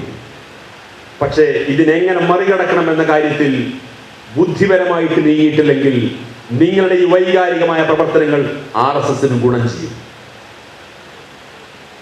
RSS ആഗ്രഹിക്കുന്നത് എന്താണ്? ഹിന്ദുക്കൾക്കിടയിലും മുസ്ലിങ്ങൾക്കിടയിലും വർഗീയമായ വിഭജനം ഉണ്ടാക്കി രണ്ട് സമുദായങ്ങളാക്കി അകറ്റി നിർത്തി മതപരമായ ധ്രുവീകരണം ഉണ്ടാക്കുക. അപ്പൊ ഹിന്ദു വോട്ടുകളെല്ലാം ഒരു പെട്ടിയിൽ, മുസ്ലിം വോട്ടുകളെല്ലാം ഒരു പെട്ടിയിൽ, ആ മുസ്ലിം വോട്ട് തന്നെ ആവശ്യത്തിന് ഭിന്നിപ്പിക്കാനുള്ള മറ്റു തന്ത്രങ്ങളും മെനഞ്ഞാൽ സ്വാഭാവികമായിട്ടും മുസ്ലിം സമുദായം പൂർണ്ണമായി ദുർബലരായി പോകും. അരികുവൽക്കരിക്കപ്പെടും, പാർശ്വവൽക്കരിക്കപ്പെടും. ഈ വർഗീയമായ ധ്രുവീകരണത്തിലൂടെ ഹിന്ദു വോട്ടുകൾ ഏകീകരിച്ചുകൊണ്ട് ആ ഹിന്ദു വോട്ടുകൾ ഇവിടുത്തെ ഈ വർഗീയ കക്ഷികൾക്ക് ഗുണകരമായിട്ട് മാറുന്ന സാഹചര്യം ഉണ്ടാകും. ഈ രാജ്യത്തെ മഹാഭൂരിപക്ഷം വരുന്ന ജനങ്ങളും RSSനെ അംഗീകരിക്കുന്ന ഹിന്ദുക്കളല്ല. RSSനെ അംഗീകരിക്കുന്ന ഹിന്ദുക്കളല്ല. നരേന്ദ്രമോദി വിജയിക്കണമെന്ന് ആഗ്രഹിക്കുന്ന ഹിന്ദുക്കളല്ല. ഈ രാജ്യത്തെ മുസ്ലിങ്ങളെ പൗരത്വ ഭേദ നിയമം പാസാക്കി ഈ രാജ്യത്ത് നിന്ന് പുറത്താക്കാൻ വേണ്ടി ഇന്ത്യയുടെ ഭരണഘടന ഭേദം ചെയ്തിട്ട് പാർലമെന്റിൽ ഒരു നിയമം പാസാക്കപ്പെട്ടപ്പോഴും ആ നിയമം ഭേദഗതി ചെയ്യണമെന്ന് ആവശ്യപ്പെട്ടുകൊണ്ട് പൗരത്വ ഭേദ നിയമത്തിനെതിരെ ഇന്ത്യ രാജ്യത്തുടനീളം സമരരംഗത്ത് പോരാട്ടത്തിനിറങ്ങിയത് ഇവിടുത്തെ മുസ്ലിങ്ങൾ മാത്രമായിരുന്നില്ല. മുസ്ലിങ്ങളെക്കാൾ ഒരുപടി മുന്നിൽ ഇവിടുത്തെ ഹൈന്ദവ സഹോദരന്മാരായിരുന്നു. അതിന് നമ്മൾ വില കുറച്ച് കാണാൻ പാടില്ല. അതിനെ നമ്മൾ നിസ്സാരവൽക്കരിക്കാൻ പാടില്ല. അവരെ കൂടി നമ്മളിൽ നിന്ന് അകറ്റി നിർത്താനാണ് സംഘപരിവാർ ശ്രമിച്ചുകൊണ്ടിരിക്കുന്നത്. അവരെ നമ്മളിൽ നിന്ന് അകറ്റി നിർത്താൻ സംഘപരിവാർ ശ്രമിച്ചുകൊണ്ടിരിക്കുമ്പോ ആ സംഘപരിവാറിന്റെ ആഗ്രഹാഭിലാഷങ്ങൾക്കനുസരിച്ചുള്ള വൈകാരികമായ നയനിലപാടുകൾ സ്വീകരിക്കുക എന്ന് പറഞ്ഞാൽ അത് RSSനെ പ്രതിരോധിക്കാനല്ല, RSSനെ സംരക്ഷിക്കാനാണ്. അത് തിരിച്ചറിയാൻ ബന്ധപ്പെട്ട ആളുകൾക്ക് സാധിക്കണം. സമുദായത്തെ സംരക്ഷിക്കാനാണെങ്കിൽ അവർ ചെയ്യേണ്ടത് ഇതാണ്. നമ്മളിത് പറയുമ്പോൾ ഇതിനല്ല മറുപടി പറയാറുള്ളത്. ഇത് പറയുമ്പോൾ ഇതിന് തിരിച്ചു പറയുന്ന വളരെ മനോഹരമായൊരു മറുപടി ഉണ്ട്. ഇങ്ങനെ നരേന്ദ്രമോദിയൊക്കെ രാജ്യം ഭരിച്ചുകൊണ്ടിരിക്കുമ്പോൾ പൗരത്വ ഭേദ നിയമമൊക്കെ പാസ്സാക്കപ്പെട്ട രാജ്യത്ത് ഇപ്പൊ ഗ്യാൻവാബി മസ്ജിദ് പുതിയ വിവാദം ഉയർന്നു വരുന്ന സമയത്ത്, വർഗീയമായ കലാപങ്ങൾക്ക് തക്കം പാർത്തിരിക്കുന്ന ഈ സമയത്ത് നമ്മളിങ്ങനെ മുസ്ലിം സംഘടനകൾ അങ്ങോട്ടും ഇങ്ങോട്ടൊക്കെ പറയാൻ പാടുണ്ടോ? എന്തോ ഒരു മുസ്ലിം ഐക്യത്തെ കുറിച്ചുള്ള വാദമാണ്. നമ്മൾ മുസ്ലിങ്ങൾ ഇങ്ങനെ അങ്ങോട്ടും ഇങ്ങോട്ടും പറയാൻ പാടുണ്ടോ? നമ്മൾ തമ്മിൽ അങ്ങോട്ടും ഇങ്ങോട്ടും വിമർശിക്കാൻ പാടുണ്ടോ? നമ്മൾ ആരും വിമർശിക്കുന്നില്ല. പ്രത്യേകിച്ച് സമസ്ത കേരള ജമിയത്തിന് വേണ്ടി ഒരു നിലപാട്, ഇന്ത്യയിലെ മുസ്ലിങ്ങളുടെ പൊതുവായ പ്രശ്നങ്ങൾക്ക് വേണ്ടി എല്ലാ മുസ്ലിം സംഘടനകളുമായി ഒരുമിച്ച് പ്രശ്നാധിഷ്ഠിത സഹകരണവുമായിട്ട് മുന്നോട്ട് പോകുന്ന ഒരു പാരമ്പര്യമാണ് സമസ്ത കേരള ജമിയത്തിന് മക്കൾ. നമ്മൾ നമ്മുടെ ആശയങ്ങൾ പറയും, മറ്റുള്ളവർക്ക് അവരുടെ ആശയങ്ങളും പറയാം. ഈ കാര്യത്തിലും അന്ധമായ വിമർശനമോ വിദ്വേഷമോ അല്ല പറയുന്നത്. സംഘപരിവാർ ഇന്ത്യക്കൊരു ഭീഷണിയാണ്, ഇന്ത്യയിലെ മുസ്ലിങ്ങൾക്കൊരു ഭീഷണിയാണ്. പക്ഷെ ആ ഭീഷണി നാം നേരിടേണ്ടത് ബാക്കിയുള്ള ഹൈന്ദവ സഹോദരങ്ങളെ കൂടി ഹിന്ദുക്കളുടെ അടുത്തേക്ക് കൊണ്ടുപോയി ചേർക്കാനല്ല. നമ്മുടെ കൂടെ നിൽക്കുന്ന ഹൈന്ദവ സഹോദരന്മാരെ നമ്മുടെ കൂടെ നിർത്തിയിട്ട് തെറ്റിദ്ധരിക്കപ്പെട്ട ആളുകളെ ആ തെറ്റിദ്ധാരണകൾ ദൂരീകരിച്ചുകൊണ്ട് അവരിൽ നിന്ന് യഥാർത്ഥ മതേതര ചേരിയിലേക്ക് മറ്റുള്ളവരെ കൂടി ആകർഷിപ്പിക്കാൻ ആവശ്യമായ ശ്രമങ്ങളാണ് നമ്മൾ നടത്തേണ്ടത്. ഇവിടെ നമ്മൾ തമ്മിൽ അഭിപ്രായ വ്യത്യാസമുള്ളൂ. നമ്മുടെ കൂടെ നിൽക്കുന്ന സഹോദര സമുദായത്തിൽപ്പെട്ടവരെ ശത്രുപാളയത്തിലേക്ക് തള്ളിവിടണമോ, അല്ല കൂടെ നിൽക്കുന്നവരെ കൂടെ നിർത്തുന്നതോടൊപ്പം ശത്രുപാളയത്തിലുള്ള തെറ്റിദ്ധരിക്കപ്പെട്ട ആളുകളെ എങ്ങനെയാണ് ഇങ്ങോട്ട് തിരിച്ചു കൊണ്ടുവരാൻ സാധിക്കുക എന്ന വളരെ സത്യസന്ധമായ ഒരു തുറന്ന സമീപനമാണ് നമ്മൾ ഇപ്പോൾ പറയുന്നത്. അല്ല ഇത് പറയുമ്പോൾ നിങ്ങൾ ഭീരുക്കളാണ്, നിങ്ങൾ RSSന് ഭയപ്പെട്ടിട്ടാണ് പറയുന്നത്, നിങ്ങൾ RSSന് വേണ്ടിയിട്ട് വിടുവേല ചെയ്യുകയാണ്, ഞാനിത് പറഞ്ഞു കഴിഞ്ഞാൽ ഞാൻ സംഘപരിവാറിന്റെ ചാരനാണ്, ഇതൊക്കെയാണ് ഇതിന് മറുപടിയെങ്കിൽ നിർവാഹമില്ല. വളരെ തുറന്ന മനസ്സോടെ വളരെ സത്യസന്ധമായി ഇവിടെ ഒരിക്കലും BJP ലക്ഷ്യമാക്കുന്ന മതപരമായ ധ്രുവീകരണത്തിന് ആക്കം കൂട്ടുന്ന ഒരു സമീപനം ആരുടെ ഭാഗത്തും ഉണ്ടാവാൻ പാടില്ല. ഇത്ര നമ്മൾ ഇതിനെ കുറിച്ച് പറയുന്നു. ഹിജാബ് വിവാദം ഉണ്ടായാലും ഞാൻ അത് നിങ്ങൾക്ക് പറഞ്ഞു തരേണ്ട കാര്യമില്ല. എന്താണ് അതിന്റെ നേട്ടം? നിങ്ങൾ ആലോചിക്കണം, ഇരുന്ന് ചിന്തിക്കണം. ഒരു 5 പെൺകുട്ടികളെ മുന്നിൽ നിർത്തിക്കൊണ്ട് ഇവിടെ നടത്തിയിട്ടുള്ള ഹിജാബ് വിവാദത്തിന്റെ റിസൾട്ട് എന്താണ്? കോടതി വ്യവഹാരങ്ങൾ നടന്നു, സംഘർഷങ്ങൾ നടന്നു, പ്രകടനങ്ങൾ നടന്നു, പ്രതിഷേധങ്ങൾ നടന്നു, എല്ലാം നടന്നു. എന്താണ് അതിന്റെ റിസൾട്ട്? എന്താണ്? ഒരുപാട് പ്രതിഷേധിച്ചല്ലോ, ഒരുപാട് ബഹളം വെച്ചല്ലോ, ഒരുപാട് മതപരമായ വികാരമിളക്കി വിട്ടല്ലോ. എന്താണ് അതിന്റെ റിസൾട്ട്? എന്താണ് അതിന്റെ റിസൾട്ട്?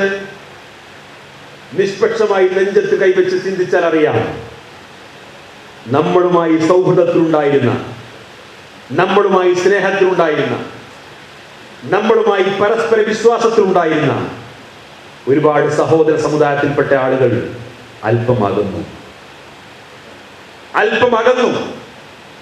നമ്മുടെ കടയിൽ സാധനങ്ങൾ വാങ്ങാൻ വന്നിരുന്ന പലരും ഇപ്പോൾ സാധനങ്ങൾ വാങ്ങാൻ വരുന്നില്ല. എന്തോ ഒരു അസ്പൃശ്യത, എന്തോ ഒരു അകൽച്ച. എന്നാൽ നമ്മൾ തമ്മിൽ എന്തെങ്കിലും പ്രശ്നമുണ്ടോ? ഒരു പ്രശ്നവുമില്ല. പക്ഷേ അറിയാതെ മാനസികമായ ഒരകൽച്ചയുണ്ടായി. ഇതൊക്കെയാണ് ഇതിന്റെ ഫലം. ഈ മാനസികമായ അകൽച്ചയാണ് സംഘപരിവാർ രക്ഷപ്പെടുന്നത്. ഈ മാനസികമായി അകൽച്ചക്ക് ആക്കം കൂട്ടുന്ന പ്രവർത്തനങ്ങൾ നമ്മുടെ ഭാഗത്തുണ്ടായാൽ അത് സമുദായത്തെ സംരക്ഷിക്കലല്ല, സംഘപരിവാറിനെ സംരക്ഷിക്കലാണ്. ഇത് തിരിച്ചറിഞ്ഞിട്ടില്ലെങ്കിൽ വലിയ അപകടത്തിലേക്കാണ് നമ്മുടെ രാജ്യം എത്തിച്ചേരുക. വലിയ അപകടത്തിലേക്കാണ് എത്തിച്ചേരുക. ഒരു കാര്യം കൂടി പറഞ്ഞ് ഞാൻ അവസാനിപ്പിക്കാം. ഇപ്പോൾ പറയുന്നുണ്ടല്ലോ, ഞങ്ങൾ വന്നതിന് ശേഷമാണ് ഇപ്പോൾ ഒരു ധൈര്യം വന്നത്, ഞങ്ങൾ വന്നതിന് ശേഷമാണ് ഇപ്പോൾ RSSകാരന്റെ മുമ്പിൽ നെഞ്ചു വിരിച്ച് നടക്കാൻ സാധിക്കുന്നത്, ഞങ്ങൾ വന്നതിന് ശേഷമാണ് ഇപ്പോൾ RSSകാർക്ക് നമ്മളൊക്കെ ഒരു പേടി ഉണ്ടാകാൻ തുടങ്ങി. കാരണം RSS ഒക്കെ പൂട്ടിപ്പോയല്ലോ, ഇന്ത്യയിൽ ഇപ്പോൾ RSS ഇല്ലല്ലോ. ഞങ്ങൾ വന്നതിന് ശേഷമാണ്. നിഷ്പക്ഷമായിട്ട് നിങ്ങൾ ആലോചിച്ച് നോക്ക്. 10-30 വർഷമായല്ലോ പ്രവർത്തിക്കാൻ തുടങ്ങിയിട്ട്. എന്ത് ആത്മധൈര്യമാണ് ഈ സമൂഹത്തിൽ ഉണ്ടാക്കി കൊടുത്തത്? എന്ത് സന്ദേശമാണ് ഈ സമുദായത്തിൽ നൽകിയത്? എന്താണ് നിങ്ങളെക്കുറിച്ച് ഇവിടുത്തെ പൊതുസമൂഹത്തിന്റെ വിലയിരുത്തൽ? എന്താണ് നിങ്ങളെക്കുറിച്ച് ഇവിടുത്തെ പൊതുസമൂഹത്തിന്റെ വിലയിരുത്തൽ? എന്താണ് നിങ്ങൾ എന്താണെന്നാണ് ഇവിടുത്തെ ജനങ്ങൾ മനസ്സിലാക്കിയിട്ടുള്ളത്? നിങ്ങളിൽ നിന്ന് ആത്മധൈര്യം സ്വീകരിക്കുന്ന ഒരു സമൂഹം ഇവിടെ ഉണ്ടോ? നിങ്ങളുണ്ടെങ്കിൽ രക്ഷയുണ്ട് എന്ന് പ്രതീക്ഷിക്കുന്ന ഒരു വിഭാഗം നമ്മുടെ നാട്ടിലുണ്ടോ? ഇല്ലെന്ന് മാത്രമല്ല, അതിന്റെ പേരിൽ കേസും ബഹളവും സംഘർഷവും ഈ വൈകാരികമായ മുദ്രാവാക്യങ്ങളും പകച്ചു നിന്ന് നിസ്സഹായരായി ദയനീയമായി നോക്കി നിൽക്കുന്ന ഒരു സമുദായത്തല്ലേ കാണാൻ സാധിക്കുന്നത്? ഇതാണോ സമൂഹത്തിൽ നൽകുന്ന സംഭാവന? ഇതാണോ സമൂഹത്തിൽ നൽകുന്ന ആത്മധൈര്യം? ഇതാണോ സമൂഹത്തിൽ നൽകുന്ന ആത്മധൈര്യം? ഇപ്പൊ കേരളത്തിലുണ്ടായ സംഭവം നിങ്ങൾ പക്ഷെ പത്രവാർത്ത അറിഞ്ഞിട്ടുണ്ടാകും. കോഴിക്കോട് ജില്ലയിലെ പേരാമ്പ്ര എന്ന് പറയുന്ന സ്ഥലത്ത് വലിയ തോതിലുള്ള കൊലവിളി ഉയർത്തിയിട്ട്, മുദ്രാവാക്യം വിളി എന്ന് പറയാൻ പാടില്ല, കൊലവിളി ഉയർത്തിയിട്ട് RSSകാർ പ്രകടനം നടത്തി. വലിയ തോതിലുള്ള പ്രതിഷേധം, കുറെ ആളുണ്ടായിട്ടല്ല, പക്ഷെ വളരെ മോശപ്പെട്ട മുദ്രാവാക്യങ്ങൾ. മുസ്ലിം സമുദായത്തിനെതിരെ വലിയ തോതിലുള്ള വിദ്വേഷം പ്രചരിപ്പിക്കുന്ന മുദ്രാവാക്യം. ആ കൊലവിളി നടത്തി അവിടെ പ്രകടനം നടത്തിയ ആളുകളെ പോലീസ് അറസ്റ്റ് ചെയ്തു, കേസെടുത്തു. ആ നാട്ടിൽ മതവും രാഷ്ട്രീയവും സമുദായത്തെ നോക്കാതെ എല്ലാ ആളുകളും അതിനെതിരെ ജനങ്ങൾ ഒന്നിച്ചു നിന്നു. രാഷ്ട്രീയമായി എന്ത് അഭിപ്രായ വ്യത്യാസം ഉണ്ടെങ്കിലും, മതപരമായി വ്യത്യസ്ത സമുദായങ്ങളിലാണെങ്കിലും, ഇനി മറ്റെന്തെല്ലാം തമ്മിൽ തർക്കങ്ങൾ ഉണ്ടെങ്കിൽ പോലും നമ്മുടെ നാട്ടിൽ ഇങ്ങനെ ഒരു സമുദായത്തിൽപ്പെട്ട ആളുകൾ മറ്റൊരു സമുദായത്തിനെതിരെ ഇങ്ങനെ കൊലവിളി നടത്തി മുദ്രാവാക്യം വിളിക്കുന്ന,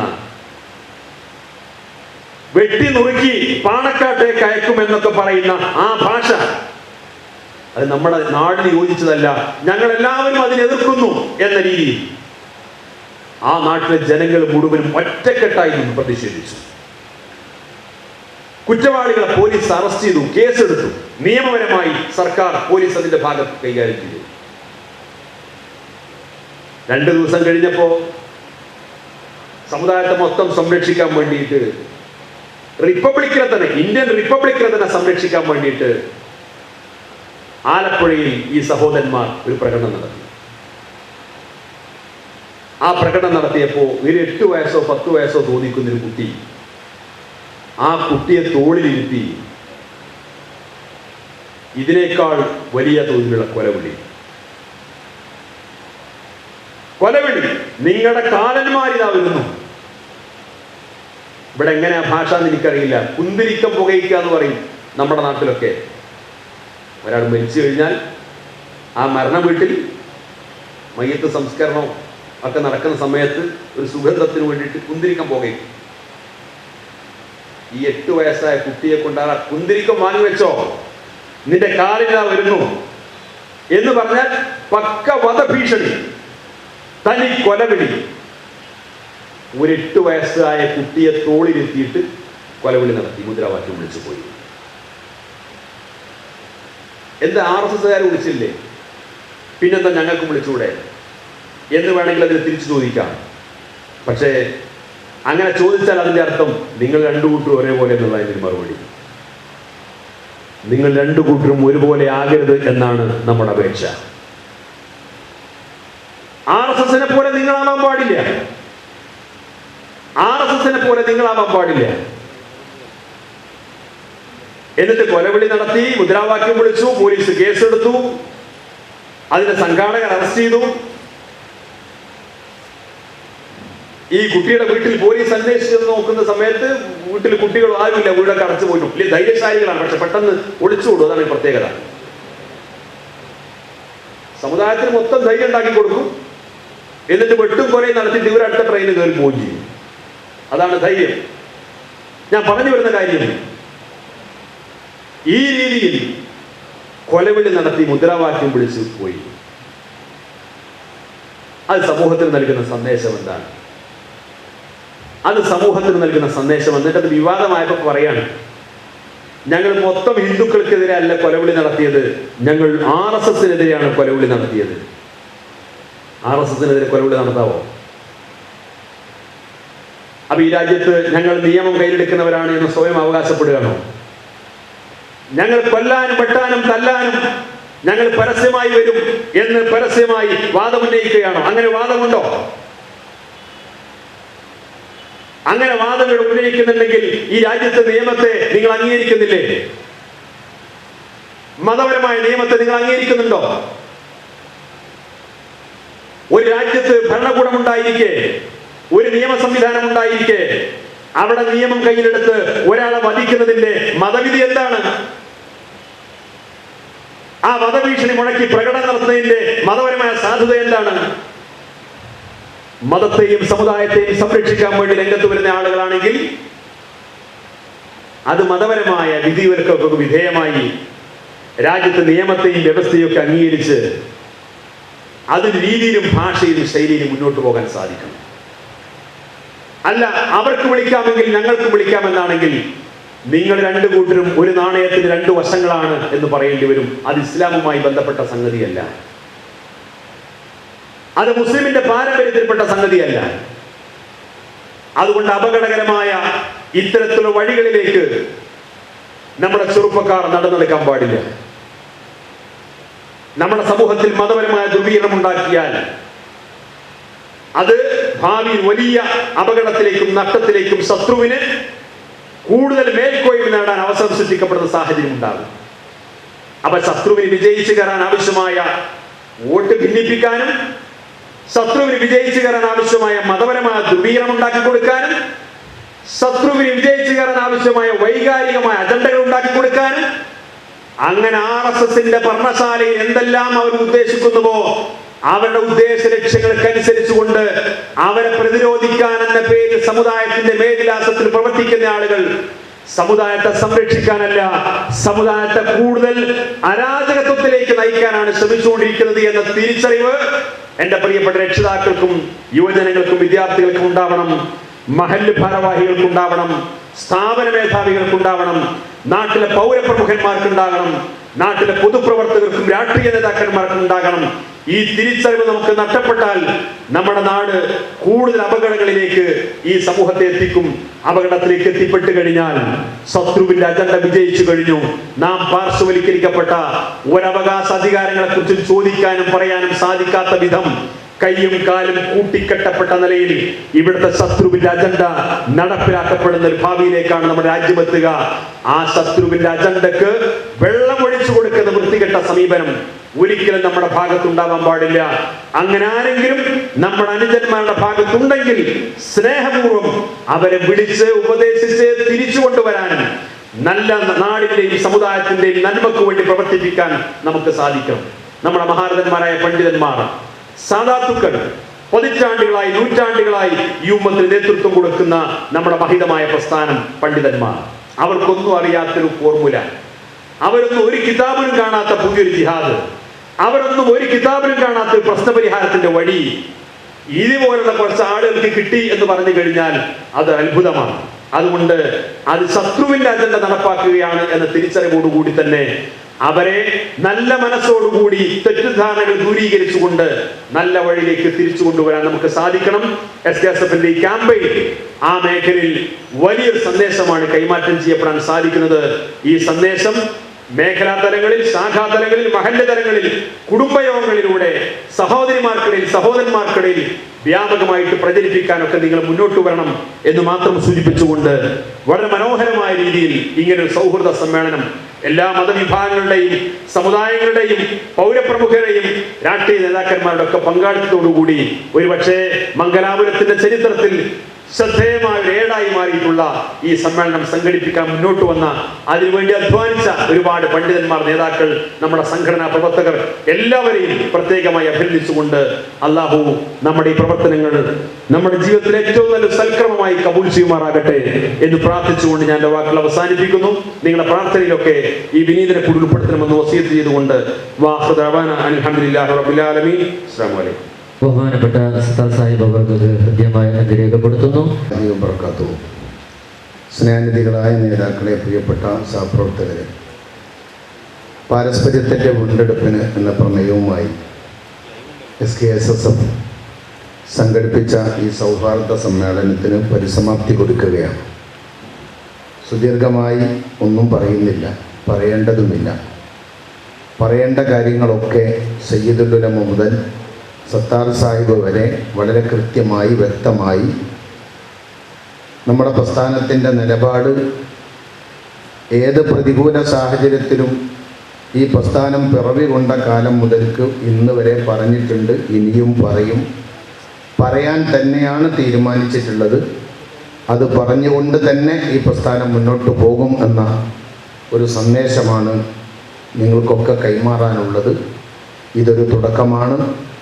ഇത് നമ്മുടെ ഒക്കെ മേഖലകളിലും നമ്മുടെ ഓരോ യൂണിറ്റ് തലങ്ങളിലും മഹല്ല് തലങ്ങളിലും ഈ സൗഹാർദ്ദത്തിൻ്റെ സന്ദേശം പരന്നൊഴുകട്ടെ എന്ന് മാത്രം ആഗ്രഹിച്ചുകൊണ്ട് അതിനാവശ്യമായ എല്ലാ പ്രവർത്തനങ്ങളിലും നമ്മുടെ പ്രിയപ്പെട്ട പ്രവർത്തകന്മാർ പങ്കാളികളാകണം.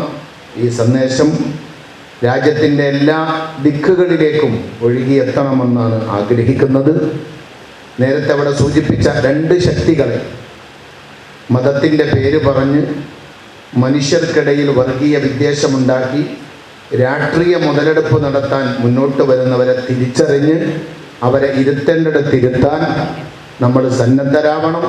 അള്ളാഹു അതിനുള്ള എല്ലാ വഴികളും എളുപ്പമാക്കട്ടെ എന്ന് ആത്മാർത്ഥമായി പ്രാർത്ഥിച്ചുകൊണ്ട് ഞാൻ അവസാനിപ്പിക്കുന്നു. വാഹിർ ദഅവാന അനിൽ ഹംദുലില്ലാഹി. അസ്സലാമു അലൈക്കും. സാഹിത്യ സാഹചര്യത്തിൽ എല്ലാവർക്കും അള്ളാഹു താല തക്കതായ പ്രതിമ നൽകട്ടെ.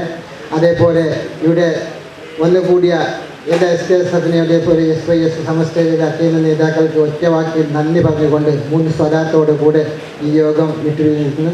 സ്വല്ലല്ലാഹു അലൈഹി വസല്ലം, സ്വല്ലല്ലാഹു അലൈഹി വസല്ലം, സ്വല്ലല്ലാഹു അലൈഹി വസല്ലം, അല്ലാഹുമ്മ സ്വല്ലി അലാ മുഹമ്മദ്.